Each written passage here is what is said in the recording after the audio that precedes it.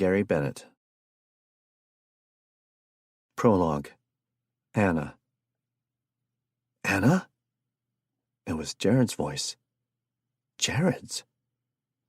Jared? How was this possible? How did he get here? Get a light, Jared shouted. Are you okay? Anna, are you hurt? She heard him stumbling through the dark room and winced as a wet squeak sounded through the darkness. She hoped it was the water that was on the bottom of his shoes, but she had a terrible feeling that it was blood. Joe's blood? It was like being back in the rubble of the nursing home, with Grace's blood seeping through her clothing. Anna, answer me, Jared yelled. I'm fine, she called out. A bright beam of light suddenly flickered through the room, and she saw the total devastation that their actions tonight had wrought. A sudden pandemonium broke out. Joe's corpse, throat ripped out. Fletch, lying still and bloody on the floor. Not Fletch, too. Fletch, she shouted and crawled over to him. Jared caught her up as Bradley and Sten ran in and dropped to their knees beside Fletch. Jared pulled her away and shushed her as he ran his hands over her body. The blood wasn't hers. She had told him she was fine, so what was he doing? He's alive, Sten called out, and she settled down some. She felt her heart-pounding anxiety recede a little. Come on, let's get him out of here. There's an office nearby, Bradley said. His eyes drifted over her, and he gave her a small smile. She had missed him, too. Jared's arms tightened around her as they picked their way out of the room and to the boat deck nearest the dock. He didn't say anything about the bodies they walked over and around. She tried not to look at them. She was afraid that she would always be haunted by what she had done to these people, even if they had deserved it. She missed the person she used to be. Come on, babe, sit here. Jared lowered her down to a small love seat inside the office and sat beside her. He set the light on the table nearby so that he could see her, and so Bradley and Sten could get Fletch fixed up. Jared didn't say anything. He only clasped her to his chest while she closed her eyes and listened to his heart. She felt him shaking, and it worried her. They sat like that for a long time, until dawn started to lighten the sky. Sten went outside and called his men. Sten said Fletch had a head wound, but that his breathing and everything seemed okay. They were just waiting for him to wake up. She felt better than she had in over a week, despite being a mass murderer. She woke up abruptly. Something was different. She bolted up and looked at Jared, except that it wasn't Jared. Good morning, sunshine, Bradley said with a smile. Where's Jared? She asked, looking around the office. What's he doing? Sten and Jared were gone, and Fletch still lay silently on the couch. She didn't know how she had slept through Bradley trading places with Jared. He's burning the boat, Bradley said. Oh. A rustling noise and the creak of a spring came from Fletch's couch. I told you that we'd destroy those bastards, Fletch muttered. Fletch, are you okay? Do you hurt anywhere? She asked, moving quickly to his side and dropping to her knees. I'm good, aside from a headache, inflamed stitches, dehydration, starvation, a concussion, and imminent bedwetting. He struggled to shove himself up. Oh, Anna looked to Bradley for help. Come on, let's get you to the bathroom, Bradley said, helping him up. He looked over at Anna. Don't move from that spot. Jared threatened me and my future descendants with grievous bodily harm if you moved an inch from where he left you. She grinned at him and went back to the love seat to wait for Jared. Chapter 1. Bullet Points. Jared. Bullet points, Jared said cryptically. That's what we need. He tightened his arms around Anna until she complained. He hadn't turned her loose except for when he torched the boat, and he didn't plan to either. What's he going on about now? Sten asked Bradley. Fletcher looked half dead, but he still gave Jared an exasperated glance. Did I say that I missed you? He asked. Because I'm thinking I might have been slightly better off alone in the woods with Anna. Pfft, yeah, right, Scarface. You know your life would be empty and meaningless without me around. You need me. Anywho, before I was so rudely interrupted, I was thinking we need to lay out a plan, step by step, bullet points." "What for?" Sten asked. "What for? What for? So this crap doesn't ever happen again. I mean, have you been around the last couple of days, or was I traveling with an empty, Sten-shaped shell? Besides, Stuart and Al are still out there. We need a plan to find them. A good, safe plan." Anna laid a hand on his arm, and he tightened his hold around her again. She wasn't leaving his sight ever again. In fact, he was going to always maintain at least 2 points of contact with her body. He kissed her temple and shifted her a little on his lap. Humvees were not made for carrying this many people comfortably, especially Sten's Humvees, in which the goal seemed to have been to remove every last smidgen of comfort and replace it with sharp bits of metal. "What kind of plan?" Bradley asked. "One that doesn't involve Fletcher or Anna leaving Sten's compound ever again," Jared said. "Jared, you can't just lock us up. Besides, nothing too terrible happened," she argued. "You were kidnapped by pirates, nearly raped and murdered, then almost killed by the Muty Doublemint twins, and you don't call that bad?" he said. "Ease up on my ribs," she said. He let go, instantly suspicious. "I thought you said you weren't hurt." He started to lift her shirt, and she smacked his hand back down. "For fuck's sake, Jared," she yelled. Everyone went silent and wide-eyed. Jared froze. "You never cuss," he said. "Yeah, well, you won't ease up. I'm not going anywhere, so just chill out already. I'm completely fine," she explained. "And you don't know your own strength." "Anna's right," Fletch said. "Being out there wasn't easy, but no permanent damage was done." He looked out the window, and Jared had the feeling that there was more there. Fletcher was hiding something. "You're going to need to tell us what happened," Bradley said from the front seat. Anna and Fletch looked at each other, and he couldn't discern the meaning of it. "I don't know where to start," Fletch began. "Start at the bridge," Jared suggested. As Fletch got further and further into the story, Jared did his best to control the tension in his body. He wanted to go back to the boat they had just left and pound the bodies of those assholes into the dirt. The darkness that he had been holding at bay by a thread threatened to rear its head. Only the feeling of Anna in his arms stopped him from exploding. This morning, after they had left the boat and went ashore at the campground, Sten had radioed in their location. The other Humvees and the rest of Sten's people showed up. There were murmurings as they took in the scene, and they gave Fletch and Anna assessing and pitying looks. He knew she hated that. She looked thinner, even though she'd only been gone a week. Fletch just looked like death warmed over, and Jared realized just how close Anna had come to being left alone. If Fletch hadn't made it. He blew out her breath. They were on their way back to Sten's now. Everything was okay. Almost. Stuart and Al were still out there. They were going to have to get Anna and Fletch settled in before they went back out searching. Jared's gut clenched at the thought of leaving her again so soon, but he couldn't live with himself if he didn't go out and look for the rest of his missing family. And that's what Stuart was. Family. Al, too, though the old man got on his last nerve. He was like family that irritated the hell out of you, and you wish you could drop them off at a fire station. But you can't because they're family, and they're adults and would find their way home again anyway. "What happened to the people on the boat?" Sten asked. "It looked like Jonestown out there." Anna and Fletch shared another secret glance, and a sharp pang of jealousy worked its way through Jared.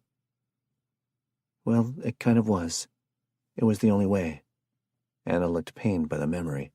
"They all overdosed on some major shit," Fletch said. "I don't think I'll ever eat chili again," she added. "Hey, where's Stuart? I thought for sure he'd be with you guys." Jared, Sten, and Bradley avoided talking for a minute. What is the best way to bring this up without Anna wanting to jump in the search? Well, we haven't exactly found them yet. Jared hesitated, and he saw Bradley smack his head and Sten roll his eyes. "Jared, we have to go back and keep looking," she shouted. Okay, that probably wasn't the best way to bring it up. Fletch grimaced at the shout and clutched his head. Jared jumped on that. "Look, we have to get Fletch to a doctor. He can't be out here any longer. He needs rest. You want Fletch to rest and heal, don't you?" He almost smiled at his shrewdness. "Of course. As soon as you drop him off at Sten's, we can come back. We have to," she pressed. He changed tactics. "You aren't going anywhere, and that is the absolute last word," he threatened. He'd meant it, too. Bradley turned, wincing and frantically shaking his head. Sten seemed to deflate. He heard a noise from Fletch's seat, and he saw the injured man's lips pressed together, stifling a grin. "What did you say?" she asked, pulling back as far as she could without falling out of his lap. He thought quickly. "What I mean to say was, I was worried about you. I want you to rest a bit before you start helping us look. That's all. I love you, and I don't want anything to happen to you." He patted her hair and gave her a hopeful smile. She eyed him suspiciously, then leaned against him again. "Ahem, backpedal," Fletch coughed. Jared shot him a glare. Sten's community looked a little worse for the wear when they got back. Black goop splattered the walls, and large bonfires burned at intervals on the road. He hoped nobody had gotten hurt. "Report," Sten said as he jumped out of the truck. Tor closed the distance and began an account of the action the community had seen while they were gone. Jared was a little taken aback by the people's attitude about the whole thing. They seemed in high spirits, almost like they had enjoyed the fight. Freaking weird-ass people. He still liked them, though. "This way," Sten said, gesturing to the small general store and gas station at the crossroads. "There's an apartment above the store for your people. It's small, but it has heat and running water." Jared followed Anna up the stairs, and Bradley followed Fletch. They were all exhausted and needed rest, but he wanted to make sure Sten knew his plans for the coming days. The small living room had a pull-out sofa bed, which Bradley said he'd take. The larger bedroom went to Anna and Jared, and the smaller one to Fletch. They'd have to reconfigure things a bit when Stuart and Al showed up. He refused to consider the fact that they might not show up at all. Something had held Stuart up, that was all. He looked at the wood stove in the corner of the kitchen and wondered if this was the heat that Sten was talking about. It was better than nothing, of course. He was grateful. "You've got to be kidding me," he said when he caught sight of the sink. "This is the running water? He got me all excited for a hand pump?" he shouted to Bradley. "We're lucky to have it, brother," Sten said from behind him, and he jumped. "Yeah, man, I know. I wasn't complaining. I love hand pumps. They're so basic. I just can't wait to use it," he said, pumping the handle a few times until water trickled out. "You should probably stop talking now," Sten said. "Yeah." "What's your plan for the others?" Sten asked. "I'm hoping to let Anna and Fletch recover here for a bit, while Bradley and I go back out there. They have to be out there somewhere, and by now they should be closer. We'll start looking down the road and follow the route back out." "All right, what is your timeline for this mission of yours? You know you can't search indefinitely." "I can't leave them out there. They're family." Sten nodded, understanding, and furrowed his brow as he considered the plan. "Also, I need to find out how my other people are doing over at Harry's place. I'm worried about them. We got word right after the quake that everything there was fine. Minor damage to the structures, but that's all. It was worse out where you were. I'll send a runner to let them know what's going on here." Jared sighed with relief. Not only that his people were okay, but that his house and their supplies were probably still good, too. "Wait, an actual runner?" he asked. Sten rolled his eyes and mumbled something indistinct before continuing. There is a problem, though. Harry has had some news. The look on Sten's face told him that he probably didn't want to hear it, but he gestured for Sten to tell him anyway. You want the bad news first, or the weird news first? Weird news first. Jared understood weird. Jerry the Prophet, Sten began. That oddball guy in California? That's him. He's been warning of a second wave. He won't tell more than that. He's calling people to come out west, trying to gather an army to stop it. He says, the abominable salvation is at hand, whatever that means. Jared looked skeptical. Sounds kooky to me, and also repetitive. Guy needs some new material. That says a lot coming from you, Jared. Jared flourished his middle finger, and Sten smiled a bit. Let's go see if Anna's getting settled in, he said, slapping Jared on the back. Wait, what's the bad news? Jared called out. Sten stopped and sighed, as if he hoped Jared wouldn't ask. There was a big skirmish, a battle, between the old government forces and the Cheyenne Mountain Guard. That's what they call themselves. Jared's heart leaped into his throat, and he felt sick. Kate. Well? Who won? Sten shook his head. We don't know. There haven't been any more communications. Jared, hissed a man's voice. Wake up. You're going to want to see this. Jared's eyes snapped open, and his knife was in his hand before he realized it. Anna had begged him to stop keeping multiple knives under the pillows, so he winnowed it down to his 3 favorite ones. The rest were tucked into various places. You could never be too careful. Bradley was crouched over him in a dark bedroom. Fletch was in the doorway, looking like a creep with his stitched-up face and wide eyes. He looked over at Anna. She was sleeping soundly. He gently pulled the covers up to her neck and got out of bed. He took his boots to the living room so he wouldn't wake her up. Whatever they wanted to show him didn't sound good. What's going on? He asked irritably. It had been the first good sleep he'd had for days, weeks even. Sten came by, said there's a small herd massing for an attack. His sentries said they were moving fast, Bradley said. Shit. He sighed and stood. Fletch, I think you should stay here with Anna. No can do, bro, he said. I'm fine. Besides, I want to see Sten in action. Jared gave one last look toward the bedroom. She would be fine alone for a little while. They wouldn't let anything get in. He locked the door behind them, just in case. He's on the wall, Bradley said unnecessarily.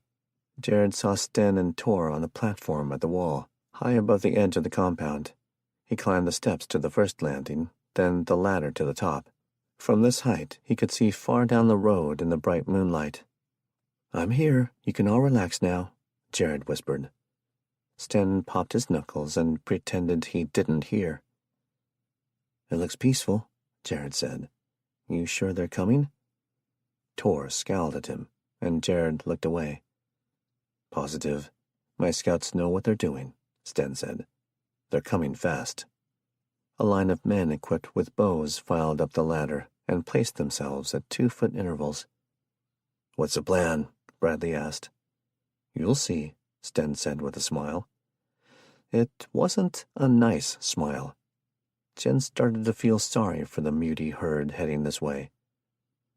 These are only runners, ground draug. We don't have to worry about the treetops. Sten's people on the wall, and the ones below, were silent and still. Jared wanted to fidget in the cold night air. His breath steamed out from him in a cloud of white. Bradley seemed fixated on the road in front of them. Fletch looked worried. A shadowy mass rose on the horizon at the very end of their line of sight. It seemed to spread and undulate, moving into the trees and becoming invisible before shifting back out onto the road. It looked like a solid wall, and Jared realized that he had greatly underestimated the size. Sten didn't seem very concerned, and Jared wondered if the man was actually insane. Gird your loins, folks, he said, in a slightly louder than normal speaking voice. There was an edge of excitement to his voice that Jared didn't miss. "I'd rather gird Anna's loins," Jared muttered, clutching the rifle he'd taken from the boat. "I wouldn't even know where to begin girding something, much less my loins," Fletch said, looking a little pale. Sten placed a hand on Jared's weapon, pushing the muzzle down. "We're going to do this quietly." "How interesting. Tell me, have you taken your meds recently? Because this sounds like an unreasonably crazy idea," Jared retorted, shivering a little in the cold. "Unreasonably crazy, as opposed to reasonably crazy?" Tor asked. Jared looked up at him. "Yes, I myself have been known to have reasonably crazy ideas, but there's a big difference between that and batshit crazy ideas like this one." "Jared, maybe you should be—" Bradley started. "Shut up and wait," Sten said, holding a hand in the air as the muties advanced. "Fine, but I'm going to preemptively say I told you so, just in case we all end up dead."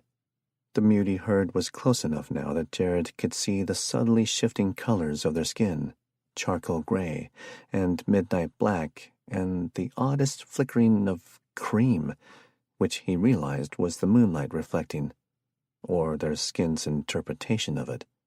The throng was oddly silent.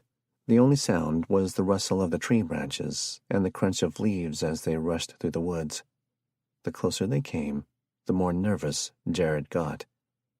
Why wasn't Sten giving the order? "Sten?" Tor warned. They were so close Jared could almost see their deformed teeth gleaming in the moonlight. "Now!" Sten hollered, and suddenly Jared's nervousness shifted to excitement. The men on the rampart released volleys of arrows into the advancing horde, causing many to fall. Their comrades didn't seem to care, but the herd's impact against the gate below was lessened substantially. "Great plan. Now what?" Jared said.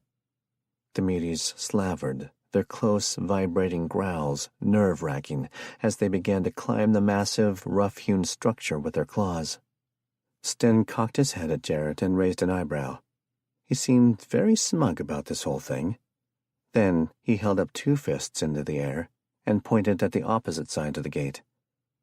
Jared watched as two men on either end of the gate leaped up and lit two large torches. "Very dramatic. Those torches ought to scare them silly," Jared murmured.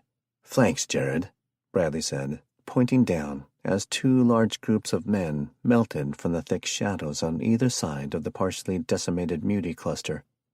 Suddenly, two large bonfires flared to life on either side of the road, just outside the tree line. Steel flashed in the firelight as the men below cut down the remaining enemy numbers with hand-to-hand weapons. Jared had to admit that Sten had exceeded his expectations. A little. He wasn't going to tell him that, though. The guy was already cocky enough for 10 men. "Pretty good. We need to tighten up that rifle flanking maneuver a little bit. The guys were slacking a tad," Jared said. "You're so full of shit, J-Dog," Fletch said, slapping Jared on the shoulder. "Don't let Anna hear you say that. She thinks I'm the bee's knees. She might beat you up, and I'd have to let her. I've got a rep to protect." Tor rolled his eyes, and Jared pretended not to see it, so he didn't have to do anything about it. Anna probably could beat up Fletch, in his weakened state, but he didn't think Anna could take Tor.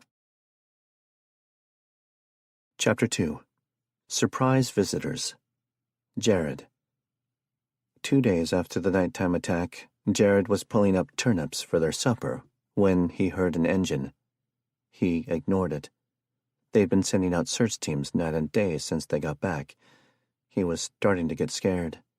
Scared that they'd never find Stu and Al. Bradley was getting more and more depressed. Jared was about to suggest that they go back out again.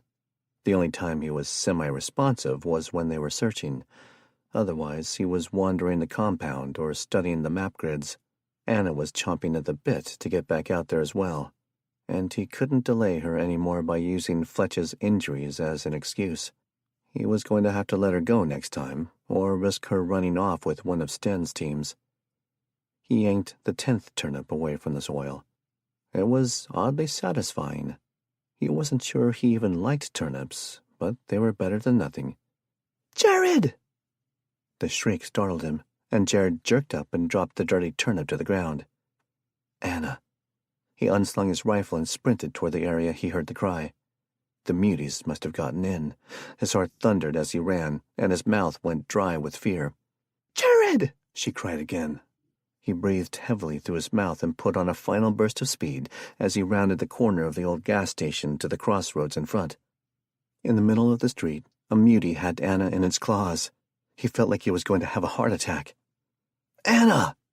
He raised the rifle, then frowned at the smiles all around. Smiles? He knew Anna could be a little annoying when she wanted to be, but them smiling at the sight of her in the arms of a mutie was just a little too excessively mean-spirited. He lowered the rifle as Anna stepped back and smiled at him over the mutie's shoulder. That could mean only one thing. Stuart? The mutie turned, and Jared grinned. It was Stuart. He had the same long-suffering look on his face that he usually had, and Jared guessed the hugs were the cause. He strode forward and held his arms out too. Stuart rolled his eyes and reluctantly allowed Jared's hug. He even felt a few tentative pats on his back. Jared wrinkled his nose. "Stu, you smell like roadkill," Jared said. "Thanks," he replied. "Jared, that was mean. Stuart just got back. What the hell?" Anna said. "No, Jared's right. He does smell," Fletch said, scanning Stuart's gray skin and dirty flannel shirt. "Been rolling around in dead animals?" Jared asked. "Do you guys do that?" He seriously wanted to know if this was something they needed to expect from Stuart from now on. They'd have to hose him down before he could come inside. "He's not a dog, man," Bradley scoffed. "I know he's not a dog," Jared huffed. "I didn't know if this was just something he enjoyed." "Camouflage," a man said from behind them. Jared spun around, and Tor came up to shake Stuart's hand. Stuart looked grateful Tor wasn't hugging him. "The Drow don't go after the dead," Tor said. "Where have you been, Stuart?" Anna asked, elbowing Bradley back out of the way. Jared thought that was ruder than telling Stuart that he stank, but Bradley let her get away with it, so he didn't say anything.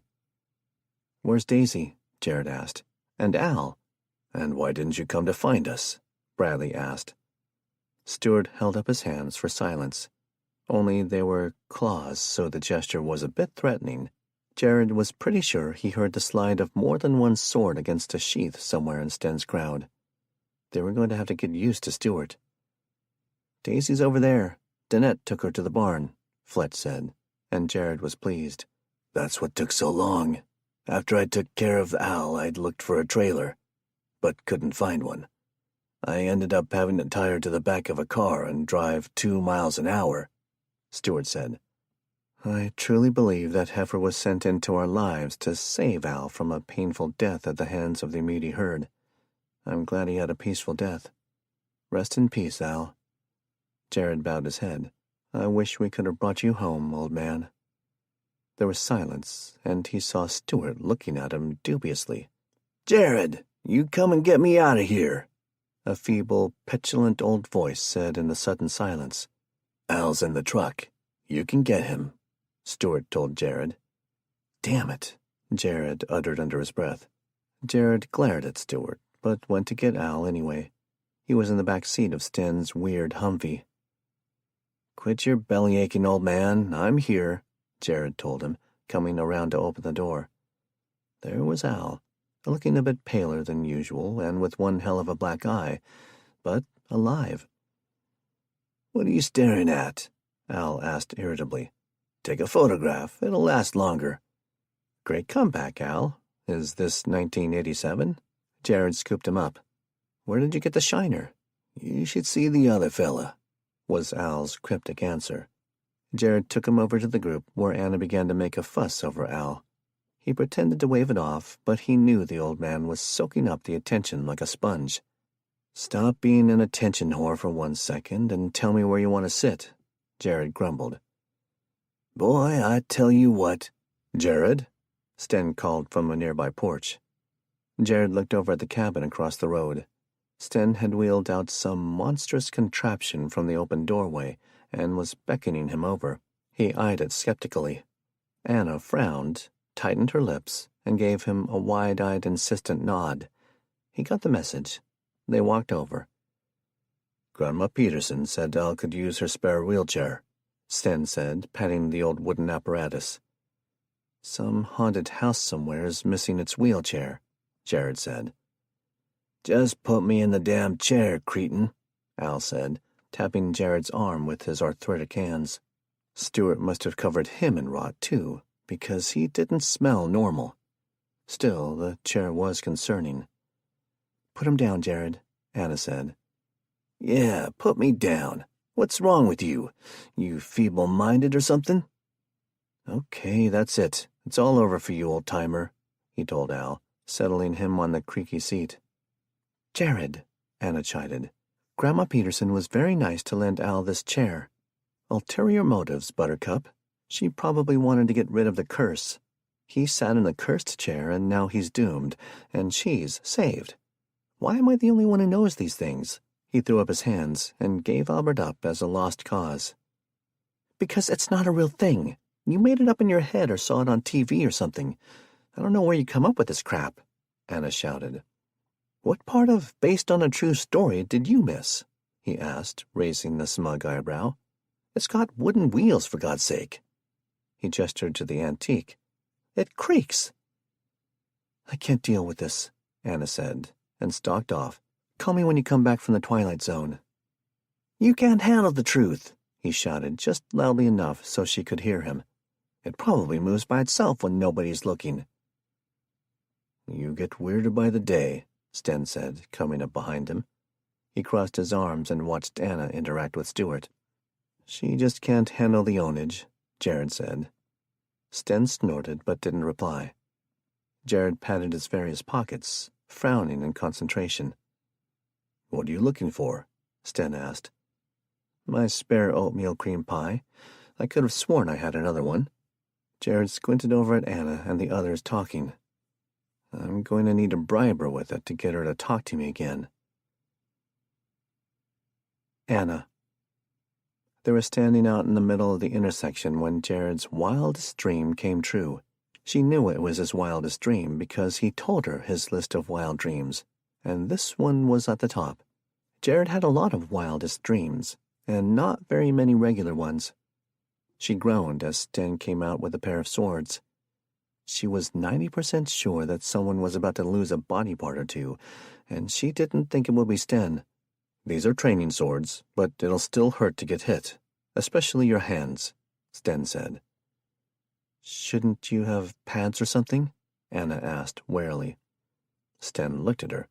"No, pads are for children, losers, and idiots." Just then Jared piped up in a terrible Scottish accent, and she cringed. "A furrer you use this," he said, tapping the sword. "Learn to use this." Dear Lord, he just thumped his finger on Sten's forehead. "Jared, back away slowly," Anna whispered, as Sten recovered from the shock of Jared poking him on the head. "You don't know that movie?" Jared asked, edging back a little, though it wasn't quite fast enough for Anna's liking. "Don't ever touch my head again," Sten said, deceptively calm. "Well, I mean I might have to one day," Jared started. "You might get a head wound, or a bug on your head, or you might need—" "Tor, get Jared some pads," Sten called, interrupting Jared's rambling. Anna was trying to figure out if Sten considered him a child, a loser, or an idiot, possibly all three. Jared. That evening they sat around the fire near the cabin. Just Jared, Sten, Anna, Bradley, Fletcher, Tor, and Stuart. Jared knew they weren't going to like what he had to say, but it needed to be said. He couldn't spare much more time. He was the first to break the silence. He figured it would be best to lighten the mood a bit before steering the conversation over toward the topic he wanted to bring up. "You know, what we really need is a giant bug zapper. Draw those babies in like huge mutant moth people," he said.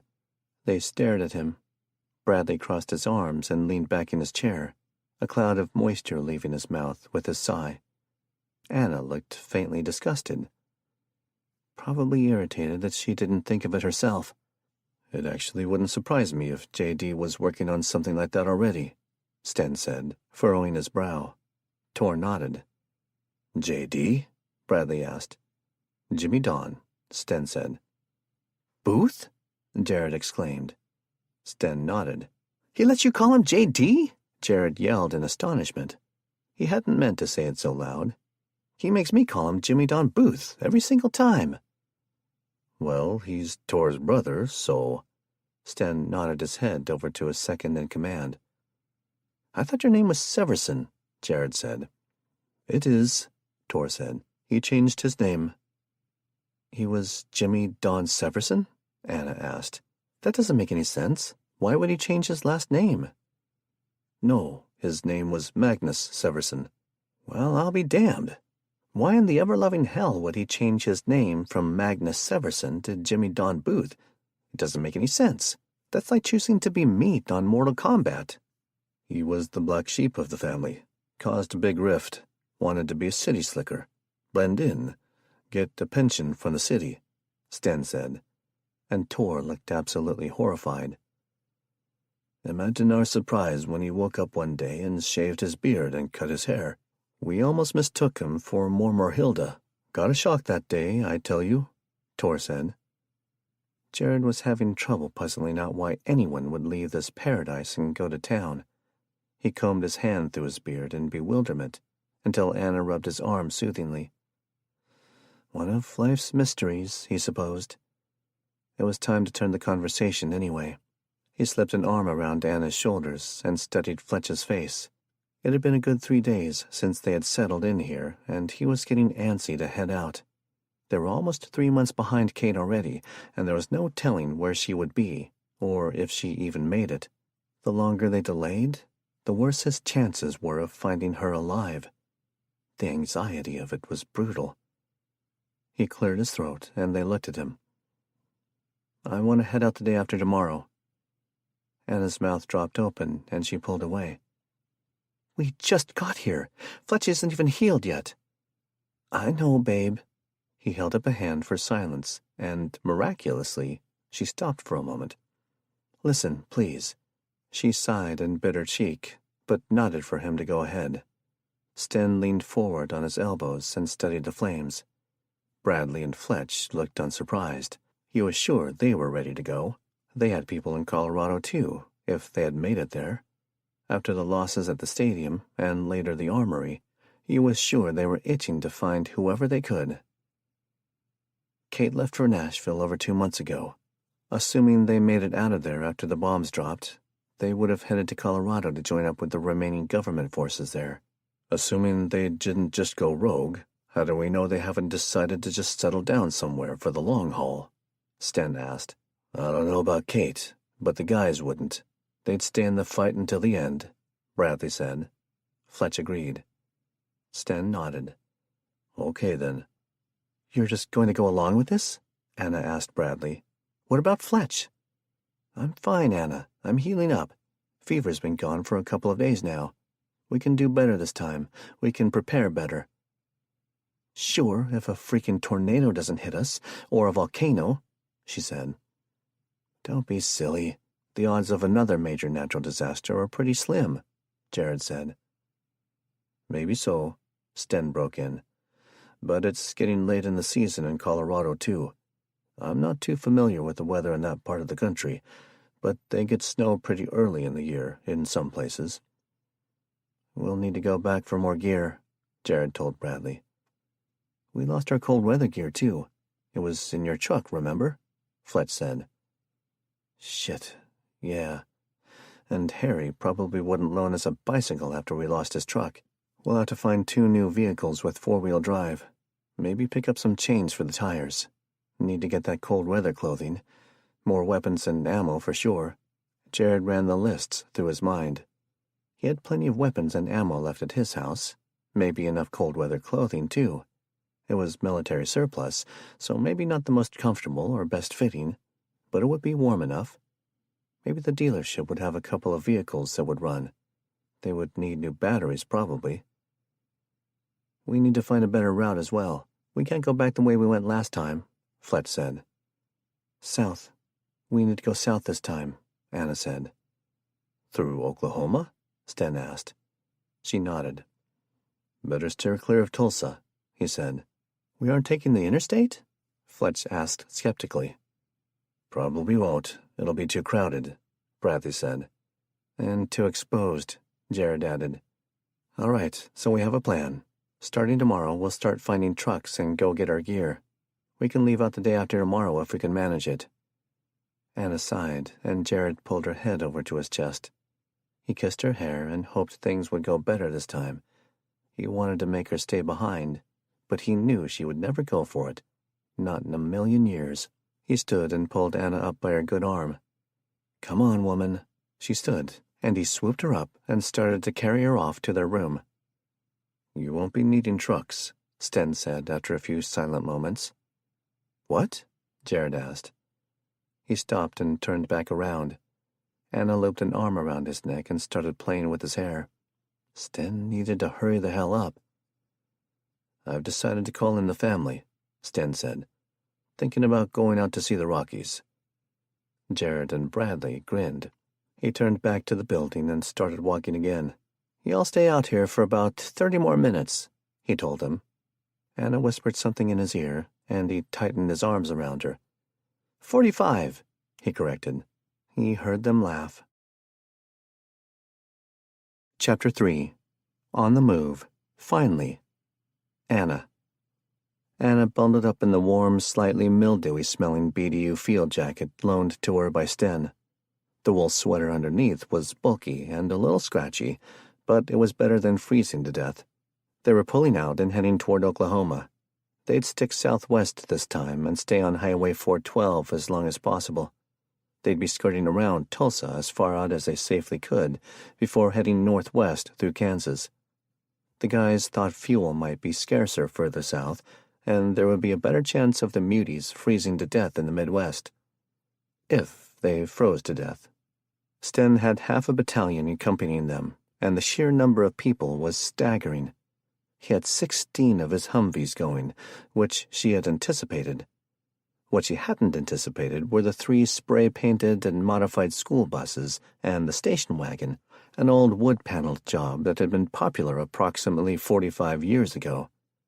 She didn't foresee nearly as much trouble this time as they'd had before. If trouble found them, they'd deal with it. No problem. The street in front of the old gas station was a staging area for Sten's force and their little battle team. Sten had given them a truck, and Jared kept grumbling about its lack of machine gun turret. Like any of them would be safe if Jared got a hold of a machine gun. She snorted to herself, just imagining it. Wow, why didn't we think of that? Jared asked, gesturing to the line of oversized vehicles. He was like a kid looking at a candy counter. What, school buses? No, battle buses, and a battle wagon, he emphasized. They're like some kind of really cool ragtag army. Imagine having that freedom. They could live on those things and just travel around anywhere they wanted. Nobody is going to mess with them. Except the muties, she said. Yeah. He sighed, then led her to the door, and then went around to his side. Did you pack my long johns? Jared asked from the driver's seat of the old Chevy Silverado. It looked as if it had been taken off-road more than on, and she required a running start to even get in the passenger seat. One of the pitfalls of borrowing a vehicle from Tor, who could probably just step up into the thing like a normal person. She noticed Jared looking comfortably ensconced. The Neanderthal hadn't even offered a boost. When did the romance leave their relationship? Of course I packed your long johns. You only reminded me about 30 times. She slammed the door shut. Why am I packing your stuff anyway? Because you're my wife, and that's what wives do. Plus, I was doing some important manly things. Braiding your hair and parading around in Sten's spare bearskin cloak is not a manly important thing, she retorted. I wasn't parading. I was arranging our weapons, ammo, and food. Besides, it is manly. Have you seen these guys? The carved bone beads on the end of his newly braided hairdo clicked together as he emphatically nodded toward a group of Sten's men nearby. He had a point. They all had elaborate things going on. Viking war party stuff, she guessed. "And the beads?" she asked. "Sten assured me that they are genuine condor teeth." He looked so proud of himself. It was cute. "Jared, condor are birds," she informed. "So, I know that." "They don't have teeth." "Have you ever seen one?" he asked. "No." "Then you don't know. They're rare for a reason, and that reason is probably because they have teeth," he said. "Maybe this trip is a bad idea. Maybe you should just stay here and hang out with Albert, where it's safer." "Don't be silly. You guys wouldn't make it 10 miles without me," Jared replied. "We'll be lucky to make it 10 miles with you," Fletcher muttered from the back seat. "Oh, and who found you guys?" Jared said, giving Fletch a smug look in the rearview mirror. "He has a point," she told Fletch. Fletch was back on his feet for the most part. Mormor Hilda, a grandmother to one of the men in the community, had put some sort of thick, foul-smelling salve on the stitches and had given him a tincture for the head wound. He was fit enough to travel, but she questioned his ability to do much fighting. Anna had her own share of the salve as well, and was glad her arm healed well enough. The stitches would need to come out soon. "It was so weird going back home. Seems like a lifetime ago," Jared said. "Yeah, I kind of just wanted to stay there and have all of this be over," she confided. "One day we will, sweet corn. We'll need to restock the basement when we get back." He looked around. "Where the hell's Bradley?" Jared asked. "And where's Stewart?" she added. "They had some last-minute things to say to Al," Fletch said. Jared rolled his eyes. "If that old guy made it through all the crap we've been through and is still bleating like an ornery goat, then he'll still be here when we get back." "He's like a century old," Fletch said. "He is not," Jared said. "He's 97, Anna said. "Psst!" He waved that away. "He's got a few good years left," Jared said. "He'll probably outlive all of us." Lord, how is she going to get through the day with Jared without murdering him? Sten walked up to the truck and knocked on the glass. "We're closed," Jared said. "Come back tomorrow." Jared rolled the window down. "You're acting like a child." "I have to have my fun where I can. Have you seen this world lately? It's lame." He rolled the window down, and Sten rested his elbows on it and stared at Jared for a moment without speaking. "You're lucky that you aren't one of my men," was all he finally said. "So are you," Jared retorted. "I just want to tell you that we're all set. We've got word that your people at Rolling Hills are settled in well and making friends. I have it on good authority that your mother has moved into Harry's house. They've been sitting on the porch together in the evenings." Anna hid a smile as Jared's eyes widened. He was speechless, which was rare. "You mean Harry is my new daddy?" Jared asked Sten, then looked over to Anna with a wink. "You good here?" Sten asked with a sigh. "Can we go now? We've got a lot of miles to make before dark, and we've got to secure enough fuel for the trucks." "Yep, we're ready to rock and roll. By the way, who are you leaving in charge here? Splitting up your people this way may not be a good idea," Jared said seriously. "I've got it covered. I left more fighters behind than they'll need, and the women can defend this place if necessary. JD is overseeing things." "You're leaving Jimmy Don Booth in charge of your Trelleborg?" Jared asked. "What the heck is a Trelleborg?" Anna asked. "It's a fort," Sten told her. "You know, Jared, most of the time I severely underestimate you. Times like this, you make me proud." "Thanks," Jared said. "But why are you leaving all this gloriousness to Jimmy Don Booth's questionable hands? He didn't seem like much of a fighter to me," Jared said. "He isn't, but he's a genius at offensive and defensive tactics. The Army can defend this place, and JD can lead." "Well then," Jared tisked skeptically, "guess we're ready to go." "I'll tell the men. You follow my truck and keep on radio protocol." Sten warned. Yes, Jarl, Jared said with a salute. Sten's eyelid twitched, but he turned without retort. Anna was thankful, because she was pretty sure they could be here all day if he and Jared started fighting and bickering. Stuart and Bradley came out of Albert's house across the road, and from her position in the truck, she could see Albert wheeling himself out of the door in the creepy old chair. She raised a hand and waved at him, and he waved back. The men climbed into the back seat with Fletch, and she could see from the look on their faces they were uncomfortable with the close quarters. A second later, she found out why. Stuart, did you take a bath?" she asked, breathing carefully through her mouth. "Yes," he said dully. "Can't you tell? I reek of lavender." He spat with contempt. Jared snickered. "Actually, you smell like a dead animal carcass stuffed with lavender," Bradley said. "Albert smells better than you, and he craps his pants," Fletch said. Jared couldn't hold it back anymore and busted out laughing as he pulled in behind Sten's Humvee. "Stu, you're going to have to crack your window," Bradley said. "Can we make him right in the back?" Fletch asked, carefully pulling his fleece up over his nose. "Fletch, he'll freeze back there," Anna said, flipping up the top of the travel mug of hot coffee. She offered Jared a drink, and he took it with a smooch in her general direction. "I will not," Stuart said. "My physiology requires much lower temperatures to freeze effectively. Even then, I do not believe I will be permanently affected." They all looked at each other, and Jared swerved a bit as he whirled around to glare at Stu, as if he was personally responsible for the muties being almost indestructible. "So, aside from fire and smelting factories, what else will kill you, if not freezing?" Jared asked, concentrating on the road again. "You almost wrecked his truck just now," he tossed toward Anna offhandedly. "You're the one driving," she said indignantly. "You are truck kryptonite, sweet corn. A nuclear blast will kill me, perhaps acid, and no, not drugs, Jared," Stu said before Jared could suggest getting him high.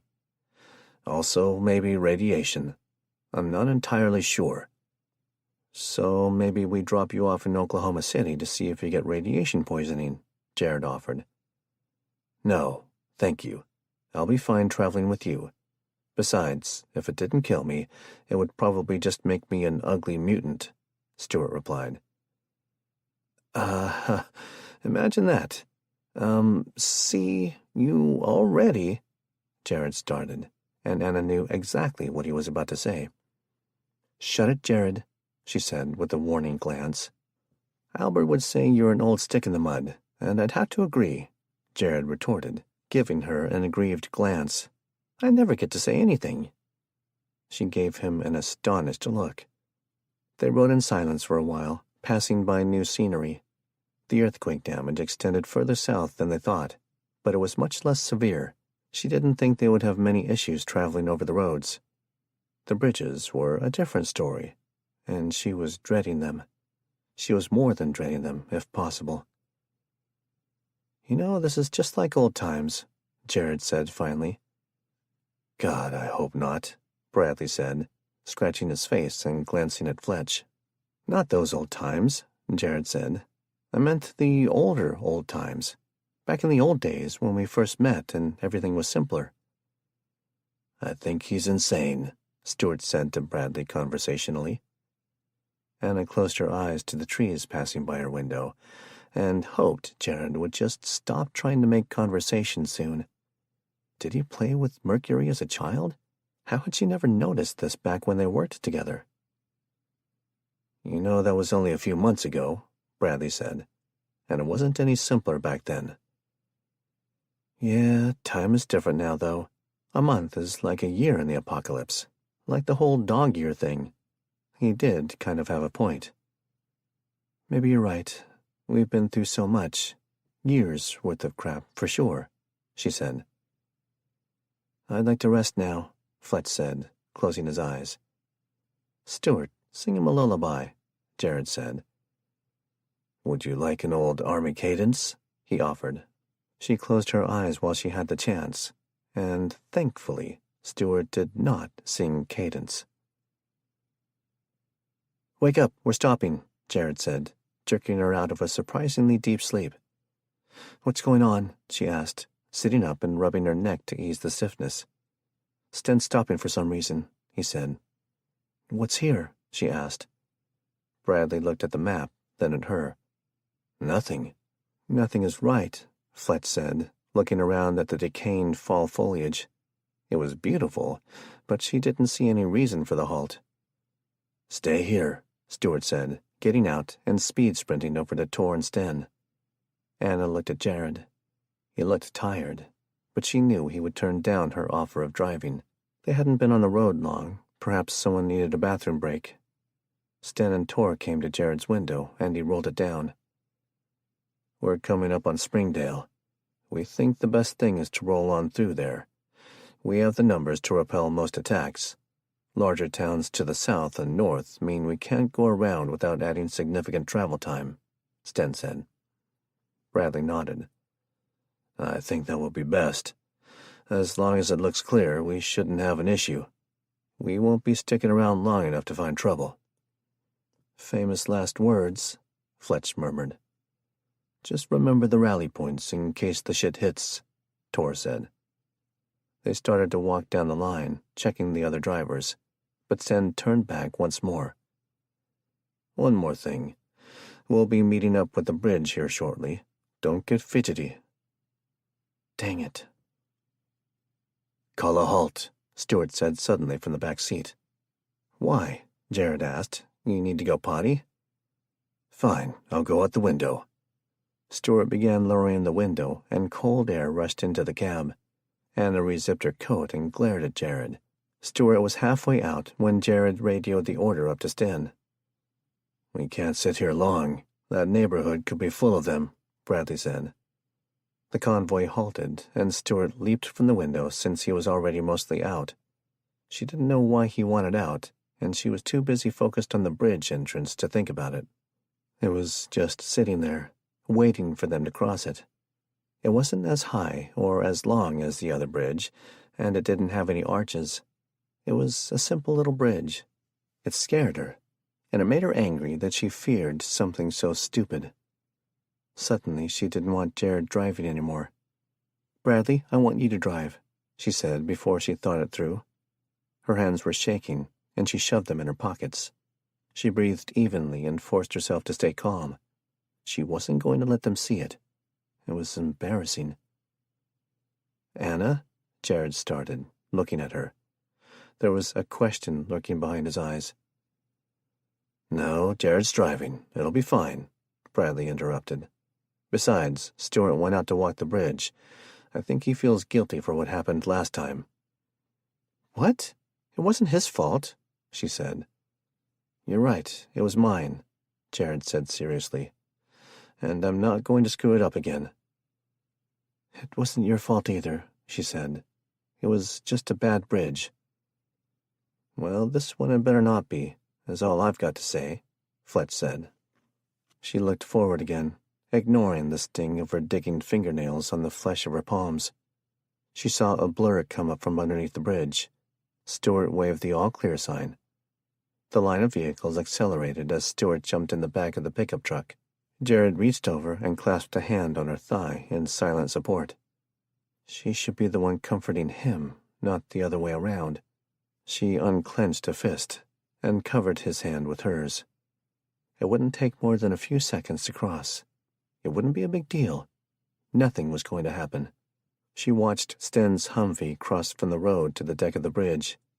She turned and scanned the shores. The trees still had some color, but they were starting to look bare. The water was muddy and surely ice-cold. It was moving placidly under the bridge. She saw large birds of some kind flying across the treetops. It was peaceful and non-threatening, and she felt foolish. She needed to talk to Jared sometime later when they were alone. She had put the spotlight on him a few minutes ago, and probably hurt him when she asked Bradley to drive. She hadn't meant it the way it sounded. She had confidence in Jared, and trusted him with her life. She just couldn't bear to think of anything bad happening to him. They came to Springdale, the beginning of it, a few moments later. Nothing moved along the sides of the road. Buildings, homes, and businesses lined either side of the 4-lane highway. They were set far enough back from the road to give the illusion of wide open spaces, and a nice, uncongested town. It was a pretty place, and during the summer it must have been beautiful.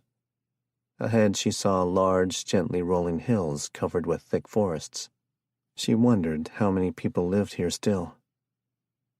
"Anyone need anything from the dollar store?" Jared asked, gesturing to the familiar building. "Seeing as how I was shot the last time we went to one, no," she said. "Where's your sense of adventure, Buttercup?" he said with a smile.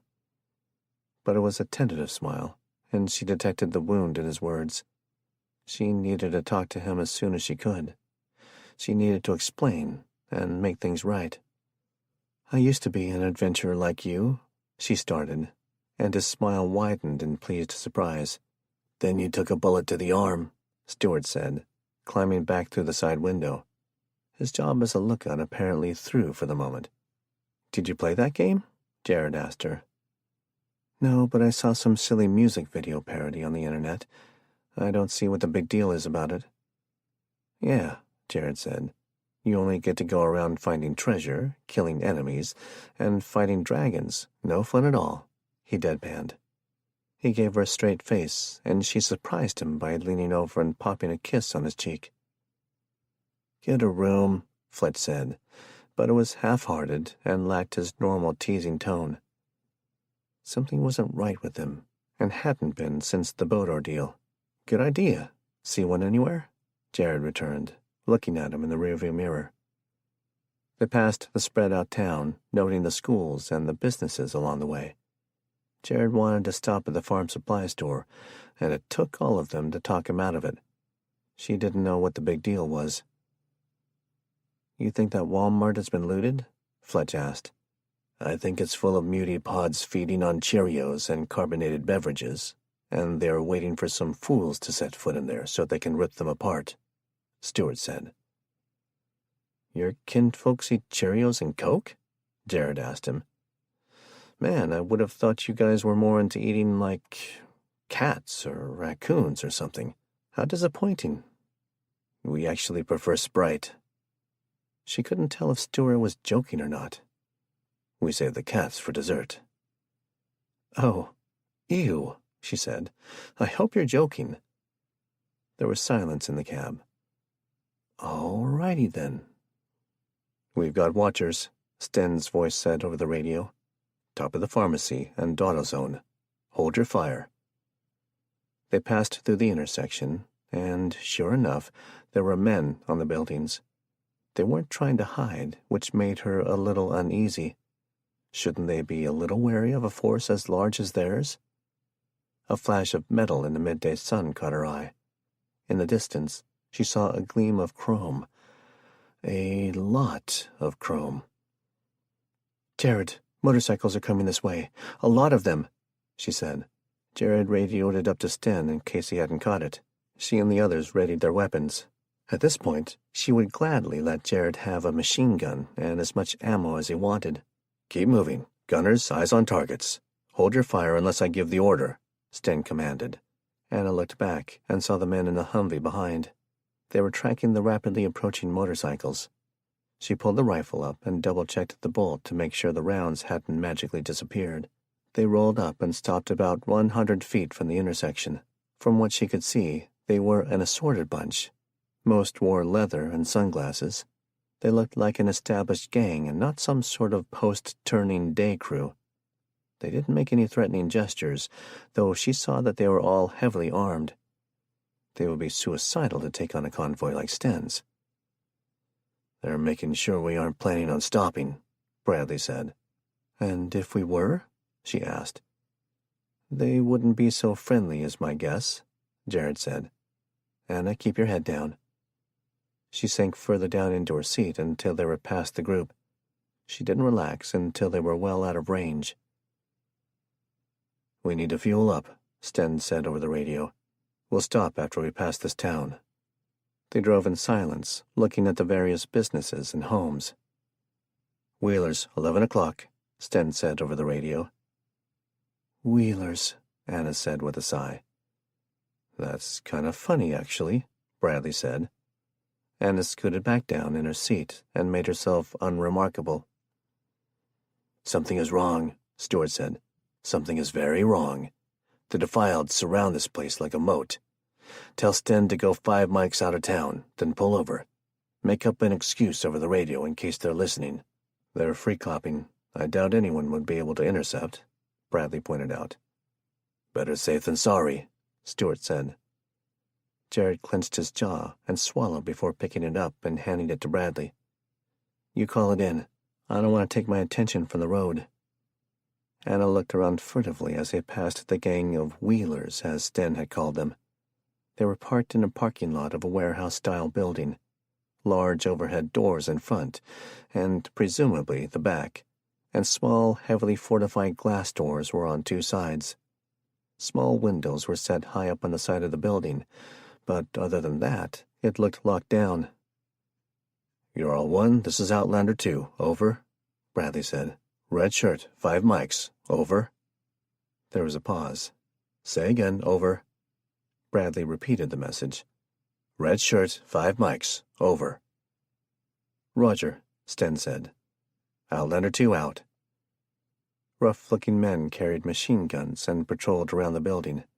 One of them even had a vicious-looking dog on a chain. A hastily constructed barricade of scrap metal and barbed wire surrounded the parking lot. In front of the warehouse, 3 men stood on a billboard platform that advertised legal services. It could be their home base, but that didn't really make sense. Maybe they were storing something valuable there. Stuart's right. Something's weird, Jared said. And it isn't just them protecting their stockpiles. They rode uneasily through the rest of the town. Anna's shoulders ached with the tension, and she kept seeing movement from the corner of her eye. Muty or human, she didn't know. I think they could have fit a few more used car dealerships here. There's only, he paused to count, 271, and we aren't even out of town yet. It's like our town and churches, one on every corner, she said. Thompsonville was like that with banks, Fletcher said without turning from his window. There was a pause in the conversation.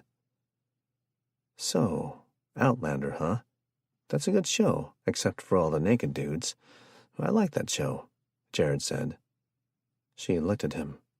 Really?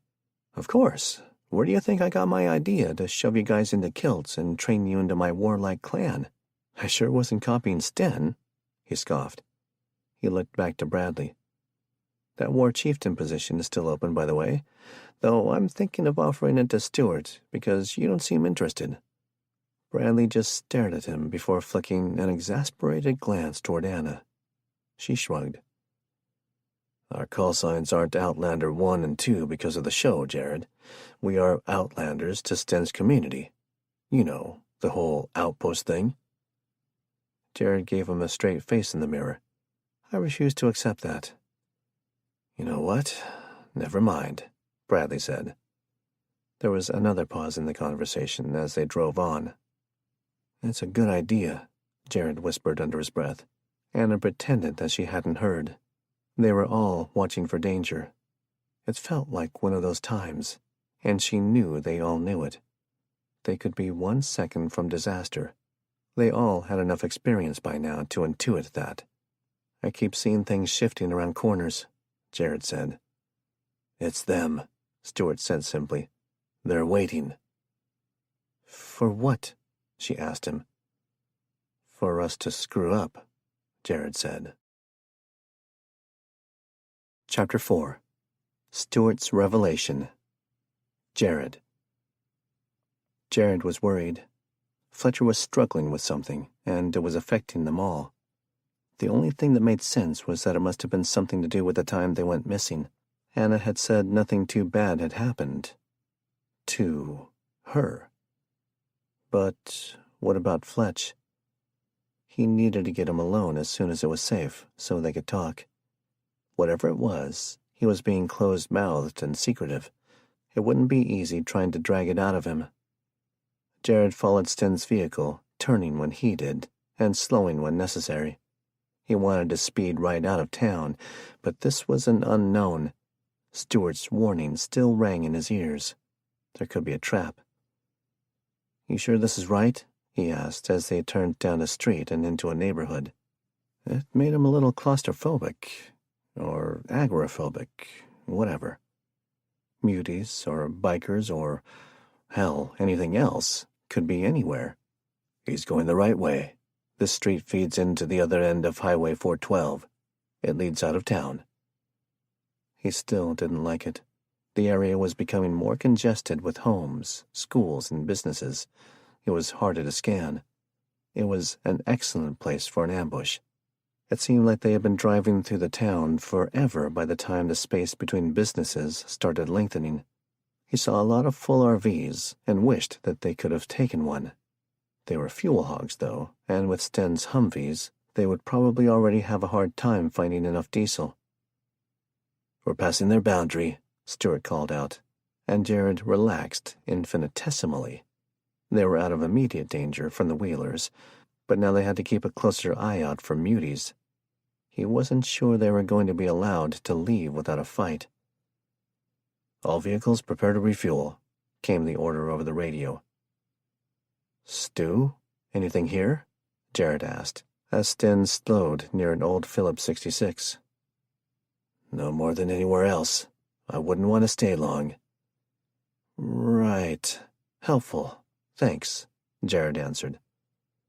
"I'm not a magic 8-ball. Jared thought if he had special powers that he would be much more forthcoming with information. Stewart changed, but his reticence was the same as always. "It should be safe enough to get a few gallons. Tell Sten not to linger. There will be safer places to fill the tanks." "Will do," Jared assured him. Jared watched as the Humvees formed up into lines, with several taking defensive positions around the convoy and providing overwatch. He had the good fortune to be driving a vehicle that took gas, so he drove to the opposite side of the parking lot and found the underground tank. The battle wagon pulled in behind them. "Anna, you want to siphon while we provide security?" Jared asked. She nodded and jumped out, taking the hoses and pump from the back. "Stewart, why don't you scout the area? Let us know what's out there," Bradley said as they got out. Stewart bolted off into the woods behind the gas station. It was cold, and the wind whipped right through his braided hair. Honestly, the braids were uncomfortable, and he felt a little foolish, but it had made Anna laugh, and Sten seemed to approve of him a little more for trying them out. He kept his gaze on the perimeter of their area, constantly searching for movement or anything out of the ordinary. The process was slow. Sten assured him they would only get enough to get further away from the town, but with the hand pumps, it was taking longer than it would have otherwise.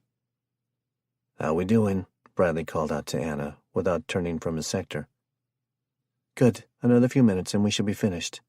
The line of Humvees rotated through the refueling point, finally allowing the buses to top off. They were halfway finished, and he was getting antsier by the minute. Anna pulled the truck up and allowed the station wagon to begin fueling. She walked up to him, rubbing her hands together to generate some heat. The temperature did seem to be dropping as the clouds rolled in overhead. The day that had started out cold but sunny was now turning gloomy. Sunset was only a few hours away. An icy breeze buffeted them, and frigid sprinkles began to dot the cracked pavement. "Damn it, freaking rain," Anna said, pulling her hat down lower over her ears. "Get in the truck. We're almost finished here. I'm going to go check on Sten." She nodded, and he followed her over to the truck. She reached up to grab the door handle and yanked it open. She was about to clamber up into the perch when he decided to kill two birds with one stone. She let out an undignified squeak as he boosted her up, copying a very nice feel in the process. He squeezed once extra, just for kicks, before shutting the door for her. She sent him an air kiss through the window, and he pretended to throw himself backward with the impact. She grinned, and looking like an idiot in the middle of everyone was suddenly worth it. "Hey, you know what happens to braids when they get wet and dry again, right?" she asked, nodding toward Jared's head. Was this some sort of trick question? "No?" You ever see Metallica in the 80s? She asked. Really? Yep. Hell yeah, I'm going to look badass, he said. Well, your hair is too short for that. You're going to look more like Jennifer Grey. That chick from Dirty Dancing? She nodded, and he stared at her for a solid 5 seconds, thinking. Yeah, I could pull that off. She threw his gloves at him, and he winked at her. He checked on the battle wagon crew, a particularly grungy, fearsome-looking bunch that he learned were brothers. All 6 of them. They were doing fine fueling up by themselves, so he and Bradley walked over to where Sten was coordinating the process. You all set? He asked as they stopped next to him. Jared nodded. Truck is refueled. The battle wagon is almost finished. Good. The last bus is almost finished. We've got enough to get us out of the immediate area. We can find somewhere safer to finish topping the tanks and hunker down before dark. Bradley nodded. I was thinking Nature Falls State Park, if we can get through Siloam Springs safely. You don't think we should go around Siloam Springs? Jared asked. I think we'll be safe enough from people, Sten said. We don't know the Muty situation, Jared reminded. We could send Stu up to scout ahead, Sten said. I don't like that. I don't want to split up. Not again, Bradley said. Then we take our chances. Sten stopped and looked over Bradley's shoulder, and Jared turned. Stuart was sprinting toward them. His face was inscrutable because of the whole Muty thing, but Jared thought he detected something strange about his expression. Rage. It made him look like his less civilized relatives. Only the clothing he wore and the subtle facial differences made him stand out as their ally and not their enemy. I have very bad news. Jared sighed. Bad news, bad news. There was always bad news. He was ready for some good news for a change. Well, Sten said. Bradley gave Stuart a nod to tell Sten. The motorcycle gang formed an alliance, Stuart started. With who? Jared asked. Whom, Tor corrected. What the fuck are you, my English teacher? Jared said. Sten made a sharp shushing noise with his teeth, and they both jumped. Someone needs to be, Tor mumbled under his breath. Tor, Sten warned. Go ahead, Stuart, Bradley said, putting a stained hand on Jared's shoulder. With the Muties and the Biters. They gazed at each other for several silent moments, nearly identical expressions of shock on their faces. Oh, hell, Tor said. How do you know? Bradley asked. Jared did a quick look around to make sure Anna and Fletch were still okay, and that everyone else was ready to go. It's hard to explain. There's a boundary there, a clear boundary. I'm not sure if it's mental or perhaps some biochemical marker, but it keeps the Muties and the Biters out. Someone had to have put it there, right? I mean, those guys couldn't have come across some kind of Muty repellent, could they? Jared asked. No, the boundary comes from my kind. I'm certain of it. Why would they do that? Why would they protect those people? Tor asked. They have something they want, Sten said. Or somebody, Jared added. They all looked at him. That's the other bad news, Stuart said. They're keeping prisoners. Human and Muty prisoners. This is so far beyond what I want to deal with, Jared bit out. At the rate he was coming across trouble, his sister would die of old age before he ever found her. Are you sure they have prisoners? Sten asked. Yes, I went back to the warehouse that we passed. They had a van pulled up to the back. After they made sure the convoy had left the area, they started loading people up. I think they're moving them to a new location. I tracked the first van to a group of hangars near the small airport. I think they'll stay there for a while. Why are they trying to hide? They have Muty protection, Tor started. They're hiding from us, Bradley said. Jared? Sten asked. It's up to you. Jared turned and breathed out heavily. His breath was a gust of white in the cold, misty air. Save some random people, or save his family? It wasn't that simple. He didn't know if Kate was still alive. Could he sacrifice people to whatever that gang was using them for, without even a shred of evidence that Kate was still out there? Kate went with the National Guard of her own free will. She didn't want to come home. Those people probably aren't sitting in captivity of their free will. There was never any choice. Not really. Not for him. Guess we're going on a rescue mission.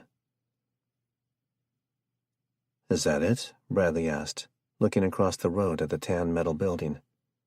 Yes, they're sending them through the side door, Stewart confirmed. There are probably more in there now. They had hidden their vehicles at a nearby logistics company parking lot among the fleet of Ryder trucks. As long as the bikers didn't go wandering, they wouldn't even realize they were there. Sten had recommended that Anna stay behind with Fletch, which meant that she was now lying in the wet, prickly, dead weeds alongside him as they reconnoitered the building. He warned Sten about telling Anna to do anything, but the man hadn't listened. I think we should let them finish transporting everyone to this location before we make our move. It'll be harder, but we have a better chance of getting all the prisoners instead of them scattering, Bradley said. Sten nodded. Sounds good, Jared said. I think we should wait until they feel safer, maybe around 4 in the morning. It'll give them time to relax their guard and become complacent. They're on alert right now. Bradley nodded and gave the signal to slide back into a more concealed position. When they were far enough away from the edge of the tree line, they sat up. Bradley started outlining his plan. We'll have 4 teams. Alpha Team and Bravo Team will go in and take out the tangos guarding the lot. Charlie Team will move up and establish a secure perimeter, while Delta Team provides overwatch from the tower. Anna will be waiting down the street with one of those Ryder trucks. We can transport them, or they can transport themselves. Fletch is going to be sorry he missed this, Anna said. I'll take out the goons on watch silently, Stewart offered. Awesome. You can use some of that jiu-jitsu, Jared told him. Stewart flashed a creepy smile.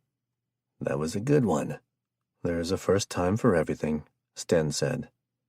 Enough. Mind on the mission, Bradley said impatiently.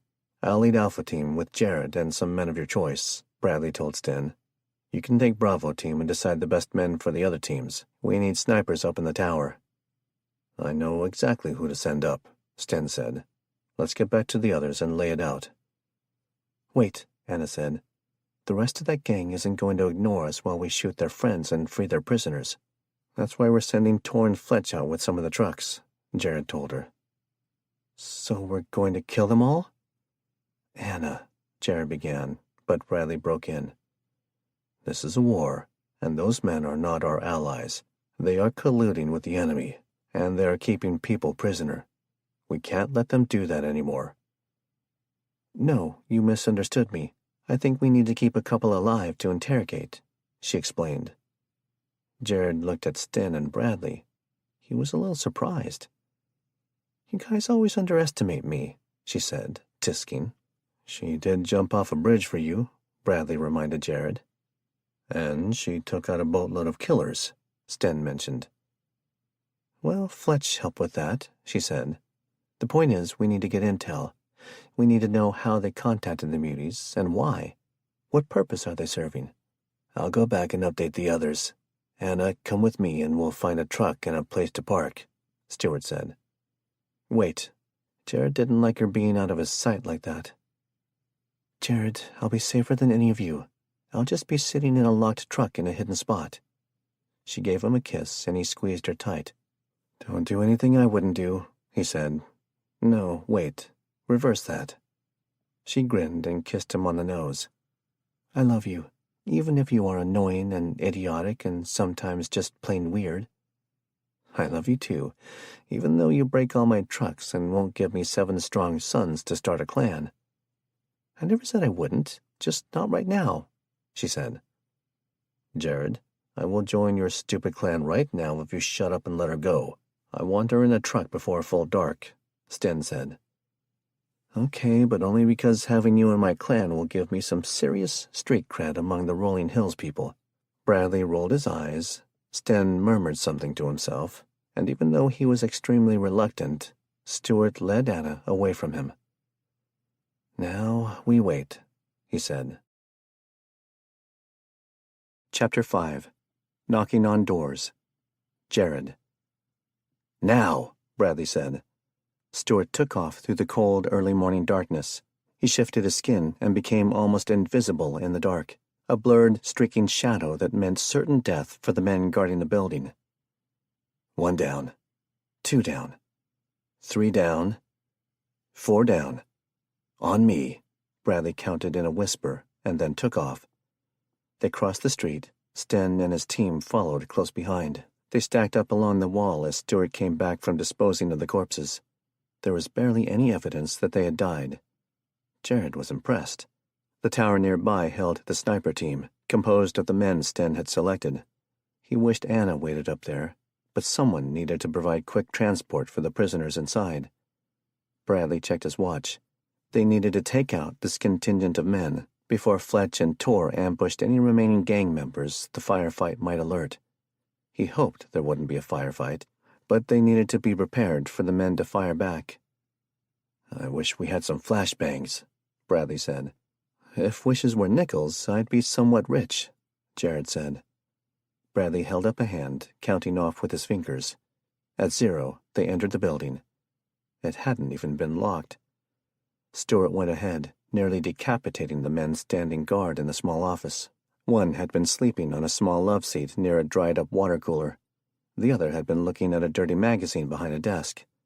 Both were now leaking large amounts of blood onto the floor. They filed through the foyer and the main office beyond. The thin-walled, cheap management offices, 2 of them, had been converted into sleeping quarters. Filthy bare mattresses rested on the floor, and piles of blankets crowded the corner. There were no occupants. Through the back, there were double doors that led into the hangar. Presumably, this was where the prisoners were kept. They walked in, treading softly among the cardboard boxes and papers on the floor. Pallet jacks and forklifts were wedged in one corner in a haphazard jumble. The middle space was covered by steel shelving that towered up toward the ceiling. There was a slight glow on the far side, and Jared was certain that was where they would find the enemy. The room was cavernous, and it was going to be difficult to clear it all. The men huddled on the wall in the dark. "I thought this was an airplane hangar," he whispered. "What is all this crap?" "Doesn't matter," Sten said. "Stuart, take 5 men and go find the prisoners," Bradley ordered. "Silently take out as many guards as you can. If you see someone who looks as though they're in charge, hold him. Keep the prisoners safe until our teams find you." Stuart nodded and chose his men. They filtered off into the darkened warehouse, using the black, empty spaces for concealment. "Sten, take your team and clear this aisle. Jared, take a team and clear the far aisle. I'll take mine right down the center. Slow pace," Bradley said. The plan was good enough, so he didn't argue with it. He chose half of the remaining men and led them through the dark toward the far wall. He tried to pick up his feet to avoid scuffling his boots on the concrete, but moving this many people in the dark without making any noise was impossible. He wasn't sure if it would have been easier or harder had this been an empty hangar. Probably harder. They followed the wall. He controlled his breathing and his heart rate. He didn't want the pounding of his heart to cover any movement by the enemy. The air was cold, and he felt his fingers starting to go numb, even through the shooting gloves he wore. It wasn't good. He wouldn't be as quick with the squeeze. He froze as thudding machine gun fire came from somewhere else in the neighborhood. Their guys had made contact. Their plan was about to go south in a hurry. "Come on," he barely murmured, knowing that Bradley and Sten would be hurrying now. Right before he got to the end of his aisle, all hell broke loose. Bullets pierced the air all around him, and he heard a thump as a body fell behind him. He knelt quickly and kept moving forward. He needed to get there. A man cried out to his right as another round found its target. "Bradley's down!" someone called. "Fuck!" Jared exhaled and darted forward. At the corner, he came upon a man with a fully automatic rifle. He was firing 3-round bursts into the dark aisles ahead, directly where Bradley's team had been. Jared fired, blasting a hole the size of a softball in the back of his head. As the body fell, another man took his place, and this one had a shotgun pointed right at him. He fired before he even consciously thought about it, and that man fell too. "Stewart's hit!" someone yelled. The team from Sten's aisle came around the corner, taking down 3 men who had jumped up from their sleeping bags in the corner. At the opposite corner, near the single light source, were cages. "Jared, over here," Sten called. Sten snapped at his team to provide security, and he grabbed Bradley under the arms, dragging him toward the lantern. Blood poured from his head, and he winced as he was lowered to a ratty sofa. "Get Stewart," Sten yelled. Jared sprinted to where Stewart lay among the men who accompanied him. His skin was gray, blending into the concrete below. Black blood pooled below his leg, what was left of it, and he was still. "Shit!" Jared yelled. He knelt, feeling for a pulse in Stewart's neck. He found one, but he was unsure what he was feeling for. It was faint and rapid, more rapid than any human pulse would ever be. He reached down and grabbed him under his arms. He felt sticky wetness and realized that Stu was missing a piece of his shoulder. He'd been hit twice. "Grab his leg!" Jared yelled at one of Sten's family. The man grabbed Stewart's leg and held it in place while Jared dragged him toward the sofa. Bradley was trying to get up despite the blood still pooling under him, and Sten was fighting to hold him down. "Secure the area!" Jared yelled to the remaining team members. They took off, making sure the bikers that had been shot were dead and that no more lurked nearby. He ripped the sling from his rifle and tied a tourniquet above Stewart's knee. His lower leg was beyond saving. Only a strip of skin and muscle kept it attached. The bone was shattered, and shards lodged into the stump. It was horrific. He didn't know what to do. He glanced at Bradley, who had stopped moving. Sten was trying to stop the bleeding, but Bradley was pale. Sten looked worried. Stewart took a slug in the leg and a rifle round in the shoulder. I think the shoulder went through clean, but his leg... Jared looked at Sten, overwhelmed. "Switch with me. Come stop this bleeding," Sten said. "I've got some powdered yarrow in my cargo pocket. It's in a tube. Grab it and pour half onto Bradley's head wound. Give me the rest for Stewart's shoulder." "What the fuck is yarrow?" Jared asked, placing one hand on Bradley's bleeding skull and digging in Sten's cargo pocket with the other. "It's a plant. Stops bleeding." He found a tube-shaped object and pulled it out. A green powder filled it to the brim. He uncapped it with his teeth and dumped half of it onto Bradley's head. He passed the remainder to Sten, who sprinkled it on Stewart's shoulder. It actually worked. Jared took a deep breath and sat back on his heels.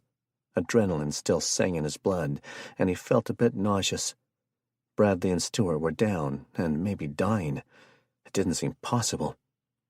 More machine gun fire came from outside, closer now, and he worried about Anna. He looked over at the cages for the first time and saw the people watching them from the nearer one. They were scared.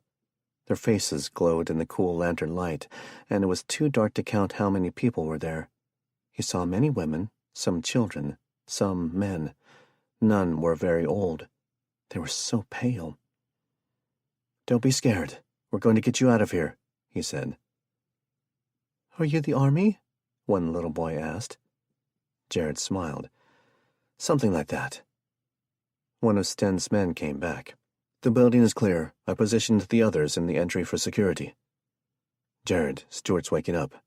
Sten shifted so that Jared could see Stewart from his place near Bradley. Stewart was twitching. His eyes snapped open, and his head unerringly fell to the left, so he stared directly at Jared. "How do you feel?" Stewart asked him. Jared raised an eyebrow. "Me? I wasn't the one shot." "I need you to amputate my leg. Didn't want you to pass out," he said. His claw-like hands were convulsing against the concrete, spasming uncontrollably. "I'd do it myself, but even I have my limits." "Okay. Do you want some Tylenol first or something? Maybe a Swiss roll? That's all I've got." "Just do it." He let out a deep breath as Sten unsheathed the axe on his back and handed it over. "It's sharp. Just try not to hit it on the concrete too much. It'll damage the blade." "Put something under it then," Jared said. Sten went to a nearby pallet of boxes and cut one free. He cut the tape and opened it. "What the hell?" he muttered. He came back with his arms full of books, cookbooks. "Here," he said, stacking them under Stuart's damaged leg. "It won't take much. The bone is already gone." Jared licked his lips nervously, then raised the axe. He grimaced as the blade neatly severed the two parts of Stuart's body. "I don't think Yarrow is going to stop this bleeding." Sten shook his head. Stuart opened his eyes again and lay still. "Leave the tourniquet on for now," he said, before closing his eyes once more. Sten wiped the blood from the blade and sheathed it. He got up and checked on Bradley. Jared's first-aid knowledge didn't go much beyond slapping a Band-Aid on things. He heard single shots from outside. "Those are my snipers," Sten said, frowning. "Keep an eye on them. I need to go find Anna." "Jared!" Stuart gasped. More emotion than he'd seen in a long time crossed his muty friend's face. "The boundary is broken. They know." Jared raced off without waiting for an answer.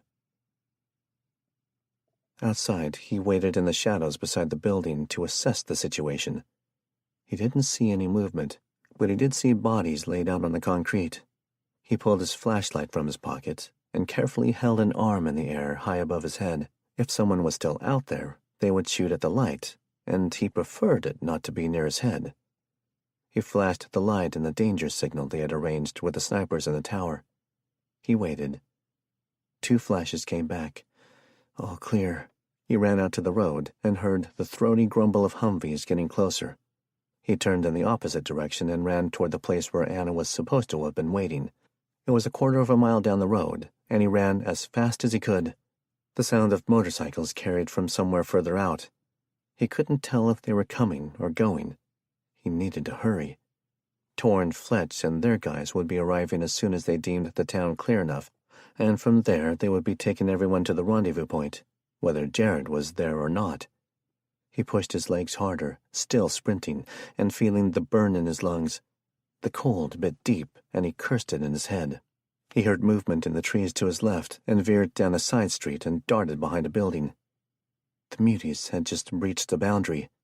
Had they made it here yet? He mentally reviewed the layout of the town. There should be another cross street ahead, and from there he would turn and come back around to the lot where Stuart had left Anna. Dawn would be breaking soon, and he was certain the hordes were on their way. Chapter 6. Difficult Decisions. Anna. Anna ducked down in the seat as the small group of motorcycles rushed past the truck that she was hiding in.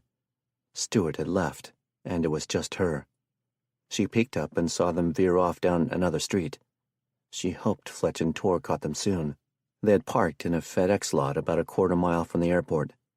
It was nondescript and had several trucks parked there already. One more wouldn't look out of place, as long as they weren't familiar with it. Across the road was a neighborhood of dark houses. A tall wooden fence blocked her view of most of them. She didn't enjoy the feeling of being alone in a place like this, surrounded by so many avenues of attack. The only thing that gave her a bit of comfort was that mysterious boundary around the area, which the muties weren't supposed to cross. She trusted Stuart's assessment. She checked her watch. She didn't have a radio, so they had decided that she would creep up to the house across the road from the small airfield and park in the driveway to wait for the signal from the tower. She had to wait until they took out the sentries first, though, and that was what made her nervous. Maybe she should have taken Sten up on his offer of help. Bradley hadn't wanted too many people crowding around the place, though, just enough to get the job done. Too many people meant more chances for plan failure. She heard gunfire from the town, and her heart immediately raced. It was happening now. She had to be ready.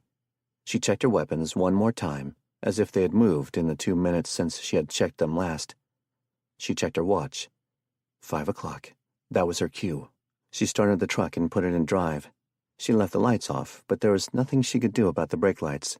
They hadn't thought to yank the wires. She stopped at the exit and looked both ways before pulling out. The road ahead was clear, and she glanced back in the side mirror. Her mouth gaped in horror. Behind her, a scampering herd of muties came tearing along the road after the truck. There were too many, and they were too indistinct to count. She couldn't lead them to the others. Her mind raced as she considered her options. The Humvees could maybe take out some of them, but did they have enough firepower to take them all down before they swamped the vehicles? She wasn't sure. She had to alert the others.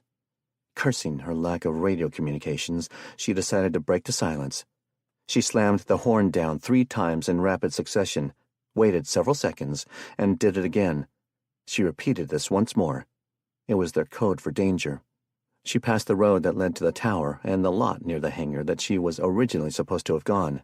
She needed to keep the muties following her so they wouldn't turn off toward her people on the ground. They wouldn't have a chance in hell of fighting them. She slowed, letting the murderous creeps catch up a little. She stifled her panic and tried to control her breathing and her shaking hands. If she kept moving faster than them, she could get away. Everything could still be okay. She could hear the low snarling of the muties over the hum of the engine, even with the windows closed. This time there was no rolling hills to call for help. No Jimmy Don Booth was waiting in a combine to cut them down. She'd had to take care of it all by herself. She took one last look at the air traffic control tower and resigned herself to leaving it behind. She sped up as the muties gained on her, and she led them down the road. The airport was now out of sight, and the sky was beginning to lighten. She had absolutely no idea where this road went, or where she was leading them. She was coming up on an intersection, and she shuddered as she looked to the left. It was a dollar store. She went right. She passed a gas station that had obviously been looted in the early days. There was no glass left in the windows, and the inside was too dark to see. She kept going, passing old buildings and abandoned homes. She saw no signs of life, real life, and she supposed that was good. She'd rather be alone with the muties than find herself in the company of any biker gang remainders. She passed the back side of the airfield and felt a pang in her chest at the thought of leaving the group behind. She would just have to try her hardest to get back before they left, and she was certain that they would wait for her at the rendezvous point. Jared would never leave her behind. In fact, he was probably going to come looking for her, and she wasn't sure if that made her feel better or worse. She didn't want him to put himself in danger. The stores and restaurants began to spread out more, and she passed a stadium that had promised rodeos in better days.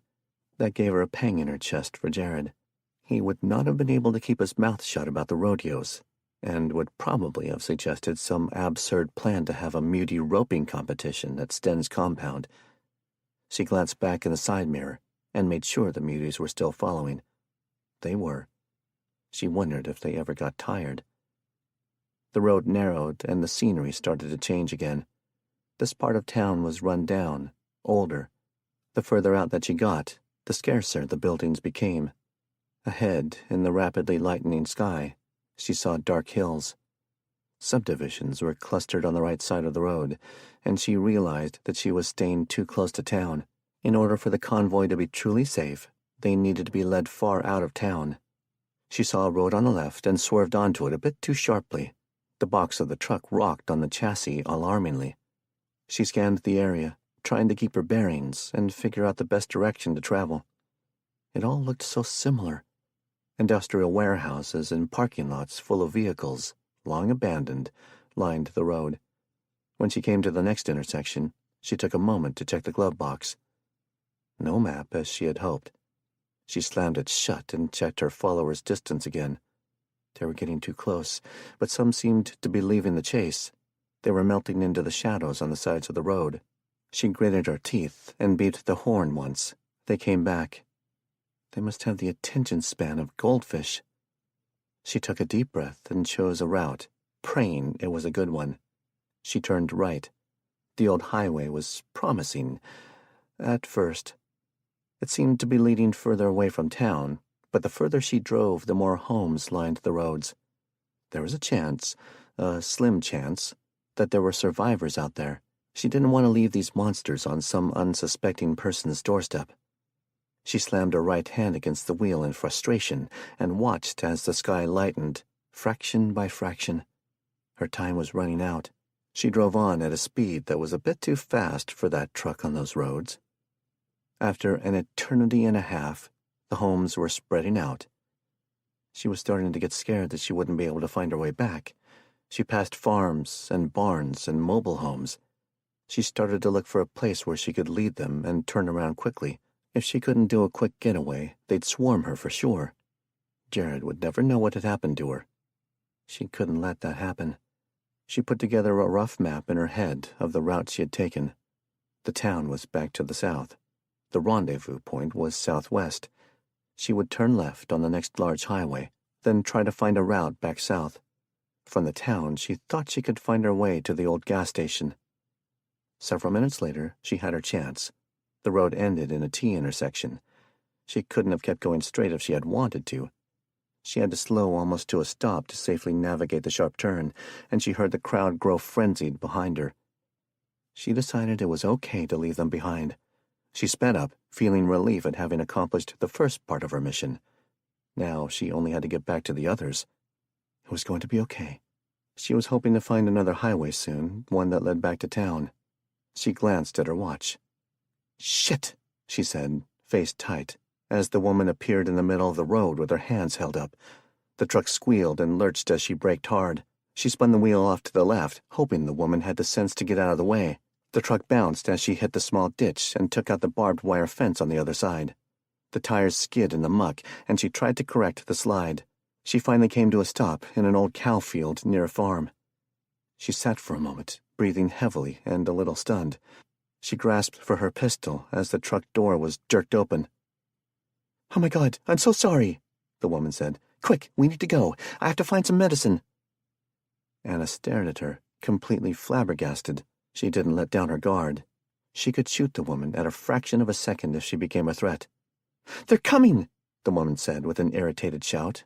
She pointed, and Anna glanced in the mirror. The herd had scented blood, figuratively speaking, and they wanted it. "Get in. If you try anything, I'll drop you where you sit," Anna threatened. The woman scoffed and ran around to the passenger seat. Anna pressed the button and unlocked it. The woman climbed in, and Anna put the truck back in drive.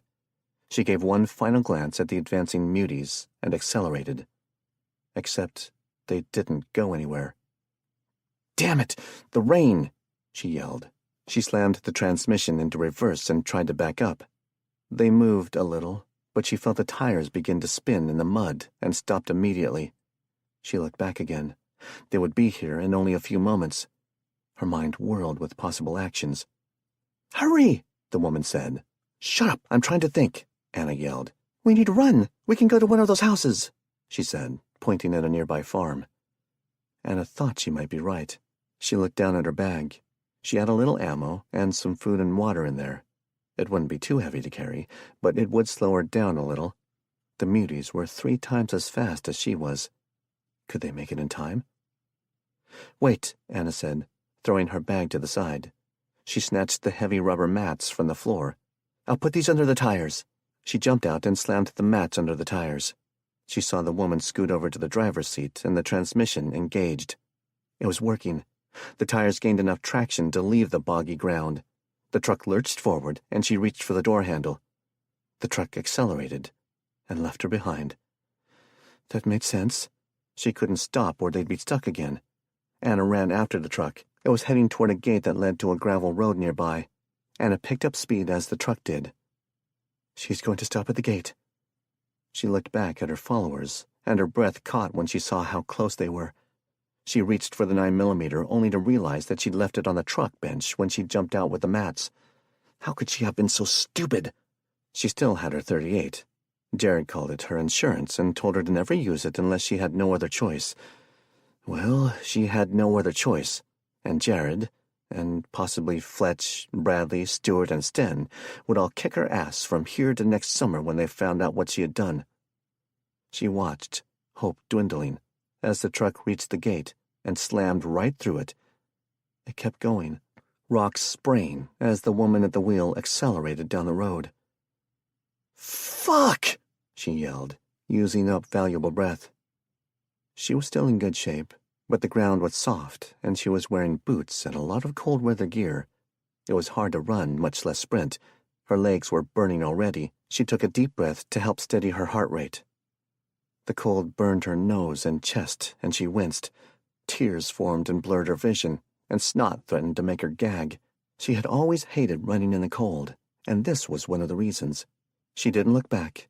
It wouldn't help, and anyway, she could hear them back there, way too close. There was a house nearby, and she went for it. There was no other option. The barn was closer, but it was open in the front. There would be no shelter there. The old brick home was overgrown. 2 vehicles sat in the driveway, coated with old pollen and dust that even the rain hadn't washed away. They had been abandoned long ago. She ran for the front door and prayed that it was unlocked. It wasn't. She jumped off the side of the porch and ran around the side. The Muties had made it to the end of the driveway and would be on her in less than a minute. The back door was closed and locked up tight. She spun, putting her back against it and cursing again. The garage door. She lunged for the handle of the dirty white door and yanked it up. It squealed as she pulled on it, but it rose enough for her to scoot under. She slammed it back down and laid flat on her back in the dark garage. It smelled of oil, gasoline, and mouse droppings. Tears pricked her eyes. She heard the Muties outside and felt for the revolver in its holster. She listened hard from the floor of the dark garage. Nothing moved inside. She stood, trying desperately not to make even the slightest noise. The Muties knew she was there, but she didn't think they knew exactly where. Hopefully they would get distracted. The house wouldn't stand up to a full assault for long. Chapter 7. Endings. Jared. Jared panted as he turned into the back of the truck lot where Anna waited. He had heard the motorcycles go by and had ducked down between 2 cars. Between them and the Muties converging on the town, their plan was fast becoming obsolete. His eyes widened as he turned the corner and saw the small moving truck pull out of the lot and turn toward the airport. He waved his arms, but didn't dare call out. He looked around and took off at a run behind the truck. He hoped she would look back and see him. Though it was still dark, he'd have to watch for the bikers, too. He didn't realize what he was hearing wasn't his own breath ripping through his chest until he caught movement from the corner of his eye. Shadowy figures darted over a nearby fence, and he threw himself behind a shrub. He held his breath and watched as they loped toward the truck. The tide seemed never-ending as stragglers kept jumping the fence and appearing between buildings. There were too many for them to handle alone. The guys in the tower wouldn't be able to take them all out, and with Tor and Fletch clearing the streets, and without Stewart and Bradley to help, it didn't look good. It was a miracle that they hadn't seen or smelled him. He wouldn't have stood a chance. After the last one chased Anna and the truck, he peered around the evergreen. He saw brake lights as they paused in the area of the airport. Then they went dark. She hadn't turned. She was leading them away. He clenched his fists and resisted the urge to punch something. He needed to find Tor or Fletch. He had to go after her. "Keep them safe," Jared told Tor, dashing out to Fletch's Humvee. One of Sten's men had raced down the street and found a van big enough for the newly freed prisoners.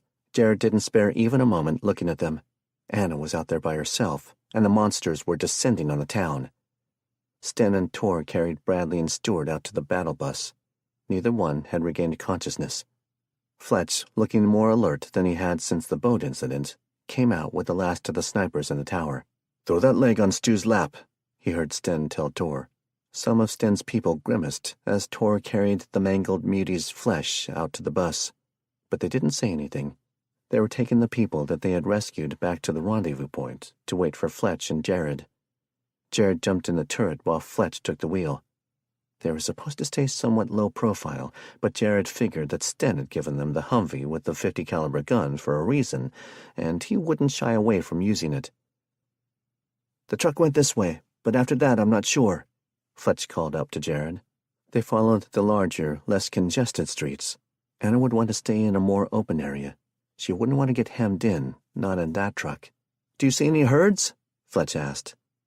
Jared scanned in all directions. The wind was icy, and it bit the exposed skin of his face. He could barely see through the watering of his eyes. He saw nothing. The sky grew steadily lighter as the day wore on. It had been 30 minutes, perhaps 45, since they had left the airport behind. Fletch was doing his best to comb every street and every neighborhood that they deemed worthy of investigation. Anna was nowhere to be found. They had just pulled out onto the main street in the business district. The pharmacy and the auto store where the bikers had stationed their guards was right down the road. "We've got a problem," Jared called down, dropping to the cab again. "Hit the brakes." He held on as the momentum of the maneuver carried him forward. He held tight, but not tight enough as he slammed into the seat in front of him. That wasn't the real problem, though. "Oh, man," Fletch said. The milling line of countless monsters stood, not so steadily, in the red, warning light of dawn. They didn't charge them, and they didn't run. They just held the line, albeit with a twitchiness that was unusual among the older muties. Even with their camouflaged skin, the jerking was evident. Their growling stayed low, echoing through the quiet morning like thunder. "This isn't right. What are they doing?" Fletch asked him. "It's like they're stuck," Jared murmured, frowning incomprehensibly. "I don't like this," Fletch said. "Get us out of here," Jared ordered, clicking the seatbelt into place. Fletch put the Humvee in reverse, and they started backing down the road the way they had come. They would find another street to search. "Stop!" Jared yelled, and Fletch slammed on the brakes again. "What?" he shouted, exasperated. "Anna!" he yelled, and jumped in the turret. He clasped the cold metal as Fletch sped forward again. The truck was coming down the side street toward the intersection, much too fast and reckless. The same intersection that was now occupied territory. As he watched, the truck swerved and the brake lights flared to life. The truck lost its fight with gravity and the center of balance shifted. Metallic grinding pierced the air, a violent explosion of sound. It ended up on its side in the midst of the monsters. The meaty horde, released from whatever mysterious force that held them, swarmed the truck. They didn't even wait until it stopped moving. "Go, Fletch! Fucking go!" Jared screamed, pounding on the roof. He readied the machine gun, but didn't dare use it. Not yet. Not when Anna was there. Fletch pulled the Humvee up as close as he could and jumped out with his rifle. That's when they heard the screaming start. The shrill cries overwhelmed even the snarls and roars of the massive biters in their feverish, brutal cluster. A harsh, ripping, splattering sound cut the screams short. And all Jared could do was watch, horrified and dumbstruck, as his wife was torn apart. Anna was dead. Even as he had the thought, a glut of red blood and viscera was flung through the air and landed in a spatter in wet, steaming heaps on the cold pavement. Jared's stomach burned as the acid and the pain and the despair worked its way up. He leaned over and vomited on the ground. Sickness and rage warred in his gut, and rage won out. That was a rage that would never leave, a sickness that he would bear until the very instant that he died, and perhaps even afterward. He lost the battle with his own cognizance. He charged the weapon and began firing. He fired until he ran out of ammo, and then he fired his pistol. When the pistol was dry, he jumped down from the turret and out of the Humvee. He still had a perfectly good knife and the will to use it. "I'm sorry," Fletch said from behind him. He felt a hand on his shoulder and turned to shove Fletch away.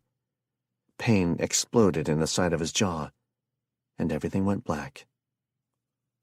He awoke to clouds swirling outside of a window. It was warm, and he was moving. His face was swollen and throbbing. A tooth felt loose when he probed it with his tongue.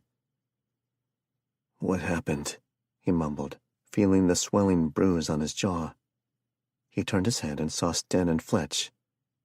Their faces, the looks on their faces. It all came pouring back, crashing back, like a fucking tidal wave. He saw it when they realized that he remembered. They looked wary and alert.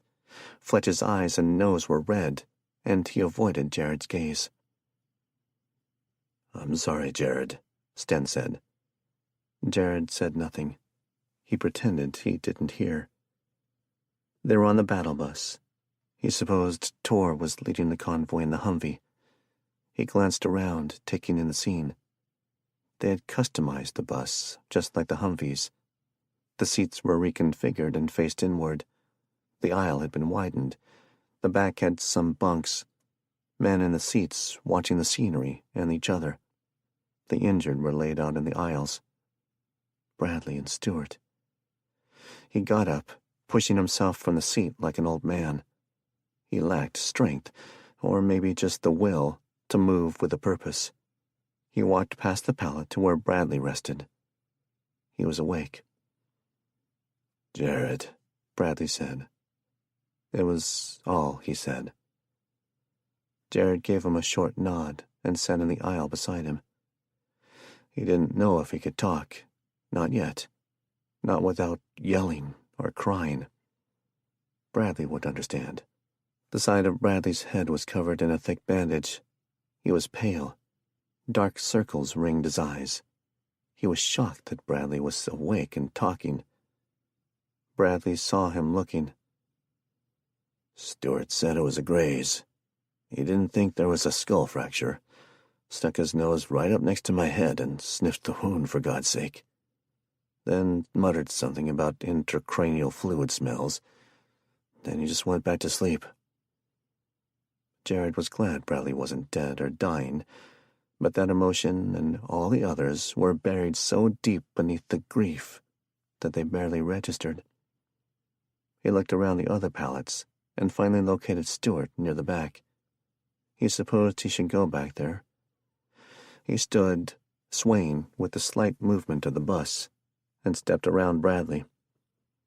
The men on the seats avoided his gaze, uncomfortable with the tragedy. He felt like an invisible contagion. Ironic, considering they seemed to have taken to Stewart pretty well. On the floor near the back bunk, Stewart laid under a blanket. He wondered why. He didn't really get cold anymore.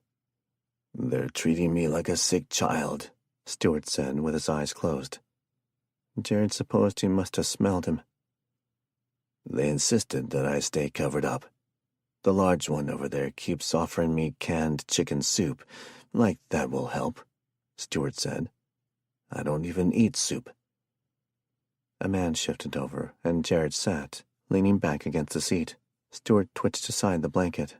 "I think they just don't want to see this." Alongside Stewart's body lay a partially formed leg. Jared winced at the grotesque limb. Stewart's stump had expanded a bit, and he had regenerated part of his calf. He had wondered if Stewart really was capable of regenerating like the feral muties were. Now they knew for sure. "Of course, they were even more disgusted by this," Stewart said, and lifted a chunk of flesh from the other side of his body.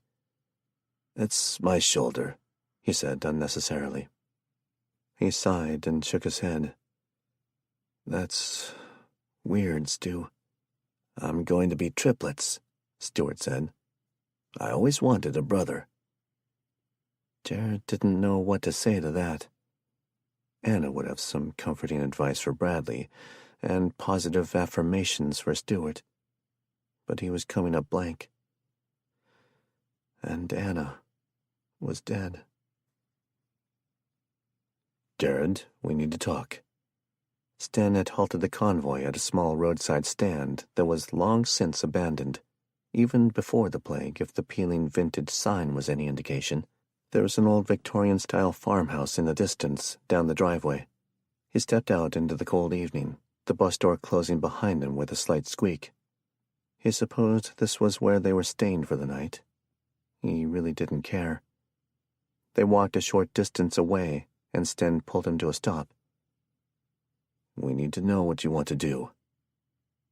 "What do you mean?" Jared asked. "Whether you want to keep going to Colorado or turn back," Sten explained. "If we turn back, then this whole trip, and everything that has happened, will mean nothing." Jared couldn't let that happen. It would be too much. "We keep going." They walked along the driveway slowly for a bit. "I lost a sister. Her name was Jennifer." "Jennifer?" Sten smiled a bit and nodded, but it was a sad smile. "That's an odd name for one of your people," Jared said. "I would have expected something like Ingeborg or Astrid or something." We let J.D. choose the name, unfortunately. They looked at the stars that were starting to shine through the cloud cover. Sten went on. She was shot by a drug dealer when she and my mother were shopping in Syersville. Aunt Molly's pecan pies, Jared murmured. Anna hadn't gotten a chance to make him the pie she'd promised. Sten nodded. That's why you hated them so much. Sten nodded again. A rustling in the woods nearby caused them both to pull their weapons up, and they waited as it drew closer. Jared felt blunted. Even the adrenaline trying to pump through his blood was sluggish and ineffective. An opossum lumbered out of the weeds, and they relaxed as it waddled out toward the road. I have 2 points to make, in case you're wondering where I'm going with this. First, I know what loss is. Second, I know that family is important. Sisters are important, and you need yours. Jared raised an eyebrow at him. Kate left us. I'm doing this for my mother now. If it weren't for her, I'd be turning around. Kate didn't kill Anna, Jared. Don't blame her. Jared grabbed Sten by the front of his shirt, wanting so bad to crush him into nothing with his grief. How dare you! Don't you ever say her name again! Jared growled. You didn't kill her either, Sten continued, unfazed. She chose to come along. She knew the dangers. I'm not doing this, Jared said, throwing his palms up. I'm done here. She probably saved all our lives, doing what she did. She was a good woman. A good person, Sten said to his back. Jared had always known that. The next day, they all moved into the big old house, while Stuart, Bradley, and Jared started to heal. Chapter 8. Beginnings. Anna. Anna had only her throwaway gun and a small headlamp. She filtered the light through her fingers as she searched the dark garage. She was surprised that the muties hadn't started breaking in yet. A bench along one wall was covered with tools. She chose one that she had no name for, a long, pointy metal thing with a wooden handle. She picked it up carefully to avoid clinking on the other metal tools. It would be like ringing the dinner bell. She saw a lighter and took that too. She went to the door set into the back wall and pressed her ear against the cold metal. She heard nothing except the beating of her own heart and her breath as it rasped in the dark. The handle was icy and turned easily. She cracked it open, the bottom shushing against the old beige and yellow linoleum inside. Musty air wafted over her face. She smelled death and mothballs. Her anxiety about finding her group ratcheted up a few notches as she realized that she'd be stuck here until the muties cleared out. She hoped the dead smell was a good sign and not a harbinger of bad news. The kitchen reeked. She swept the partially concealed beam over the surfaces and the ceiling, looking mostly for muties crouched in corners. She didn't see any, and unless they had developed the talent of transfiguring themselves into ordinary kitchenware, she didn't think there were any here. Not in this room, at least. The living room was off to one side. It was full of outdated and worn furniture, and reminded her of a long-dead grandparents' house. The avocado-green shag carpet muffled her steps, and the mustard wing-back rocker creaked lightly as she passed by. She stilled it with her hand, and paused in the dark house. A swishing, brushing noise captured her attention, and she tried to figure out where it was coming from. She turned back to the relics from someone's past. Large photos hung on the walls, and smaller ones rested in elaborate, tarnished frames along the top of an antique bureau. There was nothing here that she could use. The front door was secure, and there was no closet. She left the living room to its ghosts. She crossed through the cluttered kitchen. Pots and pans rested on the stove, with fuzzy mold crawling up the sides like a carpet. Dishes sat on the table, and on the floor a dish of cat food lay upside down. That was something that she hadn't seen much of. Domestic animals had disappeared. Whether they hadn't lived or they had turned feral, she didn't know. A skittering down the hallway made her whirl, and she raised the sharp metal tool. A flash of something, mottled gray and disturbingly foot-shaped, slid back from a doorway with a faint whisper. She couldn't be sure what she had seen. It had lasted less than a second, a mere instant. Muties would have attacked her by now, and regular biters would have as well, if they even existed anymore. She hadn't seen any of those for a while. She almost missed them. They were so easy to kill. Nobody could be alive here. So that left only the dead. She started to shake, wishing she had one of the guys here with her. Any of them. She clutched the implement more tightly, and nervous sweat soaked her t-shirt under the heavy coat and wool sweater. Her breathing was ragged, and she realized that instead of doing something more productive, like retreating to the garage or searching out whatever horror waited for her in the bowels of the house, she had just been standing in the open like a fool. Bradley would have called her out on her piss-poor decision-making. She swallowed and took a deep, silent breath. She needed this shelter. She couldn't let something else drive her out. Fighting one monster in here was better than the Legion out in the yard. She put the headlamp on her head and stalked forward with the weapon.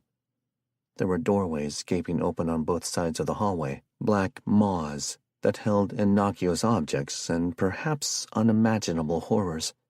The first doorway that she came to belonged to a small room, and it turned out to be a bathroom.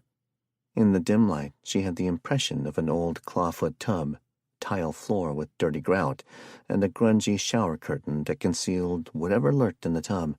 Her mind helpfully supplied the image of a corpse reclining in its own putrid rot, waiting for her to get close enough to grab.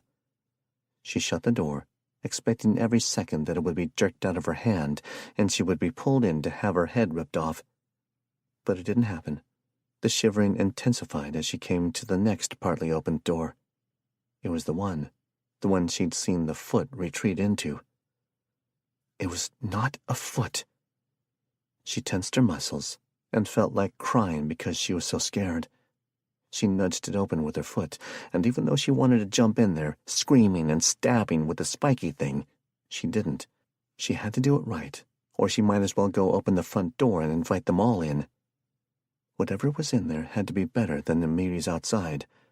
She decided to pretend that Jared was behind her making stupid comments, while Fletch ransacked the living room and kitchen for supplies. Bradley and Stewart would be clearing the other rooms, but they wanted her to do this one for practice. They knew she could do it. It helped, a little. The door handle landed against the old plaster wall with a thud. She turned her head, shining the feeble beam of light across the room. The smell of death was strong in the room. It had wafted from here. The source was here. Unless there was more than one dead thing in the house. It was a bedroom. Gauzy white curtains lined the large windows, and her eyes passed the inconsequential drapery, except there. The light fell upon something that made her gasp, and immediately she regretted it. A figure, thin and white and exceptionally tall, stood weaving in the darkest corner of the room. It was facing the corner, moving its upper body in sporadic, jerky figure eights. Anna's mouth opened in shock, and her entire body trembled as she took in the thin, scraggly gray hair that trailed to its shoulder. Yellow and black stains spotted the bottom portion of its voluminous nightgown, and she realized that by taking in that useless detail, she missed the head revolving impossibly far to face her. There was no twitching. There was no lurching or jerking. Her limbs didn't make the odd, convulsive movements that she was so used to seeing on biters. This thing was different. She stopped weaving, and her bright silver, slitted eyes focused on Anna. Her thin lips had long since rotted and split, and her teeth were abnormally long. Her skin had stretched tight against her cheekbones, then sagged as decomposition had set in. The tall, womanish demon thing whispered in the dark, and Anna was very afraid that she heard her own name in the sibilant hiss.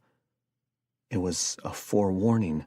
As soon as the hiss ended, the body twisted and slid toward her, the gown hiding the corpse-like form beneath. The rapid slapping of bare, rotting feet on the hardwood floor was the only evidence that it wasn't gliding. The thudding shook the empty glass jars on the antique dresser. She had 2 seconds to yank the sharp weapon in front of her, and she grunted as the thing smacked her to the floor. Her head thumped on the hardwood and realized that the demon had slapped aside the weapon before it impaled its chest on impact. She was disarmed. Its foul breath leaked over her face as it pushed obscenely onto her body. It growled deep in its chest and dripped rancid fluid from its mouth onto her face. She shoved against it with all her force. Her hands sank through, ripping its skin like wet tissue. She was coated up to her wrists in cold, rotting organs. It laughed. She rolled her hips and shoved again, praying her arms wouldn't go all the way through, and it rolled to the side with a splatter. The smell was overwhelmingly putrid. She scuttled back away from it as it flipped over and began to claw, pulling itself along on the floor to reach her. She slammed her wet, nasty hand onto the wooden grip of the tool and plunged it into the demon's head. She watched as the black metal spike tore through the thin membrane of decayed skin and plunged down through the ghoul's face. She could see it under her face, pushing the desiccated cartilage of her nose aside.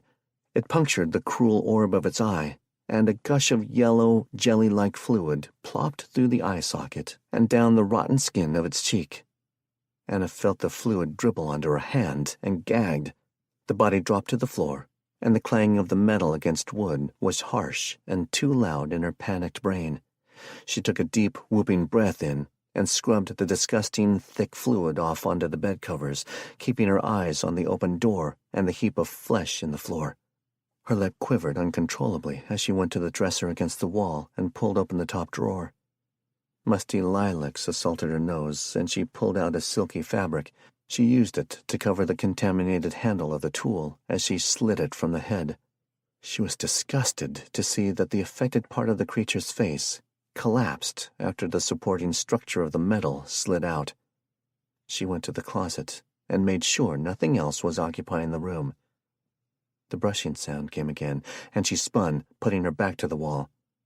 The light glanced crazily off the antique mirrored vanity, and she cursed as she was blinded. She jerked her head to the side to avoid it happening again as she watched the door. She didn't know how much more she could take. After an interminable time, she crept forward. There were more rooms to clear.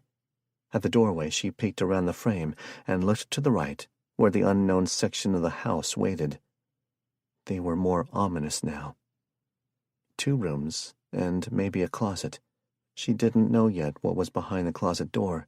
She slipped along the wall to the next room and looked in, searching the corners immediately for spooks. It was another bedroom, smaller and damp. Mildew permeated the air in the space. The smell of death had soaked through the walls and the fabrics of this room as well, but she saw nothing. She was afraid to turn her back to the room, specifically the tall bed, with its white dust ruffle dripping to the floor. Something could be under there, waiting for her to turn her back. The place had become a house of horrors, and she feared what new things might come out. She closed the door quietly and went to the next. It was cracked, and when it opened, it revealed itself to be a linen closet. Blankets and towels littered the shelves. She smelled the strong, acrid stench of mothballs, and to her, it was practically perfume after the reeking decomposition of the first bedroom. She closed the door and went to the only other door left. It was closed, and cold air came from under the gap. Something told her not to open it, to just let it be, that everything would be completely fine if she just went ahead and hid in the closet until dawn. Something else that sounded suspiciously like Jared's voice told her to quit being silly and get in there and raise some hell with whatever was behind the door so that she could rest easier during the night. She sighed and supposed she should follow Jared's advice. He'd managed to live through everything so far, and his imaginary self was right. She wouldn't rest well imagining the devils that could be skulking behind the door. She gripped the sharp weapon, steeled her nerves, and opened the door. It wasn't what she had expected. The door opened into a coat closet. Jackets and coats hung limply from the rail. and loose mothballs were scattered across the floor. Shoes were piled haphazardly in a basket. It was freezing in the small space, and she glanced up and found out why. There was an access door to the attic in the ceiling, and it was cracked. Frigid air from outside poured down into the already cold home and made her shiver. She decided to close it for now and check it later if it became necessary. She hoped it didn't become necessary. She gave the corpse on the floor a wary glance and decided to see if anything edible was left in the kitchen. She would need food and water before she could rest, especially if she had to fight more nightmarish things. She thanked God that the house didn't have a basement. Chapter 9. Farmhouse. Jared. Jared had slept restlessly that night on the floor of the sewing room in the old farmhouse. Sten had taken charge of all security operations, because Jared couldn't care less. He watched as the last watch of the night circled the perimeter in concentric rings. They had the manpower for a beefy security setup, and Sten put it to good use. It looked like an actual armed camp. Half of their convoy, what Anna had jokingly referred to back at the beginning as the Carson Collins Expeditionary Force, stayed outside in various temporary shelters and the battle buses. The wounded and the rest stayed in the house. The sun broke out over the gentle rise of the field as he sipped his hot coffee. Sten had forced it on him, but it tasted like ash. Everything did. The pleasures from eating and drinking and sunrises and sunsets were gone. His view of the rising orb was suddenly blocked by a mountain. It was Tor. "So, Sten told you about Jen," Tor said. It wasn't a question. Jared nodded. He said she got shot when she was shopping with her mother. "Is that all he told you?" "Yeah." "Figures," Tor said. "He doesn't like to talk about it." They were silent for a few moments, and Jared wondered what reason Tor had to come interrupt his silent musings. "She was 8 years old. She was hit in the head with her mama standing right beside her, holding her hand." Jared blew out a sigh. Sten was there. His mother had taken him to take Jen over to a nearby park while she did the shopping. He was arguing with her about it a little. There was a girl he wanted to go see. Anyway, he blames himself. Still does, probably. "That's a horrible story." "Did he tell you what happened afterward?" Tor asked, with a fraction of a smile hinting at the corner of his lips. Jared shook his head. "You ever hear about that big gang war that happened about 20 years ago up in Syersville?" "No," Jared said, wondering what a gang war had to do with Sten. "We found out the shooter was a dealer with a gang member. I wanted to go in and shoot the scurvy son of a bitch. Wouldn't have hurt me any, you know. Fucking scum of the earth selling drugs to kids and shooting little girls." "Sten didn't let you?" That didn't sound like Sten. "Nope, had a better idea." They sat in silence again, and Jared wondered if he was going to have to force the rest of the story from Tor. "Well?" Jared finally asked. It was full dawn now, and the whole camp was stirring. He needed to go in and check on Stewart and Bradley. "Sten set up the whole damned gang. Took them all out without even being suspected by the law. He killed the little bitch murderer himself." "What do you mean he set them up?" Jared explored the possibilities of what Sten could have done, based on what he knew of the man and the whole damned village. Jimmy Don Booth was crazier than a sack of cats, but he was Tor's brother. That meant Tor probably had some crazy too. Sten seemed way more inclined to be a controlled lunatic. And Tor? God help them all if he ever really lost it. He was already half a bubble-off plum. He set them up with a rival gang. When the shooting stopped, few were left standing. Took out most of the worst people in the town in one night. Of course, that left a vacuum. We've been at war with that town ever since." "Not now," Jared said. "No, it's a different war now," Tor allowed. "I was right. We're all going to be insane by the time this is over. Jared said. Tor gave him a skeptical look. Who said it was ever going to be over? Stuart had gotten his heart's desire. He had 2 brothers, clones. When Jared walked into the bedroom and saw them perching up in the corners of the room, he'd wanted to walk right back out the door. He would have if Stuart hadn't called him over to the window. Jared eyed the creatures warily. Are they domesticated? They haven't attacked anyone yet, Stuart said, in his usual unreassuringly logical way. Can they talk? No, not yet. They may not ever. I can understand them just fine, though, Stuart said. Well, that's dandy.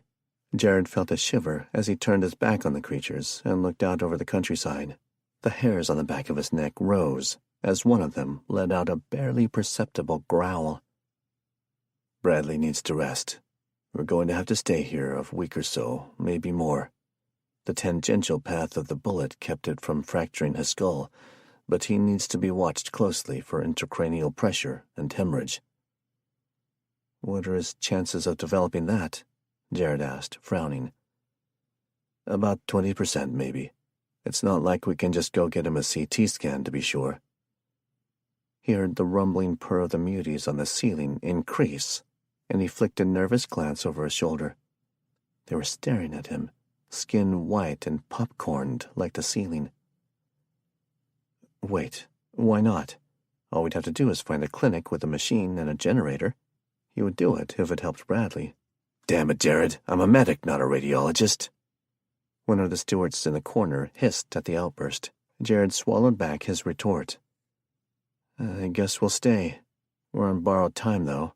It's already late in the season to be driving through the Midwest and the Rockies. Stuart shrugged, and he went to check on Bradley. Bradley was sitting up in the frilly bed, leaning against the headboard. If Jared hadn't lost basically his whole reason for living and his sense of humor when Anna... well, he would have made fun of Bradley for sleeping in the pink, canopied princess bed. As it was, he kept his mouth shut. This is odd, Jared. It was. Bradley looked like he didn't even care about the stuffed animal staring at him from the foot of the bed. It looked like an antique. Whatever woman lived here had obviously cherished her childhood. I'm not used to you keeping your mouth shut, especially about something like this, he said, waving a hand around the room. Jared shrugged. It's just a room. Bradley looked at him carefully for a moment. You know Stuart and I hated your jokes. Sten did too. And Juan and Maria. And Fletch. And... are you going somewhere with this? Anna loved your jokes, even when they exasperated the ever-loving shit out of her. She wouldn't want to have taken that part of you with her. The pain, blinding and stabbing, gripped his chest, and he wanted to collapse on the floor and never get up. Every hole in his heart ached with every beat. He didn't know how he wasn't bleeding out right now. The wound was so severe. He gripped his forearms to keep from breaking down into a crying mess. The pain will lessen in time, Bradley said. Bradley's eyes looked watery, and he looked away, not wanting to see someone else's grief. Saying shit like that doesn't help. I know. Nothing anybody says will help. But one day, you will wake up and be able to remember her without the devastation you feel now. She'll still be there, but it won't hurt as much. Jared knew that was true. He'd felt that when his father died, and now he was able to think about him with only a slight pang of hurt, and a whole lot of regrets, and guilt. But this was even worse than that. Children are supposed to outlive their parents, and his father had lived a full life, though he was still relatively young when he died. Anna hadn't even had a chance to live. She hadn't had a chance to rest. She hadn't had a chance to have a family with him like they talked about. He couldn't imagine ever not feeling this way when he thought about her. Her death would overshadow everything and ruin it all. Ruin him. Rest, he told Bradley. Stuart wants you to stay in bed. He hadn't, but Jared would feel better if Bradley stayed in here where his head was safe. No, he doesn't. He said I could move around slowly. Damn it. Just be careful, Jared muttered, and left the hideous bedroom. Go talk to Fletch, Bradley ordered before he shut the door. Fletch had been avoiding him, and Jared supposed that he had been avoiding Fletch, not because he had knocked him out. Well, maybe partly. Jared didn't blame him for what happened, but he just couldn't look at him. He didn't know why. Sten.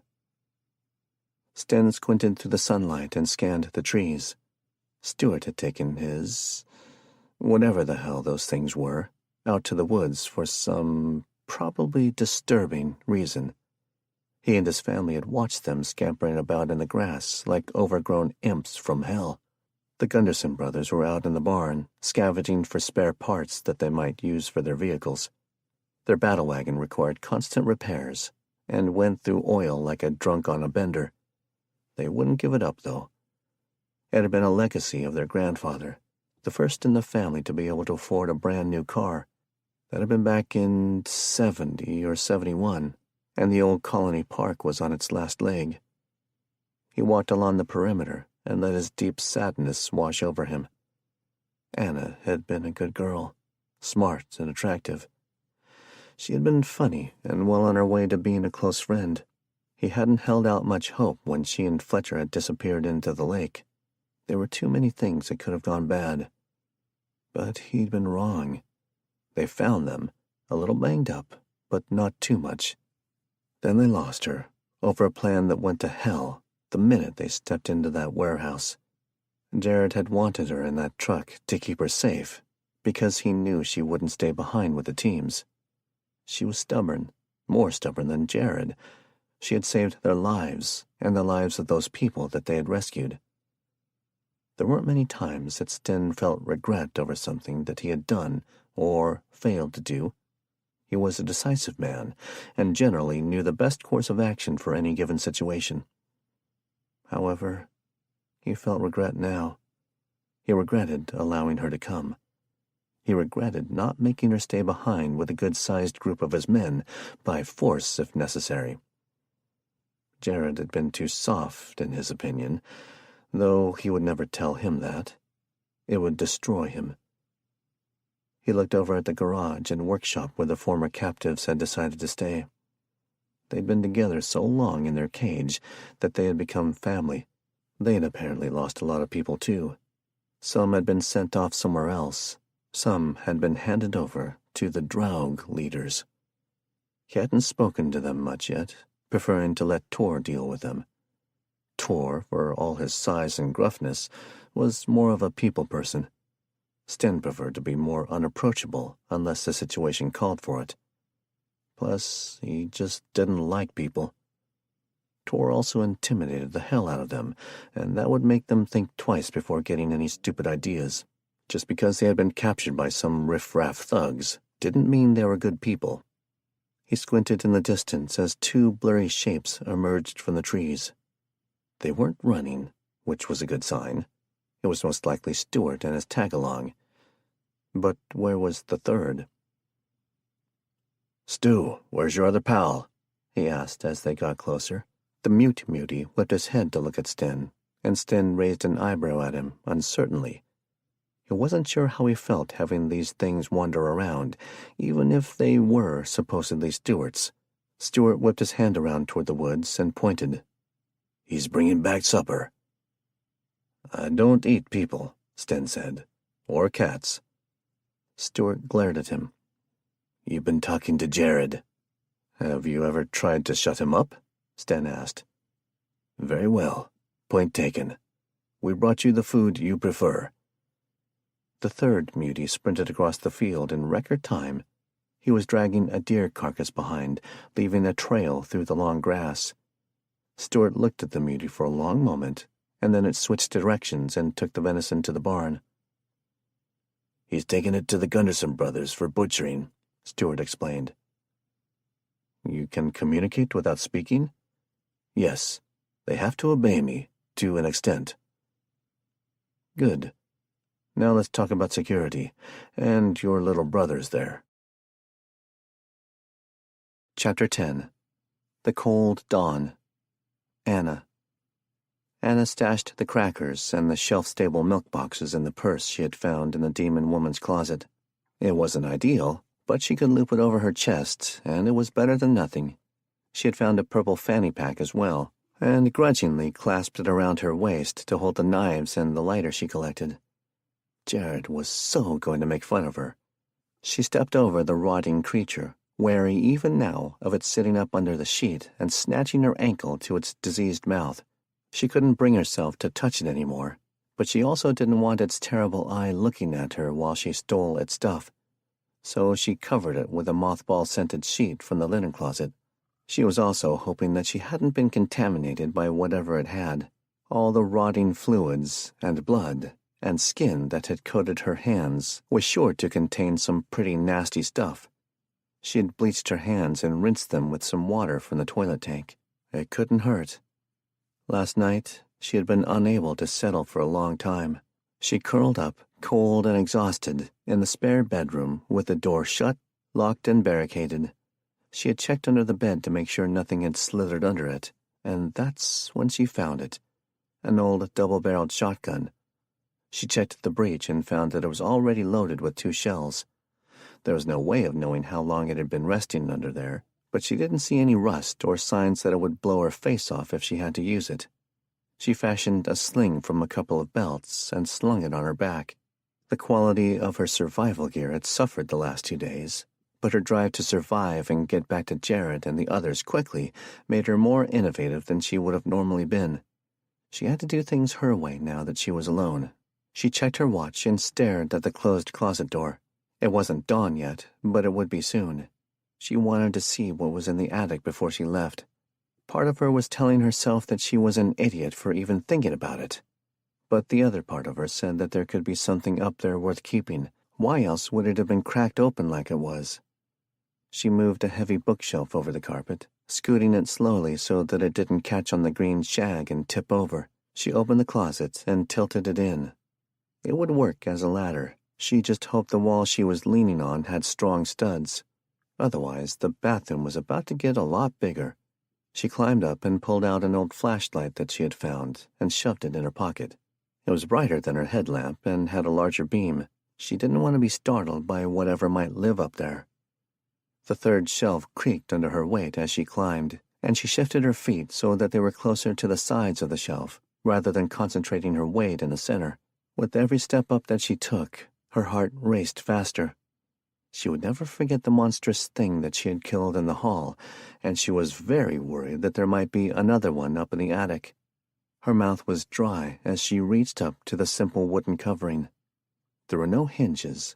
The beam of her light didn't penetrate the blackness beyond the small crack, and so she truly had no idea what waited for her. She pushed the rectangle of wood up and over to the side, sliding it away from the opening. She expected a ravaged face to appear in the dark, open rectangle above her head, but it was empty. She listened hard for that swishing sound that had plagued her all night. It wasn't there. But something was up there, something decaying. The familiar stench wafted down, strong and stomach-churning. She swept the light over the part of the attic ceiling that she could see from her precarious perch. It was empty, so she took another step up.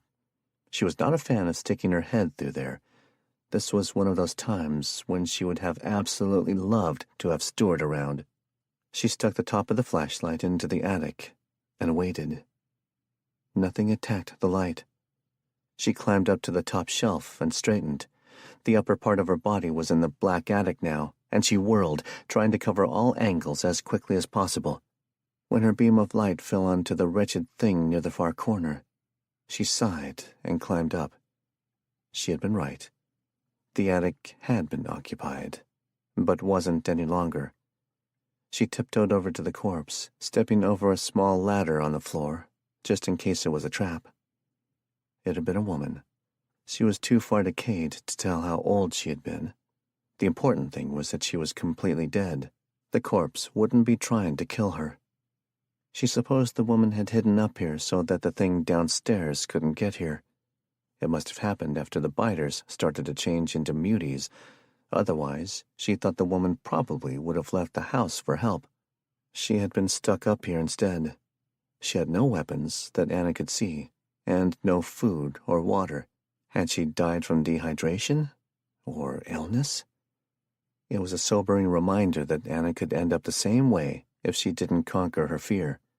Hiding wasn't an option. Hiding wouldn't get her back to the group. She rifled through every available drawer and pocket that she could think of, looking for the keys to the vehicles outside. She found nothing. She peered out the front window and tried to remember how far the next house was and what cover was along the way. There were some trees and a grain silo in the field to the right. She closed her eyes, picturing the scene right before the woman had jumped out into the road. There was a house past the grain silo. She would have to go there to look for a vehicle. The shushing noise came again, and this time she decided to find it. She walked through the dark hallway, anticipation and fear roiling in her gut. The body on the floor was a menacing object, even though she knew it was dead. The sound came from the thing's bedroom, and she walked in, ignoring the stench of rot and the putrefying liquids puddled on the hardwood. She sidestepped these and went to the far wall, near the other side of the large antique bed. It came from inside the wall. She pressed her ear to the plaster, expecting to hear the soft scurrying of mice. It was too rhythmic. The wind gusted outside, and the sound came again. It was only branches from the shrubbery against the wall. That was all. She thought about how often that noise had caused her to jerk awake in the dark last night, and she wanted to laugh at herself, but the situation was too serious. She walked to every window in the house and watched for any signs of the muties that had herded her to the house yesterday. She didn't see them. She wouldn't know for sure if they were gone until she stepped outside. She made sure she was hydrated and pulled her hair back from her face. She fixed the strap of the black leather bag so that it was tight across her chest and wouldn't bounce too much. She checked the cheap plastic clip of the purple fanny pack to make certain it was secure. She took a deep breath and stretched out her legs, hips, and torso. She used the bathroom, and then she left through the front door. She waited on the porch as she looked around, searching the yard and driveway for partially concealed shapes. She saw no strange blurs lurking in the trees, and she heard no muties dashing frantically. It was as clear as it was going to get. She took off at a slow jog to warm up. The air was freezing, and it burned her nose and chest. She watched her footing in the faint gray light as she ran. The driveway ended at a red graveled road, and she turned down it. The house was a quarter of a mile away, and she felt exposed with the open field on either side. She got to the end of the road, and the white letters of the sign mocked her. "Accident Road? You've got to be kidding me," she muttered. She turned from the aptly named road onto a real road, the one she had been traveling on when the woman ran out and stopped her. She thought about that for a moment as she ran. She said, "What?" She had been panicked, and Anna didn't think she was faking that. She needed something. Medicine of some kind. Why would she need medicine? She, or someone else nearby, must have been sick, or had a disease that required medication. They must not have had a vehicle for some reason. Those were the only things that made sense. She would need to be extremely cautious when she went searching for vehicles. She wondered if the woman had found what she was looking for. She held out a slight hope that maybe the woman would come back and look for her, but she wasn't really counting on it. Ahead, she saw the old white-clapboard house from the flash of her memory. The siding was dingy, and the yard overgrown with dead grass and piles of leaves from the sycamore that engulfed the yard. Independence Day decorations still draped on the small front porch. There were no vehicles in the driveway, but the home had a small garage attached. She thought it might be worth checking out. She trotted up the driveway, avoiding the puddles of ice-encrusted mud that had gathered during the night. At the front door, she hesitated. The options ran through her mind, and she was debating on the best course of action. If she snuck in, she could get shot by any occupants. If she knocked, she might get shot by the occupants, but it was less likely. If she knocked, she would alert any muties that could be in there. If she snuck in, she would have the advantage in that regard. She chose to knock. The threat of a shotgun blast to the head weighed more heavily than the thought of a mutie hanging around inside. A mutie could be fought, but brains splattered on the porch, there wasn't really any coming back from that. Knock, but be ready, her mind Jared told her. Stand off to the side just in case they shoot anyway, mind Bradley added. She was glad mind Stewart was silent. She stood to the side so that she wasn't such an obvious target, and rapped on the door 3 times. She didn't hear anything, and she wondered if that was good enough. Maybe something was waiting right on the other side of the door, and now it knew she was here. The demon biter thing back at the other house hadn't attacked her right away. It had waited. It had lured her in.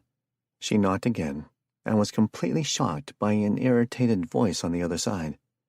I'm coming. Hold your damn horses already. Anna stepped back, warily clutching her stabbing stick. She didn't draw the shotgun. She thought it might be too threatening. The door opened slowly without a sound, and the dim light from the still absent sun faintly illuminated a small old woman. This one was not demonic, thankfully. You'd better not be selling something, she said, tapping a homemade wooden sign near the door.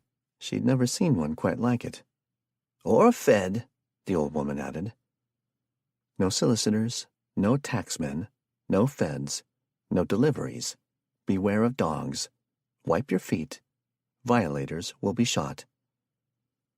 Well, she could hear mind Jared struggling to come up with some sort of witty remark, but she stifled that.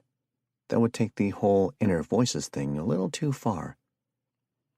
I'm not selling anything. I'm just looking for a vehicle. Mine was stolen. I have to get back to my people, Anna said, sensing that it would be wise to tell the old woman the truth. Well, I suppose you ought to come in. I can't stay up. The old pressure is up, and I need my rest. You young folks don't think about those things, and dragging an old woman out of her warm bed in the wee hours. She continued muttering as she led Anna to a small, cozy bedroom near the kitchen. You want some coffee? The woman asked as she settled herself back into bed. That would be wonderful, Anna said honestly. A hot drink would be heaven. You'll have to go fetch it yourself. I'm not feeling too steady. Anna was nonplussed. Oh, that's fine. Would you like some? Can't. I'll have a stroke for sure. At least that's what the doctor used to tell me. Course, he's probably dead. So much for all his bullying about my health. That man nagged the hell out of me for 30 years to quit smoking, and once I finally do, he up and dies before I can gloat about it. Anna raised her eyebrows and didn't know what to say to the tetchy old woman. It was oddly like being with Albert again. Great. She had her own Albert. Jared was going to rub it in so much. Would you like some tea? She asked, after searching her brain for a suitably non-confrontational reply. Sure would, she said. I'll bring you a cup, Anna replied. Can't. Don't got any. Anna sighed, already over this odd conversation. Is there something that you have that you would like me to bring you? Hot water would be good. Maybe a splash of lemon juice from the pantry.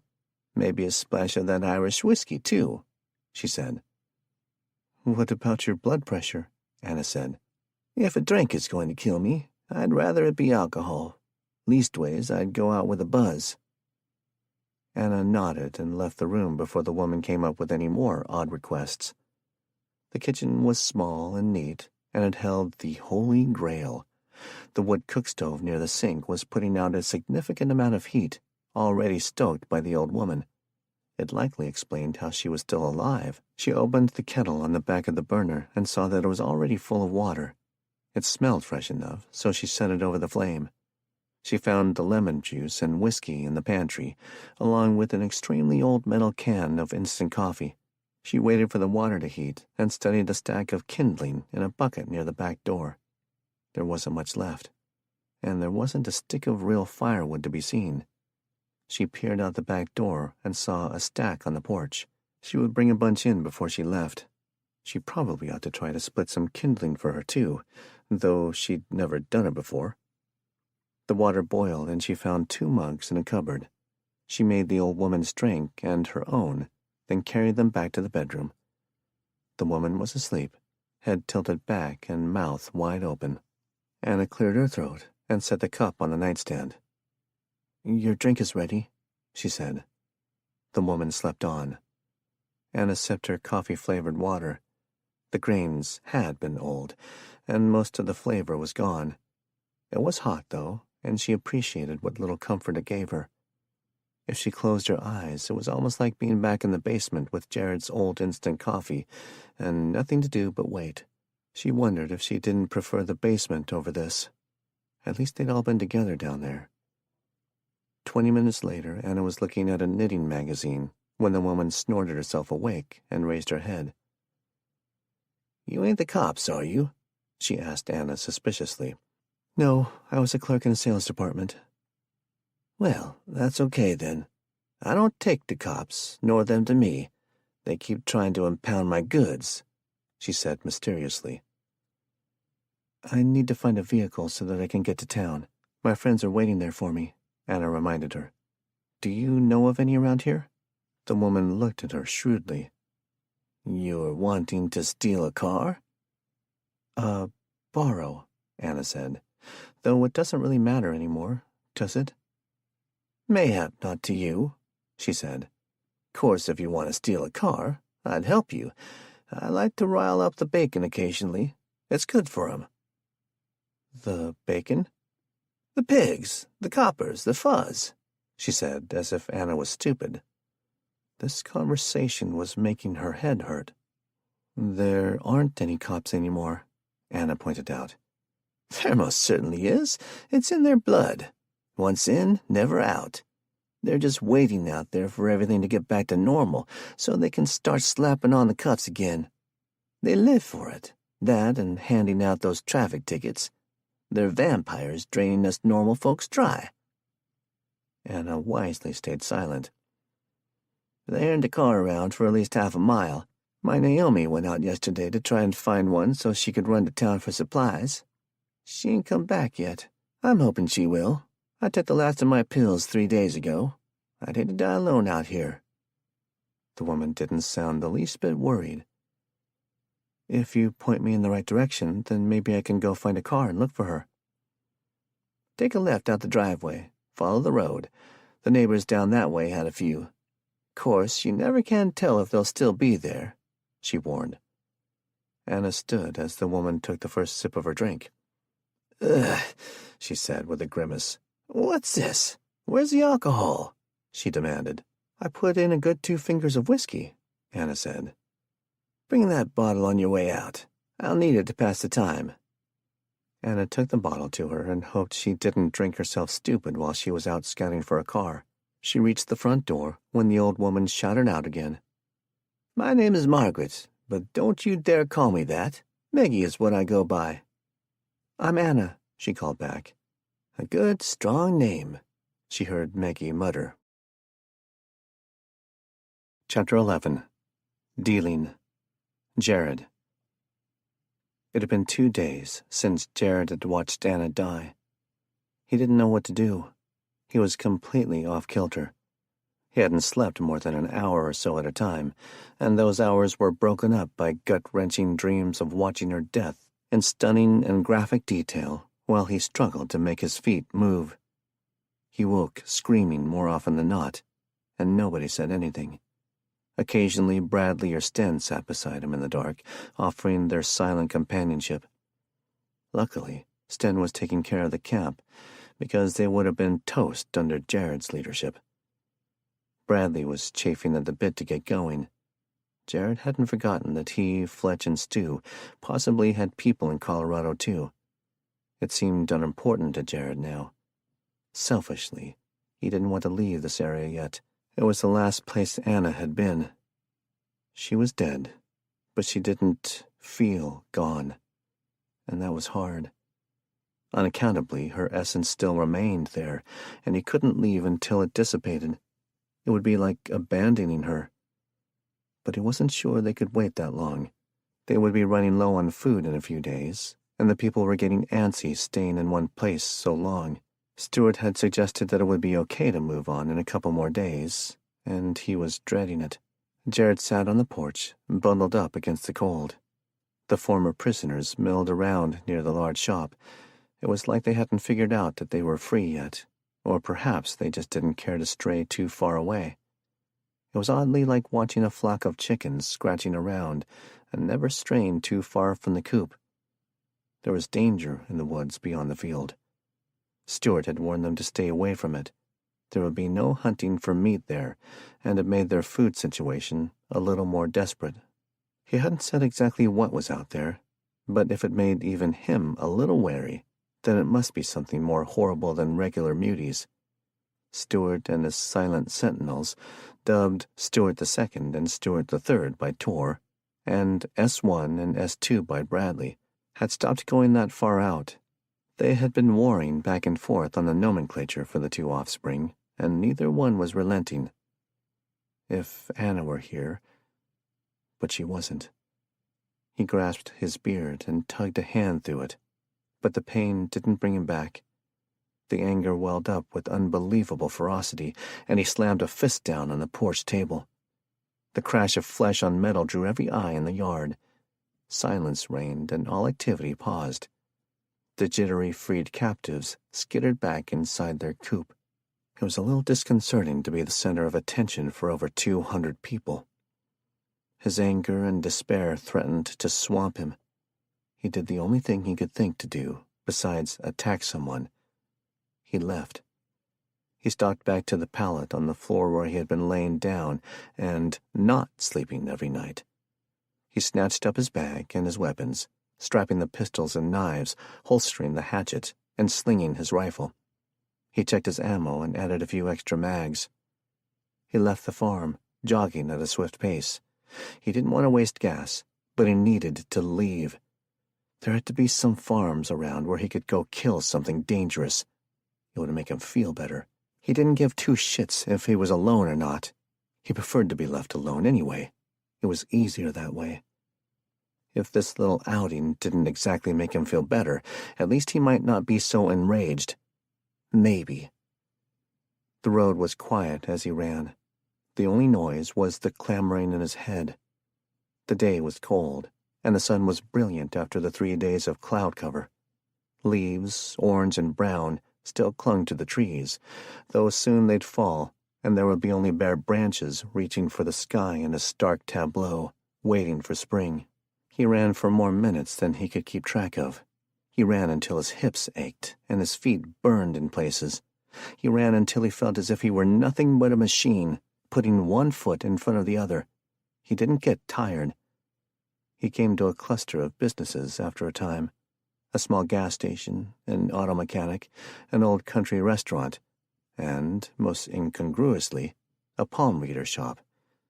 What the hell? He went with it. It was another opportunity, after all. He started with the fortune teller. The shop was locked, and so he went around the back.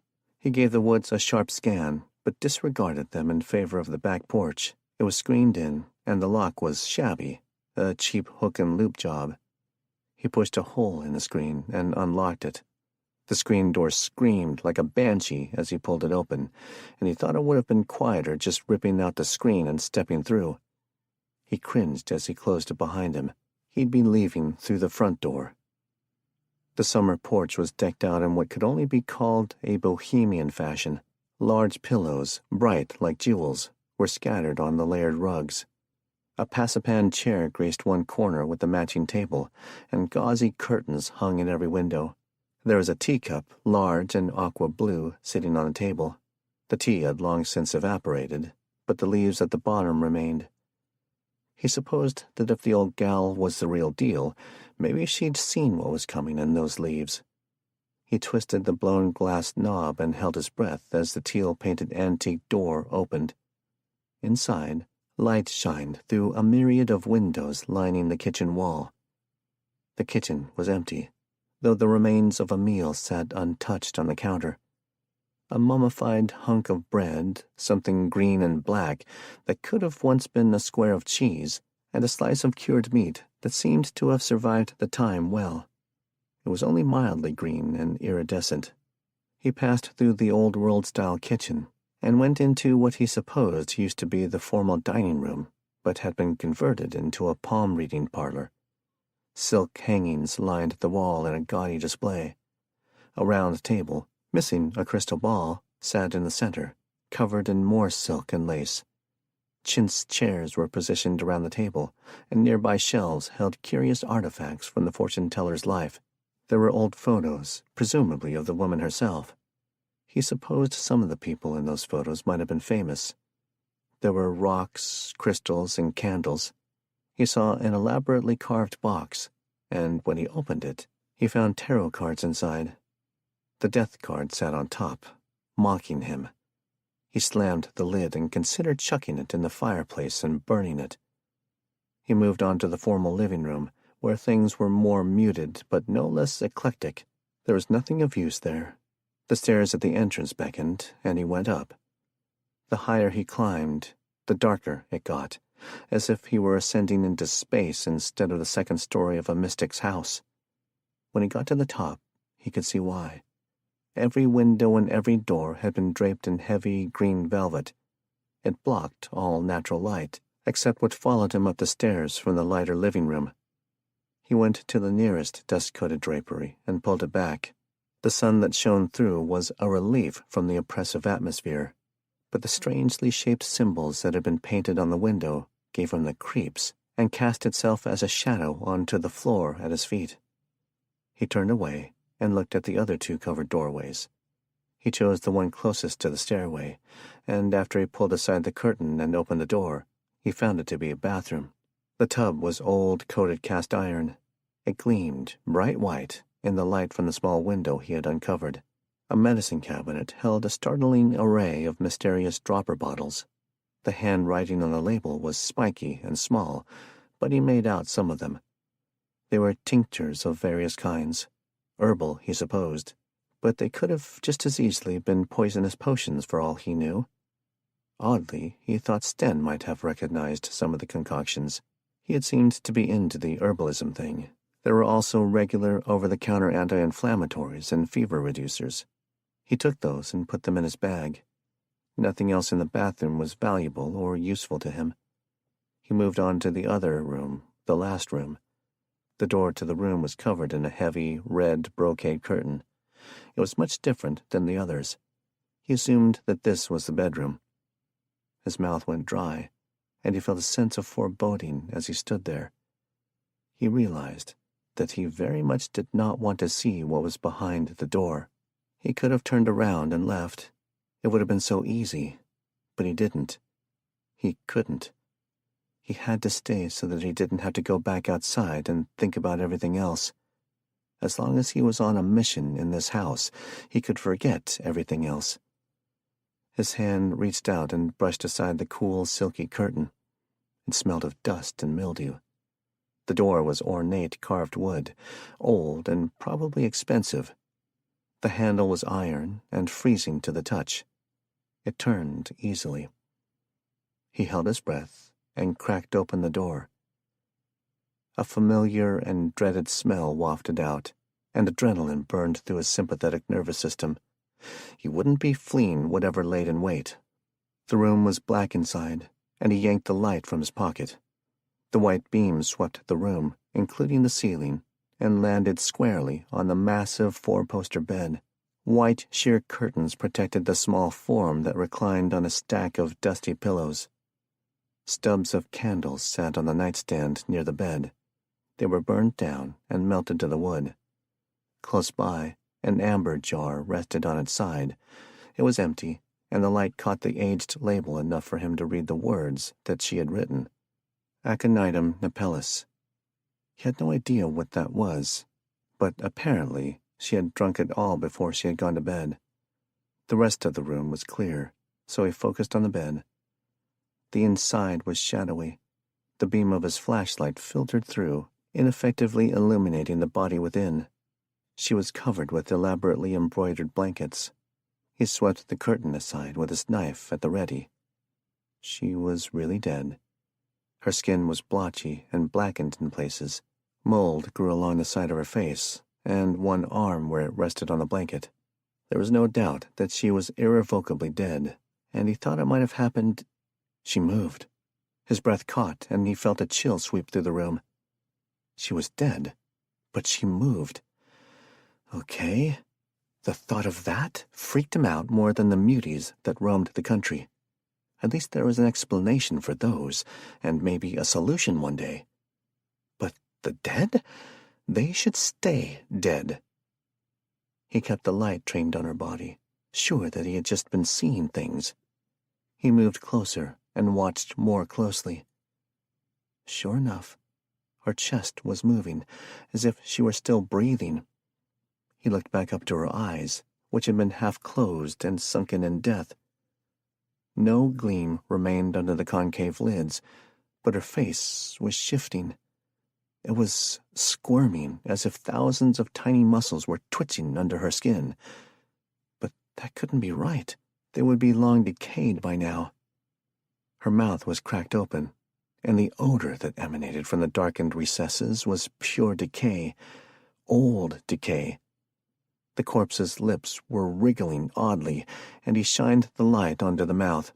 He was going to look in her mouth, knowing that it was probably a really bad idea, but that his curiosity and fascinated disgust would win out anyway.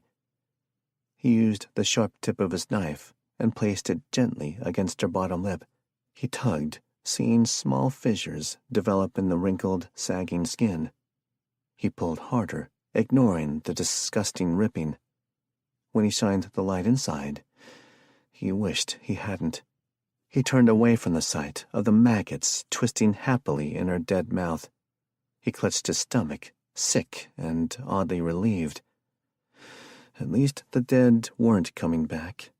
At least there was that. He rifled through the things, feeling more like an infiltrator and a thief than usual. He wouldn't be surprised if the old broad had tried to curse her belongings. He didn't believe it, of course. Not really.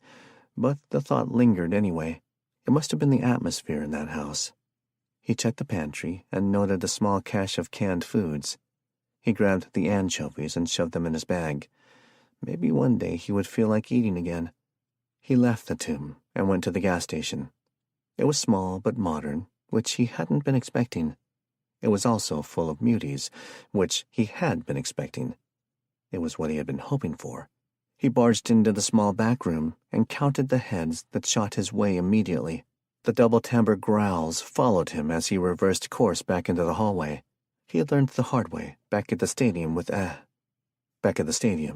that it was best to form a bottleneck against an enemy with superior numbers. He had known it theoretically before that. Reading all those officer manuals and tactical books as a teenager hadn't been a complete waste, but living through the situation is what really cemented the concept in his mind. They burst through the door like rockets, loud and barely visible, and deadly. He took out the one in the front with a rifle shot, but the second he only wounded. The monster recoiled as he shot it in the side of the head, then narrowed its gaze and lunged forward again, razor-sharp teeth snapping for his face. He fired again as the mutie pushed into him. The rifle barrel jerked up, and the bullet ripped through the mutie's face and brain, dropping it where it stood. Black goop leaked down the barrel of his rifle, and he backed up to avoid the small pile of bodies. More came through, and he fired, over and over. Oddly, he didn't feel anything at all, not even the sense of satisfaction or revenge for which he'd desperately been hoping. He killed them all, 19 in total. He'd counted as he dragged them out into the street to burn. The only other place left was the mechanic's shop, and he found himself thinking of her again. This time, she wouldn't be coming back for him. This time, there would be no reunion. They wouldn't be going home together. His insistence on finding Kate had led to this. He had made so many mistakes in those early days, and one of them was allowing his need to find his sister overwhelming his better sense. He'd had Anna. She had been right there, with him. After all those months and years working together and always wanting, she had finally been his. And he gave it up for a long shot. He had gotten her killed. He doused the bodies in the street with gasoline, then put his rifle, his pack, and his pistol on the steps of the gas station porch. He walked over to the garage with only his best knife and a death wish. Chapter 12. Wheels. Anna. Meg's Naomi is the bitch that stole our truck. Mind Jared was probably right. It made sense. What were the odds that there would be 2 women running around the area trying to find a vehicle? Add in the fact that she stole it without a qualm just clenched it for her. Naomi, the thief, was Maggie's, granddaughter? Whoever she was, Anna was thinking seriously about shooting her whenever she showed back up. If she showed back up, she was sure Jared would approve of her using 1 round from her throwaway gun for that. At the very least, she was going to beat the crap out of her. She had intentionally left her behind with a herd of muties. That warranted severe punishment in her book. She then had a hopeful thought, and her spirits buoyed a bit. What if the guys had seen Naomi driving that truck through town? They would have stopped the truck, or at least followed it, because they would have thought it was Anna. They would have questioned Naomi and found out what happened. They could be heading this way even now. Her spirits sank again the next moment when she realized that if that had happened, Jared would have been out here yesterday. He would have come here and never left until he found her. So they either never encountered each other, or Naomi didn't talk. She kept jogging. The day was overcast again, and depressing, and she was worried about Jared. What had he done when she hadn't come back? She hoped Bradley and Sten would have tempered any rash plans that she was sure he had formed. All she needed him to do was just wait at the rendezvous point for another day. She was sure that she could make it if she could just find a car. So far, she hadn't been successful. The houses that she had passed had been empty. One had been burned to the ground and had spread to several more nearby before extinguishing itself. She was approximately a mile away from Meg's, and she was starting to lose hope. Where had they all gone? She passed a small grocery and service station and thought it would be useful if she could ever find a vehicle. She didn't have a hand siphon, but she could maybe find a hose to siphon gas from the tanks. There might also be some food and other supplies left in there. She was down to the very bare minimum, and she didn't like not having the basics. The day was clearing, and the temperature climbed a bit. She unzipped the field jacket when she started to sweat. She wasn't sure how much further she could go. The shotgun was heavy on her back, and she only had the 2 shells for it. The old demon's house hadn't yielded any more. She wasn't really sure what the thing had been, but demon-possessed fit perfectly, so that's what she was going with. Maybe she should scrounge up some holy water and a crucifix in case she ran across any more in the future. She hoped that was the only one of its kind. She jogged on, deliberately not thinking about the things anymore, because it gave her the creeps, and she had a very active imagination. If she came across another herd, then she was most likely going to die. Meg, too, if her thieving granddaughter didn't come back. Anna panted as she pushed harder. The faster she went, the faster she could find something and get back, and the faster she could get back to the group.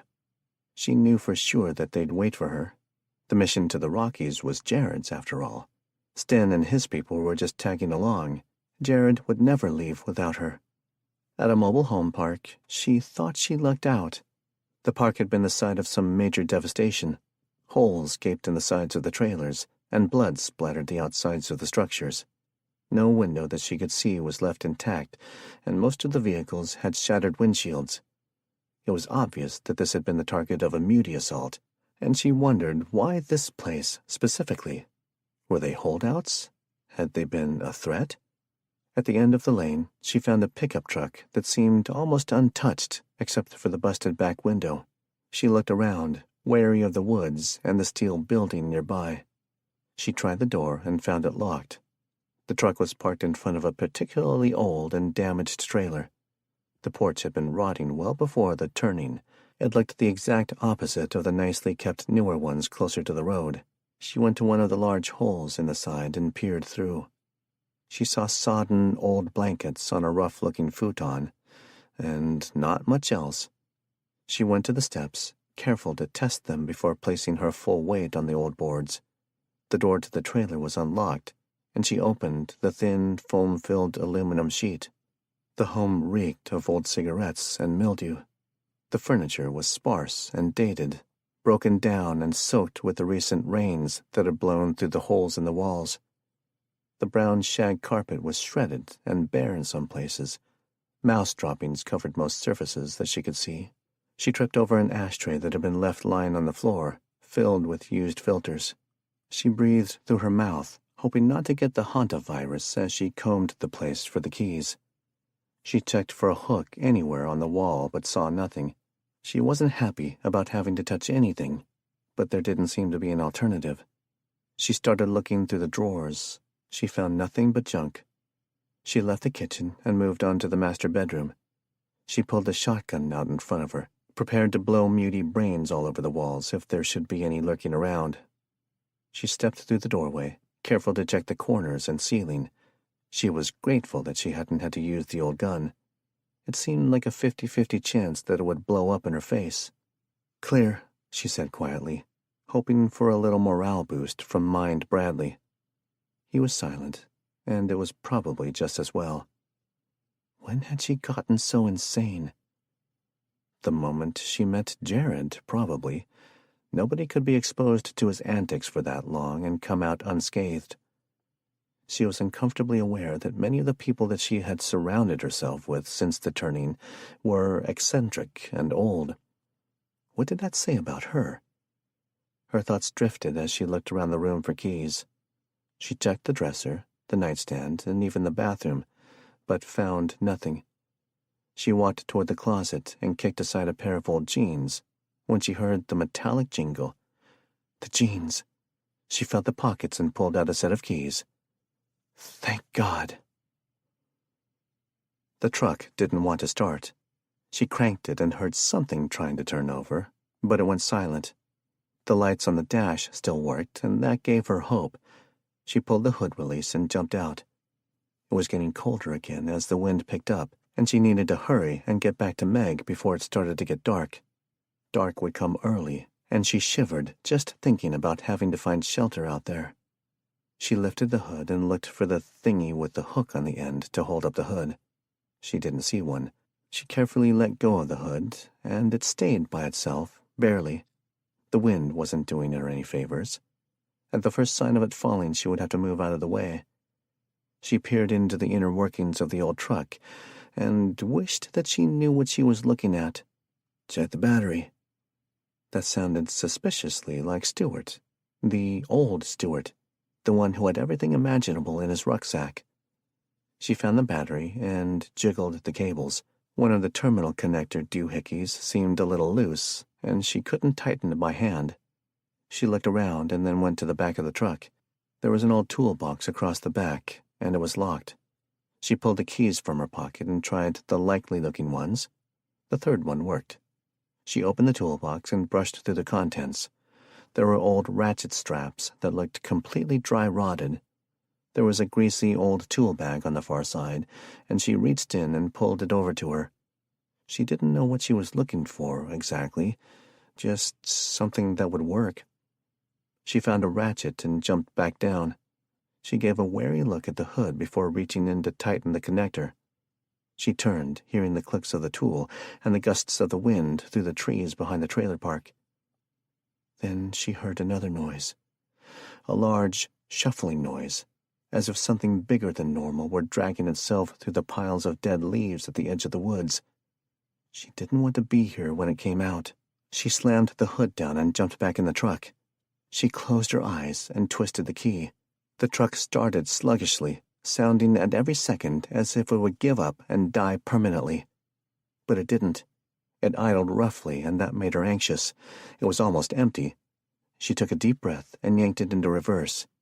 She saw a flicker of movement on the ground at the edge of the woods, and she jerked her eyes away from the monstrosity that had started to scuttle toward her. She couldn't imagine the horror of being torn apart by whatever that thing was. She gave the engine a little more gas and considered the best course of action. If she drove back to Meg's house, she could be safer and warmer when the sun went down. There was also no guarantee that this piece of junk would start again once she turned it off. There was also the fuel factor. If she used this to look for a better vehicle, she would be taking herself further from Meg's, and she risked being caught out after dark. However, she had a lot better chance of finding something better and making it back to Meg's before dark with a vehicle they could leave in tomorrow, if Meg wanted to go. She blew out her breath and considered asking the guys what to do, but then realized that would be too much crazy in too short a period of time for her comfort. Maybe tomorrow. She turned left, away from Meg's, and hopefully toward a better car. She was starting to worry. The temperature gauge on the truck had started to rise almost as steadily as the fuel gauge dropped. She was driving a ticking time bomb, and in the short couple of miles that she had driven, she hadn't seen any other options. There had been a motorcycle in a carport of one house, and if she needed to, she would try to drive that thing and look for a car. But that was her transportation last resort, because she had never driven a motorcycle. She had never even been on one. She also saw a wrecked car, but was certain that it wouldn't run, with the front all smashed against the brick house it had landed in. There also seemed to be a body hanging out the front windshield, and she wasn't keen on getting too close. She came to another gas station on the corner of an intersection. It had long since been burned to ash, and from the damage all around it, it seemed to have been one huge fire. The road seemed to go in the direction that she would need to travel to get back to the airport, and then to the rendezvous point. She turned left down the highway, hoping for better luck than she'd had so far. The road narrowed, and every house that she passed was empty of vehicles. What the hell? She was sure that the biker gang hadn't come along and taken every single vehicle. That was preposterous. She finally spotted a red muscle car in front of a nicer house near some huge water reservoirs. The city water treatment plant must have shut down a long time ago, but the monolithic water reservoir tanks would always stand. She wondered if future generations would know what the massive structures had been for. That was a depressing thought. Too depressing for an already depressing day. She pulled into the driveway and jumped out of the truck. The temperature gauge was well over halfway to the red zone, but she didn't dare turn it off yet. The car was locked and partially covered with a tarp. Someone had done a quick and non-thorough job of trying to protect or hide the car. For some reason, it hadn't been taken. She only hoped it wasn't because it didn't run. She yanked the tarp off the old Mustang and tried to open the door. It was locked. She knew nothing about hot wiring cars. She would have to find a key. That meant she would be going inside the house that it was parked in front of. There was a very good chance that whoever had lived here had taken the key with them. She looked back at the truck grumbling in the driveway. She turned it off and pulled a shotgun from the passenger seat. She would either be leaving the place in a badass, to use Jared's terminology, Mustang, or on foot. She hoped it was the former. Chapter 13. Clear. Jared. Jared stabbed the mutie through the eye as it whipped around a doorway to eviscerate him. So far, he'd been having horrible luck finding a mutie that could take him down. Either he was becoming faster and anticipating their movements, or they were becoming weaker and slower. Perhaps the cold was affecting them a little. He didn't know, and didn't really care. He wiped the sludge from the side of his face, but only succeeded in smearing it in. The stuff stuck like glue, and dried more quickly than it had any right to. He was ticked off that this was the last place in the little collection of buildings, and that there was no challenge to be had. Perhaps he should go search the woods for whatever had the stews running scared. He pulled his blade from the last enemy and sank onto a greasy bar stool near the workbench. The dead lay in heaps on the concrete floor, and he knew he needed to start dragging them outside. He briefly considered staying and watching them replicate, and then maybe killing them again, but it seemed futile, and there was no satisfaction in re-killing the same ones over and over. He wanted to destroy them forever, then move on to a new batch. He dug the anchovies from his bag, looked at the can, then put it in his pocket. He got up, took a swig of the cheap whiskey he had found in the mechanic's desk, and started dragging the bodies out to the street. He added the next 12 dead to the long line already smoldering on the road. He sat on the front porch of the old gas station and pulled the tab on the anchovies. He pulled out his knife, looked at the muty sludge on the blade, and wondered if he could get away with just wiping it on his pants. In the end, he just used the spork that came with his camping kit. Anna would want him to eat civilized-like. The salt was overwhelming, but at least the fishy flavor didn't come through too much. He ate 3, then dug out some stale crackers for the rest. Anna would be appalled. She hated anchovies, though she did like pickled herring, which made absolutely no sense to him. He had saved her a can, and it was still in his pack. It would stay there forever, because he had gotten it for her, and now she would never eat them. He couldn't bear to give it away. His arms felt like dead weights from all the swinging and shooting and dragging. His chest was starting to get sore. It was still cold, but between the exertion and the whiskey, he barely felt it. He thought about holing up in one of the houses and maybe going further out tomorrow. Would the others even miss him if he wandered off? He could abandon the whole damned mission and live in the woods like a hermit. He heard a car and looked down the road. The battle wagon was approaching. The brakes made a high-pitched squeal as they stopped a fair distance from the makeshift cremation that he was conducting in the street.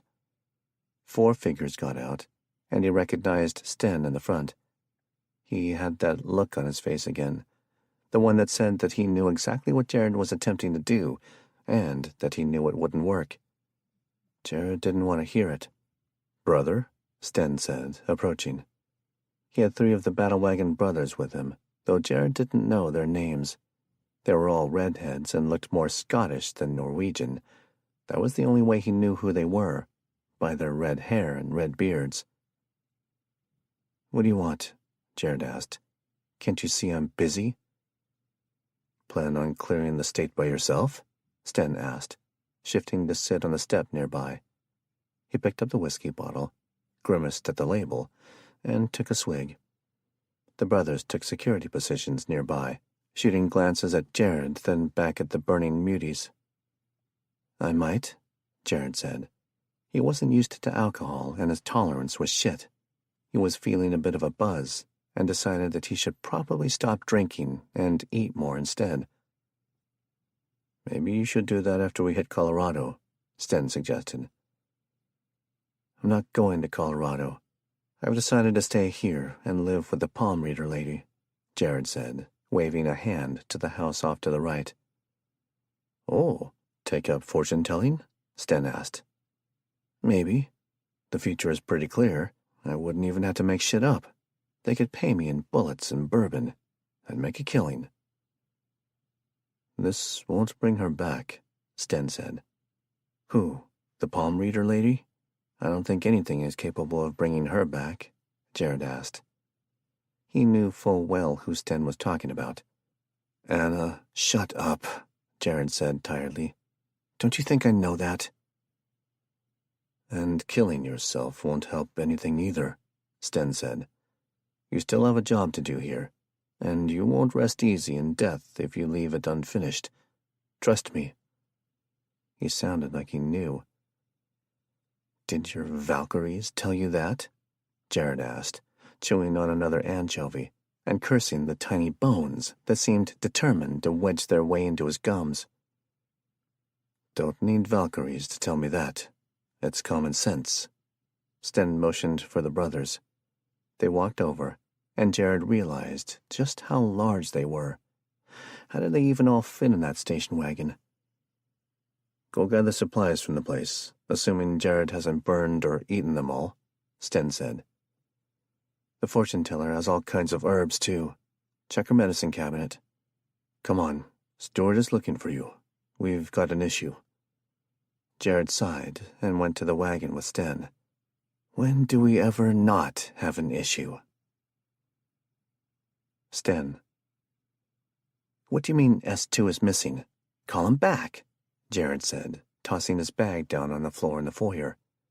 S1 was crouching on the banister of the stairs, and Sten saw Jared trying to ignore the creep in favor of Stewart, who seemed just as taken aback by his clone brother's departure as everyone else. "He's not a dog," Stewart said. "I only retain so much control, and our line of communication isn't infinite." "So he's out of your range?" Sten asked. This could be important intel, something they could use against the other replicants in battle if they could figure out the specifics. Bradley came down the stairs slowly. He had regained some of his stamina, but he was still weak. Sten hated to watch him walk around, fearing that the first fall was going to kill him. "Yes." "And what is your range?" Jared asked. He seemed to not understand why this was such a big deal. Sten understood his apathy, even aside from his grief over Anna. It wasn't like they knew the guy. Thing. He was a relatively new member of the group, and even though it was supposedly Stewart, it wasn't really Stewart. Sten hadn't known the real Stewart anyway, and so had no real attachment to the guy. It was hard to feel a kinship with a hybrid, especially one that wasn't a part of his folk. The clones didn't even talk, for Pete's sake. How was he supposed to get a read on them if they didn't talk? "I'm not sure," Stu answered. "We've never tested it." "Well, I guess we'll just have to make do with the remainder," Jared finally said, waving a hand at the silent mutie. S1 fanned his claws out on the wood railing and gave a little growl. Jared narrowed his eyes at it, but he didn't seem to have the heart or the energy to taunt the creature. Nothing much seemed to matter to him anymore. "Maybe S2 will come back. Maybe he's just scouting," Bradley offered. "Maybe. There are things. I just hope they didn't get him." Stewart leaned against the stairs near his brother. Who? Who could possibly get him?" Jared asked. He seemed about finished with the conversation. Sten couldn't blame him. He'd had a rough week. They all had. He missed Anna as well. She'd been a tempering influence on Jared's more volatile nature, and she had been a little ray of sunshine for the group. When she wasn't mooning over Jared and actually paid attention to everyone else, those two had been two peas in a pod. He could see how devastating it was for him. "The overseers, for one, and the cage dwellers mentioned something about vigilantes, though they scattered when I went over to inquire." The room went silent, and they turned to Stewart. What?" Bradley asked. "What are you talking about?" Sten wanted to know as well. Overseer of any kind didn't bode well. Vigilantism was more familiar, being his kinfolk's bread and butter and all, but outsiders were tricky. Their motivations could be less than honorable. "I didn't mention it before because I wasn't sure, but when Hugh and I came back after Drew ran off, I caught a vibe." Jared's mouth dropped open, and he just shook his head. "I'm pretty sure I have no idea what you just said." Sten looked at him, exasperated. "Jared, I know you've been preoccupied, but come on, this is serious."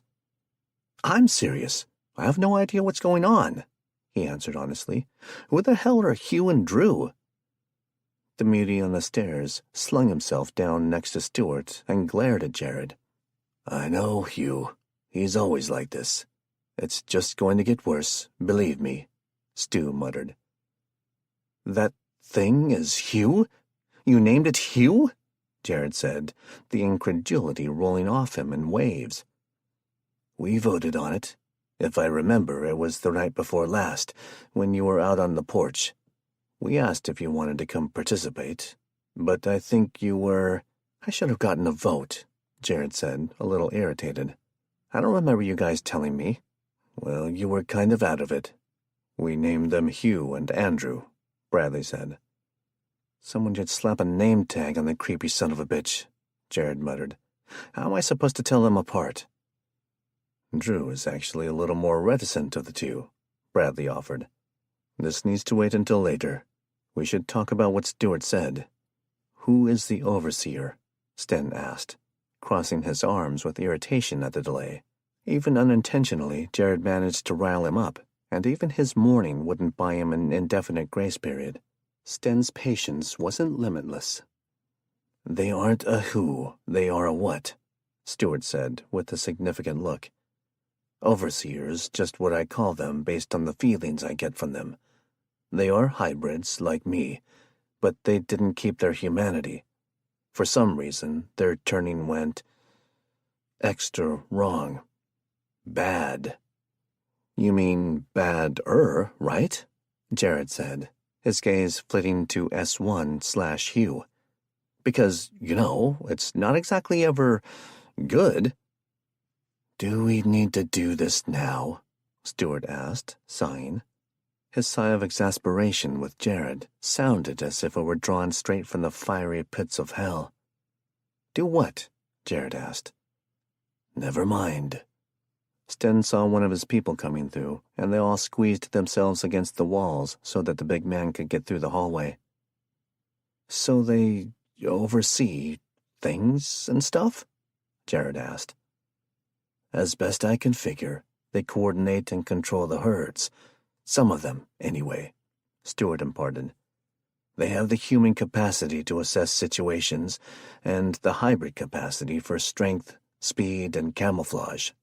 They didn't exist in the early days, which is why we were able to take out so many back then. I haven't actually seen one, so I don't know much more than that." "So how did you learn all that?" Sten asked. "Intuition," Stewart said with a shrug. "Jared just took out a nest full of drow about 10 miles down the road," Sten pointed out. "Didn't seem to have trouble with them." "I ran 10 miles?" Jared asked. "Then there was no overseer," Stewart said simply. "Or their overseer was away." "What would happen if they have one and it came back to find an empty nest?" Bradley asked. Sten thought he was starting to look pale and tired. He was going to need to rest soon, especially if they were supposed to be leaving out in a day or two. "Then I think we're going to have one pissed-off overseer on our tail." The mutie at Stewart's shoulder nodded, and Jared gave it the side-eye. Sten could tell that there was going to be some friction between them. Anna wasn't around to buffer his more abrasive qualities anymore. Sten had a feeling they were all about to get first-hand knowledge of the real Jared. That evening, Sten set extra watches around the perimeter. He wished he had a way to send a message back to J.D. at Halverstead about the overseers. That was something that they needed to know and prepare for. Their defenses were fine against an uncoordinated attack by random wanderers, but against a full coordinated assault, their walls and their arrows would be less than stellar. He walked down to the shop where the Gundersons were returning from their scavenging mission. "That old witch poisoned herself, drank tinctured wolfsbane," one of them said from the back of the wagon. They carried the supplies out to the bus where they had set up a storage system. "Find anything useful?" Sten asked. "A good amount of food, some gas, and some herbs. A good haul. Can't believe that one outlander took out that many drow alone." Sten gave the man a small grin. "Can't underestimate him. He may run his foolish mouth, but it doesn't mean he can't fight." "Still can't take one of us down," the giant bragged. "I wouldn't be so quick, Yorn. I think he'd surprise you." Yorn grumbled and went back to toting supplies. Sten walked over to the shop where the people from the cages, whom Stewart had aptly dubbed cage dwellers, had decided to bed down. He hadn't had much interaction with them, but there were some things that he needed to know. He hoped they had the answers. The men near the fire pit gave him a wary glance. The women and children disappeared back into the darkness of the building, though he knew they'd all be listening. He ambled over. "Evening," he said to the man who seemed to be the least hesitant to look at him. "Can I help you?" he said, standing up straighter. The men nearest him did so as well. They were feeling threatened, Sten deduced. "I was hoping to have a word with you about your time in the cage. There are some things I'm unclear about. Hoping you can shed some light." The man nodded once and Sten moved closer. He wasn't cold, but he held his hands out to the fire. They moved back in, and he began. "When did they get you?" The man stared at the flames as he answered, and Sten knew intuitively that he was remembering people that he'd lost. "They got me a week after the nukes. We heard the sirens, and I took shelter with my family. I was coming up to see how things were, and they rolled me up, took me to the cage. Back then, they had a setup under City Hall. There's an old civil defense shelter under there." Sten nodded and frowned. They had started early. "I didn't see my family again. Not then. I was in the cage there for a long time with a few others. After that, they moved us to the warehouse in town. It was more convenient for the trade-offs. That's what I heard them say anyway." "Trade-offs?" "They turned us over. Every so often, they'd send along a man and a woman, or a child." "Why?" "Don't know, but it kept the assholes safe." "How often did new people join you?" Sten asked. "Only sometimes. Some would disappear, and then new ones would come in." "What do you know about the vigilantes?" The man spit to the side and gave his friend a look. He seemed to weigh his words carefully before speaking. "They're the bloodhounds. Trackers." "Are they human?" "Used to be." Sten nodded and considered that. They had Draug trackers.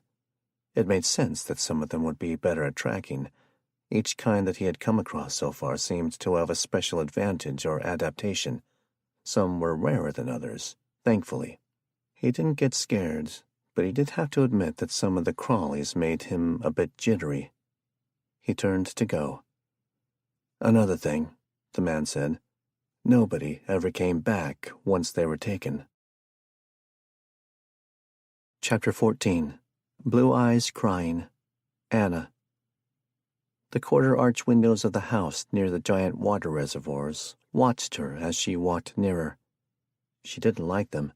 They gave her an instinctually disgusted feel. They held a wrongness that had nothing to do with the architecture and everything to do with what might live inside the black, mysterious chasm behind them. The day had dulled again, and rain threatened to soak her if she didn't hurry. Like it or not, her options were slim. She could drive the Mustang back to Meg's house, which was her favorite choice, or she could run back to Meg's, or she could stay at the house through the night if the car proved to be inoperable. That was not her favorite choice. After the horror that she had found in that other house, and the promise of getting to see Jared again soon, the very last thing she wanted to do was spend another cold, terrifying night battling demons, both real and imaginary. She stepped up the single step to the concrete slab porch. Closer to the house now, she could see the siding was in worse shape than she had realized. It was old and rotting. The wood underneath had swelled and turned to mush. The door was outdated and had nicks and gouges under the coat of paint. The windows that she disliked so much had webs behind the glass. Slick black orbs with skinny long legs plucked at the shivering strands, and goosebumps instantly flooded her entire body. She hated spiders. Was it silly to be so scared and disgusted by them when much worse things roamed the earth now? Nope, they're still creepy. She overcame her revulsion by pretending they weren't there, and she tried the handle. It was locked. She lifted the worn doormat, then searched under a broken clay pot nearby. There was no key. It was probably futile. Most people didn't hide keys outside their doors. She would have to go in another way. She stepped off the side, avoiding the puddle of water that had collected near the foundation. The rain started pattering on the old shingled roof, and she stayed near the wall to avoid it as much as she could. The field jacket may have been warm, but it wasn't waterproof. Her Gore-Tex jacket had been left in the truck. The back of the house was no more welcoming than the front. The rear door was also locked, but she could bust one of the small square panes and slide her hand in to unlock it. She pulled the scarf from her neck and wrapped the buttstock of the shotgun. With one quick slam, the window was broken. She shook out the small pieces of glass and rewrapped it around her neck. Now all she had to do was reach her hand through that jagged-edged window and into a completely dark space where anything could be waiting to grab her. She couldn't stand out in the rain all day. She would eventually get hypothermic and die. At least if something ripped off her hand, she would bleed out and die quickly. She held her breath and slid her hand through the opening and fumbled for the cold metal bolt. It unlocked easily. She was in. The kitchen was empty of all monsters, except the small, 8-legged kind. For some reason that she couldn't fathom, the house was filled with them. The kitchen was chaos. Cabinets had been pulled open and ransacked. Random jars of food had been stacked on the table and left. The occupants had likely favored the more durable canned foods. Whoever had lived here had left in a hurry. She avoided touching as much as she could. She ignored the black, creeping things that darted around in her peripheral vision. She tried to think of where a key to a beloved car might be. A safe? She hoped not. If it were here, it would probably be on a hook somewhere or in a drawer. She slung the shotgun and pulled her pointy object. She was going to have to name the thing if she kept it much longer. As much as she would rather just shoot anything that attacked her, she knew it would be a death sentence. It would draw in more than she would be able to handle with just 2 shells, and it was unlikely that the truck she had driven would start again or get very far if it did. Those keys had become her only chance to get out of the hellhole before dark. She couldn't imagine staying in this place for any amount of time. The moment she sat down, she'd be swarmed. Since when had her life revolved so much around keys? She shuffled down a hallway, not wanting to trip over anything in the dim light. She could swear that she felt brushes of tiny legs in her hair, and only her instinct for self-preservation kept her from flailing around trying to get it off of her. There was probably nothing there anyway. The door at the end of the hall was the master bedroom. The other doors were closed, and she was going to keep them that way unless it was strictly necessary to open them. Anything that lurked behind them could just stay behind them. The master bedroom was just as disorganized as the kitchen had been. A layer of dust coated every surface, including the rumpled sheets. Daylight filtered dimly through the shears and gave her just enough light to search the room. A shelf on the wall contained old glass Cars bottles, and the pungent, musky smell that wafted from them told her that they still contained cologne. Did anyone ever actually wear the stuff in those bottles? Someone had tossed clothing and shoes hither and yon with anarchic abandon. She saw a pair of white wingtips and started to seriously question the man who lived here. A valet stand in the corner caught her attention, and instead of bypassing it as she intended, she went over to it. There, on a little tray near a pair of gleaming silver cufflinks, was a key. She had almost missed it. She snatched it up and forgave the missing homeowner his odd fashion fetishes. He might have unknowingly saved her life, and, anyway, she had more than enough experience with Jared to overlook occasional eccentricities. She strode back through the hallway a little more confidently than before. The spiders could go to hell. She was getting out of here, car or no. She jumped as something extremely heavy slammed into the hollow door to her left. The wood cracked and splintered, and the metal handle rattled. Her heart stopped completely, and her lungs felt like they would burst from her chest as the gasp exploded from her mouth. Even the spiders stopped in shock, and she felt a sudden affinity with them. Whatever was behind the door slammed itself into it again, frenzied and violent. She didn't wait around to see what it would be, though she was very scared and very sure that it would be another one of those dead, demon-like things. She'd rather be eaten by muties than face another one of those. She left through the open back door and raced to the front of the house. She felt as if the thing were bursting through the cheap, flimsy door right now and gliding rapidly through the house, following her echoing footsteps and lingering scent. She unlocked the car with the key and jumped in. She slammed the door and waited tensely on the cold leather seat. The smell of it filled the car and calmed her enough that she remembered that she was supposed to try and start the thing. Otherwise, she was going to have to outrun whatever was fighting to get loose, either in the old, unreliable truck or on foot. The car started with a purr on the very first try, and she was astonished. She slammed the fastback into reverse and deftly backed out around the old truck. She stopped once more and stared at the house.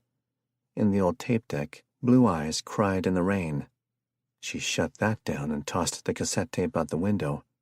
She needed to get her things from the truck. She couldn't leave them.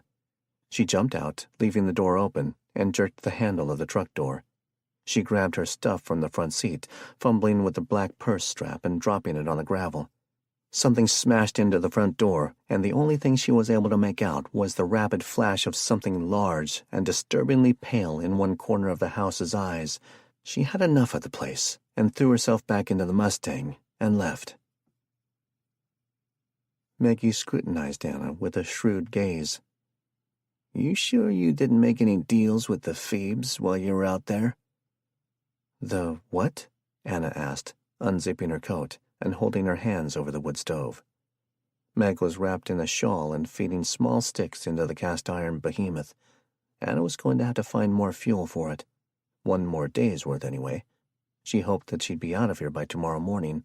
There was no question of leaving Meg behind. Whatever happened to Naomi didn't matter. They could leave her a note, which Anna was considering filching as she left, seeing as how the witch had almost gotten her killed. As far as she was concerned, Meg could find a new family. "The Thebes, the G-Men, the Alphabet Boys. Don't you know anything?" Meg cried. "Get you some of those biscuits over there if you're hungry. You'll want to dip them in this broth or you're liable to break a tooth," Meg said, scooting a warm tin can of broth across the stove. Anna peered inside at the brown liquid and took a biscuit from the bowl nearby. She tried to bite off a corner and failed. "What the heck is this? It's concrete," she said, studying the deceptively innocuous-looking square. "It's hardtack. I told you to dip it," she said, nudging the broth closer. "It's your own fault. Can't say I didn't warn you."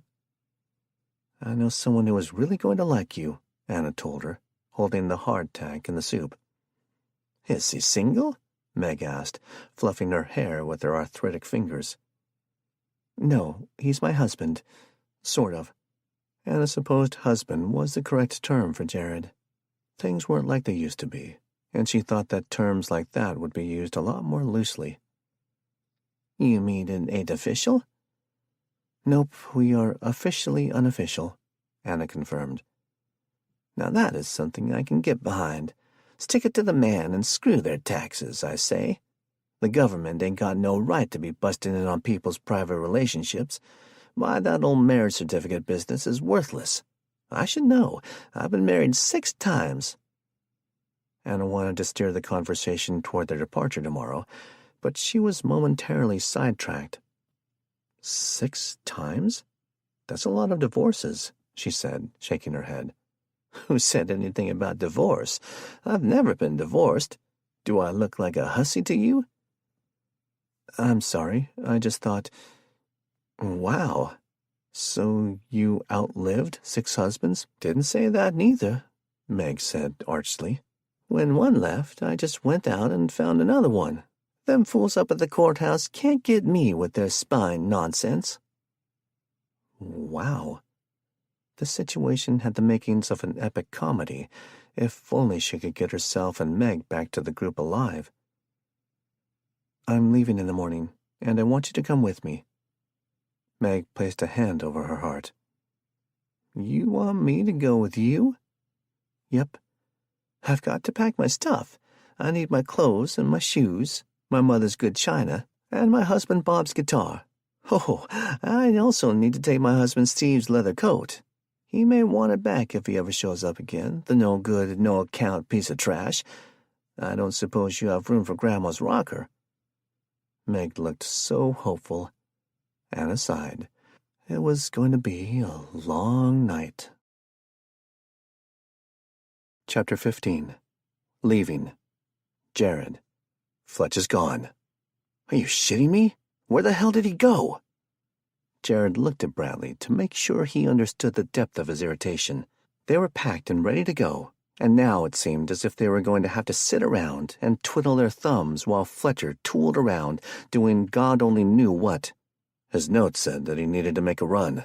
He didn't say where or how long. He only said that he'd meet us at the next stopping point. Bradley ran a hand through his hair and winced as he forgot about the wound on the side of his head. Stuart and Hugh were hanging out, quite literally, in the corner of the living room ceiling. Stuart had mentioned something about bonding time, and Jared stopped paying attention. "Does he even know where our next rally point is?" Jared asked. Stuart spoke up. "Yes, Sten and I set the route.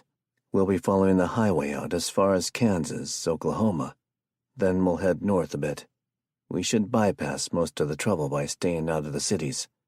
"By trouble, you mean radiation poisoning, overseers, muty herds, and road gangs, right?"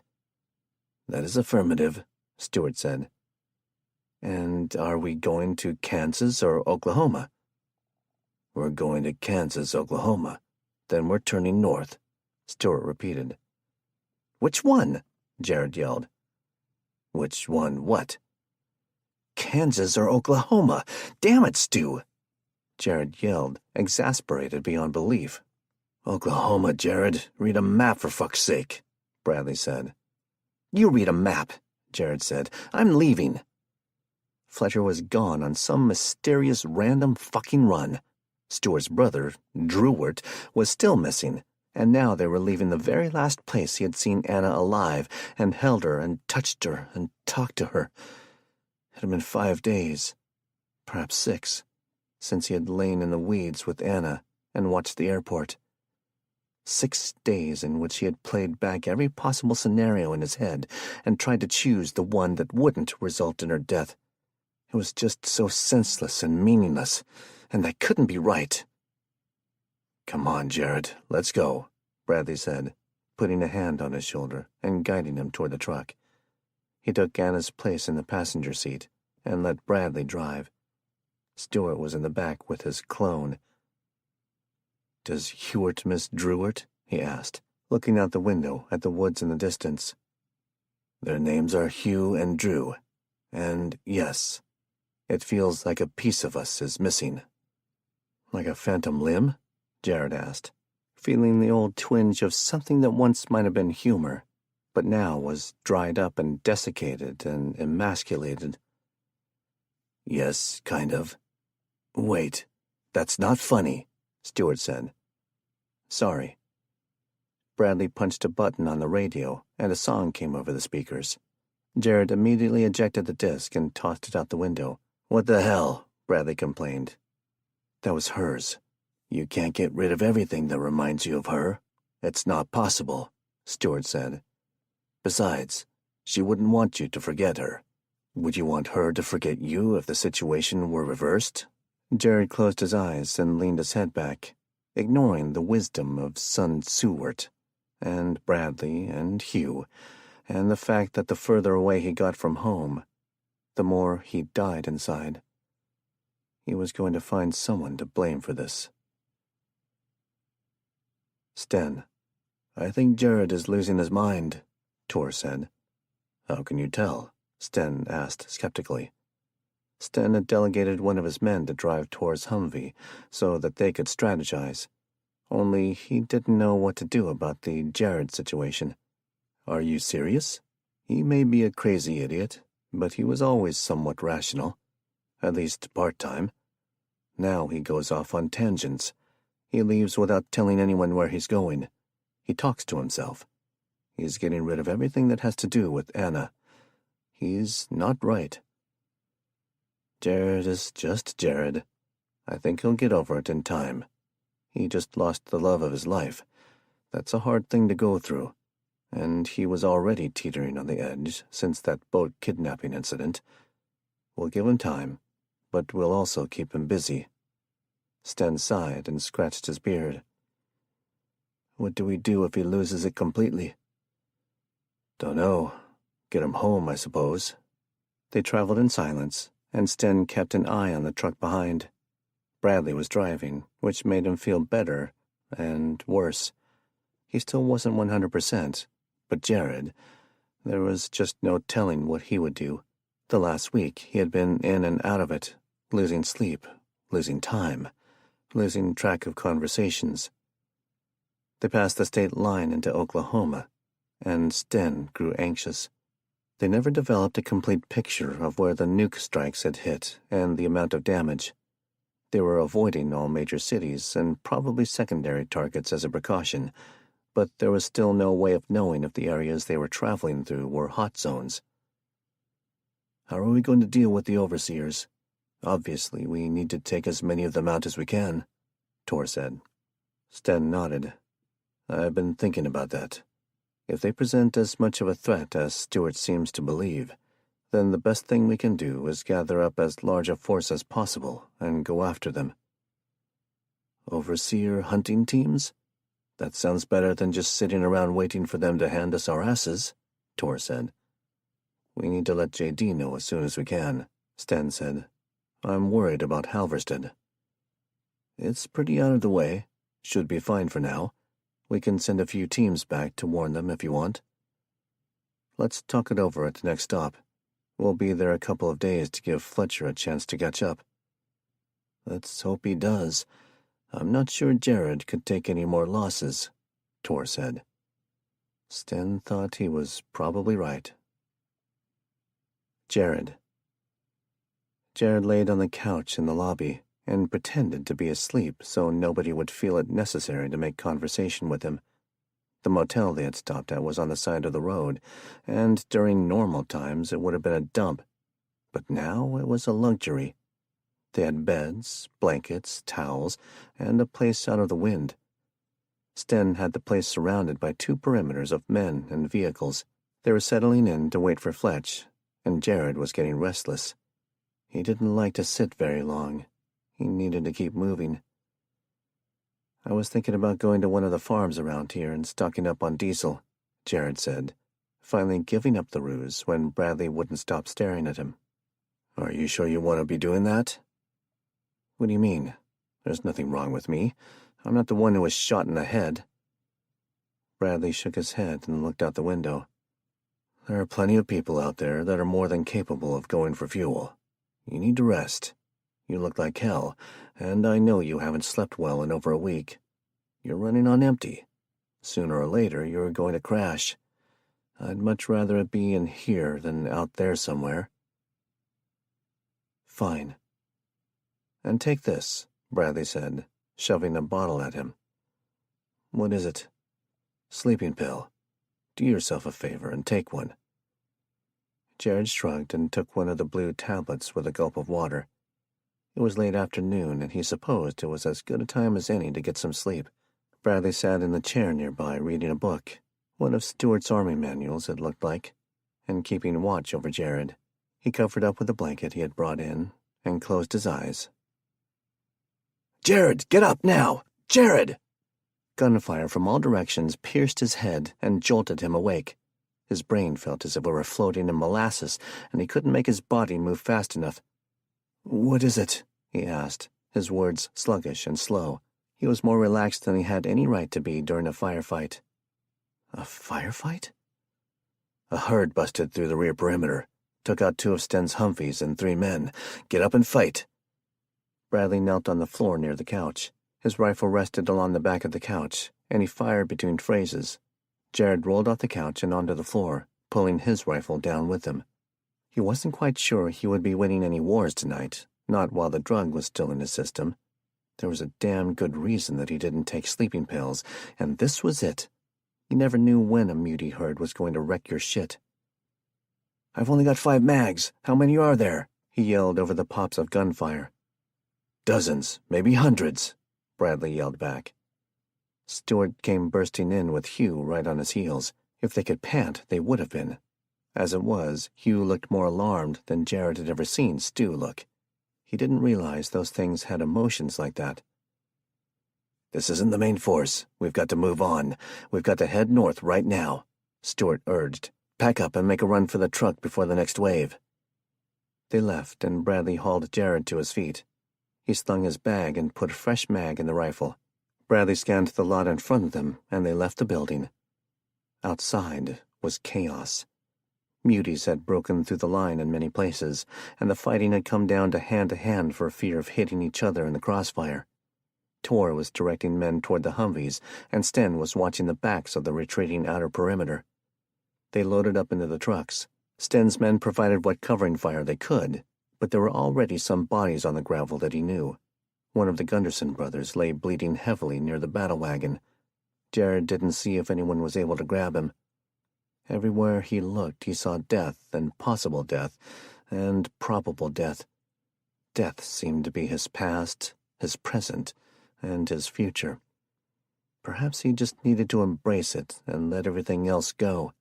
He lowered his head to the window and watched the night pass by. They regrouped 20 miles away past a small lake named Copeland. It seemed silent enough, and they found an out-of-the-way place to circle the wagons. Jared didn't bother to count heads. He didn't look around to see who was missing. He didn't want to know. He grabbed his kit and went to the outer perimeter. The sleeping pill sluggishness was wearing off, but he was still numb to the attempted destruction of their battalion. Sten was overseeing the security, while Tor moved between groups and took names and inventory. Some of the cage dwellers had died in the assault. They had been left standing in the lot, shocked and afraid, as the muties rushed the building seemingly out of nowhere. The ones who managed to run and fight were still alive. The others never made it out.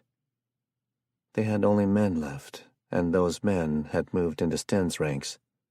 They wanted revenge. "I'm going back for Fletch at daylight," Jared told Sten when he caught him in a lull. "We can't go back. The herd has cut off the route south. To go back, you'd have to travel too close to the city," Stewart said. "I'm going back anyway, even if I have to wade through fucking Tulsa to do it," Jared roared at Stewart. Hugh snarled and leaped at Jared, but Jared was alert, too alert to be taken off guard. He slid his knife up against the clone's throat and held it there. His eyes never left Stewart's face. "Call him off, or he dies," Jared warned. "I'm going back for Fletch, whether you're too chicken shit to go or not." Hugh glided backward, looking miffed, and stood behind Stewart without a word spoken. "It has nothing to do with fear. I'm simply warning you. Leaving and going back to the rendezvous point would be a bad idea. The herd is innumerable. I've never detected one as large as that. There could be millions."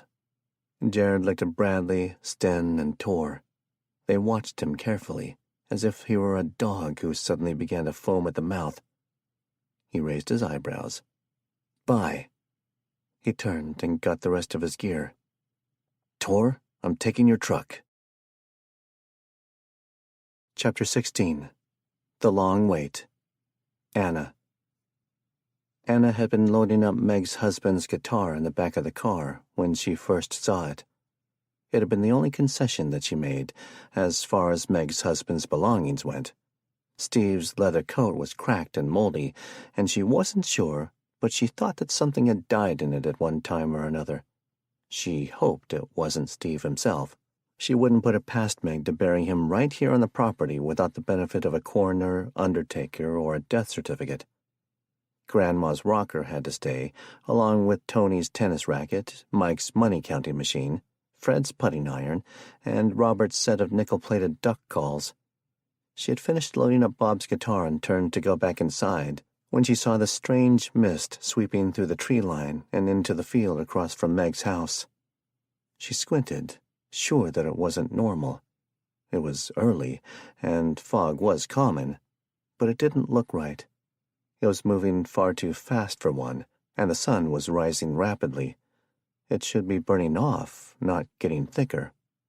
"Meg, come look at this," she called to the old woman. Meg, wearing a furry brown parka that brushed her ankles and an equally fuzzy ushanka, stepped out into the cold dawn. She held a hand up to shield her eyes from the sun. She was confused, and that made Anna's anxiety skyrocket. "What is that?" she asked the old woman. "That ain't no fog, not like I ever seen," she answered. That's what Anna had been afraid of. She turned back to look as the mysterious mass moved closer. Fine details started to emerge from the blurred form. "Get in the house!" Anna yelled. "But we've got to leave," Meg argued. Too late! It's almost here! Anna yanked her into the house and shut the door. Meg had several locks on the door, and she used them all before she pulled the woman to the kitchen. "In here," Meg said, and tugged Anna into the bathroom. "It's the only inside room of the house. We're supposed to go in here in case of a tornado." "What's out there is worse than a tornado," Anna said, sitting on the edge of the tub. "What is it?" "It's a herd, a massive one." Anna got up and cracked the door. She listened carefully before she snuck out into the kitchen to grab the lantern that had been left on the shelf. She peered out the window and froze. There were so many. Thousands and thousands of muties had converged to form the largest herd that she had ever seen. She hurried back to the bathroom and shut the door. They sat in the dark little room, listening to the first wave crash against the outside of the house. Anna followed their progress as they flowed around it like water, sometimes bashing against the siding and shattering windows. She felt Meg shift closer to her in the dark, and she put an arm around her shoulders. They tried not to move. They tried not to even breathe loudly for fear that the herd would turn their collective power toward the little house. If that happened, nothing would make it out unscathed. Hours passed. Anna didn't know how many exactly, because she only thought to check her watch after they'd been there for an indefinite amount of time. They were forced to drink the water in the toilet tank, using the small cup Meg kept in the medicine cabinet. At one point, the light under the door grew dim and finally went away. Still, the sounds of shuffling bodies outside persisted. Meg, wrapped in her coat and hat, climbed into the bathtub, and Anna helped her to lay down. Soon she was snoring. Anna sat for a long time, thinking about everything. She didn't dare turn on the lantern unless it was necessary. Eventually, her eyes grew heavy, and she kept nodding off. Her head ached with the strain of trying to see in the dark and hear the lessening of the movement from the herd. She fumbled around on the shelf and found towels to lay on the cold floor, and a bathrobe to cover up with. She made her makeshift bed next to the tub. The lantern and shotgun were within easy reach, though neither would do her any good. She closed her eyes. A sharp metallic jangle made her eyes snap open. She lay in the dark room, listening for the threat. Her heart thundered in her ears as she focused so intently on listening to the outside that she didn't notice the light that had crept under the door. It was daytime again. Anna looked at her watch. It had been 2 days. 2 interminable, infinite days of doing nothing but sitting and standing, talking and sleeping, and listening to the slow, steady march of the stragglers outside. Anna had revised her initial estimate several times during that long wait. There weren't thousands. There were hundreds of thousands. Maybe millions. They'd finally had to use the toilet, but they couldn't flush because that was their only water supply. And it was almost gone. Another route lacket had her sitting upright and reaching for the gun. Cold metal met her fingers, and she pulled it to her chest. Meg, still in the bathtub, snorted in her sleep, and Anna cringed. Whatever was out there knew they were in here. Was it coming to get them even now? She leaned down and tried to peek under the door. The morning light was orange and cheery on the floor of the hallway, and she could almost see to the kitchen cabinets. Light reflected harshly on the linoleum, and she squinted. A shadow passed over the light, and she jerked her head back. She sat up and waited again. They couldn't stay here another day. They only had a little water left and no food. They needed to leave, but they couldn't as long as the thing was in the house with them. She might be able to kill whatever it was, but Meg couldn't, and if Anna got hurt, then Meg was a goner. "What's going on?" Meg groaned from the tub. "Help me sit up. I can't move an inch." "Shh! Something is in the house," Anna whispered. She went to the tub, careful not to clang the shotgun against it. She felt for Meg's grasping hands and gently helped her up. She heard the tiny pops of Meg's back and winced in sympathy. Meg's pain must be severe after sleeping in the hard bathtub for 2 days and nights, but she didn't complain. "We're going to have to go," Meg whispered. "I know. Can you kill whatever is out there? She asked. Anna sighed. I can try. That's no good. Never try. Always do, Meg emphasized. Anna bit her lip and held her tongue. Fine, she gritted out. Better not use that old blunderbuss, Meg warned. It'll draw every goblin for 100 miles. I wasn't going to use the blunderbuss, she muttered. She stood, feeling weak and shaky from the lack of calories, and pulled the small knife from her belt and rested the shotgun on the floor out of the way. She blew out a deep breath and found her motivation. If she could kill whatever was out there, then she could finally go find Jared. She wasn't sure how long she had been separated from the group. The days had all kind of run together in one long, terrifying blur. She thought it had been 5 or maybe even 6 days now. A long time. She worried about the group. They didn't know about the herd. What if they were taken by surprise? She wanted to hurry and warn them, but she didn't know which way the muties had gone. They would have to make sure they didn't intercept them. Are you going, or am I going to have to go out there and give that thing what for? Meg asked, clutching the toilet brush. I'm going, Anna snapped. Get out there and jab it like one of them blasted pro-highs, Meg offered, thrusting the toilet brush in a brutal imitation of a killing strike. Pro-high? The revenuers, child. The still breakers. The shine killers. Dear Lord. Meg was a moonshiner.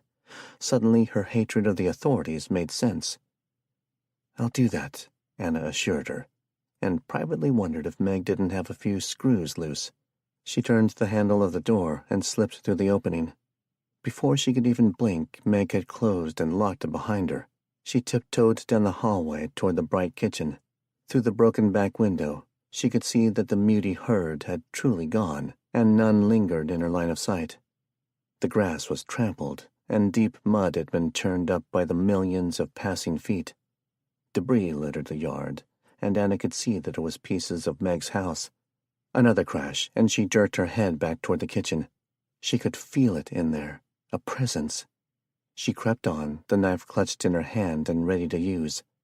She would have to go for its throat or its brain. There was no other way.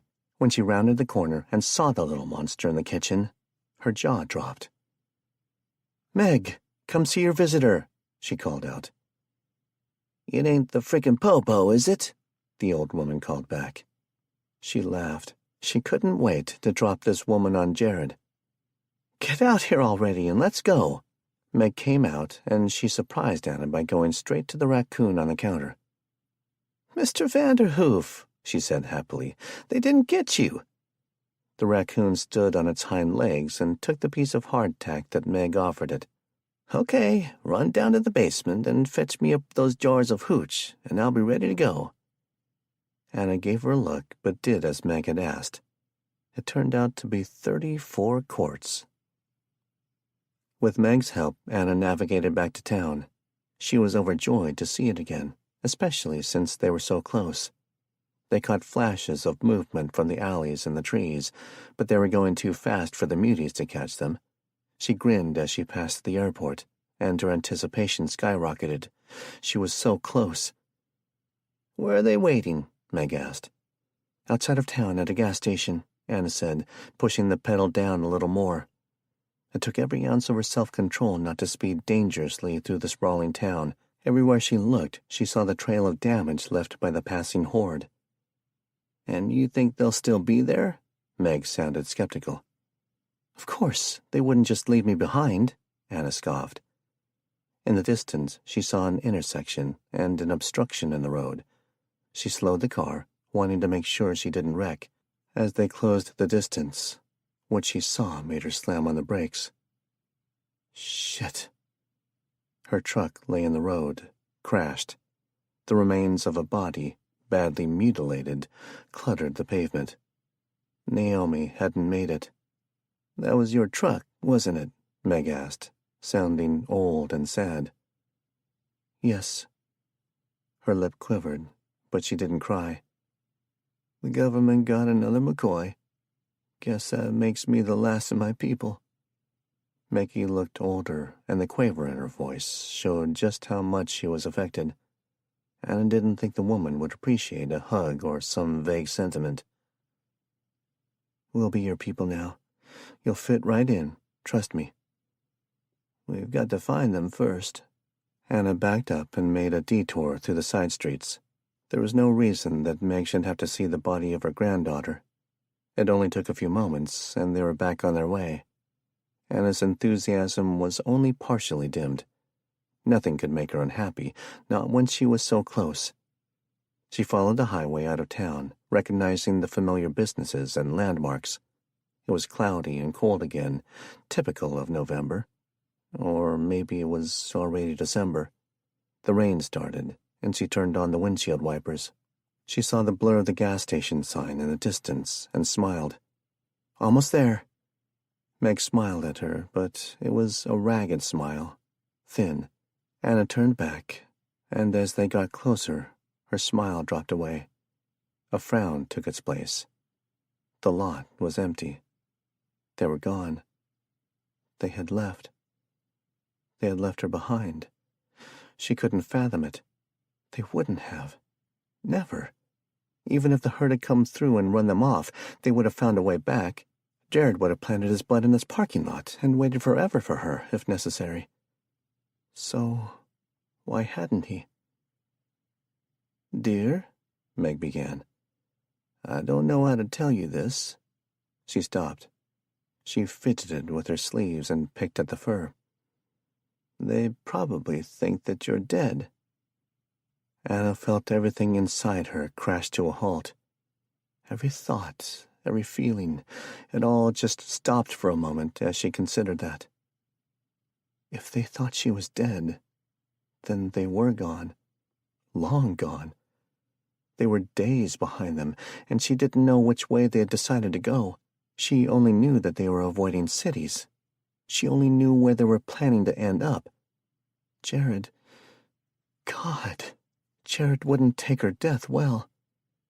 She closed her eyes and leaned her head on the steering wheel. "Cheer up, dear. You aren't dead. There's a whole slew of places they could be, but we can look for them. We've got a full tank and a fast car, plus our brains." That didn't make her feel much better. "Here, have a sip. It'll perk you right up. You'll be a real McCoy," Meg offered, holding out a jar of clear liquid. Chapter 17. Tulsa. Jared. Jared watched through the windshield of the truck as Sten made a motion over his head. Everyone stopped what they were doing and scrambled into the vehicles. Apparently, they were coming along with him. The wounded had been deposited into one of the buses, and the dead were laid to rest in a cabin near the lake. He watched it go up in flames as they pulled away from the area. It wasn't a burial, but they didn't have time to dig, and the ground was likely too frozen anyway. A funeral pyre was as good a way to enter the afterlife as any, he supposed. "Lead on, Jared." Jared left the lake town and headed west. The atlas showed him several possible routes that would take him away from the herd while still moving south. He hoped his calculation of their trajectory was accurate. It could turn into a real bloodbath if he was off by a few degrees or if they shifted. He planned to take the state roads to Highway 69 south, then loop back around using 412. If he had timed it right, the horde should have vacated the area and be far enough north not to detect them. Hopefully, he couldn't leave Fletch behind. He hadn't been able to keep Anna alive. He hadn't been able to keep Kate with him. He would be damned if he didn't try to get Fletch. He didn't abandon his family. He followed the unfamiliar roads and kept an eye on the convoy behind him. They had been hurt. They had lost good men, but they were still fighting forward, still going to the Rockies. It said a lot about their characters. He didn't know what he was going to do when he got to Colorado.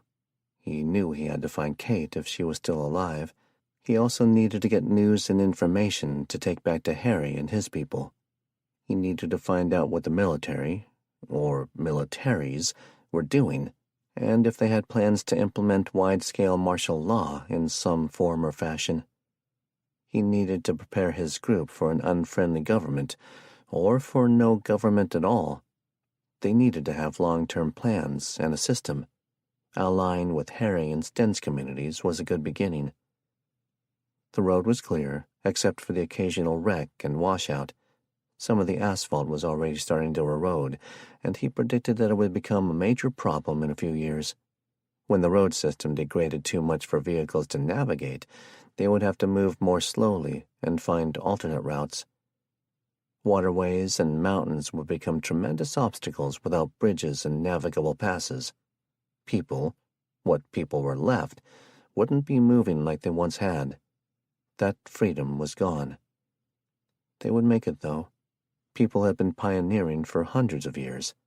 There would be expansion again someday, if they could beat the muties and the overseers, and whatever else waited out there. They'd have to. It was either that, or be wiped out forever.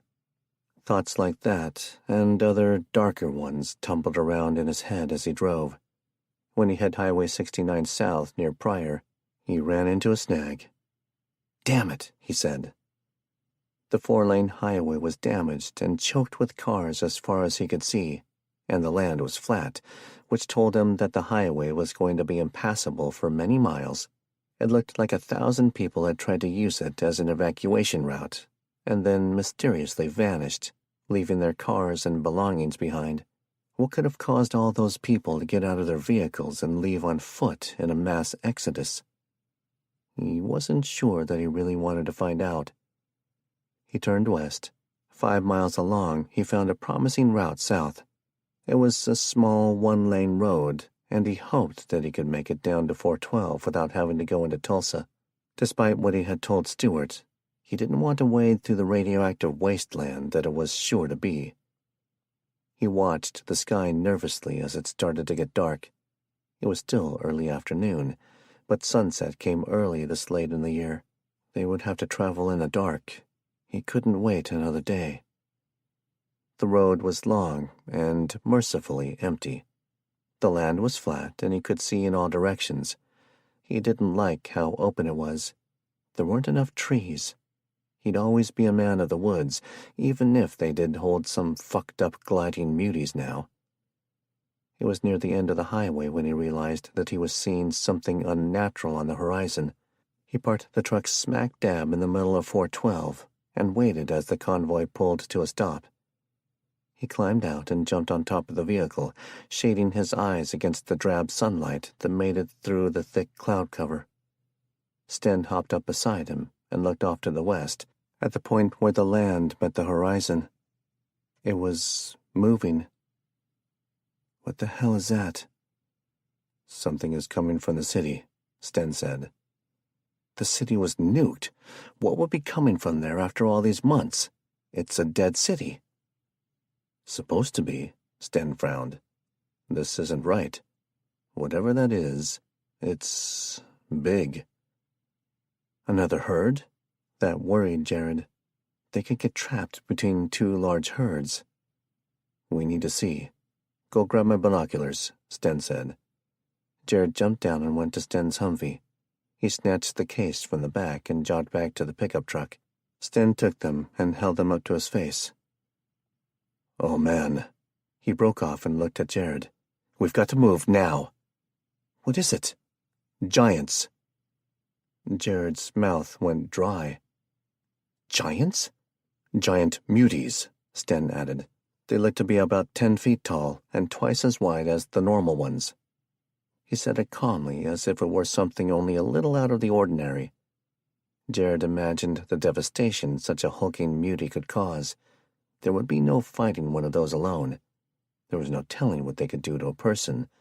Or, shit, even a building. Jared stared at the rapidly approaching group. The closer they got, the more detail he could make out.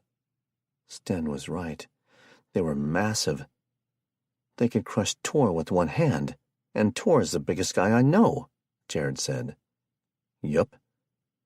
Their skin wasn't camouflaged, and he didn't know if they lacked that ability or if they were just not using it. As big as they were, it would be twice as terrifying if they had the ability to hide in plain sight. He imagined going for a piss and finding one of those things pretending to be a nearby tree. "Let's go." Sten jumped down and radioed the rest of the convoy about the Titans bearing down on their location. He made sure his rifle and extra ammo were in the seat nearby. He didn't want to come face to face with one of those monsters without a rifle. He was quite sure he'd be killed before he could climb up and stab it in the throat. Apparently, Tulsa had become a breeding ground for giant muties. He was right to have wanted to avoid it. 40 miles east of the advancing Colossi, Highway 59 was wrecked. The herd that pushed through had destroyed signposts, storefronts, and weaker homes. He hoped Fletch had found a good strong building to take shelter in, or, better yet, managed to avoid the herd altogether.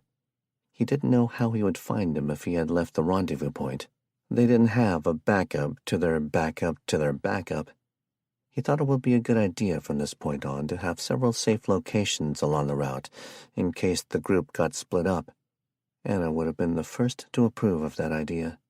After what happened back on the earthquake-damaged bridge, and the week after, she had a fear of being separated from Jared and the others. Fletch had other issues from his time on the boat that he had never had the chance to figure out.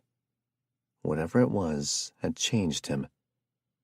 Jared drove more slowly on the old state highway. The motel was several miles down the road, and he wasn't sure how close the rear of the herd still was to it. They should have been able to move off a good distance by now if they hadn't been distracted by a squirrel or something. He felt the need to hurry through because the giants sprinting toward him from Tulsa scared him a lot more than encountering the stragglers from the initial horde. Actually, he thought it would be preferable not to encounter either one. He slowed as he came to the parking lot of the old motel. In the fading afternoon light, his eyes slid over the murky pools of blood left behind by their dead and wounded. It was painful to see, but it was even more painful to see that Fletch wasn't here. At least his Humvee wasn't here. He hoped the man hadn't been on foot. "Search the motel and the grounds, just to be safe," Sten ordered his men. Jared cleared the busted and bloodied lobby, noting the blanket that he had been covered up with was ripped to shreds and stained with black smudges. It looked like a mutie had maybe smelled his scent and then threw a fit. Maybe he was on their version of the most wanted list. He was sure the overseers kept track of human groups when they could. There was no way an element of their size had escaped notice from the more intelligent hybrids. "We'll stay here tonight. Better triple the watch and have everything ready in case we need to move out quickly." Jared hoped with everything that he had that Fletch showed up before the juggernauts. Sten. "Jared is right. We need to wait for Fletch. He may not be kinfolk, but he's one of us now," Sten told Jan Gunderson. Jan had been nursing his brother, Yule. Sten didn't know the true extent of Yule's injuries, but Jan had assured him that he would live. The way the Gundersons were, though, Yule could be missing both legs and arms, and they'd still assure him that everything was fine. They were some of the toughest of his family. They were supposedly fourth cousins twice removed to his aunt, but with all the relationship degrees, he wasn't certain. They were family, though, and that was all that mattered. He walked over to check that Yule did have all his limbs, and was gratified that he seemed to only be missing half of his little finger and a chunk of his shoulder. He had plenty of shoulder left, and gave the man a nod. "Be sure to disinfect that," he said. "Already taken care of," Jan assured him. Sten moved to the back of the motel, noting the damage to all the windows and the thinner interior doors.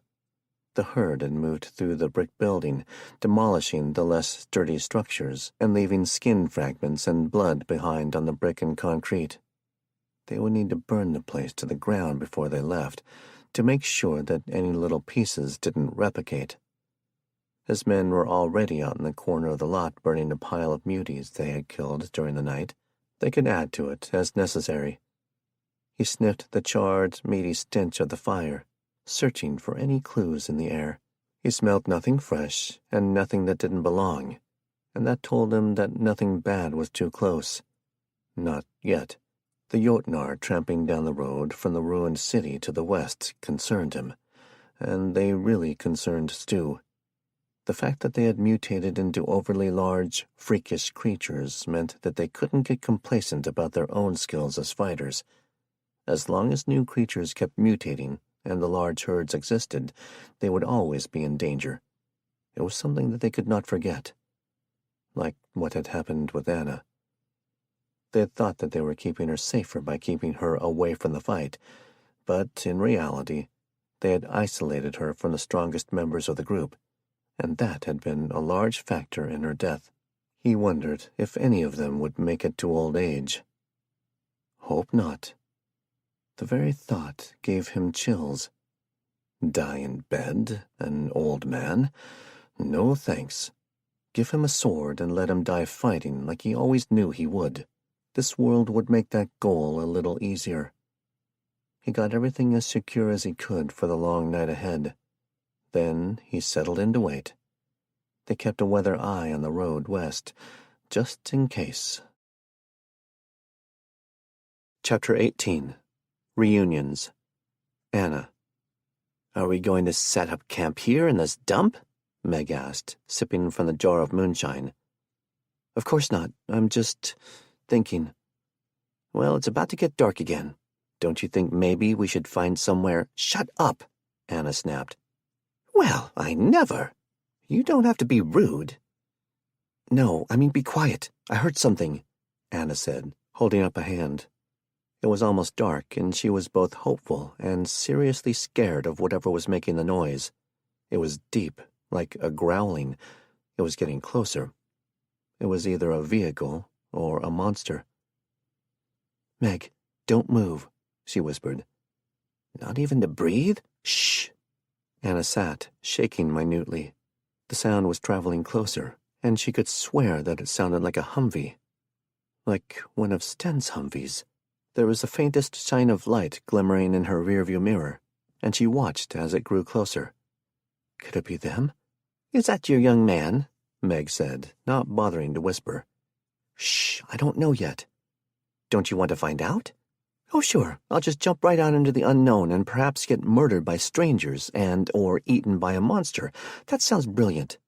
You don't have to get snippy with me, missy." "Sorry," Anna sighed. She was riveted on the Humvee that pulled up behind the car. Anyone from the group would realize that the car hadn't been in this parking lot very long. They would suspect people to be around. They might even think it was her. But what if it wasn't her group? What were the chances that some other group had Humvees too? The thought was devastating. To go from expecting to see Jared to everyone leaving her behind, then maybe not being left behind, was giving her mental whiplash. Meg wasn't helping. She saw movement and grabbed the shotgun. "Good idea," Meg said, finally whispering. "Maybe I should make a Molotov cocktail with this here jar." "I don't really want to burn to death should you happen to miss," Anna confided. "I never miss. Them deputies back in Golden Pond could have told you all about that," Meg cackled. She slowly pushed the shotgun toward the window. She had the brief, fleeting thought that if she had to fire the thing in the car, they'd probably both be permanently deaf. At least they'd still be alive, and she wouldn't have to listen to Meg's murderous anecdotes. Then adrenaline poured into her veins as several things happened at once. A form emerged from the dark. The barrel of a rifle was pointed at her head. She moved her finger to a trigger on the shotgun and braced herself. She saw a face grow closer to the window. She would have known his face anywhere. She blew out a deep breath and moved the gun, before giving him a relieved grin. "I thought you guys had left me behind."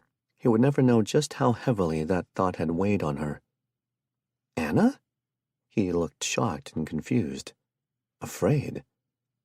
Angry? "Well, duh. Who else would be sitting here at our rendezvous point? I realize that I'm a little late, but I thought you guys would have waited. Where is everyone? Where's Jared? I can't believe he isn't here." A bad thought crossed her mind. "Oh, God. Is he okay? What happened?" "He's fine? I just can't believe it. I mean, I thought maybe, but... Fletch, what the hell is going on? Where's Jared?" she yelled. His face was pale, and he lunged for her through the window. "Gah!" Meg exclaimed. "You better not spill my drink. I'm low on stock." Fletch's unexpected hug was tight, almost strangling, and she squeezed him back. She felt him shaking, and she became very concerned. "Get in and let's talk," she said. "Meg, move to the back." "Why me?" "Because you're small and drunk." Fletch ran around and opened Meg's door. When they resettled themselves, Anna sat back in her seat and waited. "We saw you die," Fletch began. "We saw it happen. Jared and I did. That's why we left. You were dead, and Bradley and Stuart were hurt, and Jared was almost crazy." "Almost crazy?" She smiled. "Jared was already crazy. This is worse, Anna. I'm serious. He wasn't sleeping. He wasn't talking. He was running off by himself." "He's going to be okay," she assured him. "How are Bradley and Stuart? You said they were hurt?" "In the firefight at the airport. They were both shot." Her breath caught, and she put a hand on her chest. "Shot?" He nodded. "Bullet grazed Bradley on the side of the head." She winced, remembering her own grazing. It certainly wasn't fun, and she imagined a wound like that was 10 times more traumatic and painful than hers had been. "Stuart got hit in the shoulder and lost a leg to a shotgun blast," Fletch said, eyeing the antique shotgun skeptically. "You probably shouldn't try to fire that." "It was a last resort," she said. "So they're okay, right? Everyone is okay?" "Yep, last I knew. I left the group 2 days ago to come back here. Something didn't feel right about when we saw you, well, die. I couldn't put my finger on it." "So you came back to check?" He nodded. "I'm supposed to meet back up with the group at the next rendezvous point in Oklahoma. We should probably get going. It's dark, but I've been gone longer than they expected. I was trapped in the ceiling of a pawn shop when that mega herd moved through. Found some decent nunchucks, though, and a crappy katana. Please don't let Jared get his hands on any of those," she begged as he got out of the car. He smiled. "No promises. Follow me. It's about an hour from here." "Looks like a tornado came through," Meg said from the passenger seat. They were following Fletch through the rural neighborhood. It was mostly cow pasture, with a lot of fencing, some trees, and houses. Smaller trees had been pushed over or snapped completely in half, as if by some massive force. The fencing was completely obliterated. Posts were forced over, and the wire had sprung out all over the place. Buildings had been damaged. It did look like a tornado, but she knew better. "Tornadoes don't leave footprints, especially that many footprints," she said. The mud churned up by the passing of the mega herd had frozen and preserved the muty prints in a half-mile-wide swath, perhaps larger. She couldn't see the end of the track. It made her worry for Jared and the others. What if they hadn't heard them coming? What if they hadn't made it out? Anxiety and fear burned her gut and made her feel nauseous. They had to be close. When Fletch started to slow, she felt her leaping heart pound even faster. Jared thought she was dead, and now she was about to come face to face with him. What was he doing right now? What was he going to be thinking? She was suddenly scared, and she didn't know why. It was incomprehensible. At the end of a short drive, she could make out a low building spread over a large lot. The pavement was tan and cracked, and light gravel ringed the perimeter. So did her convoy. She saw the battle buses and grinned. The Humvees were parked strategically around the outer edges of the camp. In the car's lights, she saw Sten welcoming Fletch back with a wave. He looked relieved. He gave an assessing glance at her car, but didn't come over. He wouldn't, because he thought she was dead. They were all about to get a huge shock. "Meg, we're home," she said, unable to contain her happiness anymore. She saw Jared standing off to the edge, away from everyone else. In the dimmed lights, she saw him give Fletch a tired nod. He looked relieved, but still troubled. He scanned the car, but dismissed it and turned back to Fletch. She couldn't wait any longer. She got out. The crunching of her boots on the gravel was loud, and the rumbling conversations of the towering men felt familiar and safe. It was too dark to make out more than vague faces, pale and grubby in the moonlight, but they were her people. The talking died down as Sten and Tor caught sight of her, mouths hanging open with shock. She stopped 20 feet from Jared. 20 feet from the person that mattered the most to her in the whole world, and who she was half convinced that she might have never seen again after finding the rendezvous point abandoned. "Jared," Sten said, "you're going to want to greet our new guest." Tor grinned, and she saw it took physical effort for him to hold himself back. Sten gave her a nod, and he looked incredibly pleased that she was alive. She focused on Jared as he turned around. He looked thinner and harder. Sadness and hardship had worn lines on his face. She hadn't been the only one that had to deal with 7 days of bad things. He looked a decade older than the last time she'd seen him. His hair was lank and long, and his eyes were dim and uninterested. It was heart-wrenching to see the changes. He froze when he saw her. She saw his hands clenching, as if he didn't believe that she was there. He looked to Sten and Tor, then to a grinning Fletch. He shook his head as he looked back at her. "I don't." He swallowed hard. Jared was crying. She ran to him, and the moment she slammed into his arms, she was crying too. She buried her face in his neck and inhaled him. His scent was familiar, warm, and comforting. His arms locked around her like he wasn't ever going to let her go. That was fine by her. "How?" he asked, his voice muffled in her hair. "How is this happening?" "It wasn't me. I wasn't in the truck. Meg's granddaughter stole it when I was trying to lead the herd away from the airport." "She's dead," he said, still buried against her. "Yeah. And you aren't," he added, as if he were reassuring himself. "Nope." There was nothing else to say. She heard the murmurings begin around her, but she and Jared were an island to themselves. They would be completely fine staying like that forever. "I hate to break this up, but we need to move," Sten said. "No," Jared said. "Yes," Sten insisted. "Don't forget about what we saw." Anna, who was trying to figure out if Jared had always smelled like her lavender deodorant, or if that was a new development, perked up. "Screw the giants," Jared said. "Wait, what?" Anna pulled back a little and looked at the two men. "Giants?" "There are giant mutants from Tulsa heading this way. I reckon they're about here by now," Sten said, looking at his watch. "But if y'all want to stay—" "Fine, but Anna is riding in my lap, and the first chance I get, we're going to be handcuffed together," Jared said. "I accept your terms. Now go get your asses in the truck," Sten said. "Everyone, load up." He reluctantly put her down and glanced down at her body to make sure she was whole and healthy. "Is that a purple fanny pack?" he asked unexpectedly. She got a bit defensive. "Yes." "It's got sequins on it," he said with disgust. "I didn't have many options. Besides, I've grown to like it." He cringed and glanced over her shoulder. His hands tightened on her arms, and he shoved her to the side. "Who's that?" "Meg," Anna said, whirling around. "Put down that shotgun." "He looks like one of them undercover coppers," she complained. "Meg." "Fine, but I still don't trust him." Meg handed the shotgun to Tor, who had sidled up next to her, as much as a large man like him could sidle. She looked at him and jerked a thumb in his direction. "Now, this one here looks honest. A gal could trust a fellow like this."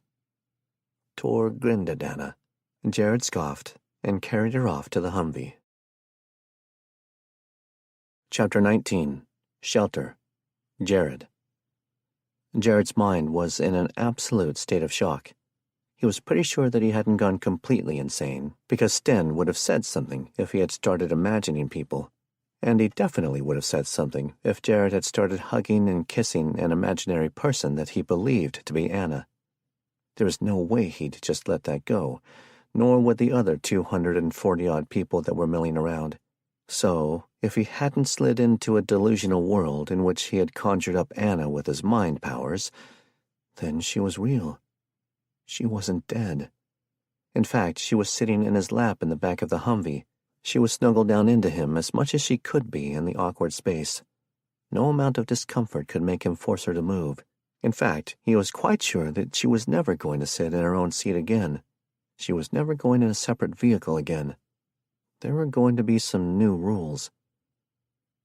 So, what happened? How'd you manage to get tangled up with that old Jared? She's not a bitch. I was going to say Biddy, he said. Fletch grinned from the seat beside them, and it felt like old times again. Stan was driving and Bradley rode shotgun. The only one missing was Stuart, who insisted on riding in the battle bus with Hugh. They were still mourning the abrupt loss of Drew. There was a joke in there about spaying and neutering pets, but Jared couldn't be bothered to parse it out. Besides, he was almost certain that Drew was just wandering. Maybe he was sowing his wild oats or exploring. Surely he could track them back down. He did know where they were going. Stuart had assured them that just because the clones didn't talk didn't mean that they were mentally deficient. The jury was still out on that for Jared. It was hard to make friends with a mutie that he didn't know, and it was even harder to make friends with one that didn't get his jokes. He seemed more like a large pet than anything else, though Stu seemed to think he'd learn to speak eventually. He wondered if he could pay one of Sten's people to secretly teach Hugh Norwegian. He thought it had the potential to be hilarious if Stu found out that his brother didn't speak English. He'd have to figure out what they would want in payment. Bullets? Or maybe that lutefisk stuff they seemed to like? He tuned back into Anna as she spoke. After I led the herd about 5 miles north to a more rural area, some woman ran out in front of me, and I swerved. I ended up in a field beside the road. The herd was catching up, so we tried to leave, but the tires were stuck in the mud. Jared, stop squeezing me. I'm okay. Sorry. He didn't like hearing what she had gone through, especially since she'd been alone. I got out and put the floor mats under the tires, and it worked. Except she left without me. She just took off with all my stuff and everything. I had thought she was going to stop at the road and let me get in, but she just drove away. She left you there with a herd of muties? What the fuck? If that bitch wasn't already dead, I'd kill her myself. Anna said nothing while he had his outburst. He wanted to strangle someone, or hit something, or blow something up. What happened next? Fletch asked, frowning at her. Fletch. Jared owed him everything. Forever. He'd been the one to go back. He'd found Anna and brought her back to him. He had a friend forever in Jared, and he'd make sure that Fletch knew that whenever they got a moment alone. Fletch had practically worked a miracle, or facilitated one. Maybe God was up there keeping an eye on things? I ran to the nearest house. The muties were catching up, and it was getting dark, so I slid under a garage door and cleared the house. He felt her shudder, and he rubbed his hands up and down her arms. There were muties in the house? Jared asked. Worse. What the hell is worse than that? Fletch asked her. Except for maybe those giant ones that you guys saw, he added, looking at Jared. I don't know what it was. Maybe Stuart could say. It was bad. They waited while she paused. You know that movie about the little girl who was possessed and acted creepy, and that priest gave her an exorcism? It was just like that, except this one was an old woman, and she was really tall and dead. Dead? Jared exclaimed. Like, really dead? As in a corpse? Fletch looked disgusted. Imagine a demon-possessed, rotting zombie. Then imagine that you were trapped in a dark house with it because there was a herd of muties outside. She elaborated. I think I would have chosen the muties, Fletch said. I almost did. She gripped his arms almost painfully tight and pulled them back around her. But you killed it? Jared asked. Yeah, I stabbed it with a pointy metal thing. Fletch shot Jared an amused smile. A pointy metal thing? Like, say, a knife? Jared asked. No, smartass. It was some kind of tool from the garage. Anyway, I jabbed it in the head, and all this gross pus leaked out all over my hand. I almost threw up. Fletch looked like he was turning green. Then I cleared the rest of the house. That's where I found this fabulous fanny pack and that old shotgun. Remind me to confiscate Meg's weapons, Bradley said from the front seat. Careful. If she thinks that you're an agent or a cop, she's more than likely going to jump you when you least expect it. That woman has a deep mistrust of the government. Who doesn't? Sten asked. Only fools trust the government. Yeah, Jared chimed in with a raised eyebrow at Bradley. Bradley glared at him. I never trusted the government. I never even liked the government. It was just my job. Besides, Fletch and Stewart did it too. Pick on them. No, Fletch is my new best friend, and he gets a lifetime pass from any and all joshing, joking, jesting, or Jaredisms. Verbally attack him at your own peril, Jared warned. And Stewart is a mutie now, and with his new pet, he isn't exactly a safe target to be picking on. Anna patted his arm approvingly. So where are we going? Fletch asked. And how are we going to deal with the giants? We're heading north again. Hopefully we can stay behind the mutie herd, but still far enough away from the Jotnar that they won't shift course and follow us. Jotnar? The giants? Fletch asked. Sten nodded. I feel bad for anyone in the path of those things. I didn't even have to see them, and they freaked me out. Bradley studied the map in the glow of his flashlight. I think we can follow the route that we took last time. Maybe we can rest when we get to Kansas before heading on to Colorado. Sounds good, Jared said. How much further to Colorado Springs? It depends on whether we have to detour again, and what's between us and it, Bradley said. Give me an estimate. Anna leaned back against his chest, and he wrapped an arm around her waist. His legs were falling asleep, and he wiggled his toes to try to get some feeling back. About 700 miles, he said. Driving straight through without stopping, it would be about 12 hours. That ain't gonna happen, Sten said. We'll need to stop for fuel. These Humvees are hogs, and the buses are worse. Plus we've got wounded that need to rest. And as Brad said, there is no telling what stands between us and them. I think we'll be on the road for a while. Now that he had Anna back, safe and unharmed and alive, he was anxious to find Kate. What he really wanted to do was turn around and go the hell home and never leave again, but they'd come this far and gone through so much. He'd feel like he'd put them all through it for nothing if he didn't continue with his mission. People had died on this trip, and he intended to make it mean something. It was also important to gather intel to take back home. They'd already learned so much from their journey that they would have never known otherwise. They had come across new mutants, like the giants and the creepy one Anna had found. They would try to figure out where the nukes had hit so they could let others know to avoid those places. They would also eventually find government forces.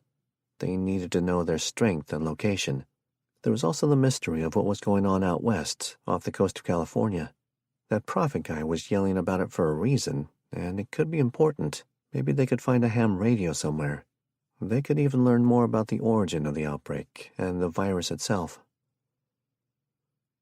I'll be glad for a good night's sleep, Anna said, yawning again for the 5th time in as many minutes. It was dawn and they were in Kansas. So far they had avoided any towns, but they would need to refuel soon. They were looking for a good place.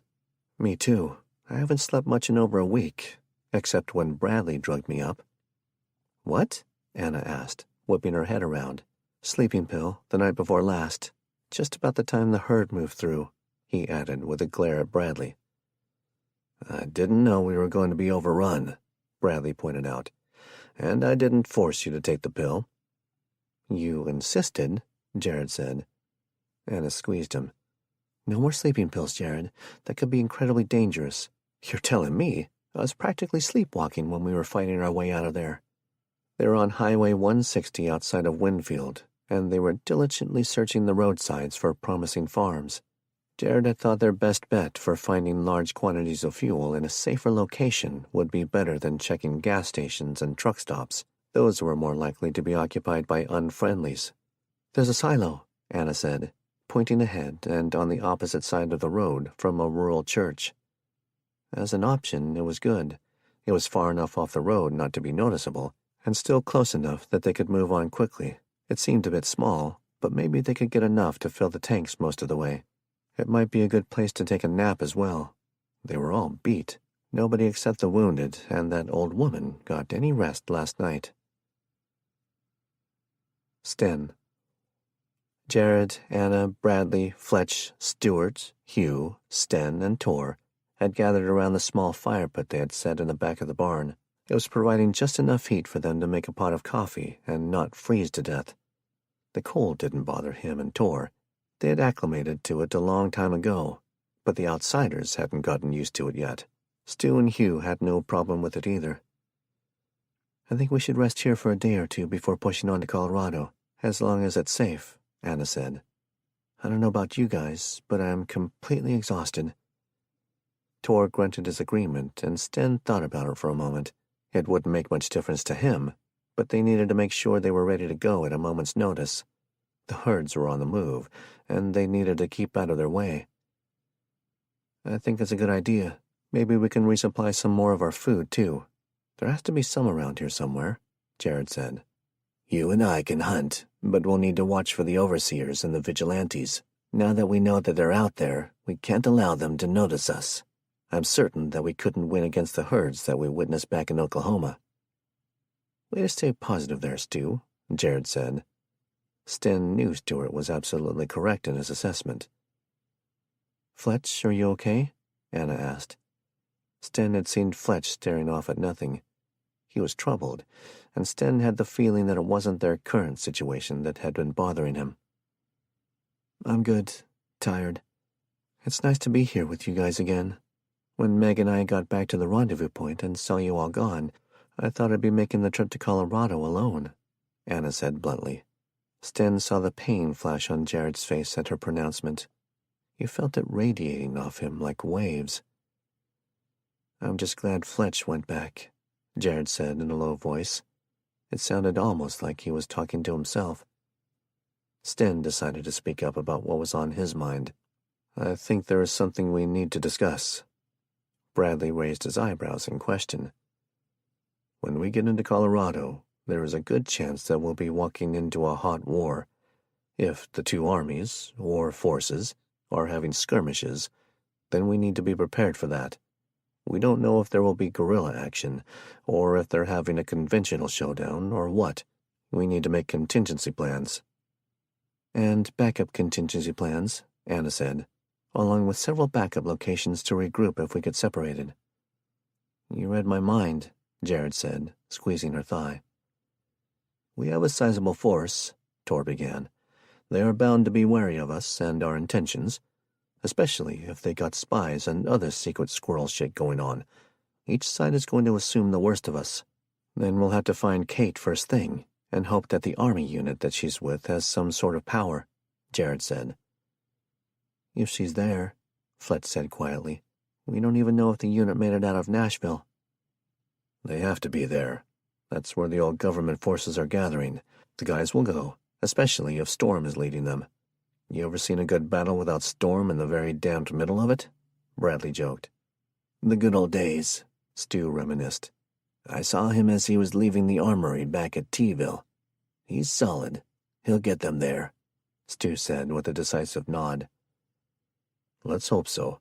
In the meantime, we should use our time here to develop plans. Everyone here needs to know what to expect," Sten said. Everyone agreed, as he knew they would. Chapter 20. Rise and Shine. Anna. "Why does Meg have a suitcase full of copper tubing?" Jared asked, peering over Anna's shoulder. She makes antiseptic and disinfectant stuff," Anna said haltingly. She scratched her arm and looked away. Sten, standing nearby, gave her a smirk, and she realized that his people might have had a history of making disinfectant as well. "Is she unusually germy?" Jared asked. "No, why would you say that?" "She seems to have enough disinfectant-making supplies here to sterilize 3 states." Anna turned as she heard a clatter. Meg was coming around the side of the old farmhouse. She was tugging on the handle of a little red wagon full of pressure cookers. She sighed. "I told her not to do this." "One of you young fellers want to go get me a load of corn?" Meg hollered across the yard. Sten and Jared battled it out silently, but she was pretty sure that Jared would end up doing it. Try as he might, Meg wasn't going to let him off the hook just for helping her. She had already told Anna that she knew all about G-men trying to ingratiate themselves so they could gather evidence. Anna thought Jared was cursed to come across the only remaining grumpy old people in the country. If he wasn't careful, his group would become full of them. "You could have just told me Meg was a shiner," Jared grumbled. "She said not to. She said you looked like an undercover Fed." Meg had made her promise not to tell the undercover Fed about her distilling supplies. Anna had tried to tell her that Jared really wasn't an undercover agent, but she would hear none of it. Anna thought that Meg secretly enjoyed spicing things up with a bit of drama. They would still have to tread warily, as she was a bit volatile. Even though Tor had charmed her out of her weapons, she was still liable to throw Molotov cocktails if they riled her up. "I don't look like a Fed," Jared growled. "You kind of do, actually. You've got that nice cop look," Anna said, patting Jared's bearded cheek. "She's right. You look like a nice, law-abiding guy, Outlander," Sten added. "You know that's not true," Jared tried. "I've broken all kinds of laws. I'm practically El Chapo, without the actual drug trafficking." Sten snorted, and Anna squeezed Jared's cheeks again. "You're so cute when you try to be gangster." She popped a kiss on his lips. "Now, go get Meg's corn so she can get the mash going." "We aren't going to be here that long," Jared said. "I know, but it will keep her busy." Anna had rested well the last couple of days at the farm. They hadn't been threatened, attacked, shot at, spied on, or harassed in any way, and it was nice. She and Jared got some alone time, which was very much needed. She was carrying her gear out to the Humvee when she spotted Fletch at the edge of the yard. The day was sunny and bright, and not terribly cold. It was nice. She had the random thought that it might even be Thanksgiving. She wasn't sure because she hadn't kept up with the days. It didn't matter much anymore whether it was November or December. Cold weather was cold weather. "Hey," she said as she approached. He turned and pasted a little smile on his face. "Hey." "Ready to go?" she asked, linking her arm through his. "Yeah, I was just enjoying the peace here." "I'm going to miss it," Anna agreed. "There's no telling what we're going to find down the road." "Yeah." They were silent again, and Anna knew Fletch had something on his mind. He had ever since they had been captured by Duke back at the lake. They just hadn't had a chance to talk about it, or maybe he hadn't been ready. "Tell me what's wrong, please." She put her free hand on his arm and squeezed gently. It upset her to think that he was struggling with something alone. Nobody should have to go through something painful alone. He took a deep breath and cleared his throat. She thought he was going to say something, but then he stopped and let out the breath. He shook his head. "Nah, I'm good." "Fletch, you know that you're practically my best friend, right? We've been through a lot together since we met. You can tell me anything. Nothing you could say could change how I feel about you. I hope that you feel the same way," she said gently. "Of course I do," he said. "It's just something that's not easy to talk about," he said with emphasis. "Especially for me." She stayed silent and let him work out how to say whatever he wanted to say. He finally did. "Back in the boat." He blew out a deep breath again. She could feel his muscles flinching and his nerves buzzing. "When Frank," he spat the word and continued, "cut his hand, he took me to get the supplies and then back to the room. Afterward," Anna started trembling, and she felt tears threatening as she waited with dread to hear what Fletch was about to say. She feared that she already knew what it was, and she was devastated. "Afterward, there was... he forced me to do things." He stopped and tightened his jaw. "He had a gun and threatened both of our lives. I had no choice. If it were just me, I would have made him shoot me rather than do what he wanted me to do. But because of me, you couldn't. Oh God, Fletch, I'm so sorry." She buried her face on his shoulder and hugged him. Maybe he didn't need the hug, but she certainly did. What had happened to Fletch wasn't her fault, but she felt guilty for it anyway. "I'm better now. He's dead. I wish it could have been more painful, and I wish I could have done it myself. but as long as he's dead, I think I can get past it. It will take time, Fletcher. I'll help you. Some days will be harder than others, but eventually it will be okay, she said, sniffing. And now I've got snot all over you. That's okay. That'll give me an excuse to make you do my laundry. She giggled. It was a chore that nobody looked forward to, especially on the road and in the cold. Some things just couldn't be thrown away and replaced. They had to be washed. Maybe we can train Hugh to do it, she joked. Somehow I can imagine that happening. Too bad Drew is gone.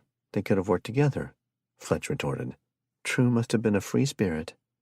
Fletch laughed, sounding more like his old self than he had in a while, and draped an arm over her shoulder.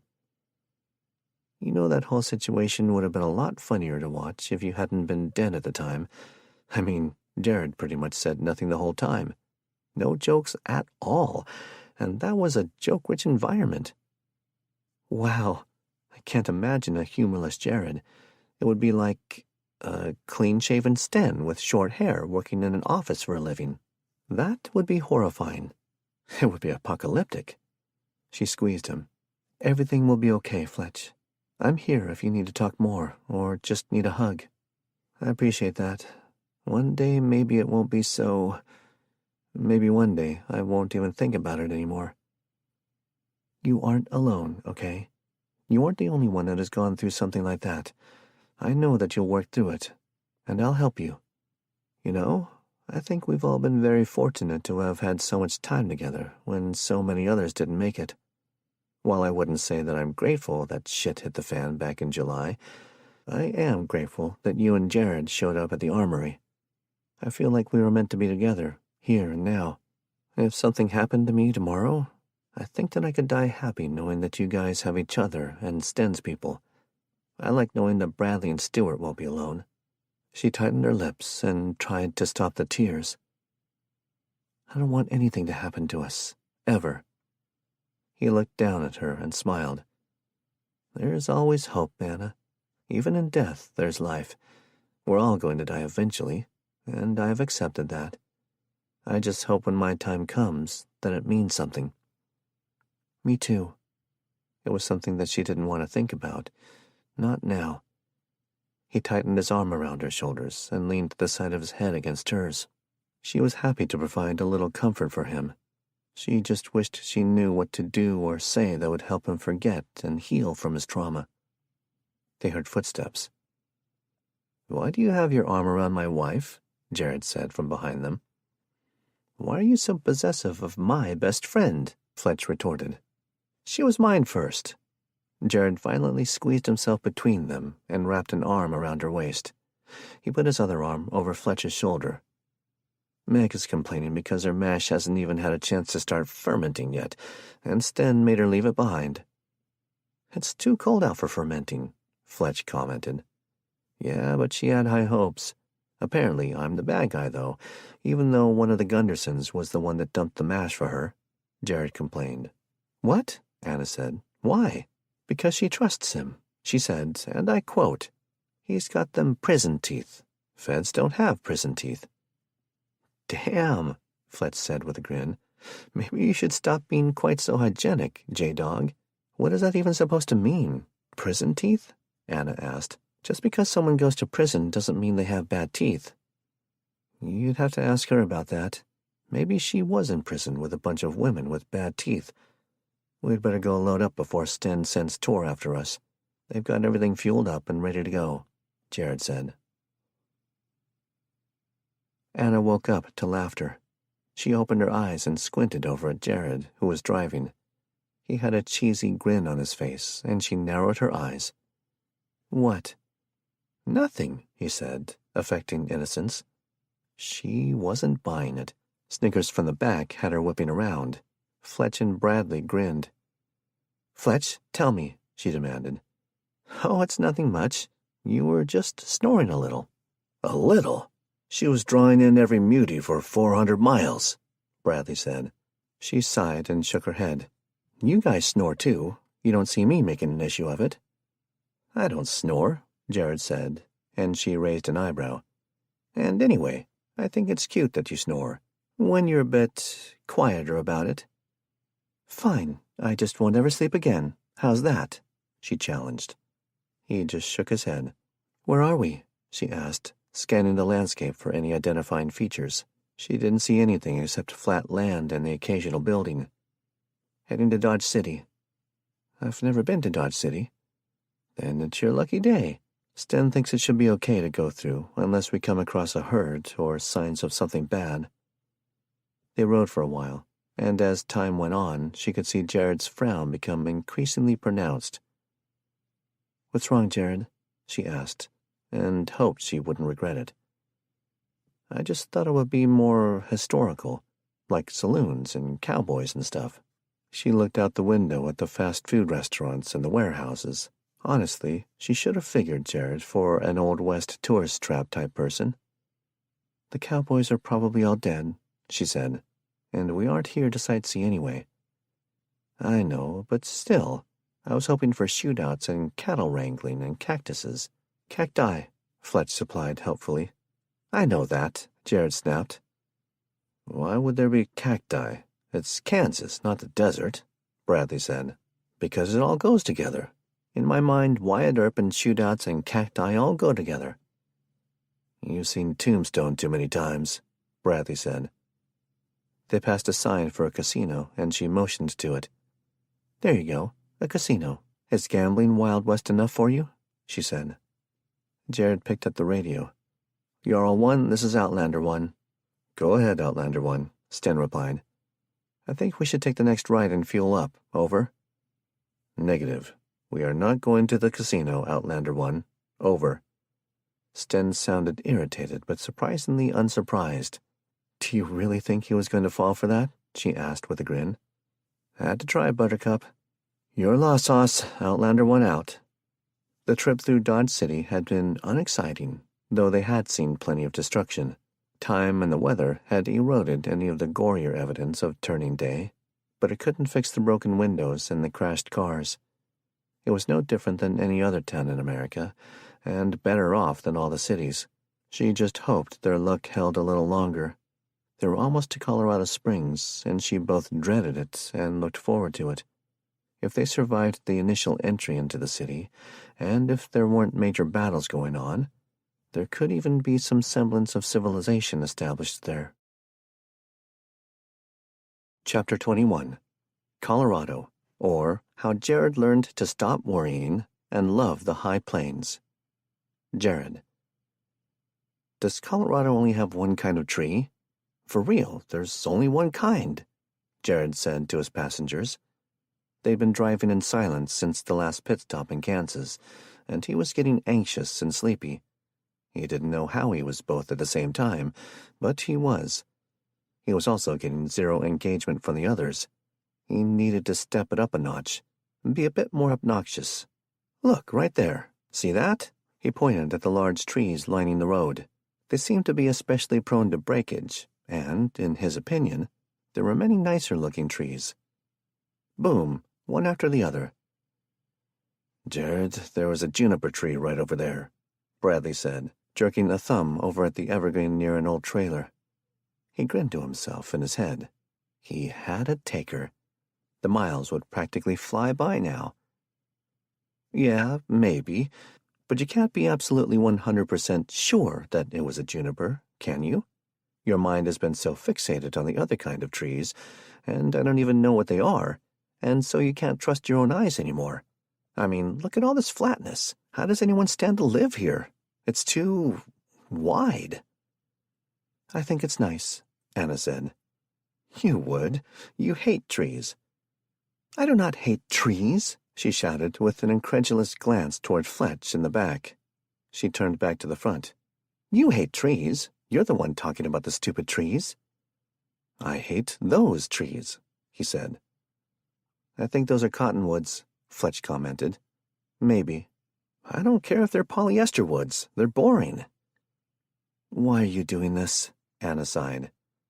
I'm bored, and this place needs some jazzier foliage. Jared scratched his back and stifled a yawn. It's winter, Bradley pointed out. So? Plenty of winter trees are nice. Like that juniper back there? Bradley asked. No, like Christmas trees.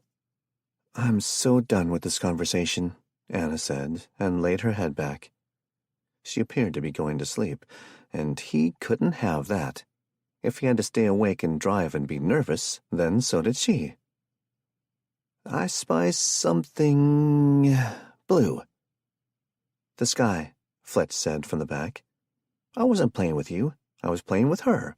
Pull over, Jared, Anna yelled. He didn't think he was being that annoying. He hadn't even started to really try yet. She whipped her head around to look out the back window. Pull over! Choppers! She shouted. The radio squawked. All vehicles stop. The convoy began to slow behind him, and he stopped as well. He turned and watched the choppers through the window. Blackhawks, Bradley said. Fletch nodded in agreement. They're heading west, Jared observed. I wish I knew if they belonged to the Feds or the Colorado Springs forces. They probably spotted us already. Ooh, I bet Meg is talking Tor's ear off about it right now. She's not excited to be going to an army base. I'm not either, to be honest, Bradley said. I just want to find the guys and get back home. I have no interest in being drafted. Sten's coming, Fletch said.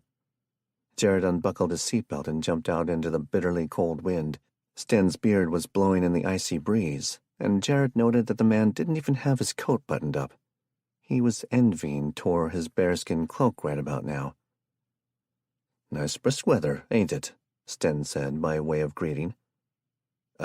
Yeah, invigorating. He looked up at the overcast sky and took a deep breath in through his nose. He regretted it immediately as the cold burned through his nostrils and into his chest, and his eyes watered intensely. Sten gave him a knowing look. What are we going to do about the helicopters? Jared asked him. We're going to shoot them down with the Stinger missiles I packed in the trunk.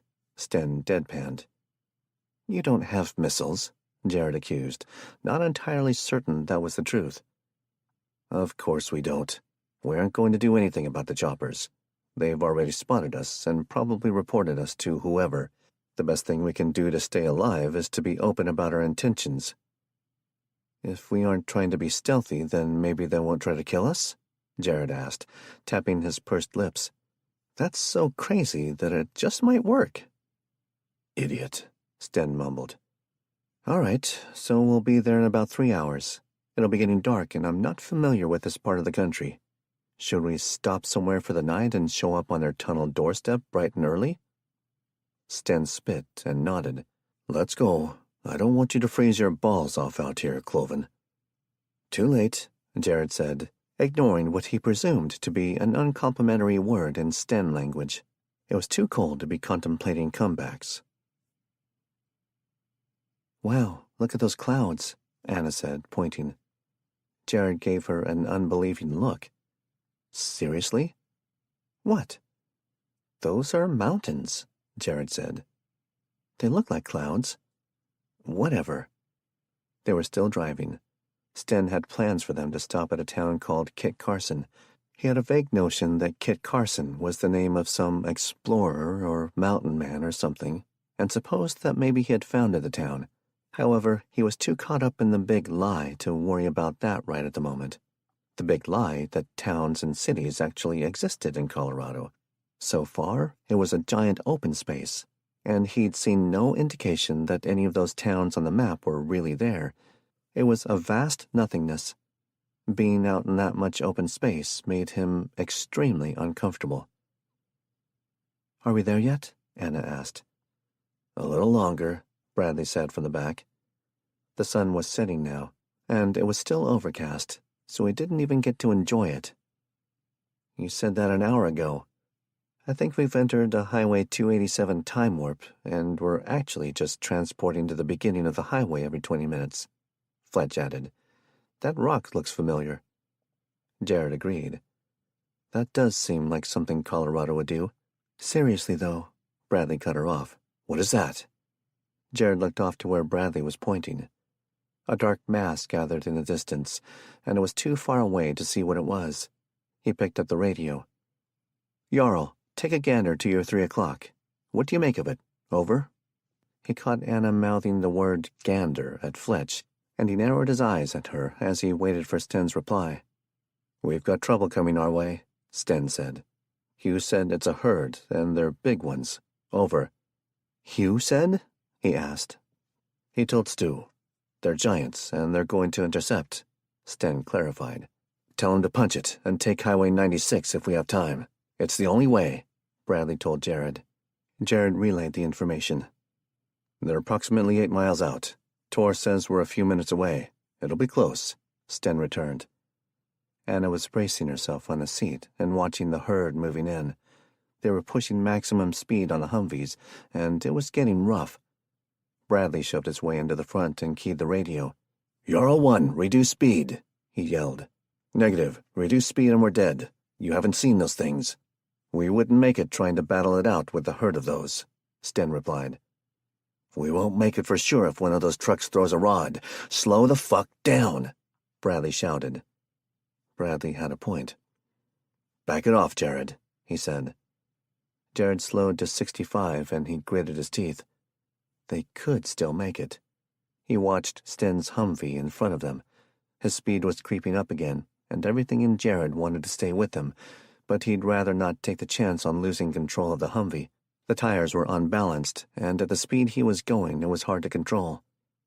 "Turn coming up," Bradley called, studying the map. "There's a town where we may be able to take cover if we need to. Some of the vehicles will be running short on fuel soon, and we don't know the trajectory of the giants." "Hey, at least we saw the herd in time. I'm starting to like Colorado. Back home we wouldn't have seen them in time, and it would have been too late," Jared said. "It might still be too late," Fletch commented from the back. "Always with the negative waves, Moriarty," Anna retorted. "Yes, I'm giving you a verbal fist bump right now," Jared told her. "Concentrate on the road," Bradley snapped. "God, they're so close." Jared watched anxiously out the front windshield as they made the turn, and the sprinting behemoths came close enough that he could begin to make out their individual features. They weren't pretty. They were enormous and more grotesque versions of the regular muties. Some still had some hair straggling from their overly large scalps, though it looked as if it wouldn't be staying on long. Their eyes were the same, the slit-like knowing pupils and their almost infernal intelligence shining through. It was almost too much to face without mental consequences. He could almost hear Sten telling him that he didn't have to worry about mental consequences, since he barely had any faculties at all. It wasn't true, of course, but Sten liked him enough to try to relate to Jared in a way that he understood, and that meant a lot.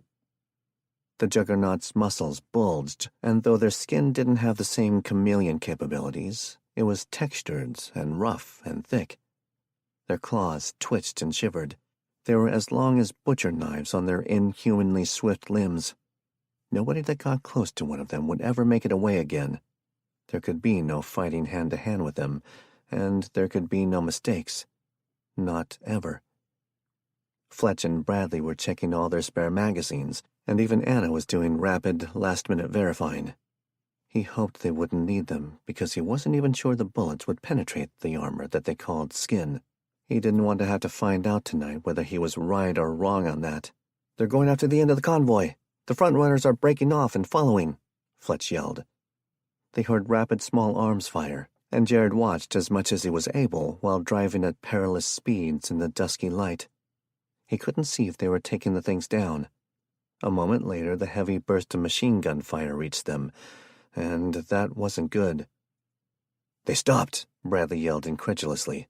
"The last Humvee fucking stopped. It's firing at them." "The Humvee's damaged. It's smoking," Fletch called out. "Jared!" Anna pleaded. Jared's adrenaline burst into life, and he slowed and broke out of the convoy. Dirt and rocks kicked up as he spun the heavy vehicle around, praying he didn't damage a tire. Tor came over the radio then. "We're following. All vehicles ready the guns. Buses and wagon to the rear." Fucking A. It looked like they were about to battle it out. Bradley shifted to the turret and began readying the weapon. Fletch got the ammo from the back and put it within reach. "Shit's about to go down," Fletch chortled, sounding happier and more alive than he had since summer. "Hooah!" Bradley called back. Anna looked at Jared like she'd been dropped into the middle of an insane asylum. and he laughed. "If you can't beat 'em, join 'em," he said with a smile as they approached the breakaway group of giants. "I don't think that's what that means," she replied. "Stop right here," Bradley called down. Jared stopped and watched the men from the last Humvee in the convoy as the giants bore down on them. The machine gun fire seemed to have held them off some, but they were inching closer. They hadn't taken any down, though, and that was concerning. Tor pulled his Humvee up next to Jared's, and eventually the line formed, arcing to right and left out into the vast plains on either side. The firing began in random starts, and the noise quickly became a cacophonous background track to the desperate battle ahead. The men in the disabled Humvee unloaded their gear and other supplies as the convoy gave covering fire. They dispersed back into the line and joined other vehicles. They were down a Humvee, but they hadn't lost any people. It was a win. The gathering of Jotnar stomped closer, and Jared clenched his jaw. Sten hadn't called for a retreat, but he was about to back the hell up anyway. What was he doing? There looked to be about 15 of the giants in the smallish group, but it was the equivalent of 100 or more regular-sized muties. It was daunting. And after all of the firing, they still stood, and they still advanced. The machine guns weren't doing a damn thing, but maybe slowing them down a tad. They were wasting precious ammo. "Hold your fire," came Tor over the radio. Men began waving their arms, and the gunners that hadn't heard the command ceased firing. "Reverse convoy, head to the alternate rally point," he ordered further. "Finally," Anna huffed. "I was afraid they were going to play with those things all day." "The 50s didn't even take one of them down," Fletch said, incredulity flashing across his eyes. "It didn't even punch any holes through them." Jared quickly flipped around and headed up the convoy to the town of Haswell. He hoped the big bastards didn't follow them there. "Do you think out of sight, out of mind applies to those things?" he asked Bradley. "God, I hope so, or we'll be running forever." Chapter 22. On the Run. Anna. "Where's Sten?" she asked, looking back over the vehicles that she could see. "Maybe he decided to hang back," Jared told her. She nodded. She was concerned about Meg, who was riding with him. All the action couldn't have been good for her blood pressure or her heart. She might be cantankerous and somewhat mean, but it didn't mean she wasn't frail. She had sheltered Anna, and though her comments were sometimes acerbic and her paranoia extreme, Anna actually liked her. She didn't bring this up to Jared because she was quite sure he'd suggest tossing the old woman to the giants to slow them down. "Are they following?" Jared called back to the guys. "I don't know. It's getting too dark to see." "Shit. Anna, get on the radio to Sten and find out." They were passing the battle buses and the battle wagon at that moment, and she was suddenly aware that the Gundersons had missed out on the little skirmish. They were going to be pissed. She believed if there was a group of men anywhere that could take one of those things down bare-handed, it would probably be them. They were more savage than most of Sten's people. "Yarrow 1, this is Outlander 1. "Go ahead, Outlander 1. "Are they following us? Over." "Seem to be, but we're still in their line of sight. We'll have to reassess once we gain some distance. Over." "Roger, out." She stared out over the landscape. It was too dark to see much beyond the headlights. The moon gave a feeble glow, but the cloud cover was too dense to illuminate much. She snuggled down further into her coat. The adrenaline was wearing off, and she hadn't even noticed the cold until now. "How far to that town?" she asked. "About 15 miles, Bradley said. "I'm not sure it will be far enough." "What are we going to do?" He gave her a look. "Let me think." Fletch grinned and looked from him to Bradley and back again. Uh-oh. Haswell had seen better days. "This is it? This is the town?" Jared asked, looking around the small scattering of buildings and barns. There were more silos than houses. "Yes," Bradley said, studying the layout. "But there isn't even a stoplight. Not even one," Jared said. "So it's not like they need one," Anna said. Privately, she wondered how the people here made a living. Were they all farmers? The nearest bigger towns with jobs were miles and miles away. She supposed they could be farmers and farm laborers. Well, could have been. They were probably all dead now. Bradley snatched up the radio and called Sten. "Go ahead, Outlander," Tor said. "Meet me at the large grain elevator at the very edge of town. The one we passed on our way in. All vehicles. Over." "Wait one. Over."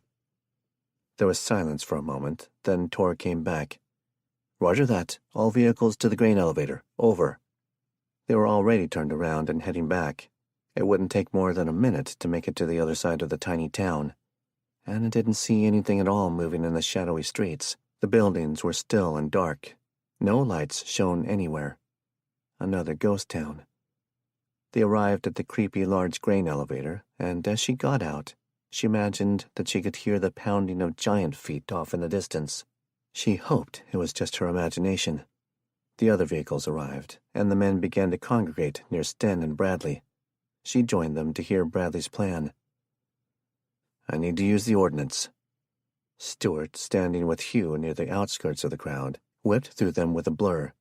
The next thing she knew, he was standing next to Bradley with a creepy grin on his hybrid face. "Somehow I expected you to say that."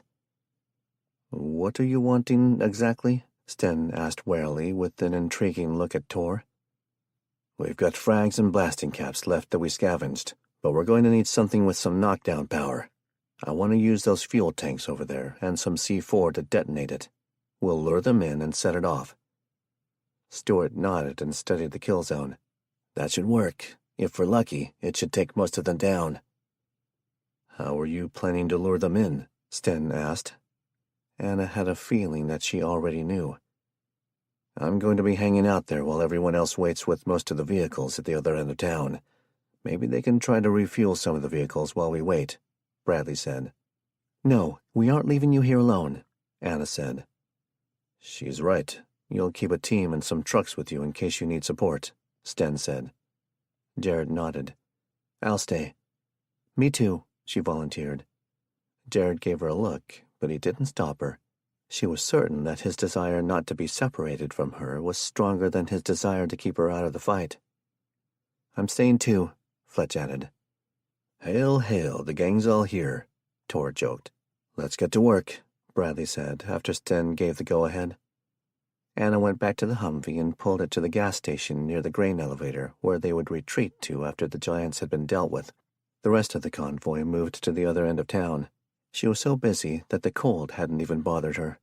The men set up the ordnance at the fuel tanks, and she waited far enough away that she couldn't hear what they were saying. Stuart was going to recon the approaching herd as soon as he'd finished helping Bradley. She closed her eyes and took a deep breath to calm her nerves. So many things could go wrong. "Wrap it up," Sten said, checking his watch. The men stood, and Stuart finished one last adjustment to the C4 arrangement. She watched their faces for any clues about how this might go. They looked focused, which was good. If any of them were skeptical about this whole shindig, then they weren't showing it. She stood near Sten and Tor as Jared and Bradley had a final word with Stuart. He was leaving Hugh behind with them. She raised a hand in a wave as he left, fading into the darkness on the plains. Now they just had to wait. Bradley ran back to them, took the firing device, and watched the black horizon for movement. They could be closing in even now, just barely out of eyesight. "They're going to see us before we see them, aren't they?" she said. It wasn't really a question. "Count on it," Bradley said. Jared squeezed her hand, and she felt him press something lightly into her gloved palm. When she raised it to see what it was, she smiled. It was her favorite gum. She opened it and shoved the hard stick into her mouth and began to chew. It broke into hard bits, but it tasted the same. She almost started crying, and his face fell. "I was trying to make you happy," he said. "You did. It was just like before. Remember when you used to throw this stuff at me over the cubicle? I miss those days. They had wasted so much time back then. They could have been together a long time ago if she'd just taken a chance and asked him out sooner." He pulled her against his shoulder and kissed her head. "We'll be in Colorado Springs tomorrow. We'll find Kate and head home as fast as we can." Home. She sighed. She missed it terribly. She missed the days of doing nothing more than beefing up the security of Jared's house and dealing with Violet's inane comments and Jared's teasing. She missed Hank's quiet wisdom and Juan's family. She missed Maria's cooking. All of it. White flakes began to drift down from overhead, and she raised her face to the sky. It was snowing. "They're here," Stuart yelled, panting. 10 minutes out." He was sprinting as fast as he could back to the group. Hugh crouched and bared his teeth instinctively, and the men raised their rifles, even though they were almost useless against the large mutants. It was up to Bradley and the explosives now. She heard an engine from behind them and was confused to see the battle wagon circle around the Humvees and close in on their location. He guessed the Gundersons didn't want to sit this one out. "Yor, what the hell are you doing? I told you guys to stay behind with the buses," Tor yelled. "Cool it, Tor. I left Jurgen in charge. If I didn't come, the old woman would have come herself. That old battle axe doesn't listen to anyone," he grumbled. He came forward with several heavy crates. "She insisted that you use these. Said that it was the last of her stock, but it was liable to do more damage than whatever Bradley cooked up." He shook his head. "I tried to explain the C4 to her, but she waved me off, muttering something about Fed bombs." "What are we supposed to do with that?" Anna asked, peering at the jars. "Light them and toss, I suppose," Tor answered. He took a jar and sniffed, then sipped it. He blew out a breath. "Phew, it's volatile, all right." "She sent these as well." Yorn held out a bag of lighters, and Anna took one. She hadn't never actually tossed a Molotov cocktail, but she supposed all you had to do was light it and throw hard enough to break the jar. Easy peasy. "Let's just hope they don't get close enough to where we have to use these," Bradley said. They watched the road where the giants were supposed to appear, and after a few minutes, she heard loud swooshing in the distance. It was getting closer, much faster than she would have liked. There were no loud thuds of feet, and that made sense because they weren't wearing shoes. But she did hear deep grunts and explosive hissing from somewhere higher above the ground than she had expected. Then they came into view. They were snarling, and the snowflakes whirled around them in the disturbed air. They were even bigger than she had thought from the glimpse she had seen from the Humvee, easily twice as tall as she was, and more than twice as wide. Suddenly, the little pile of clay-looking stuff that Bradley and Stuart had assembled looked pitiful in comparison. She started to shake as Bradley motioned them to get back behind the building. He started yelling. She and the others faded back into the darkness as he hurled invectives in the mutants' direction. They slid behind the far side of the building so that their attention would be solely on Bradley. If they veered away, the plan was toast, and so were they. She peeked over at the Humvees and the Gundersons' wagon. If they had to run, she thought they could make it before the giants caught them, as long as they didn't hesitate. "They're in the kill zone," Jared hissed and tightened his grip on her arm. "Fire in the hole! Fire in the hole! Fire in the hole!" Bradley screamed. She covered her ears and closed her eyes. Nothing happened. The giants were charging Bradley, paying no attention to the fuel tank that they were flowing around. One more moment and Bradley would lose his chance to run. Why wasn't he detonating the explosives? "Something's wrong," Fletch said, biting his lip and shaking his head. "Get ready to run," Jared whispered in her ear. "I'm not leaving him behind," she said. Tor and Yorn ran around the side of the building with flaming cloth stuffed in jars. They slammed them against the nearest Jotun, and it caught fire immediately, igniting with an intense whoosh. Bradley was fumbling with something in his hands, and Anna pulled her lighter and snatched up a jar. She lit it and threw it at another of the giants. "They're fucking flammable," Jared cackled as it instantly began to char and burn. "Give me a hand," Fletch yelled as he lugged the crates out into the open. The monsters were bearing down on Bradley, and she began to panic as the middle of the herd reached the fuel tank without any explosion. It was going to be too late. Anna tossed another jar as a burst of light burned her eyes and blinded her. A massive whomping thud filled her ears and deafened her. Someone grabbed her and pulled her around the back of the building, covering her head and her body. It smelled like Jared, and she really hoped it was him. She clutched his coat and buried her head in his neck as the wave of heat whipped over them. Chunks rained down over their heads, and she was afraid they were body parts. She heard a whooping yell and watched as Jorn and Tor scrambled over and shoved swords through some of the fallen, twitching giants' heads. It was gruesome and surprising how much of the blade disappeared into their large skulls before it killed them. They hadn't all been taken down, and Sten and Fletch were tossing more white lightning bombs at them from behind. Bradley was nowhere to be found. "Jared, let's go find Bradley." He pulled away from her, though he kept hold of her hand and guided her back around the rear of the building. He was trying to keep her well away from the huge, writhing bodies in the front. "Hey, where's Stu and Hugh?" she yelled, tugging on his hand to get his attention. She saw the whites of his eyes as he whirled around to look. "I don't know. Did you see which way they went?" She shook her head. "Let's find Bradley first. He might know." They sprinted around the corner and saw Bradley nearby, cradling his head in his hands. Blood dripped from one of his ears, and her heart lurched in her chest. He was hurt. "Bradley?" she asked, dropping to her knees in the dusting of snow near him. "I'm good," he said. "Think I lost an eardrum." Jared hauled him up and looked him over while she hovered nearby and watched the giants littering the field nearby. The other four were still dealing with the remainders, but they seemed to have it under control. "You did it, Bradley," she said, throwing her arms around him. She kissed his cheek and felt giddy. They had made it. They had made it to Colorado, and they made it through a battle with the giants.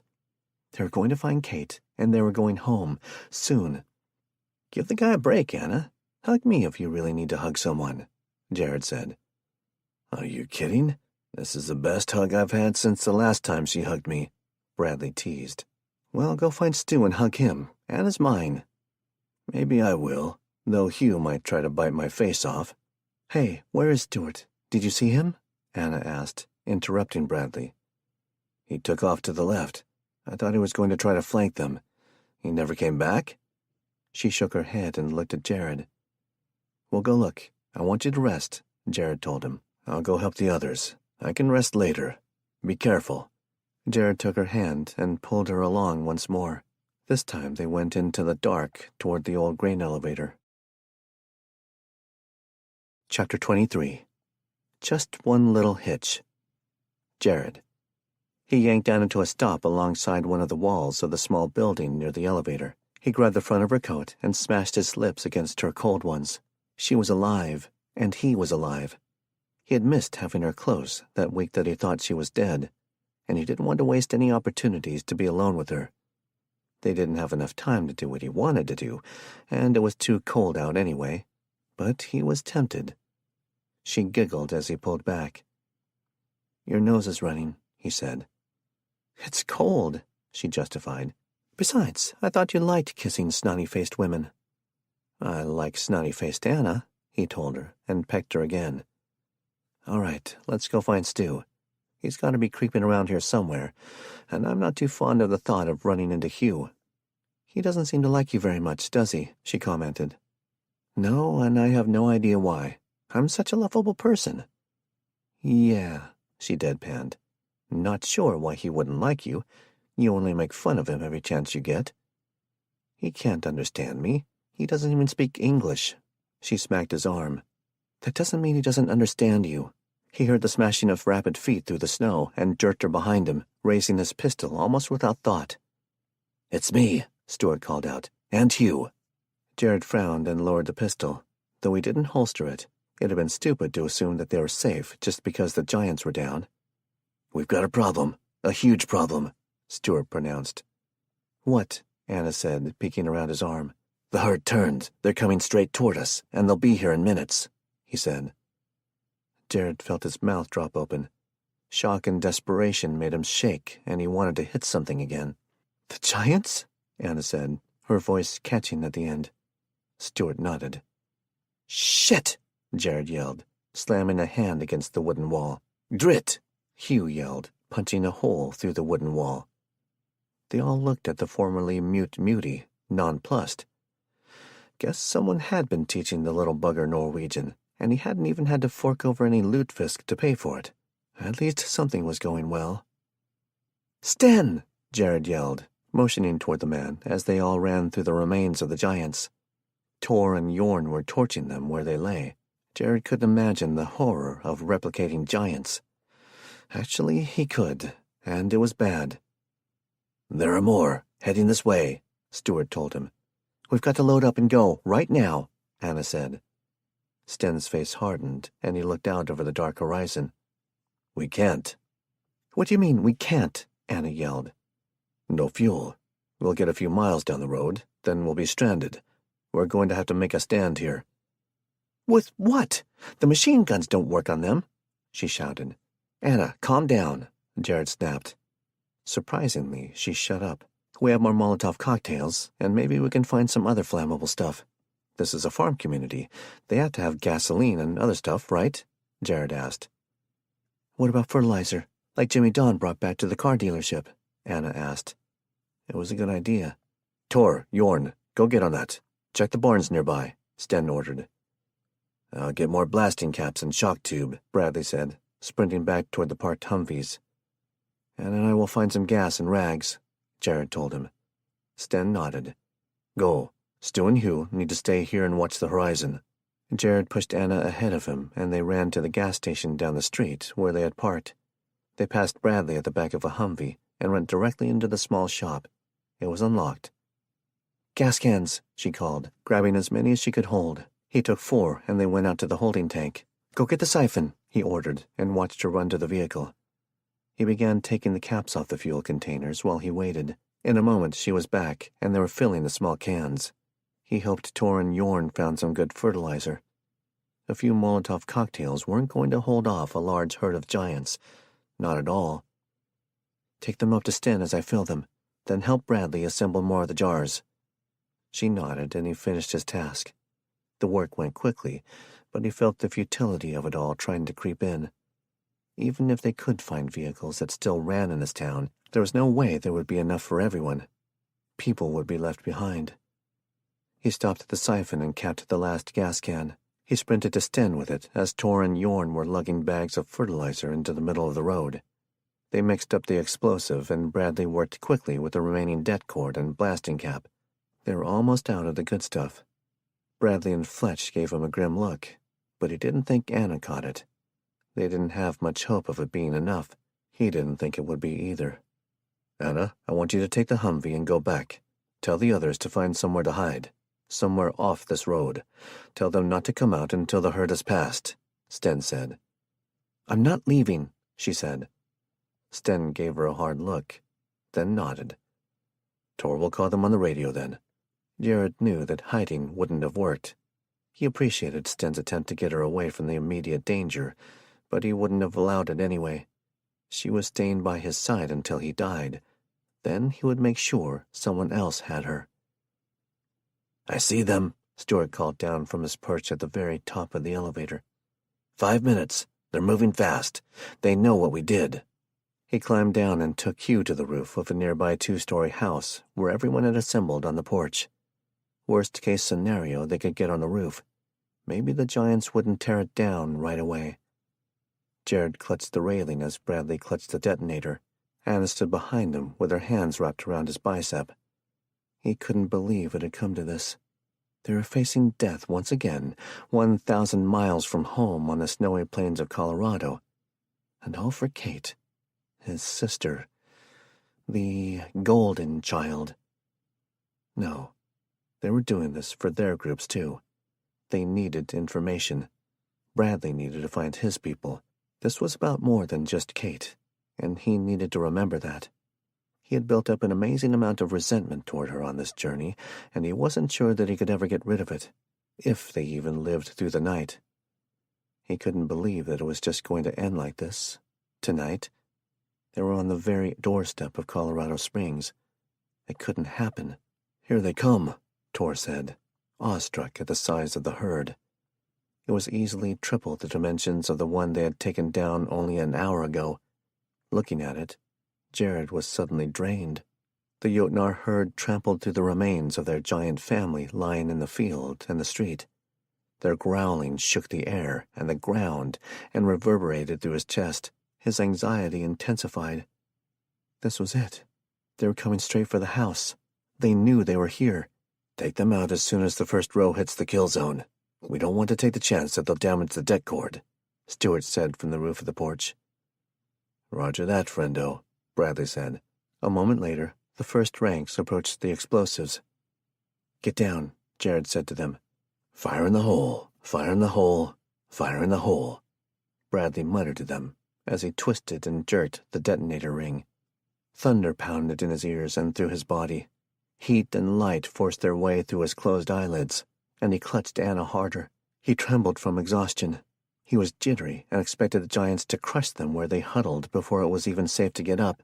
As soon as the rumbling stopped and there were no new heat waves, he looked up and cursed.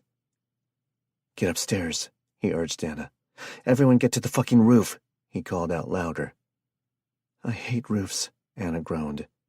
The first third of the pack was in flames. They were stumbling and sprinting toward the house, but he wasn't sure if they would go down before they got to them. Their Molotov cocktail supplies were on the porch roof with Stewart. It was their last chance, and he hoped they didn't all end up burning to death. He opened the door and was about to herd Anna through when he heard a deep thumping noise from the sky. More than one. What the hell is that? He asked. Choppers, Bradley uttered. Incoming, Stewart yelled from above, and a sudden blur knocked them all through the open doorway of the house. The world was on fire. Bright, hot fire. They were going to die. The hellish landscape out on the street was too close and too overwhelming. They had to move while they still could. His eyes were screwed shut against the bright white explosions outside. Only the wall of the house protected them from being completely overcome by the blast waves and incinerated by the heat. The shock of the violent bursts had stunned everyone except for Stewart, who was attempting to rally the group while lugging the unconscious Gunderson under one arm. Jared had greatly underestimated Stu's strength. Bradley was hunched over, trying to stand. Sten was dragging a dazed Tor away from the small window nearby. Hugh had Anna by the ankles and was trying to pull her through the house, away from the inferno out front. Jared appreciated the gesture, and thought perhaps Hugh wasn't so bad after all. He was trying to help Anna, and he could talk now, too, even if it was just one Norwegian curse word. Come on, Fletch, let's get out while we can. Fletch groaned as he stood, and Jared knew how he felt. He felt like an old man, tired and weak. His joints and muscles were sore, and his head was pounding from fatigue, dehydration, and probably the bombing outside. There had been a lot of that lately. Jared, what's going on? Anna called out, as Hugh finally dropped her ankles against her struggles. He caught up to them and leaned down to help her up. Your head is bleeding, she said. It's just from the glass. Tor caught most of it, he told her. They all limped and shuffled through the dark house, and he desperately hoped nothing was lying in wait, because he wasn't sure any of them would have the energy to raise a defense, except maybe Stewart and Hugh. Go out the back. We need to make our way back to the gas station where we left the vehicles. I hope they're still there. Was that the military? She asked. My guess is that they were sent out to track that herd. They caught sight of us and must have guessed that we'd intercept it, Bradley said. At least they're helping us, Anna said. I wouldn't rely on that, Stewart said darkly. They're just as likely to bomb us next if they think we're a threat to their camp. And we don't know which side they're on, Jared added. We can debate the whys and hows later. Right now, we need to get back to the others across town, Sten said. Across town? Jared scoffed. You say that like this is an actual town. They're practically right there. You could spit and hit them. You'd better not, Tor warned. They wouldn't take kindly to that. It was an expression. So damned serious all the time. The kitchen was empty, and something tickled at the edges of his awareness. He stopped and stared at it a moment before it came to him. It was oddly clean. No dust lingered on the surfaces, and he wondered just how long ago the occupants had left. It was worth remembering and bringing up to Sten and the others once they were safe. They left through the back door, being careful not to make too much noise. Even though the choppers seemed to have disappeared, for now, they could still come back. He didn't relish being the target of another firebombing. He heard the deep growling of a dying giant on the other side of the home, and they jogged toward the neighbor's house. Jared kept Anna close, aware of the cold and how she shivered. They had reached their limits, all of them. "Over here," Stuart called, transferring the Gunderson to Hugh. He still hadn't woken up properly. They darted down a dark alleyway between the house and the detached garage. Out front, a large flaming foot lay still, except for the spasming toes. Thankfully, it wasn't attached to anything significant, and they wouldn't have to muster the little fight they might have had left. "Brad, take Yorn and Hugh to the back of the battle wagon. I'll drive, and Stuart and Tor can sit in the front," Sten said. "I'll drive the Humvee back with the others," Jared said. They made it to the vehicles, mercifully intact, and loaded up. The scene behind them was grisly and satisfying. Their hulking enemies lay dead and dying in a scattering of black, charred heaps. Blood, cooked by the intense heat, splattered everything in sight. The snow that had fallen everywhere had melted and evaporated in the intense heat. There was no sign of the helicopters that had wrought such devastation. It was almost like they never existed at all. He wondered what their game was. They drove back through the still little town, and as they reached the other end, only a short half-mile away, they got one last surprise. A crowd, not their own, awaited them. "What the hell now?" Jared muttered. Sten pulled up level with him, lowered to the ground in the battle wagon, and gave Jared a shrug and a nod. Anna looked too tired to be worried. Since their ragged battalion clearly held a numerical advantage, there didn't seem to be any immediate threat. They got out, but he did keep Anna behind him, just in case. Her hand trembled on his arm, where she had his bicep in a stranglehold. His hand hovered near his pistol in case things suddenly went sour. It tended to happen to him a lot. A frail-looking old man in a large cowboy hat, boots, and plaid flannel pajamas covered with an ancient overcoat stood in the forefront, and he ambled forward as their team approached. "I'm not sure whether to thank you or kick your asses from here to Pueblo," the man said. Chapter 24. A Short Respite. Anna.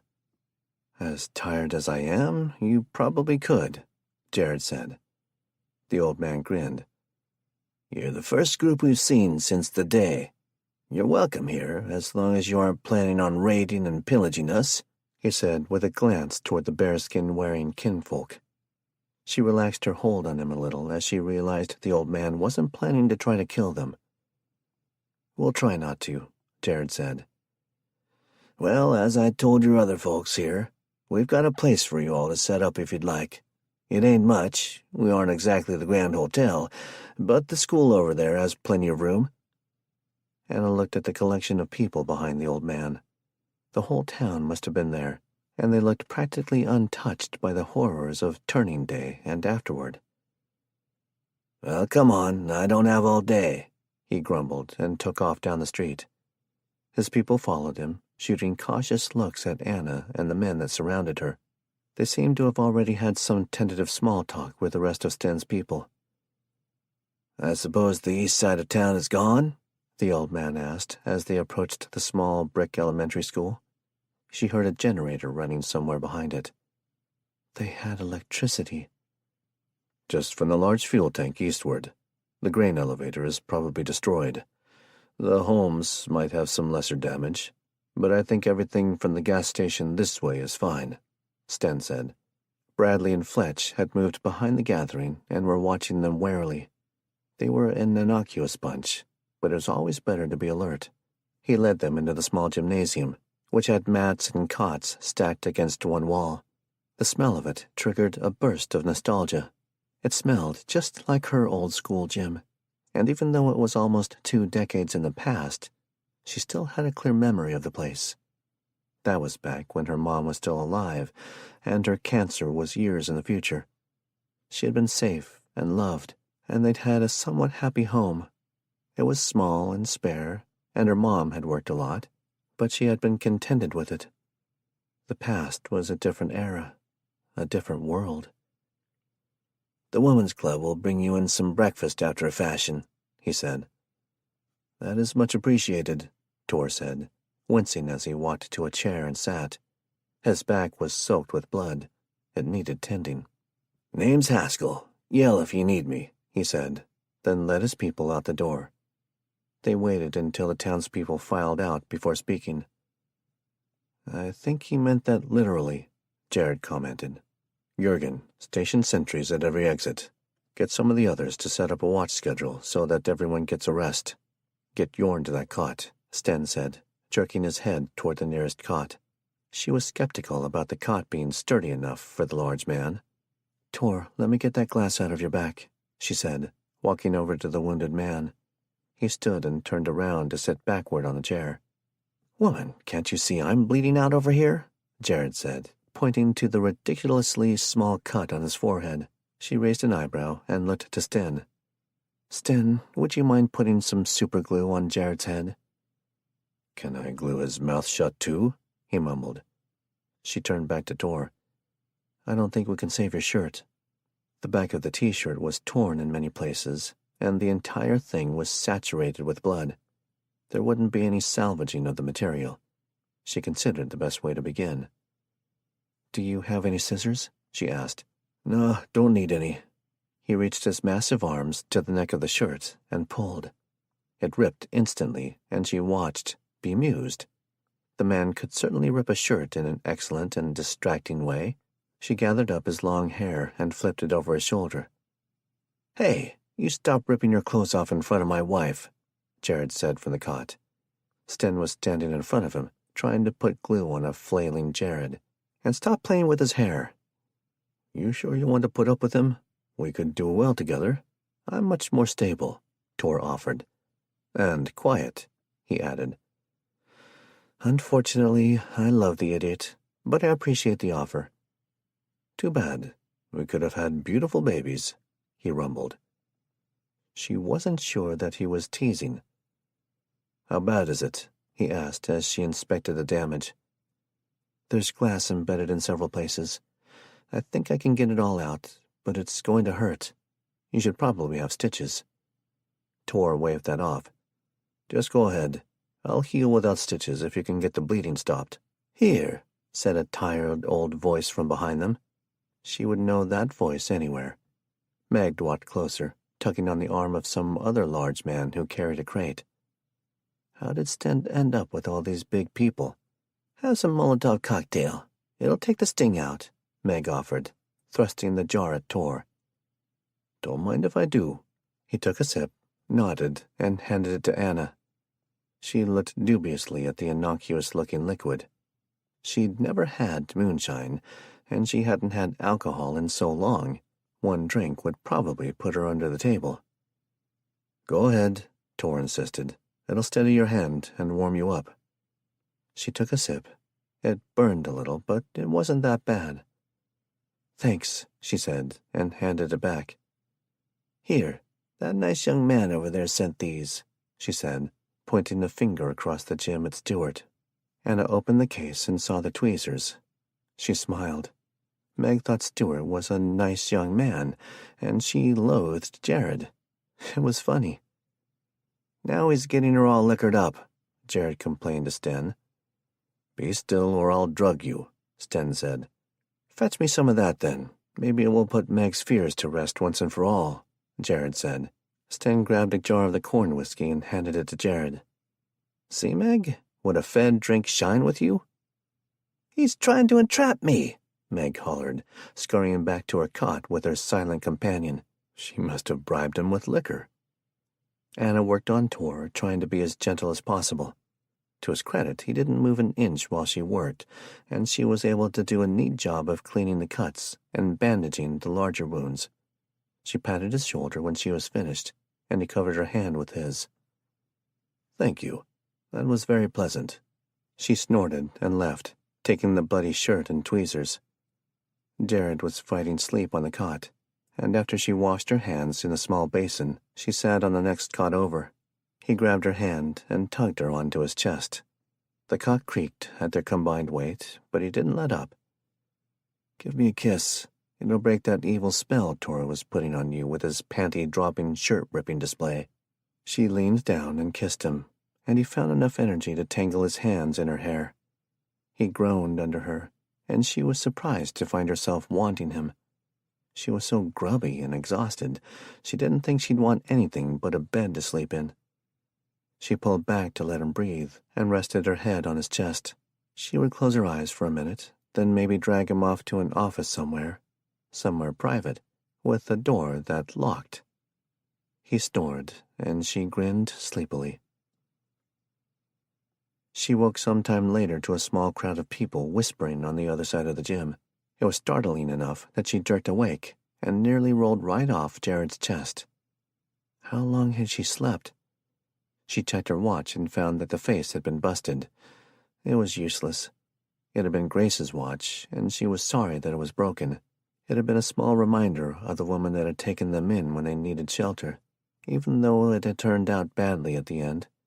Her intentions had been good, and she had probably saved their lives. She didn't think she could bear to get rid of it. She would tuck it in her bag. She looked around and saw Tor stretched out on his stomach on the floor nearby. He was sleeping peacefully. He hadn't bothered with a mat or a cot, just tossed down a blanket. She saw most of Sten's people had done the same. She pushed off Jared's chest and stood. He woke up and looked at her blearily through one eye. "You look like an angel," he murmured with a yawn. "You're delirious," she said, holding out a hand to help him sit up. "Ow," he said, putting his hands on his back. "I've got the gout." She laughed, and Tor snorted in his sleep and turned over onto his back. That woke him up. "Fane, that hurt," he said, bolting upright and pulling a large knife that he had concealed somewhere on his body. "Do you always try to kill something when you first wake up?" Jared commented. "Do you not?" Tor asked in answer. They had a stare down, and Anna was preparing for some insult slinging when Sten stopped by. "The townspeople are here with breakfast. They've got it set up in the cafeteria," he said. "We're rotating, right?" Tor asked. "Of course. Stuart and Hugh are on watch. They'll let us know if anything seems untoward," Sten assured him. "Did you just say untoward?" Jared asked. Anna pinched his side, and he flinched. "Don't even start," she warned. "What? Who says that? Nobody outside of a Jane Austen novel says untoward." He patted her butt, and she rolled her eyes. "My offer stands," Tor said, climbing to his feet. "I may take you up on that one day," she said with a raised eyebrow at Jared. He narrowed his eyes at her in suspicion. "Come on, let's go eat." The cafeteria was crowded with strangers and friends alike. Tables had been moved closer together, and women waited at one in a serving line. It was a jarring contrast between the times she had woken alone in a demon zombie house and had stale crackers for breakfast, and today, where nice older women offered hot food and her friends offered companionship. It seemed too good to be true. "You think that's people meat?" Jared whispered, nodding toward the sausage. She gave him a disgusted grimace. "Maybe they have come across groups, and they eat them," he said, squinting suspiciously at the steaming links of meat. "That's enough. They're very kind for feeding us, and I'm sure Sten would have said something if he thought they were trying to feed us people." They looked at Sten and Tor, who each had 2 plates piled high with the food and were downing it faster than a junkyard dog. "Really? You think so?" Meg bustled past him. "I don't care if it is people. I'm starved." She heaped the suspect sausages on her plate and bit into one before she even left the serving line. "You're one sick puppy, Meg," Jared said. She ignored him and slathered maple syrup all over everything, creating a giant goopy mess before scooting off to join the Gundersons. She had apparently adopted them, or them her. Anna accepted her plate from one of the grandmotherly-type women. She was reassured when she caught sight of the sausage wrapping discarded in the trash can. They wouldn't take people to a meat processing business. Jared was just being paranoid. They sat with Bradley and Fletch, both of whom looked very well rested and alert. They ate with gusto and enjoyed the large urns of coffee available. She hadn't eaten so well since Violet and Maria had cooked them up a going-away feast before they moved over to Harry's community. "When are we leaving out?" Bradley asked, after leaning back in his chair. "As soon as possible," Jared said. She had hoped they would stay another day to rest and enjoy the heat and warm food. There was no guarantee that the place they were going to would even have a place for them to stay, or that they would even make it there. Bradley and Stewart seemed to think the military hadn't been particularly concerned with who they bombed last night, as long as they stopped the herd. She caught Tor's eyes as he was wiping his face with a napkin. He winked at her, and she realized that it was because Jared was watching. She grinned as Jared loudly scooted his chair closer to hers. "I wish you folks well. If you come back through, stop for a spell and share the news," Haskell said, shaking their hands as they stood near the convoy. "Will do," Bradley said. They got into their vehicles, resuming their normal places. Stewart and Hugh seemed to have taken a liking to one of the battle buses, and so they chose to stay there. She missed Stewart's company, but he was reluctant to leave Hugh alone because he didn't speak any English. Anna understood without him explaining it that they both missed Drew, and they were both wary of Sten's people. They hadn't quite accepted Hugh yet, and they didn't need any incidents causing friction. Meg was in the battle wagon. One of the Gundersons had begrudgingly given up his place to the old lady. It seemed that they were all ready to go. "Don't forget about that fuel depot," Haskell called out to Sten once more. "Those army trucks won't run on fumes." Sten waved a hand in reply, and they left.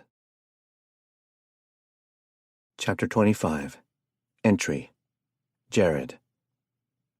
They saw the mountains long before they even got close to the city that reportedly housed anti-government forces. Anticipation warred with anxiety, and the closer they got, the less Jared said. That seemed to worry the others. He knew that they thought he was worried about finding Kate dead, or not finding her at all. He was, but he was more worried about getting them into a situation that they couldn't extricate themselves from. There was no telling what kind of command was in charge. The men could all be drafted. Anna and Meg could be taken away from them. He'd fight like hell against it, but there was only so much they would be able to do. He was torn.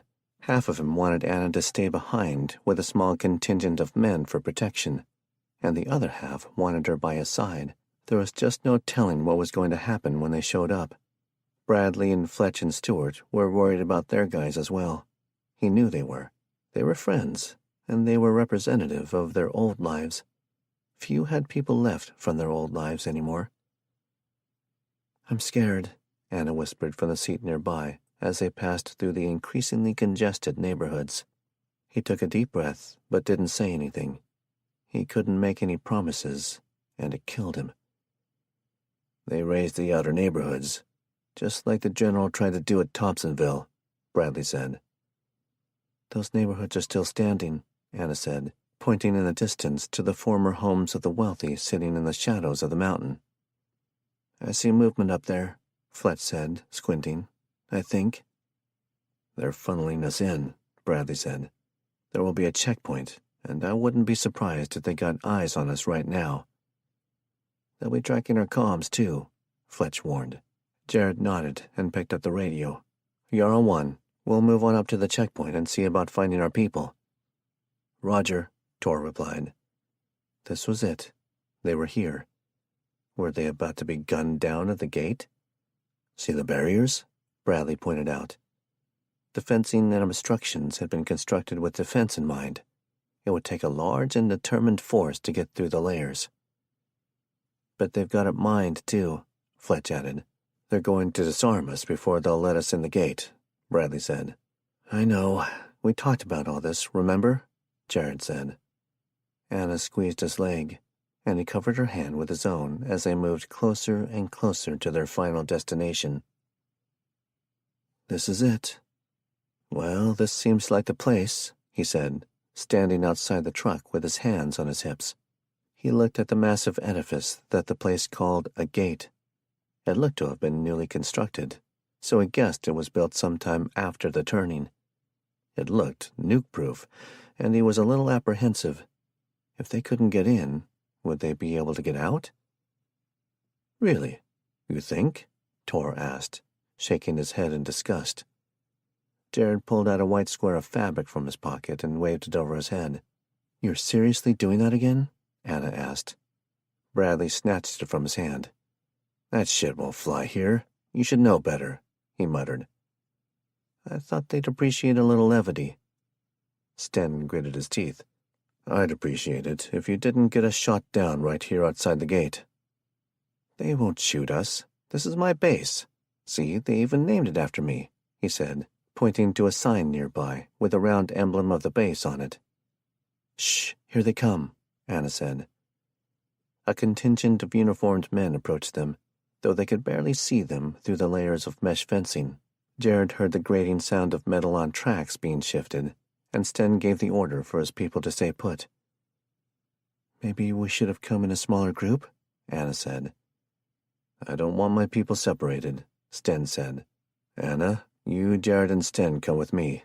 Tor, you and Fletch keep Stewart and Hugh out of sight, Bradley said.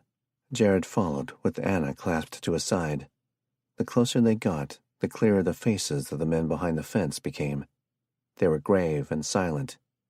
He could ascertain nothing from their expressions. Things were tense, and he had the worst feeling that they were teetering on the edge of a major disaster. Another one. Gentlemen, ma'am, please state the purpose of your visit here today, the man in a military police uniform ordered. I'm Staff Sergeant John Bradley. These are my traveling companions, Jared Carson, Anna Carson, and Sten Halverson.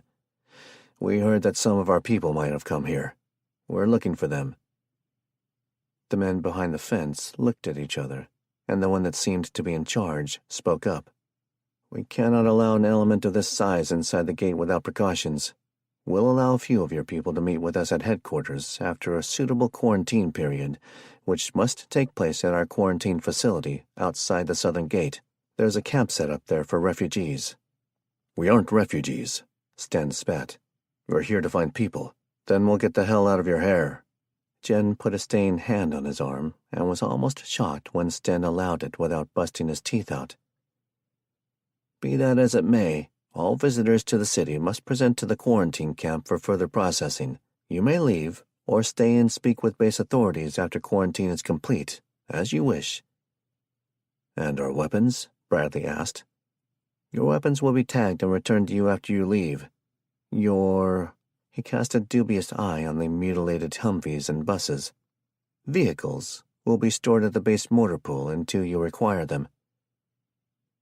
Do you trust them? Anna whispered, looking at the men warily. He shook his head. We should have left some people outside the city, she breathed. They knew where we were.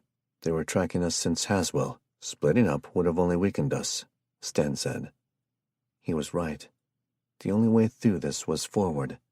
If they tried to leave now, they'd likely be tracked and eliminated.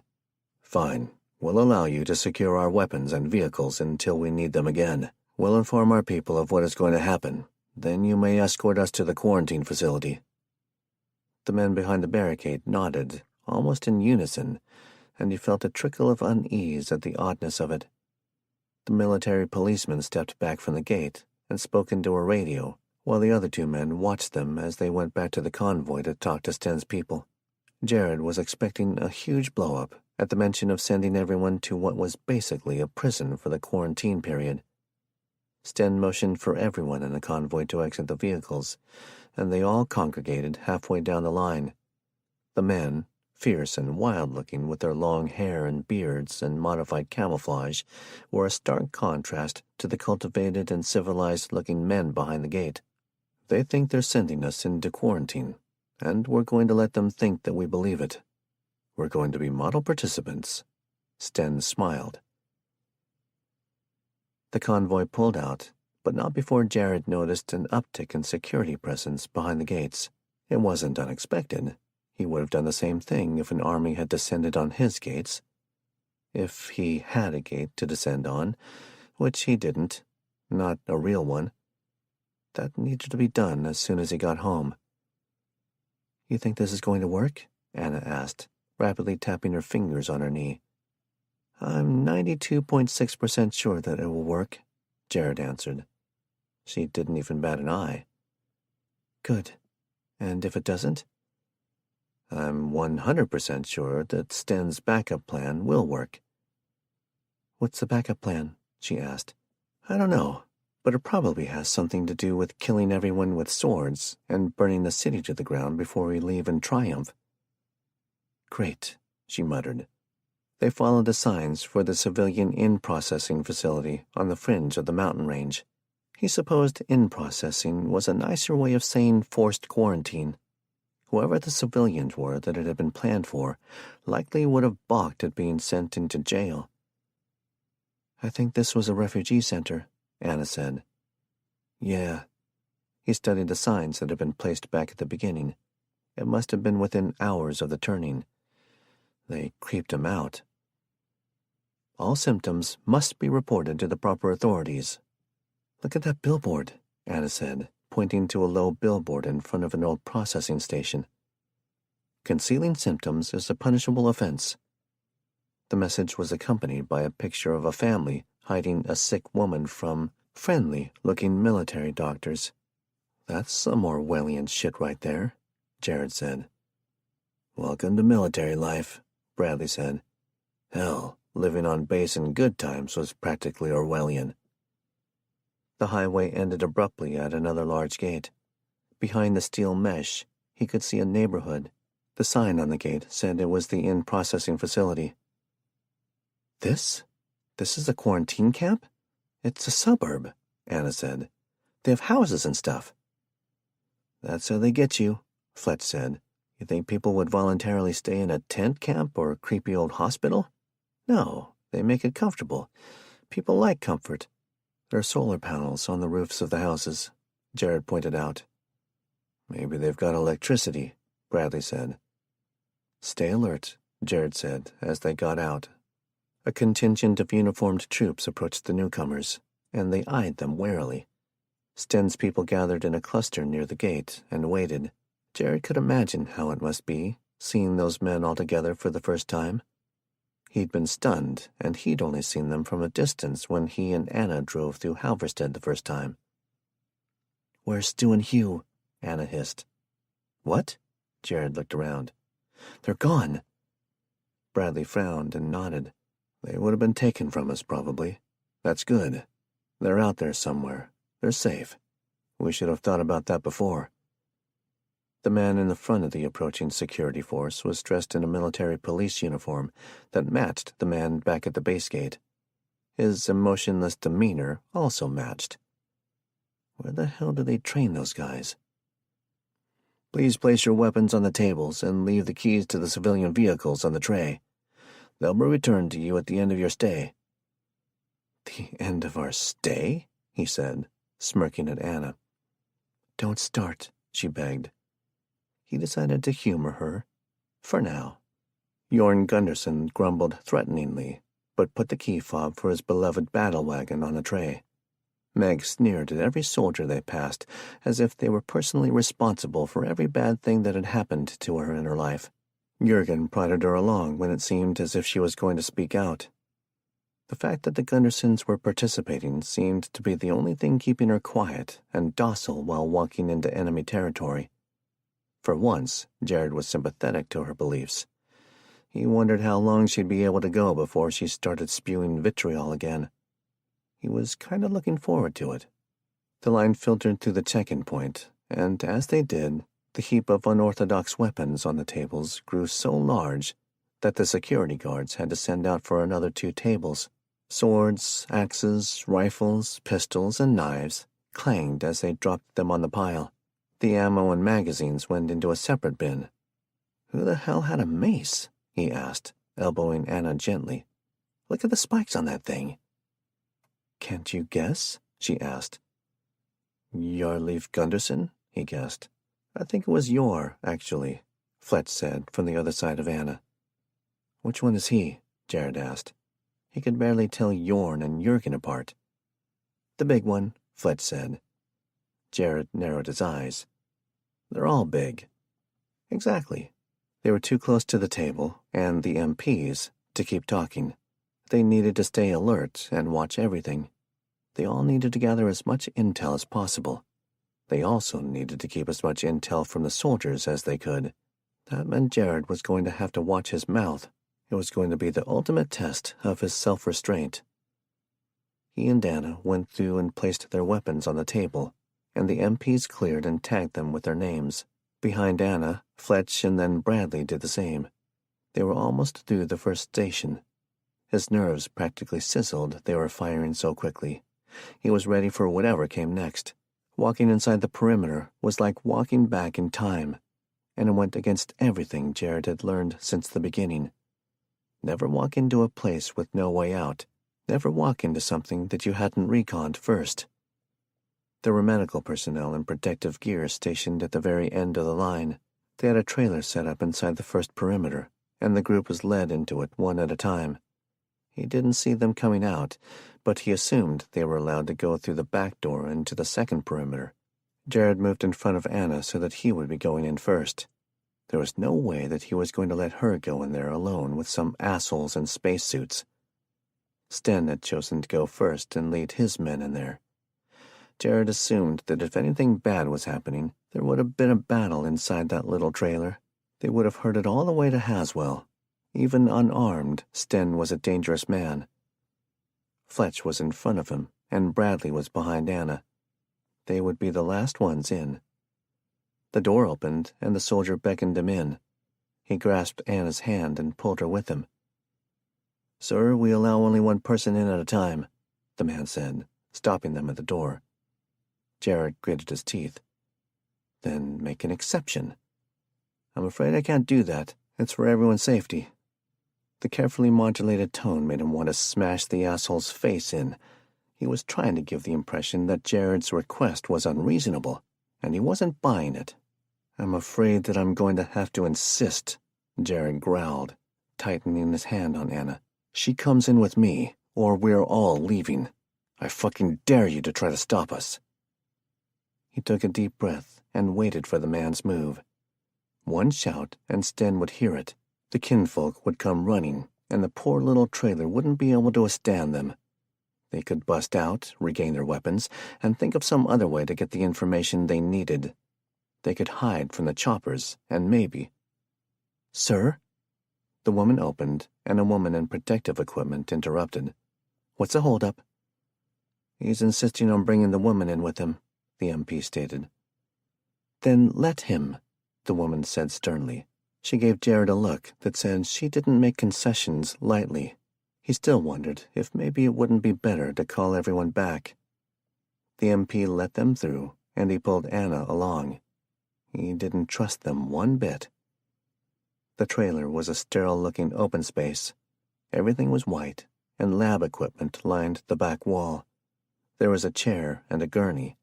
A rolling stool waited nearby. It looked like an emergency room.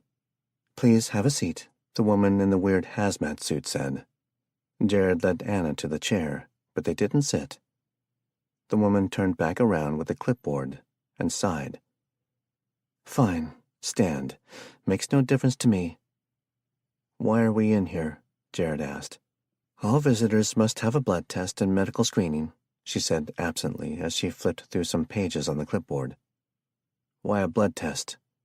"The blood test allows us to treat those who have been infected. It keeps everyone in the camp safe." "Everyone in the camp? We're the only ones here," Jared said, "and we've been together since the beginning. We're not infected, and we aren't going to be turning." "Why do you assume that you're the only ones here?" she said. "This is just standard procedure, and it won't even hurt." "We aren't infected," Jared said. "You don't know that, and, more importantly, we don't know that." She stared at him. "I bent the rules for you two already by allowing you in here together. There's no way that I can allow you to pass medical without a blood sample." "Jared, everyone else did it. Don't you think they would have refused it if they thought it was shady?" That was true. He didn't see Sten giving his blood lightly. It seemed to be an almost sacred thing to him. "Fine. One sample from each of us, and that is all," Jared said, removing his coat sleeve and thrusting his arm in front of the woman. "Thank you." She proceeded to take their blood samples and inventory their non-existent medical conditions. It was fast and thorough. "We'll let you know the results of the samples within a week. Your group is fairly large, and it will take longer than usual to process them all." She waved a hand toward the back door and went back to her work.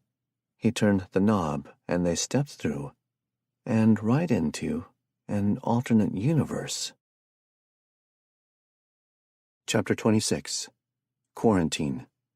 Anna. Anna squinted as the sun glittered in the window of a home nearby.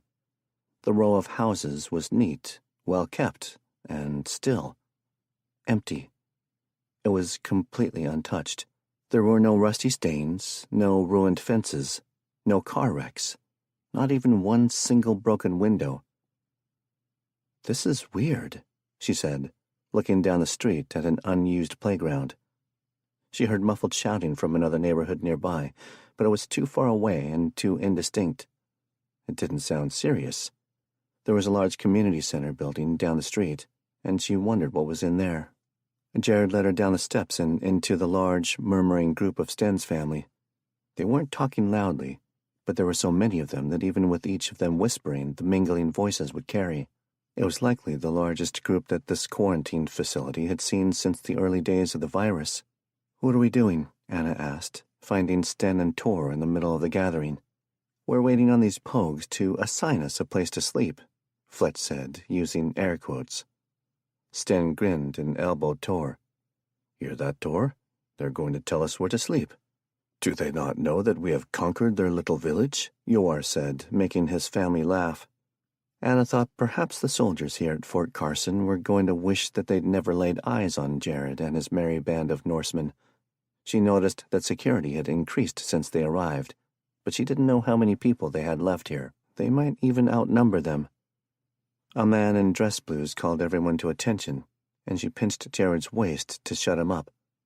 "I have your housing assignments here on this clipboard. Due to the size of your group, we've allotted your group an entire block of homes. Your leaders may assign you sleeping spaces." The man looked at Bradley, who had become their unofficial leader. Bradley walked to the front and accepted the clipboard from the man, who was careful not to touch him. "What about food? We're hungry," Yorn yelled from the back. Anna heard Meg say something derogatory, but couldn't decipher it over the laughter of the men. "Your meals and other supplies will be delivered once a day, and any further questions should be directed to our in-processing facility liaison officer," the official said, waving a hand toward a small office near the medical trailer. He walked away, and the gate slammed with an echo. "Well," Tor said, breaking the sudden silence. "Bradley?" Bradley consulted his list and frowned at the detailed notes on housing. He studied the waiting structures. Anna peered over his shoulder at the map, the list of addresses, suggested occupancy levels for each home. He finally nodded and looked at Tor. "Just sleep wherever you want." There was a free-for-all as the men raided the nearby homes, claiming the spaces as their own. Jared pulled her to the nearest one, and she saw Bradley, Sten, Fletch, and Tor following. The door was unlocked, and as they walked in, Anna immediately noted that the power seemed to be working, at least partially. The heat was gas, and the stove was gas, though there was an electric clock that displayed the time. She flipped the light switch and smiled when the overhead light came on. "I call first dibs on the Xbox," Jared yelled, racing toward the front rooms. Sten yanked on his beard and muttered something unintelligible to her. Tor raised his eyebrows at her in a silent offering, and she shook her head. He shrugged and started checking the pantry. "Any food?" she asked. "Soup and saltines, a case of water," he said. Fletch grabbed a pack of crackers and jumped up to sit on the counter. "Wow, they're really rolling out the red carpet, aren't they?" she said. "I'm going to go coordinate with the others. I don't want everyone all spread out here. I also want to make sure the Gundersons aren't making camp in the street." "That is something they would do," Tor commented with a look toward her. "Meg probably has them all too busy making mash for that," Fletch retorted.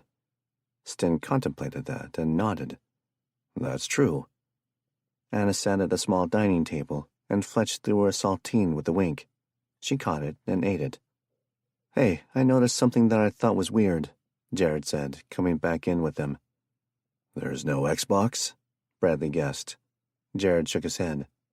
Sten stopped and waited for Jared's observation. She hoped it was a real one and not something silly. Why didn't the soldiers have protective suits on? The medical woman did, but they didn't, Jared said. The guys frowned, and Anna realized that he was right. The MPs had touched them and their stuff and got close to them. The woman taking blood had kept her distance and worn that weird suit. Maybe they're immune? Tor suggested. Or maybe they have some kind of inoculation, Sten said. I don't like it. I really don't like any of this, Anna said. Though hot water is going to be nice. Jared, keep an eye on things here. Tor and I are going to check in with the others. Jared nodded and popped open a can of soup and started drinking it straight from the can. She gave him a disgusted look. What? Tor scoffed. Don't take off your clothes while we're gone, he warned. Why, are you jealous? Jared asked, waggling his eyebrow. No. Well, actually, yes, but I was more concerned about cameras. They're probably watching. Everyone froze. Anna looked around and suddenly felt itchy. They probably were watching and listening. They would have to be careful what they said and did. The prospect of taking a hot shower and sleeping in a real bed wasn't so great anymore. It's likely, Bradley said. It's a good thing that we have nothing to hide, he said, with a significant stare at them all. Speak for yourself, Anna said. I'd like not to be watched in the bathroom, thank you very much. Are you sure? Jared asked, with an exaggerated leer. She threw one of Fletch's crackers at him. After that first day, they developed a routine. In the mornings, a team of soldiers arrived with their rations for the day. They had grossly underestimated the appetites of Sten's men, and it took Jurgen threatening them with bodily harm before they doubled the supplies, and threw in some MREs for good measure. It wasn't gourmet food, and it wasn't cooked, aside from the MREs, but they were lucky to have it. They had also brought them their own food from the battle buses, which she hadn't anticipated. It threw her off guard a little, and the uneasy feeling of waiting for the soldiers to start killing them dissipated a little. Why would they feed them if they were just going to kill them? Anna, Meg, Fletch, Jared, and a few of Sten's men took to cooking up a communal meal. She had learned that, while most of Sten's men could butcher and prepare game animals, they were hopeless with preparing rice and pasta and other staples that the base had provided. It was a lot of work cooking for over 200 people, but the grumbling about constantly washing dishes stopped when they realized that it gave them something to do. They were also model visitors, and if the people in charge of Fort Carson knew what his men were usually like, they would have instantly been suspicious and probably scared. She and the others had taken to using the bathroom in the dark. Anything that required privacy happened in the dark. Bradley had informed them that it wasn't the Stone Age, and the cameras were probably equipped for night vision. She preferred to ignore that. And they never discussed anything but the most mundane topics inside the houses. Anything important was discussed outside in the street and in a low voice. They didn't gather in large groups, but information disseminated just the same. Anna also learned something new. The Halversted people were serious gossips. They speculated on everything from whether the soldiers were slowly poisoning them to whether or not Bradley had been in a gay relationship with Stuart before he had turned. Bradley just shook his head when he heard that and made no comment. That only threw more fuel on that particular fire. They started a pool on whether Anna would get pregnant, and when the baby would be born. Jared had probably had something to do with that, but she couldn't get him to divulge just what he had happened to say. There was also a suspiciously large amount of sugar missing from the storage room. She could guess where that was going if the half-gleeful and half-furtive look on Meg's face was any indication. All in all, the first week at Fort Carson was uneventful, which she was enjoying immensely after the months of hardship and almost non-stop action. "Hey," Bradley said, coming up to her as she was taking a break from cooking. The heat in the kitchen was stifling, and she was sitting on the back porch with a cup of hot tea. He sat next to her. "Hey, what you doing?" she asked. "Thinking." "About what?" He looked around them and scooted closer to her, closer than Jared would have certainly considered appropriate. "Something is off here," he whispered in her ear. "I don't like it. Have you noticed anything?" "Yeah, there aren't many people. Shouldn't a safe place like this have more people?" she asked. "Possibly. Maybe they just keep a special team for dealing with us while we're in quarantine." "Maybe, but shouldn't we have seen evidence of more people on our way here?" He looked out at the mountains in the distance and nodded. She leaned into his neck this time and thought that anyone watching was going to start gossip that she was cheating on Jared with Bradley. "We should have heard more activity," she whispered. "I don't think they have many soldiers here, and maybe no civilians at all." He put a hand on her upper arm and turned his face into hers, resting his cheek alongside hers. His face was warm, but his words chilled her. "I think the whole thing is some kind of setup. I'm going to speak to the others. Be careful." She hummed in reply and pulled back. "If you speak to them the way you spoke to me just now, everyone really will think that you're gay." He grinned and winked at her. "I have to give them something to talk about, and besides, I wanted to make our chat as unsuspicious as possible." He squeezed her hand and jumped down. He was heading toward the unofficial Halverstead gathering place. She was curious about what the others might have noticed about the base. She was sitting with Tor on the back porch of their home. It was dark and cold. Sten and Bradley had decided that keeping up the rotating watch schedule was important, and Tor will be going out soon to check on things. Bradley, Fletch, Sten, and Jared were inside playing poker. She was enjoying the peacefulness of the evening and Tor's companionship. She loved Jared more than anything, but if she had to listen to him sing about knowing when to hold him and knowing when to fold him one more time, she was going to murder him. Violently. Tor had surprising depths. He wasn't just some big bearskin-wearing, sword-wielding barbarian. He was well-read and well-educated.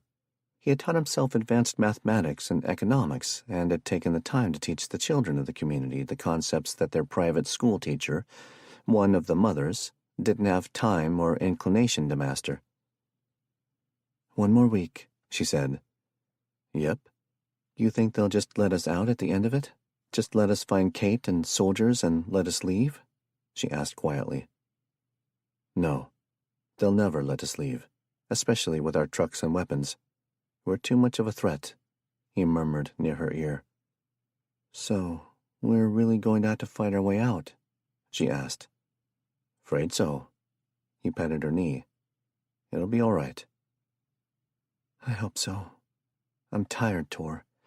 I'm tired of struggling and fighting all the time." He looked at her like she was crazy. "You mean you want to live a peaceful life? You outlanders," he sighed, shaking his head. "Crazy as loons, all of you." She pounded, and he smiled and bumped her shoulder lightly, for him, and almost knocked her over. "Struggling is a part of life. Every fight that you win makes you stronger and smarter. When the fighting stops, you're dead," he said. "We need to embrace the challenge." "You need to embrace peace and tranquility," she retorted. "Maybe if I had a woman to teach me how, then I would," he teased. "Maybe you'll find one." "Can you find me a redhead?" he asked. "Possibly." She yawned and used his shoulder to boost herself up. "I'm going in. Stay warm tonight." "I'm always warm." "I know. It's not fair at all. It's like all you men have built-in heaters." A low rumbling from across the neighborhood caught her attention, and Tor jumped up and backed her up to the wall. From their positions on the porch, they watched as lights flashed through the double set of gates. "Something is happening. Go tell the others," he whispered urgently. She spun and ran into the house, where the guys were halfway out of their chairs at her sudden entrance. Jared reached for her, and she saw him going for the pistol that no longer rested on his hip. "Someone's coming through the gate. Trucks," she said. They scrambled for the door, clutching the closest things to weapons that they could find. Kitchen knives and chair legs weren't going to win firefights, but they were better than nothing. "Stay behind me," Jared urged. She followed them back out onto the porch, and she saw that Tor had gone into the street, where most of Sten's people had gathered. They waited as they heard the squeal of metal on metal. The headlights flashed over the assembled crowd, and the rumbling got louder. "2.5, Bradley said quietly. 2 of them. "I don't like this," Sten said. Armed soldiers jumped out of the truck and formed a line facing the crowd of Vikings. Anna pressed herself harder against the bricks at her back. She had a bad feeling. A man with a clipboard and a serious expression approached Bradley as he walked down the steps. 5 armed escorts accompanied him. Her breaths came more rapidly as they spoke in low tones, and her heart stuttered as Bradley tossed an alarmed look at Jared. No, not at Jared. At her. Bradley started shaking his head violently at them as the man and the armed guards came up to the house. They were focused on her, and she felt Jared press his back against her. His muscles were tense and coiled, ready to strike. "We've got the test results back. There are a small group of people that need to accompany us to the medical facility. We have a hospital there where we can monitor their conditions more closely." "No," Jared snapped, cutting him off. "Sir, this is not—" "I said no. Nobody's going anywhere," he bit out, holding up a hand. "Mrs. Carson is going to have to come with us to get treatment. It's only temporary," he said, trying to placate him. The man with the clipboard motioned for Jared to relent. When he didn't, he motioned for the soldiers to get her, and then everything seemed to happen at once. She watched it all happen, frozen with shock and unable to comprehend the speed at which everything fell apart. She saw Jared whip the oak chair leg around and bash one of the soldiers in the head. Another one raised his rifle and slammed the buttstock into his temple. "No!" she screamed in anger and threw herself at the soldier as Jared dropped to the porch with a thud. She slammed her palm into the man's nose and grasped his neck with her other hand, but he didn't even flinch. She frowned and looked at his eyes. And then she knew. A grunt caught her attention, and she saw Fletch bury a kitchen knife in the officer's neck. Black blood covered Fletch's hand, and she saw his eyes widen in shock a split second before the bullet tore through his head. The sharp pop was muted and surreal. The devastating splatter hit her face, and his body dropped. Sounds were gone, and everything moved in slow motion. The events that happened afterward were snapshots in her mind, and as she was carried away by the man she had struck, she prayed that what she had seen hadn't really happened. It had to have been a mistake. Fletch, who had survived so much, couldn't be dead. She saw Bradley restrained by another soldier, and he was fighting as hard as he could to get away. Jared was lying, still and pale and bloody, on the porch. Dead? Sten was holding Tor back, as some of his family was herded at gunpoint to the trucks. She heard more gunshots as several of the kinfolks tried to stop them. She saw one of the Gunderson brothers jerk as 2 bullets ripped through his chest, straight through the heart. Even a Gunderson can't survive that. She wasn't thinking clearly, and she knew it. Fletch was dead for sure. His brains were all over her face. Jared. Yoar Gunderson was dead, along with several other men that she only knew by sight. The last thing she saw as the man threw her into the truck was the officer with the clipboard, black sludge seeping from the gaping knife wound in his neck, putting a pistol to Bradley's head. Not him, too. She felt something sting her arm, and then there was nothing. The last thought in her mind was of the man who Fletch had tried to kill, and had ended up killing Fletch instead. He was a hybrid, a mutie. Chapter 27. Purgatory. Jared. Jared opened his eyes and saw a bright white light. It hurt his head. He closed his eyes. The next time he opened his eyes, the light was still there, but dimmer. His throat was dry, and he was warm. He was in bed. His head still hurt. He felt bleary and confused, and faintly nauseous. The whirling room didn't help. Who the hell ever decided that putting a bed on a carnival ride would be a good idea? He wanted his money back. This bed sucked. Jared. He clutched the rails that his hands seemed to be fixed to and tried to raise his head. He couldn't. "Don't move just yet." The woman's voice was calm. "Anna?" He tried to stop the spinning long enough to see her, but it didn't work. "I'm going to give you something to help you sleep. Try not to move." Sleep? He didn't want to sleep. He wanted to get off this damned bed and into something that wasn't trying to kill him. He braced his feet and hands and tried to shift his weight, but he found that he couldn't. Something was holding on to him. He didn't think the bed was spinning fast enough for centrifugal force to come into play, so it must be something else. Had Anna tied him to the bed? Was he sick? Was he turning? God, he didn't want to turn. He wasn't ready. He hadn't had enough time. He hadn't had enough time with Anna. He hadn't found Kate. There were other things that he wanted, but his head hurt too much to think about them right now, and he was pretty sure that he was about to puke all over himself. He felt a deep exhaustion start in the center of his body and flow outward through his veins. He closed his eyes and found that it was better than being a whirling dervish. He sank down into the comfortable depths. Jared opened his eyes and squinted at the bright white light. He felt like he'd been here before. He blinked and realized that someone must have cut the power to the circus bed.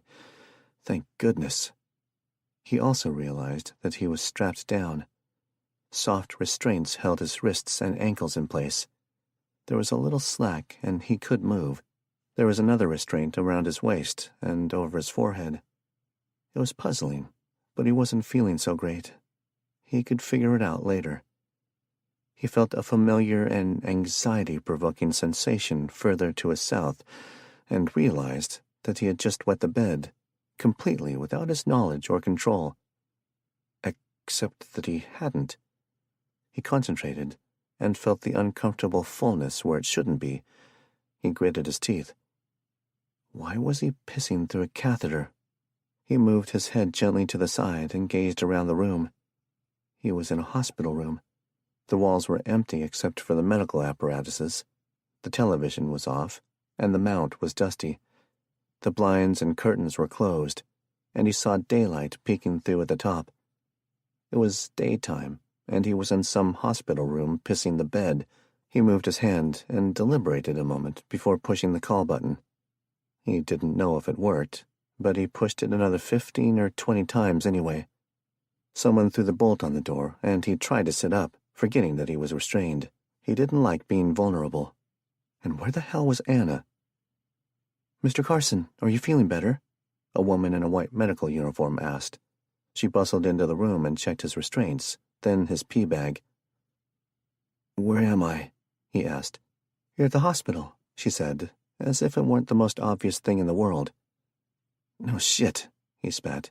"Where and why?" She raised an eyebrow at his rudeness, but answered anyway. "You're still at Fort Carson, and you had a little accident." "An accident?" She nodded. "Well, this has been fun and all, but I really need to go home now," he said, trying to sit up. "You can't leave just yet. You still need another day of observation. You had a severe concussion." "Look, I don't care. I just need to go. I have to get back to Anna. Why isn't she here?"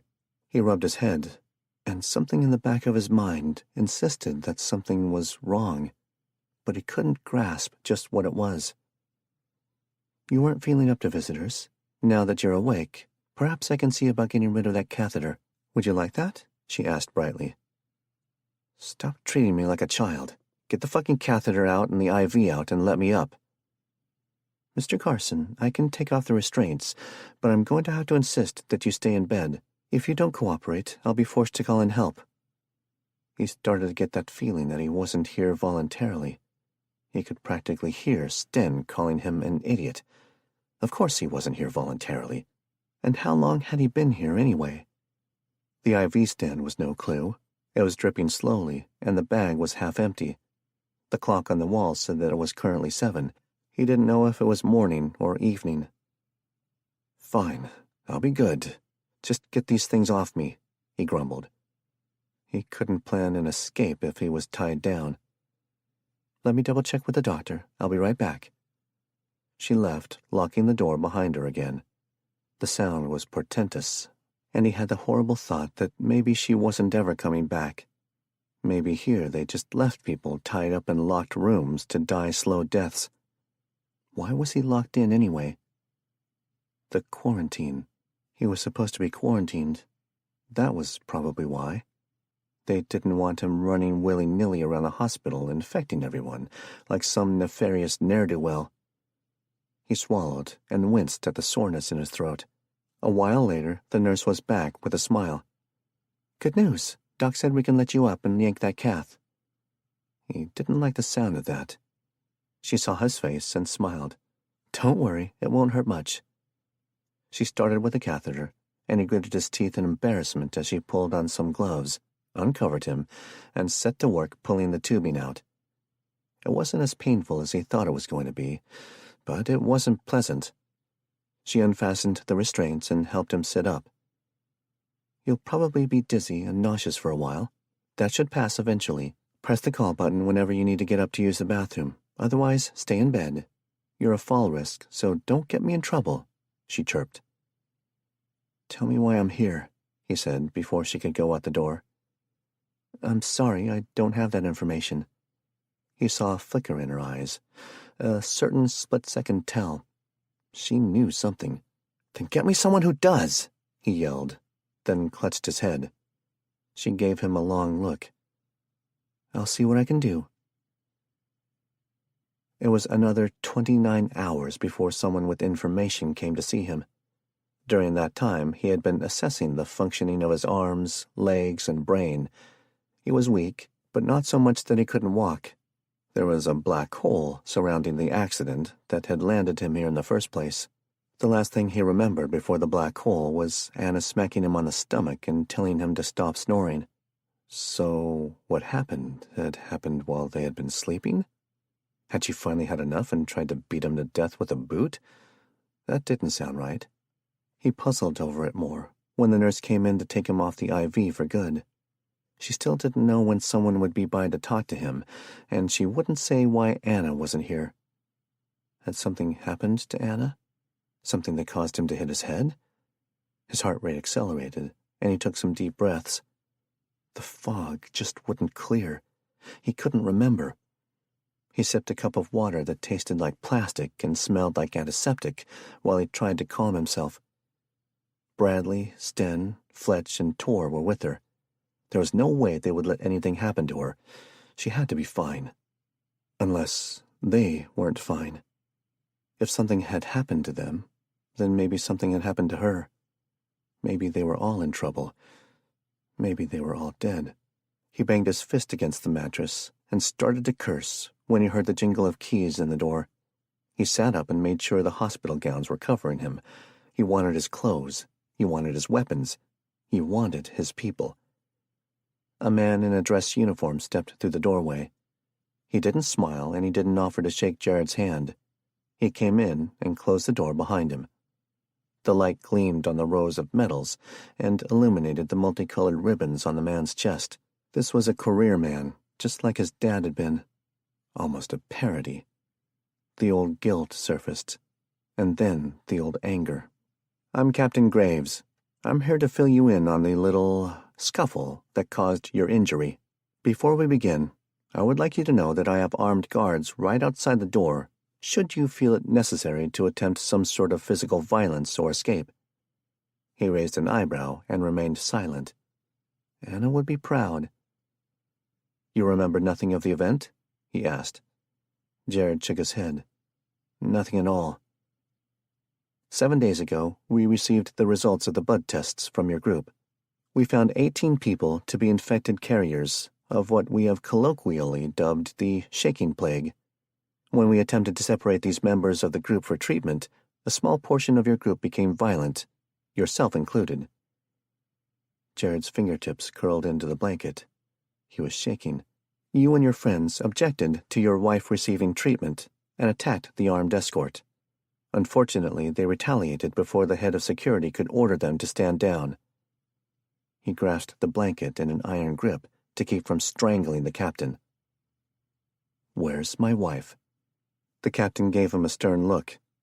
"She's receiving treatment. At the end of the treatment, she and the others will be allowed to return to your group. For their sake and your own, I suggest that you remain calm. Any impulsive actions could result in dire consequences." The threat was crystal clear. "I want to see my wife. Let me stay with her." "I'm sorry, we can't take that risk," Graves said, backing toward the door. "You'll be released to go back to the quarantine camp soon. I highly suggest that you warn your fellow visitors that aggressive actions will not be tolerated. After the period is up, I'm sure that you'll be relieved to conclude your business and be on your way."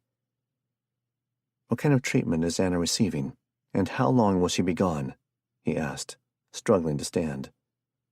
Captain Graves knocked on the door and stepped through it as he answered. "That's classified, but rest assured that we're taking excellent care of her." Jared threw the plastic cup at the window, but it did nothing to assuage his fear or his frustration. "Jared," Bradley began. He was standing in the middle of the quarantine camp medical trailer.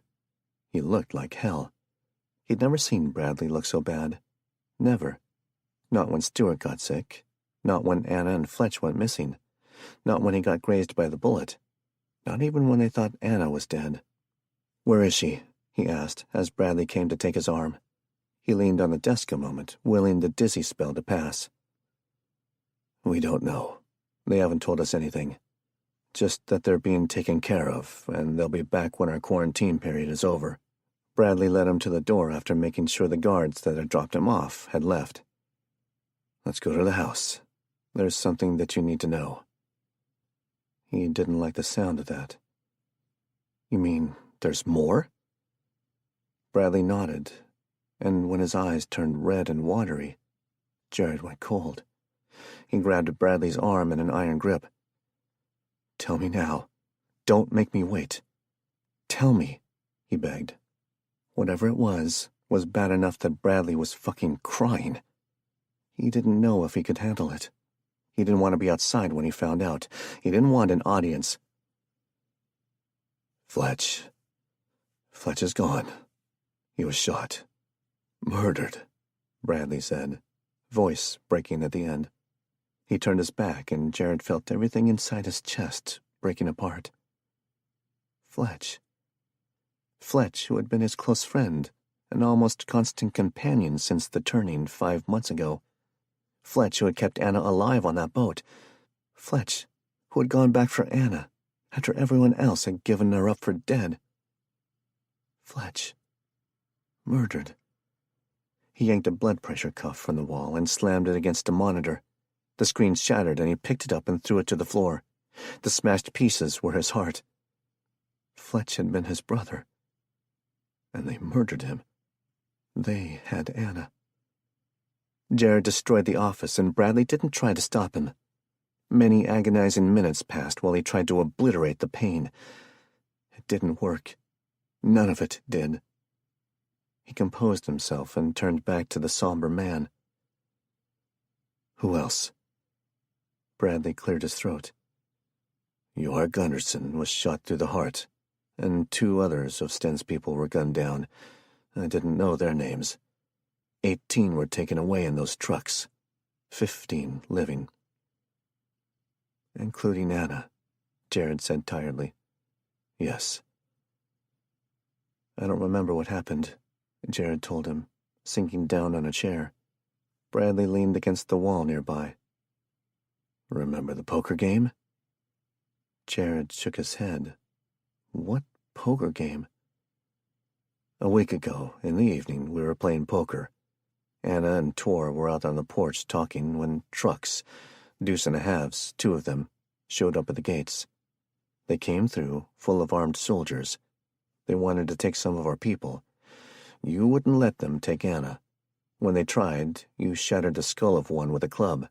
Another one got you in the head with his rifle. You were lucky he didn't shoot you." Jared clasped his hands together. If this was luck, then what the fuck was the alternative?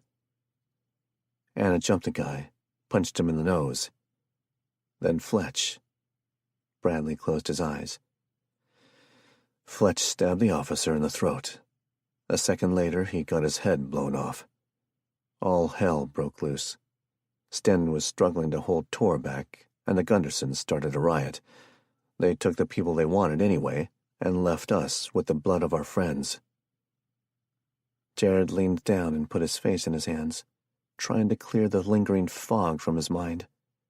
What he needed to do was plan. He needed a plan. Any plan. Sten had a plan. I need to see Sten. The streets were quiet when Bradley and Jared walked down the steps and onto the sidewalk. The sentries, still posted at every corner, though they were pretending to wander around, gave them nods as they passed. Their faces were painted with strange designs, like their vehicles had been. He didn't ask why. He thought he already knew. Sten, Tor, and the Gundersons were in his living room.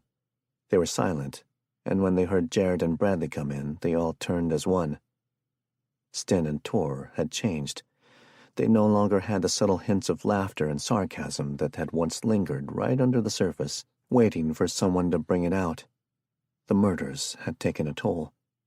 Sten embraced Jared like a brother, and Tor put a solid hand on his shoulder in commiseration. They said nothing, for there was nothing to say. They sat in the silent house until night fell, and the room was shadowed. When the darkness was complete, they got up and went outside. They stayed off the streets and sidewalks, and gathered behind the most remote home on the block. Key leaders of the smaller family units among Sten's people waited there, looking grim. In the dark, the runes painted on their faces and the leather and cloth of their clothing combined to shroud their humanity. They looked unfamiliar and foreign. Tor stopped in the center of the gathering, and his voice was a low rumble. Only the closest could hear, but they would pass it back to the others. Quarantine ends in 3 days, whether they keep to their word to release us or not. Someone in this godforsaken city will pay for my brother's death, Yorn growled, and for the deaths of the others. Bradley, tell Jared the rest of it now, Sten ordered, his eyes glittering pale blue in the scant moonlight. Jared turned to Bradley and waited. While you were at the hospital, I spoke with the base commander. He wanted to know why we were here and why we had attacked his men. Did you tell him about Kate and the others? Jared asked. Bradley nodded. I did. He said that they aren't here. He said that no extra units ever showed up. He said the rumors of a new government were false. He said that they hadn't established any government, and that there were no battles with the old government forces. Jared nodded and looked down. Had everything they'd gone through been for nothing? Jared, he's lying. They all are, Bradley said. His head snapped up, and he studied Bradley. What do you mean? How do you know? Because the man who introduced himself to me called himself General Elias Brown, Bradley said. So? I happen to know that General Elias Brown is a member of the Joint Chiefs of Staff. That man claiming to be the base commander is not Elias Brown. Furthermore, the man that is supposed to be in charge of Fort Carson and the Cheyenne Mountain Guard is Colonel Clausen. How do you know that? Jared asked. Remember Romeo back at Harry's compound?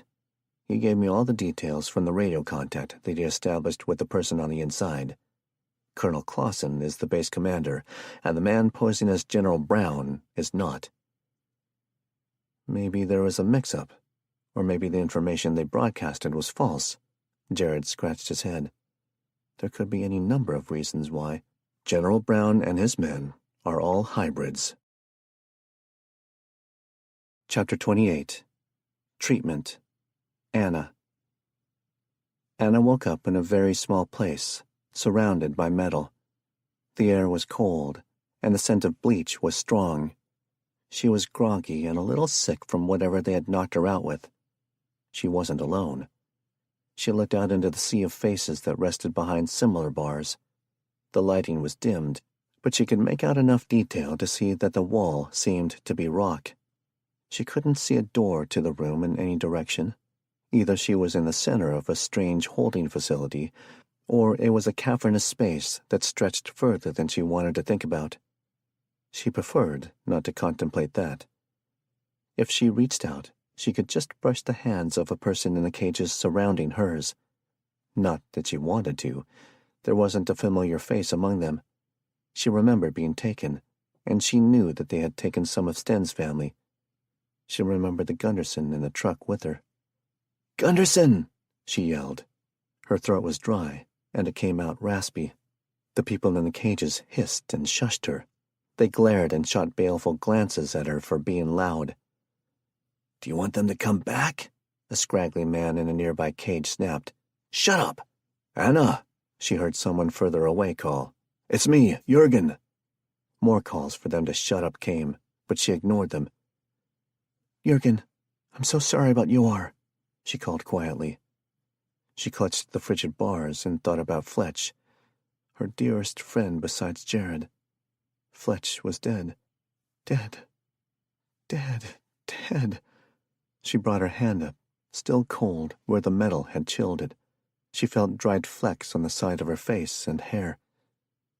Fletch. She bit back the scream of pain and anguish and rage that threatened to burst out of her. "Anna, they will pay. We will make them pay," Jurgen growled. Scattered through the room, she heard the acknowledgments from Sten's people. She couldn't see Jurgen, but she heard the absolute certainty in his voice, and latched onto it. "We will make them all pay," she said. The skimpy man next to her started to laugh, a wheezing, paltry laugh. She wanted to kill him. "What month is it?" The whispered question floated across the air from behind her, and she jerked her head up. "December, I think. Maybe November." The questioner sighed and was silent. "What is this place?" she asked, turning around to face the woman. "I don't know. It's way above my pay grade. Pretty sure that we're under the mountain, though. We're down deep." "Cheyenne Mountain? Well, it ain't Everest." "Where are you from?" Anna asked. "Here. I worked on base. They brought me down here earlier in the fall after they started doing the blood tests. We're the lucky ones, or the unlucky ones, depending on how you look at it." "Lucky?" Anna scoffed. "They haven't killed us yet," the woman said. "Not like the others." "The others?" "Yeah. That was a bad time. It was after we whipped the assholes from Langley and D.C., sent them and their army packing. Anyway, wait. So there is a Cheyenne Mountain Guard, and they were fighting the old government?" "Honey, we are the Cheyenne Mountain Guard. What's left of it." Anna looked over the cages again, knowing that there were more than she could count because of the darkness and the angles. "These people battled the federal government?" "How many people are here?" "A lot less than there used to be," the woman said, chin trembling for a moment. "If you let me finish my story, then I'm sure some of your questions will be answered." Anna nodded and shifted position. She was freezing and uncomfortable, but her mind was on Jared and Fletch and the others. She hoped Jared was okay. Head wounds could be dangerous. Anyway, we were working on clearing base housing back then, after the old army turned tail. They thought we didn't have the capability to defend ourselves. She smiled a little and shook her head. We kicked their asses so hard. It was a battle, but we won it in the end. We got all the pilots on our side, and we had new units showing up. Eventually they would join up with us, because the old government got us into this whole mess, you know? Anna nodded, though it didn't seem to be required. She rubbed her arms briskly through the heavy sweater and coat. "So we were clearing sections of the base from the freaks and the super freaks, and we would resettle base personnel into each section as we cleared it. The refugees, too. There were thousands of refugees. We were practically a city. We had a good thing going. We were rebuilding." "What happened?" "They came back with reinforcements. They came back with freaks that looked like us. They were in charge. They directed the movements, and they were damned hard to kill. It turned into a siege. Eventually they got us. Then they started the mop-up." The woman swallowed audibly and went silent for a moment. A light bulb went off in Anna's head. The overseers. What? The overseers. It's what my group, call the muties in charge. We didn't know they looked human. Not until today. Yesterday. How long have I been here? They brought food trays 3 times. You've been in here 3 days. They took you out and got you cleaned up 3 times. And overseer is as good a name as any for those things. 3 days. Jared would be awake by now. Fletch and Yor would be buried, hopefully. The men would be grieving and angry. They would come looking. She hoped Jared didn't do anything stupid. Most of the refugees disappeared after the overseers took over. Don't know if they ran or if they were taken, like us. Wait, why didn't they kill you right away? Anna asked. They needed workers. They had enough freaks to win the fight, but not enough to reestablish the base and fix the damage they caused. Besides, we've got the pilots, and the drone operators, and the Morlocks. They all showed up here when they heard we were establishing a new capital. Hell, a new country. Morlocks? You know, the guys who worked down in the silos with the missiles. We call them Morlocks. Martinez thought that one up. She smiled again, but it was sad. Anna figured that Martinez was gone. Hey, how big is your group? The woman asked, suddenly spinning around and grasping the bars. Anna smiled. I have approximately 240 Vikings up there, ready to go. The woman looked excited, but she frowned. Vikings? It's a long story. Trust me, these men are the ones you want at your back. And they'll look for you? She asked. She seemed to be almost begging Anna to say yes. Anna thought about the last time she disappeared. Nobody had come looking then, not until Fletch. They'll come, sooner or later. Anna had no doubts about that. Fucking A. She banged a jubilant fist on the bars, her grin wide and teeth flashing white in the dark. Will you two shut the fuck up before they come in here? The man on her other side complained. Fuck off, Eddie, the woman said. Wish I could, Eddie snapped back.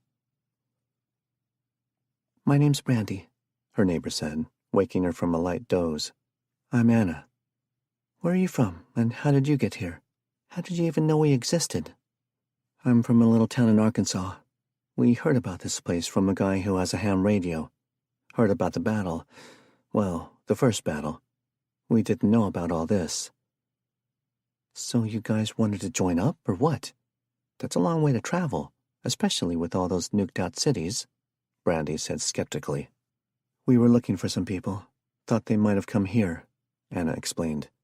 Some guys from our local National Guard unit thought the rest of their unit would come here, and my husband's sister is with them. Come here? To fight, Anna explained. Fight against us, you mean? Brandy asked. I think they were coming to scope you all out and see who the better side was. Anna was a little embarrassed. Makes sense. As I said, nobody wants to support the old government after what they did. You mean the nukes? Anna asked. Brandy nodded. And the shaking plague. So they did that on purpose, Anna clarified. In the early days after the nukes, Colonel Clausen met a scientist from California, which is overrun, by the way. They had meetings and discussions and all that with the rest of the base command staff, then briefed the rest of us. They think the virus was introduced on purpose. They don't know why it was done. Did they want people to turn into mutant freaks? I mean, come on. Seems to be like shooting yourself in the foot, doesn't it? Anna commented. Exactly. Maybe something went wrong somewhere. I don't know. Anyway, the commander thinks it was deliberate. The Morlocks are certain that the nuclear attacks on the cities came from our own subs stationed off the coasts. We were lucky we didn't get the fallout from Denver. How do they know for sure? Wouldn't there be hostile countries that would want to take us down when we were weak? They figured the countries that were capable of that level of destruction and technology had their own problems to deal with, never mind starting a nuclear shooting match. Also, they said that there was no attempt from any missile defense system to block the entry of the nukes. None. The sirens went off, Anna said. Not everywhere, Brandy said. Maybe some rogue Morlock somewhere pushed some buttons to try to warn people. You know what else? Anna shook her head. None of our rockets left the dirt. None of the silos were targeted.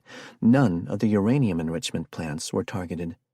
No functional naval bases or air bases were targeted specifically. They went after the cities. It almost sounds like they planned all of it on purpose, like ahead of time, Anna said. Who knows? Brandy shrugged. What we need to worry about right now is getting the hell out of here. A clang caught their attention, and Brandy and the others who were murmuring and whispering went silent and still. Everyone froze so suddenly that it seemed orchestrated. Anna backed into the furthest corner of her little cage and squatted down. A light rumbling came from the area of the clanging noise. She thought that must be where the door was. She squinted in the dim light, trying to see what was coming. She didn't want to be taken by surprise. A man rolling a large metal box paused at each cage and passed a tray through the small opening. They didn't even open the cages. She took hers, searching for an ounce of humanity in the soldier's eyes. She found none. She went back to the corner with her meal and waited like the others.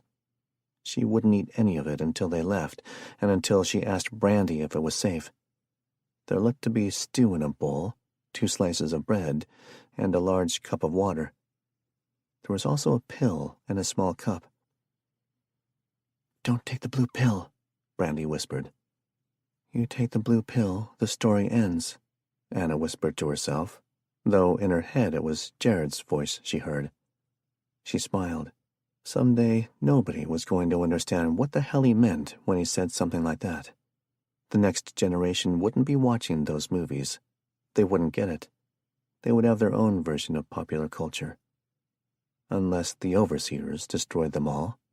She heard a commotion somewhere to her left, and some of the prisoners gasped. "What's happening?" she whispered to Brandy.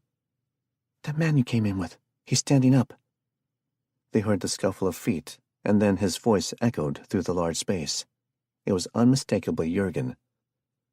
"One day I will hold your skull in my hands, and I will drink mead from it before I crush it to dust." Someone in the back started laughing, then another off to the other side hooted. A few more random brave souls added to the mutinous discord, and Brandy looked shocked. Nobody ever threatened them and lived. Yeah, well, that's a Gunderson for you. "There are more like him?" Brandy asked. "Girl, the whole group that I came in with is like him. He has 5 brothers. 4 brothers now." Brandy heard the sorrow and nodded, looking off at something in the distance that was far from this room. Anna was certain that she had lost a lot of people, too. As the guard left, he took a screaming prisoner with him. His shouting was nonsensical and hysterical. Anna caught something about aliens and demons. "He's been down here the longest. At first he was normal. He worked at the power station. What they did to him, I guess it was too much." Brandy left her side of the cage and went to sit down. She waited a bit to make sure they weren't coming back before she looked at the food. She ate the stew with a plastic spoon, but saved the bread for later. It seemed like it would be all she would get. It wouldn't be enough for Jurgen. The pill went in the top of her sock. She heard Eddie talking to himself in his cage, and she wondered if he had people in his head, too, like she and Jared and even Stuart, Sten and Tor when she needed them. And Fletch. Especially Fletch. She closed her eyes, and pain washed through her on a wave as she recalled his face and his voice. It was agony. She didn't want to ever forget what he looked like, what he sounded like, or what he had done for her and for Jared. He would never be forgotten. Never. It was hours later when the metal door clanked open again, and she hadn't spoken to anyone besides Brandy in that time. She hoped Jurgen was okay. He had been silent since the encounter with the hybrid jailer. Probably plotting. She was trying to think of a way to make a weapon and to get out of the cage. She wouldn't be able to do much with a plastic spoon or alone. The man they had dragged away, screaming, hadn't been brought back. "Hey, Brandy," she called. The woman sat up and scooted over. Yeah? She asked. Then her mouth opened in a huge yawn. What about the treatment they mentioned? Do they let us out for that? Treatment? Brandy snorted. That's just a ruse to get us in here. There is no treatment. Then why are we here? Why do they want us? Sweetie, we're test subjects. You don't remember because you were out of it, but they take people and do shit to them. I've only ever had blood drawn, probably because they want me for something else, but some of the men were taken and never came back. But why us specifically? Anna wanted to know. They hadn't taken Jared or Sten or the other Gunderson brothers. Who knows? The blood test probably showed something different. You were sick, right? Back at the beginning? Brandy asked. Yeah, but I didn't turn, obviously. We all were. We're all infected. We all carry the virus and maybe something else. Could we still turn? I don't know, Brandy shrugged. I do know that the ones who took those pills got taken away by the guards. So they're watching us. They're always watching.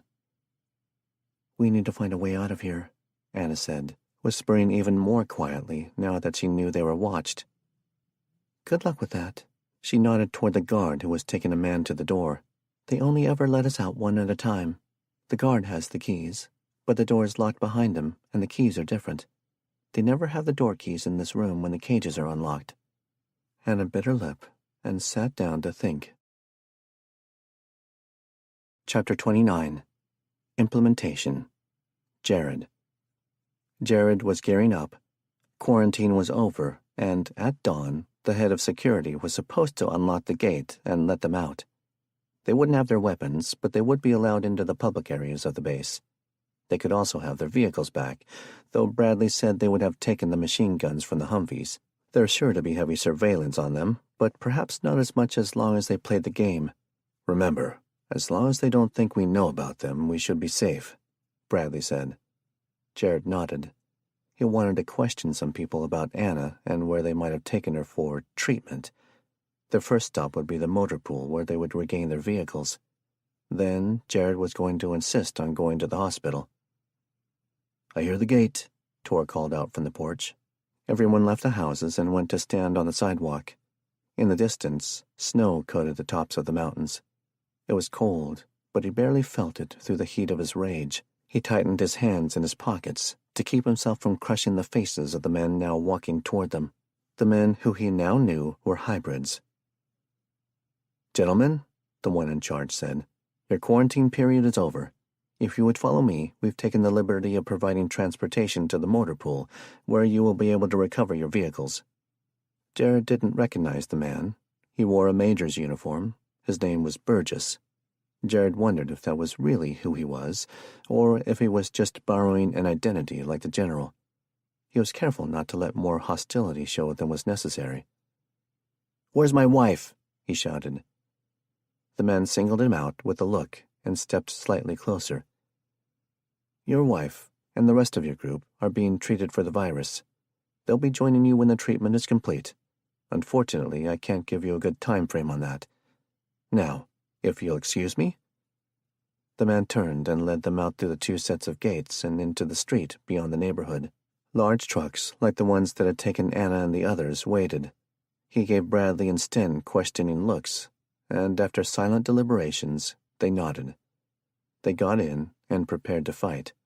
Jared was surprised when the truck stopped after only a few minutes. He got out.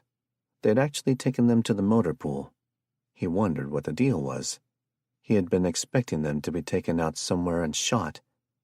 Why didn't they just kill them all and be done with the charade? "You may check out your weapons as you leave the post. They're being stored at the base security office, right inside the main gate."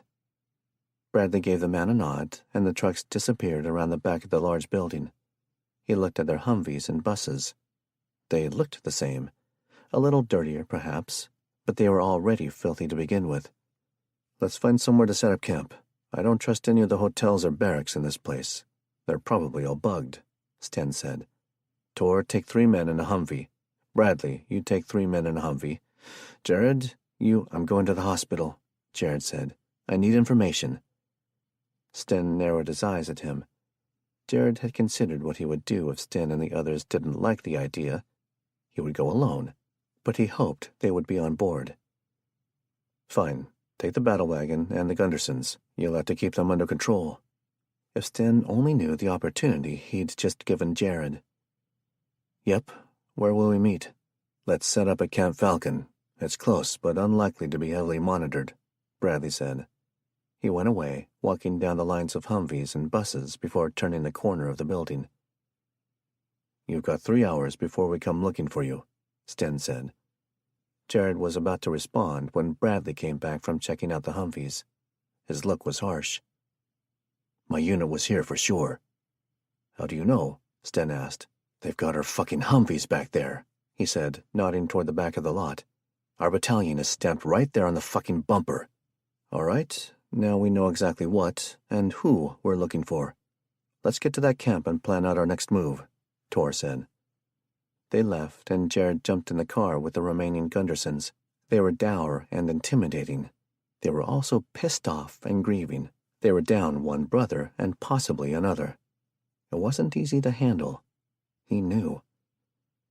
Head to the hospital. It's 2 streets over, near the quarantine facility. We've got something to pick up. How the hell did you get here? She asked as Jared leaned against the cold brick wall. It was getting dark, and she crossed her arms, whether in cold or exasperation, he didn't know. He didn't care. I remembered hearing you change shifts with the other nurse. I remembered the time. I figured since the other parts of the hospital were shut down, and the only cars in the lot were here, that you'd have to come out this way. She started to walk off, and he grabbed her arm. Don't make this hard on yourself, he growled. He saw one of the Gundersons give him a questioning glance, and he held up a hand for the man to stay there for now.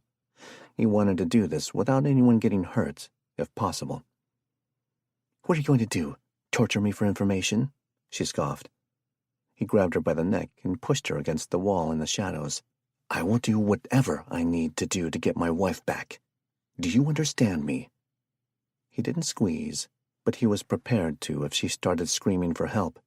He wouldn't kill her, but she didn't know that. They were lucky none of the lurking security forces had spotted them yet. They would if they stayed here much longer.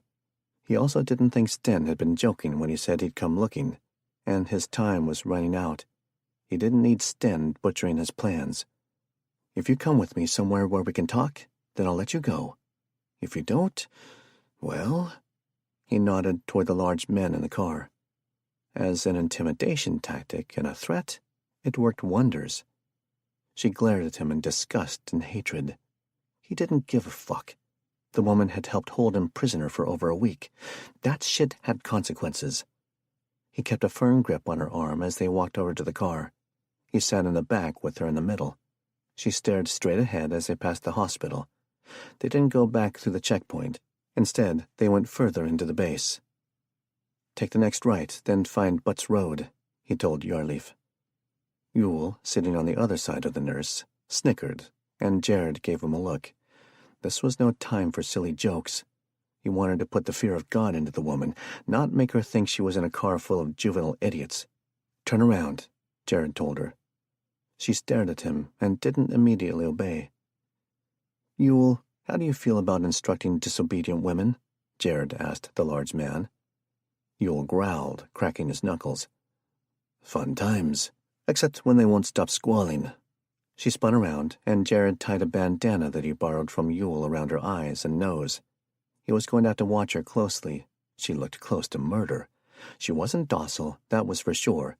Turn right, here, Jared instructed.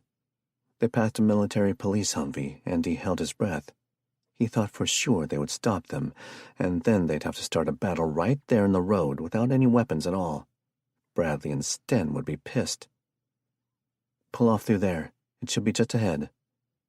The car turned into the trees, and he worried for a moment that the old car was going to get bogged down, but Yarleaf punched the accelerator, and they bounced through the rough terrain. Up ahead he saw the outer perimeter of the camp. Bradley had chosen well.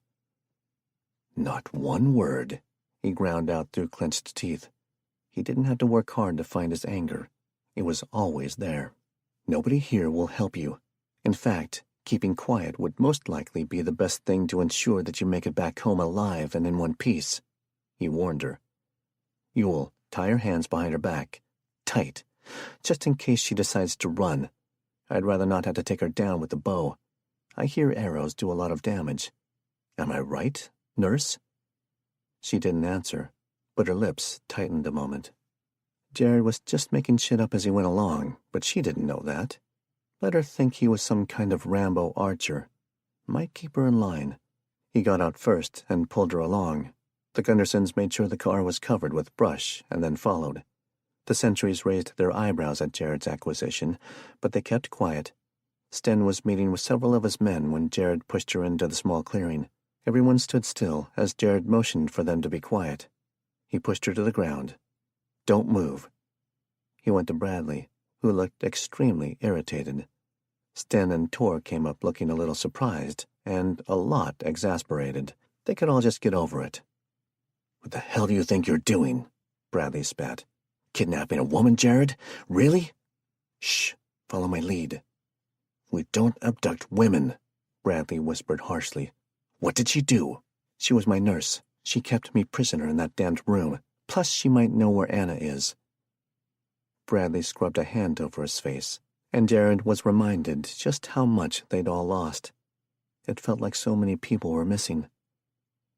It's a good idea, Sten said, surprising Jared. He had expected Sten to call him an idiot and demand that he take her back where she belonged.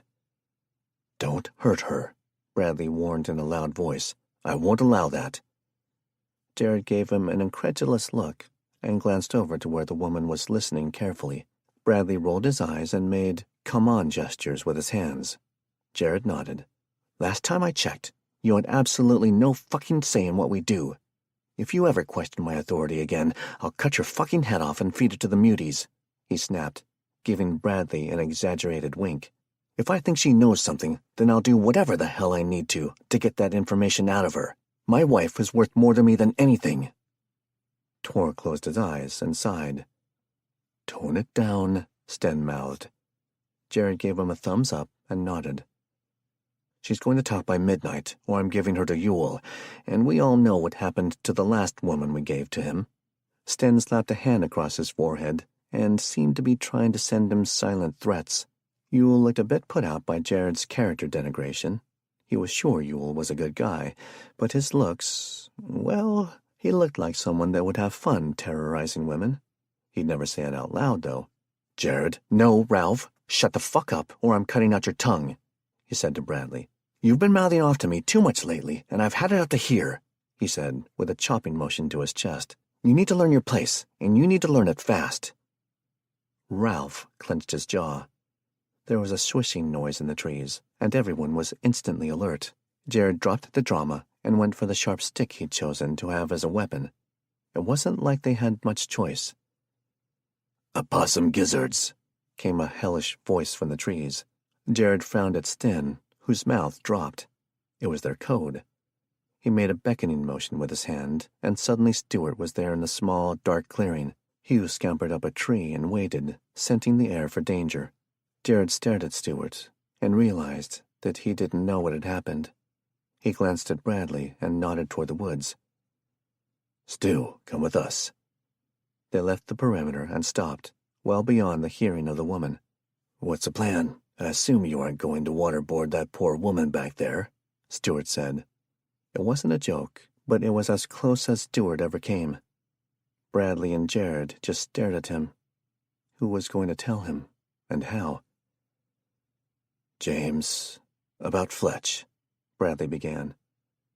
Stuart was confused by the use of his first name.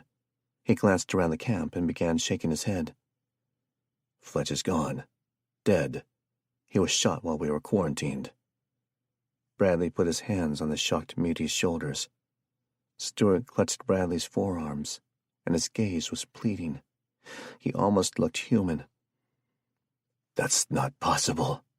Stu looked around in distress, and his skin started to blend with the trees surrounding them. He let out a tormented growl and swiped a hand at the nearest pine, taking out a large chunk of the soft wood. I'm sorry, Jared said. I wish... God, I wish we'd never left home. We have to make it right, Bradley said.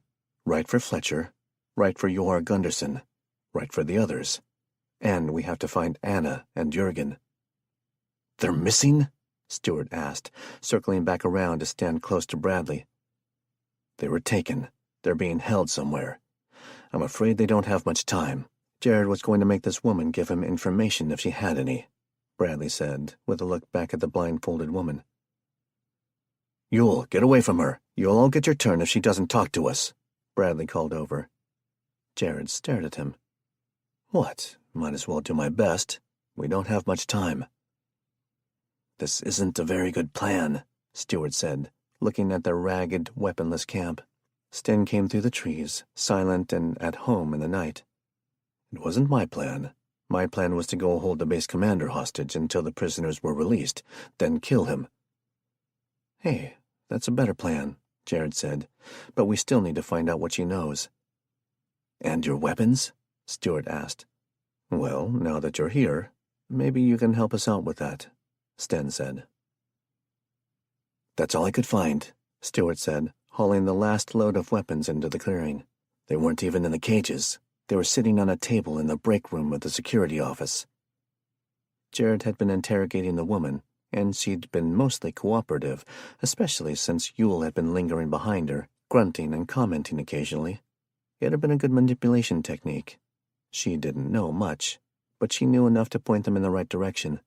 There was still one question that she had avoided answering, and he wanted that answer right now. Stu, where are the rifles? Bradley asked, grabbing one of the swords. We can't take over an army base with swords. We aren't taking over the base. We're taking over the base commander. Once we have him, we can get our weapons and people back, Tor said. There were no rifles and no ammo in the lockup. They moved them to a different location, and it's probably one that we won't be able to get into without raising the alarm. Jared forced air through his teeth and pulled the woman up roughly. Last chance to give me a straight fucking answer, he said in her covered face, putting the tip of a knife to her throat. Why are you helping them? She swallowed and raised her chin as she felt the sharp point, and Jared was afraid that she was going to call his bluff. He pushed her back flush against Yule, who grabbed her waist, and she started talking. They took my husband. They said if I stayed on at the hospital and didn't cause trouble, then they wouldn't kill him. Tears started to soak through the bandana. Jared moved the knife away from her throat. You believe them? Bradley asked. I had no choice. I couldn't take the chance. They took them after the first round of blood tests. And you've been a model nurse and collaborator ever since, Jared spat.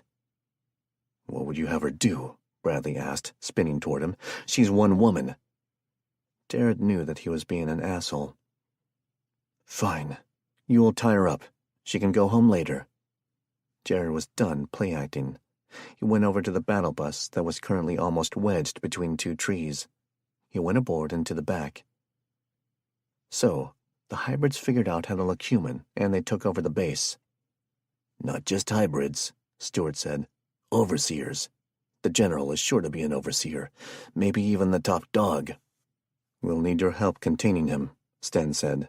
I'm not even sure us and the Gundersons would be capable of holding him. We can't kill him right off. We have to capture him and use him as leverage. You think they'll just surrender? Jan, the smallest and oldest Gunderson, asked. He was a mere 6 foot and 5 inches, and Jared used to hear him routinely being ribbed for it. He also happened to be the smartest and most ferocious. He was the closest thing to a patriarch that the Gundersons had, and when he made decisions, they listened. Usually. No, I think they'll give us only the bare minimum to placate us. They won't want the lead overseer harmed. He binds them together, and most likely has contact with lead overseers in other locations. They need him alive, Stewart explained. So they'll go along until we turn our backs to leave, Tor said. Then they'll bomb us or send a herd after us. Most likely, Bradley said. We know as much as we're going to, Jared said. Let's go. Chapter 30. Dark. Anna. Why are you doing this to us? Anna asked. The man ignored her completely in favor of studying the blood samples that he had taken. He had drawn her blood efficiently and quickly and hadn't even looked at her face once. It was like she didn't exist. He pulled the gloves off and threw them away, which she thought was ironic considering that she was a mere human and he was a mutie. Was he worried about her contaminating him? Or him contaminating her? "What are you looking for?" she tried. He didn't respond, and a moment later he left the room abruptly. She was left in a small room alone, and she scanned the place for anything useful. She opened the little drawer on the cart but found only empty vials and alcohol swabs. There was a roll of that sticky bandage, but she didn't think she could kill a hybrid with that. But she took it anyway. Jurgen probably could. They had woken her from a deep sleep, almost too deep to be natural, and before she had been able to study the cage room, they were out the door and into a hallway. The hallway was narrow and painted an off-white color. It was cold, and she didn't have shoes. The fluorescence overhead gave everything a stark, sickly cast. The guard hurried her along with a strong grip on her upper arm. He led her into an elevator that looked as if it were meant for equipment, and they ascended one floor. The door slid open and revealed a hallway like the one below. So they were being kept at least one level underground. The deep rumbling hum that she had listened to constantly since she had woken up was louder up here. It sounded like machinery. She knew less than nothing about Cheyenne Mountain, but she assumed that it had to have generators for power, and water pumps, and other things to keep it in operation. Perhaps part of the reason they kept people here was to keep the place operational. As Stuart had once told Jared, just because he was a mutie didn't mean that he knew everything. So they were test subjects and hostages. Did that make them more valuable? "Clean yourself and put these on," the hybrid gripping her arm said as he thrust her into a small tiled bathroom. "You have 15 minutes. He dropped the stack of clothing on the counter and left, locking the door behind him. She used the bathroom, something that she had been dreading, but it was so urgent that it no longer mattered to her. She was thankful for the privacy, at least, and didn't want to consider how they had kept her hygienic while she'd been drugged. Speaking of being drugged, she wondered if they put something in the meals. She felt lethargic. She supposed that it could be exhaustion. She'd have to ask Brandy what she thought. She shrugged out of her clothes and washed, keeping her hair dry. Going back to the cage with wet hair would guarantee that she would freeze her butt off. She made sure she washed her face well to get the dried blood off. She rinsed and lathered soap and wrapped the towel around her. The stack of clothing contained the same nondescript gray sweats that she'd seen the others wearing. No underwear, no bra. She kept her underwear and slipped on the sweats, then put her heavy sweater back on and her coat. She put her camel pants back on over the sweatpants. It was a little bulky, but she would be so much warmer. She doubled up the socks, too, slipping the clean ones on first. They were going to have to fight her for the clothes. She tucked her small, but unfortunately growing, collection of blue pills into the sock. The guard gave 2 raps at the door and unlocked it without a word. He stared at her, holding only the T-shirt in her hands. She was wearing everything else. He pointed to the trash can in the hall, and she tossed it in.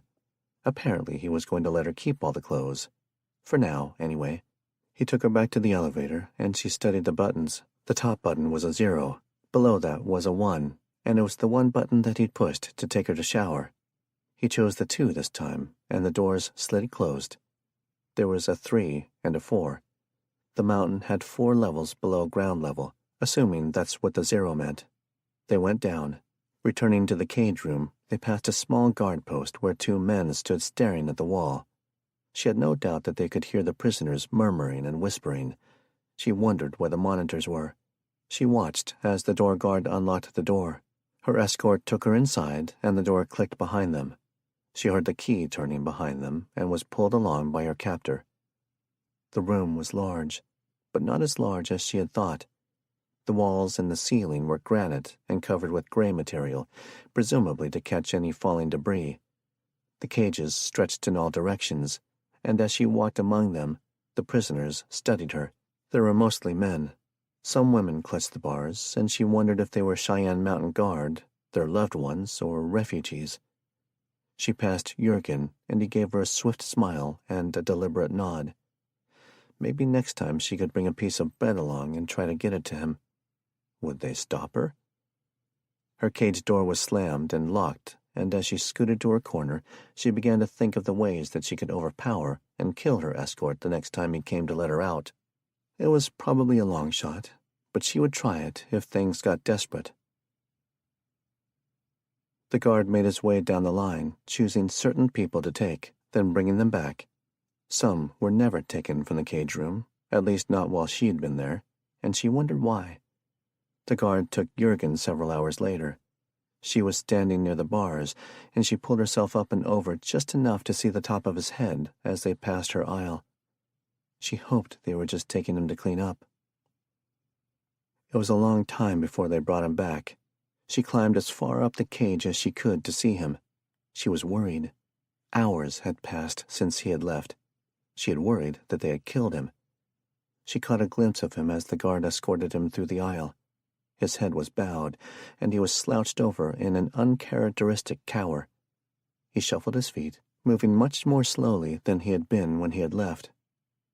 What had they done to him? She clutched the bars and wished she could see him. "Brandy, can you see him? Does he look okay?" Brandy looked at her. "His hair is covering his face. I can't tell."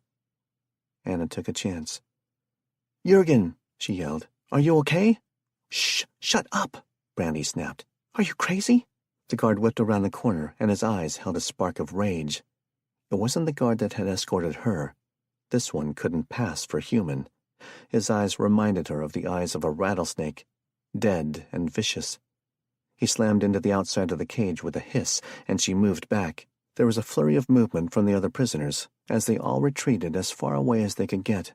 Anna was pretty sure that she had made a big mistake calling out to Jurgen. His face smashed into the cage, and she jumped as black fluid sprayed from his broken nose. His teeth, long and sharp, clashed together in a furious bite.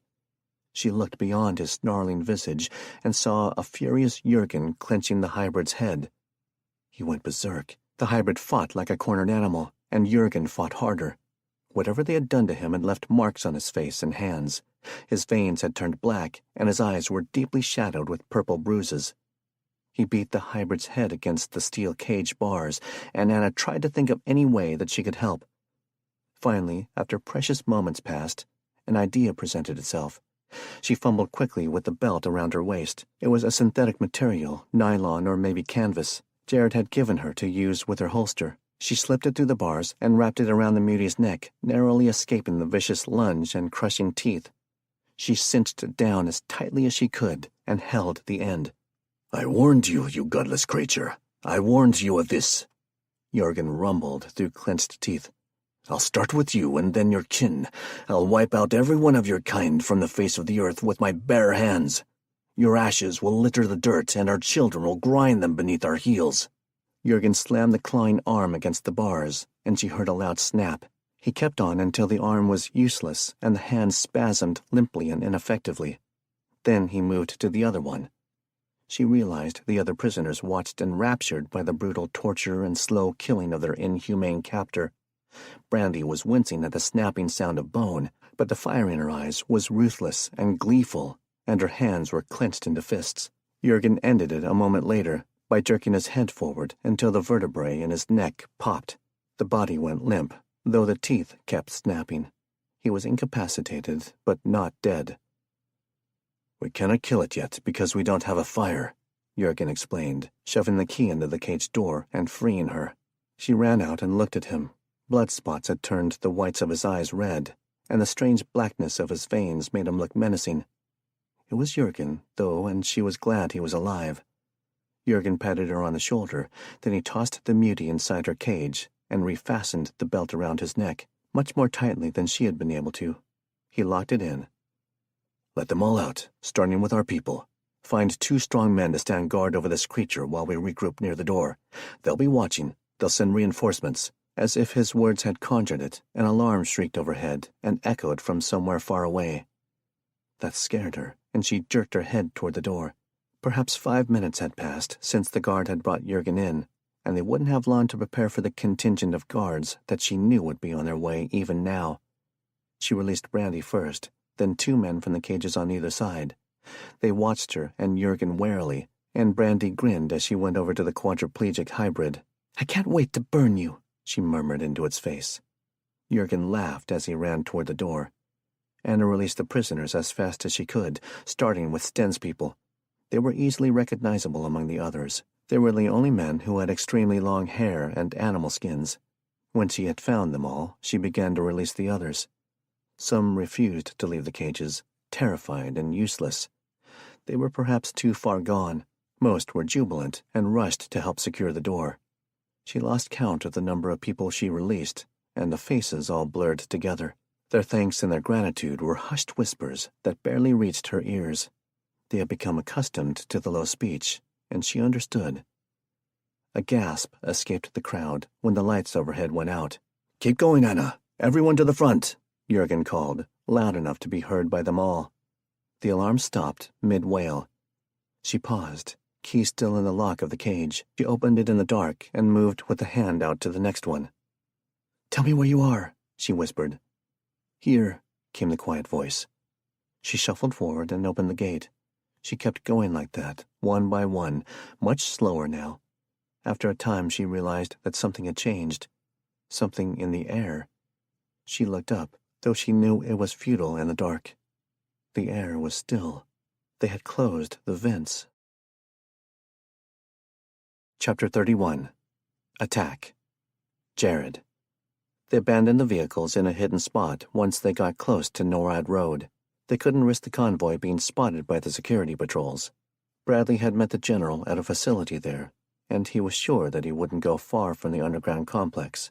It was hard-won and vital to whatever their mission was, and that was the most likely place.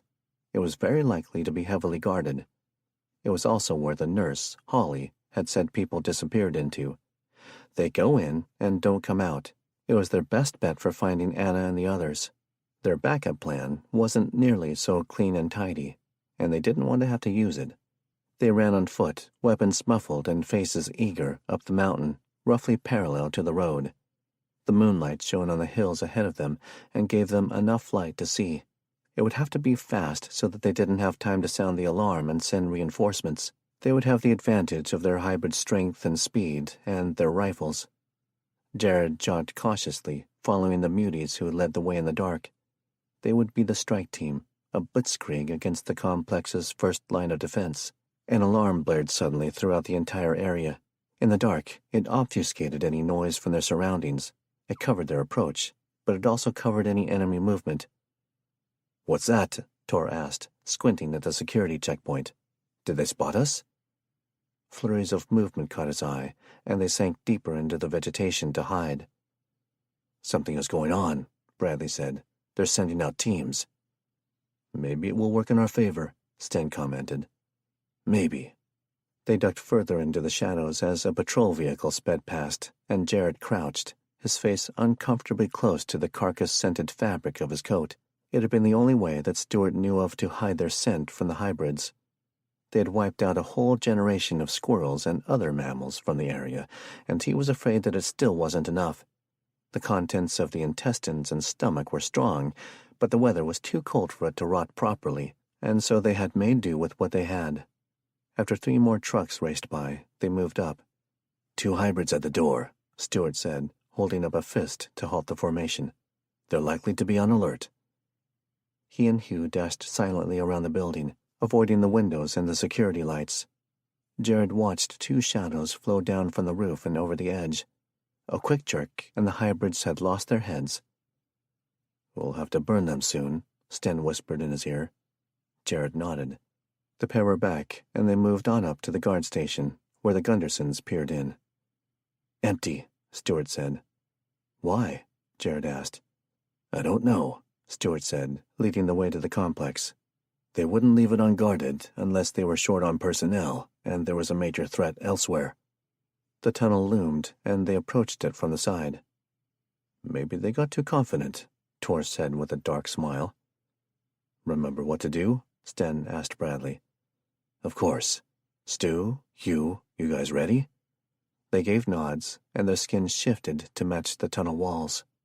Bradley stepped out of sight, and Jared knew that he would be walking down the road and right toward the security station inside the tunnel entrance. He was going to request an emergency meeting with the general, using some fabricated urgent crisis. It was nerve-wracking. If Bradley failed, their plans would have to shift, and it could put their captured people in danger. Extreme danger. It took longer for Hugh to give the signal than Jared had been expecting, and by the time the mutie popped up, he was almost ready to rip out all his hair. "Let's go," Sten said, and led them inside. Right before he went in, he could have sworn that he'd seen tracer rounds across the city below, but when he studied it longer, there was nothing. The alarm overhead went quiet. The remains of 2 hybrid security guards lay in pieces under the desk. Stewart and Hugh had stripped them of their ID cards and anything else that he thought would be important. They left the uniforms. With their long hair and beards, none of them would come close to being mistaken for a hybrid or a soldier. They would have to wing it from here on out. Bradley swiped the ID card and punched in the door code. "Thank God," he breathed as the door unlocked. "I was hoping they hadn't changed it from when I was here last." They stepped through the open blast doors, and Jared felt a chill deep inside. The place had been built and equipped for this very time in history. It could withstand nuclear bombs, even direct hits, but it couldn't withstand the sentient virus that had destroyed their civilization. One of the most powerful places in the world had fallen into enemy hands, and now he was trying to fix it. Him, Jared, the clown, the father killer, the Joker, the office worker. What the hell was he thinking? Did he really think the shit that he'd been doing for the last 6 months had prepared him for this? It was way too late to change his mind. They were far past the point of no return.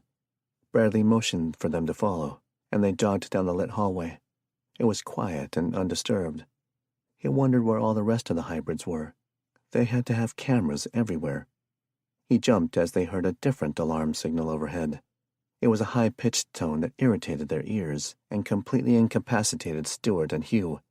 Footsteps running down the hall caught his attention, and he tapped Tor on the shoulder. He and Tor and Sten, along with several of the Gundersons, lined up against the wall, waiting. Men in official uniforms rounded the corner, almost inhumanly fast, and Jared reached out and jerked one against the wall, using the hybrid's own momentum against him. He wedged the sword against the officer's throat, and judging by the noise behind him, Sten and the others had managed to grab the rest. He looked into the hybrid's amused eyes. "Well, Mr. Carson, it seems as if you didn't heed my warning after all." "Captain Graves," Jared said, "I've come to get my wife." Something dark flashed behind Graves's eyes as he looked over Jared's shoulder to his men, trapped in similar positions. Finally, he smiled. "Of course, the treatment period is over. Your people were scheduled to be released tomorrow." "Sure. If you would follow me, we'll take them to you now," he offered smoothly. Jared kept the sword at his throat. Stewart and Hugh roused themselves, and Jared saw that someone had shoved cloth in their ears. Good thinking. "I'll hold the captain. Hugh, take the lieutenant. Sten and Tor can hold the others," Stewart said. "I have a better idea," Jared said, recapturing Graves's attention. "How about you take us to the general?" A scuffle behind him had him whirling around. The hybrid that held Tor had broke free and clawed him across the chest. His shorter, human-like nails weren't effective as a true mutie's claws would have been, but it was damaging enough for him to lose his hold. He grunted and fell to the floor, holding his chest. "Tor!" Sten yelled, and he lunged forward with the blade as the hybrid attempted to spin past him. Sten thrust the blade into his side and pulled it out. With a rapid spin of his hands, he whipped the sword around and down through the top of the mutie's soldier's skull. It was an expertly executed attack, and it had stunned even the hybrid captain. His body dropped to the floor near Tor. "We're quite capable of taking you fucktards down," Sten snarled. "I suggest you take us to the general, or you might all find yourselves in a big old ash pile by dawn." Jared was impressed. Sten rarely lost his temper. "Very well," Graves said, losing all semblance of the humanity he tried to project. "But I think you'll find that you'll regret it." General Brown was perched on the edge of a chair behind a large desk. The room was intended for the commanding officer, and possessed more personal touches than they'd seen in any other part of the complex. He was sure they didn't belong to the current occupant. He had been interrupted by their arrival, and papers and charts and diagrams were scattered along the huge surface in front of him. Monitors showed maps and grids of the city, and they looked to be in real time.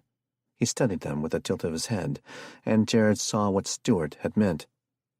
The lead overseer projected an aura of command, and he seemed to be pushing that influence toward them. Jared resisted the sudden urge that he felt to obey this man, this hybrid. It was false. "This is unorthodox, Graves," he said. "This had better be important." His tone was gruff and well-modulated. He gave them a superior glance, and it made Jared's blood pressure dart up. "I dearly hope you think so," Sten answered for him, "because we're just about out of patience, and your men are going to start suffering for it." "My men?" he asked, cocking an eyebrow. "What have they done? They took our people. They murdered our people," Tor snapped, and winced as the abrupt movement pulled at his chest wound. "I'm sure there has been a misunderstanding," he said, looking back down at his papers in dismissal. "We're busy at the moment with a pressing security matter. Make an appointment to meet tomorrow. Graves will escort you to the barracks for the time being."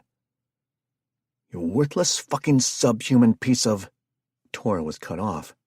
Jared felt a wave of aggression crash through the room, and he knew in that instant that they had made an error, perhaps a fatal one. "Stu!" he screamed, as his friend growled and lunged for Sten nearby. Sten brought up the sword in a blocking maneuver, but Hugh ripped it away and they dragged him to the floor. The Gundersons released their hold on the hybrids and followed them into the snarling pile. Jared whipped around and threw himself at the general. He hit the general's solid torso, and it was like hitting a brick wall. He grunted and shoved his knife through the hybrid's side. Hot blood flowed down his hand, and he screamed as it started burning his skin. The general flipped him onto his back, grabbed his neck, and started to squeeze. He was trapped, and the general grinned, eyes shifting their shapes into the familiar slits. A new blaring klaxon above them threw him off focus, and he looked up, alarmed. The influence in the air receded, and the general jumped up to go to the desk. He closed his eyes for a moment, vibrating, and Jared shifted closer to the pile of his friends. The hybrids had frozen in their positions. "Sten," Jared coughed out, clutching his hand. It was red, and the skin had bubbled from whatever substance the general had in his blood. Sten was bloody and pale at the bottom of the pile. Stewart's eyes flipped open, and he looked horrified at the motionless body of their friend. "You, get them," he ordered. Jared and Tor got to Sten at the same time that Bradley was extricating himself from the hybrid lieutenant's hold. The Gundersons shifted the bodies of the soldiers that had them pinned. Tor tried to stop the bleeding. He heard sloshy ripping sounds between the wailing sirens. Hugh was tearing the hybrids apart. "Get the general," Bradley called, and Stewart moved in a blur toward the silent head overseer. The office was quiet once again. Jared looked around at the carnage of bodies, blood, and broken furniture. Sten's savage people looked out of place among the military medals, flags, and photos. They seemed to have everything under control when the general opened his eyes. "Where's our people?" Jared yelled over the alarm. "Where are you holding my wife?" The general smiled, and the effect was anything but friendly, considering his newly transformed features. "He's calling in reinforcements," Stewart said. "What's going on?" Bradley shoved a sword to the general's throat. "The rebels are attacking. They're a nuisance, nothing more." "Rebels?" Bradley asked. The general smiled coldly. Stewart jerked the general toward the hallway. "We've got to go. Grab Sten." They rushed out into the hallway and back down the corridor. When they reached the tunnel, they heard clamoring from another of the hallways. Jared led them outside and into the grass. 1,000 rustlings from higher up the mountain reached them, and Jared was very much afraid that those were the general's reinforcements. Gunfire and deep, booming thuds from somewhere on the base echoed up to them. "Call them off, or I'll kill you right now," Stewart said. "Give us our people, and we'll leave," Jared pleaded. "That's all we want." General Brown studied him carefully. Very well. He closed his eyes, and the sounds of the battle drew nearer. Base security forces were either retreating or leading the rebels to the complex entrance. The things that he had called down from the mountain waited. It's done, he said, opening his eyes. They're bringing them up now. Tor organized their little team so that all directions were covered. He didn't trust the general one bit. The night was cold, and his breath fogged the air in front of his face. The firefight was getting closer, but the shooting was more sporadic. He could hear vehicles, and he turned to face the entrance to the complex. Headlights shone, capturing them in a circle of light. He held the knife to the side of the general's throat. His hand trembled and throbbed in pain, but he fought it. You had better do as you said, he warned. It will be exactly as you wish, General Brown said. Tell me something, Bradley said, without taking his attention from the field of fire. Why did you order the choppers to take out the herd of giants east of here? Why not let them kill us then? Let's just say that someone made an error in judgment and was quickly corrected. A line of vehicles finished assembling and faced them. People were shuffling around, hidden behind the headlights. He didn't know who they were, but they had better not try anything. He shifted to get a better view around Stewart's shoulder and squinted. Identify yourself, a man called from the mysterious rebel convoy. They glanced at each other quickly. Jared nodded for Bradley to do the talking. He was too busy watching for Anna and making sure General Brown kept his virulent emotions to himself.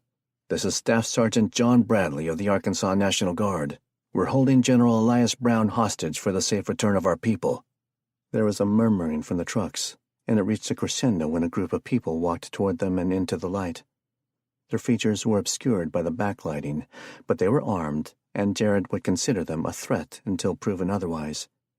Just because they were fighting the hybrids didn't make them their friends, and it seemed like everyone and their brother had a hair trigger these days. Jared? What the fuck are you doing here? It was a woman's voice, and it was familiar. A part of his heart relaxed. Mama always said life was like a box of chocolates. You never know what you're going to get. It was truly the first thing that came to mind. He couldn't help it. The stress. Oh, man.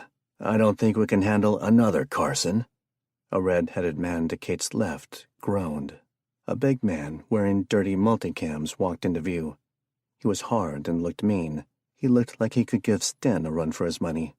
He stood next to Kate, towering over her, not unlike a Jotun himself, except nicer looking, for a dude.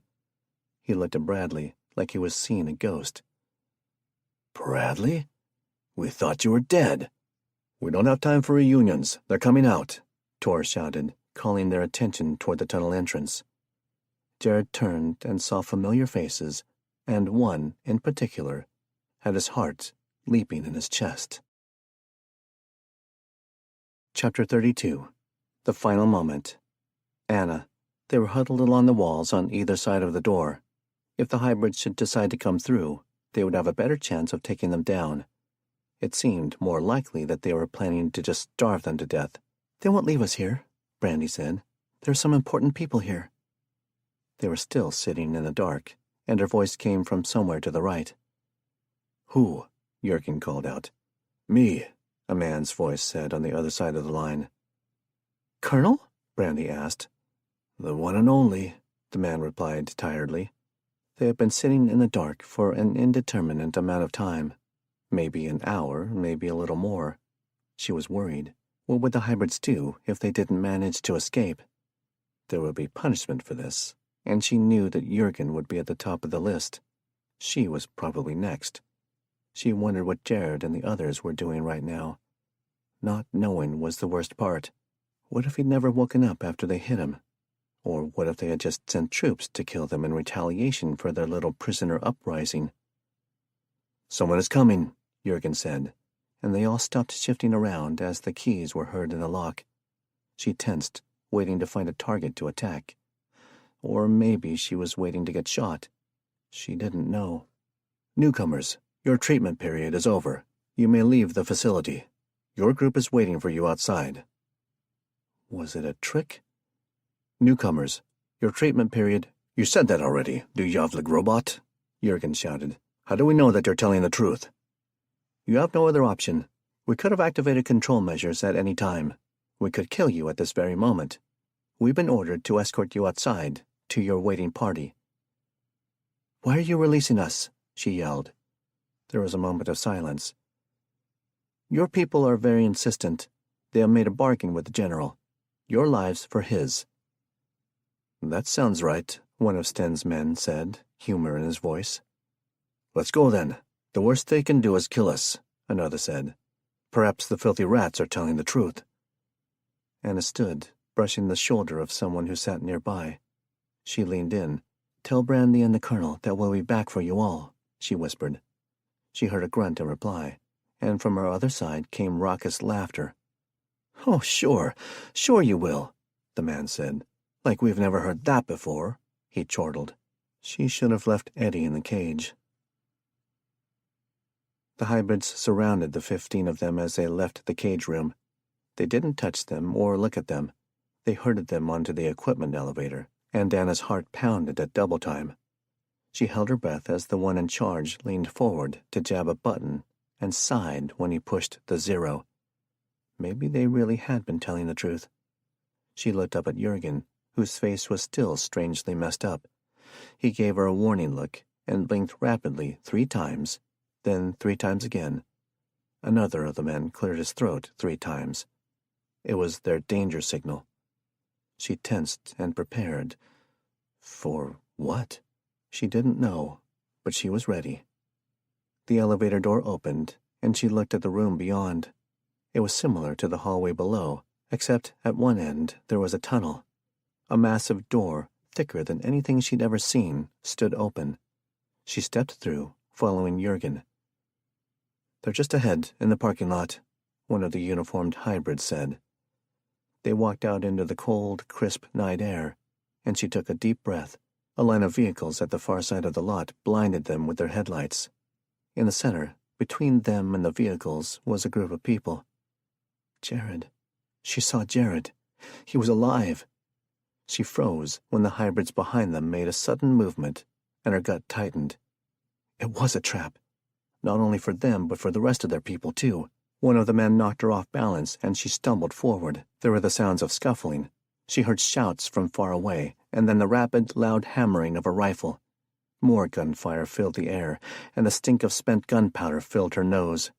A brass casing bounced off her cheek and burned her face. She covered her head as men fell beside her. Wetness soaked through her socks and coated her feet and ankles. It was hot. Something whizzed past her ear, and she flinched and ducked.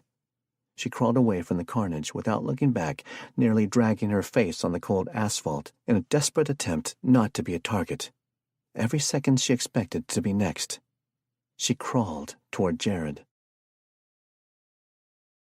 Epilogue. Charge. Jared.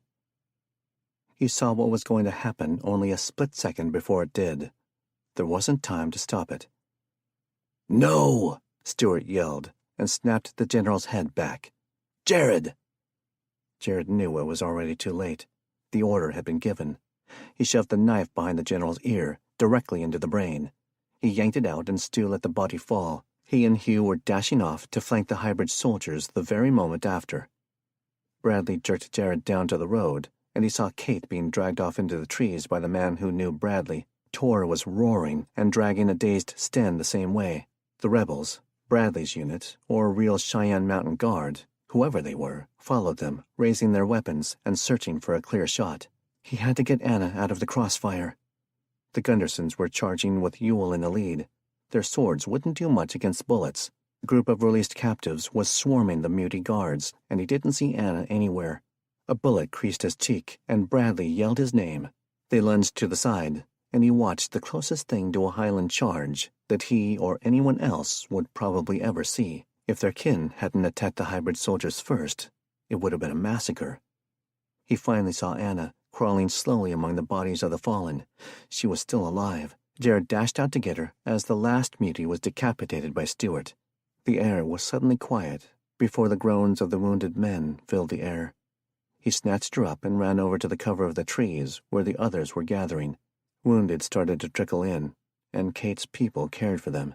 They heard engines, and when Jared looked over Anna's head, he saw their convoy arriving. The fight was over. For now.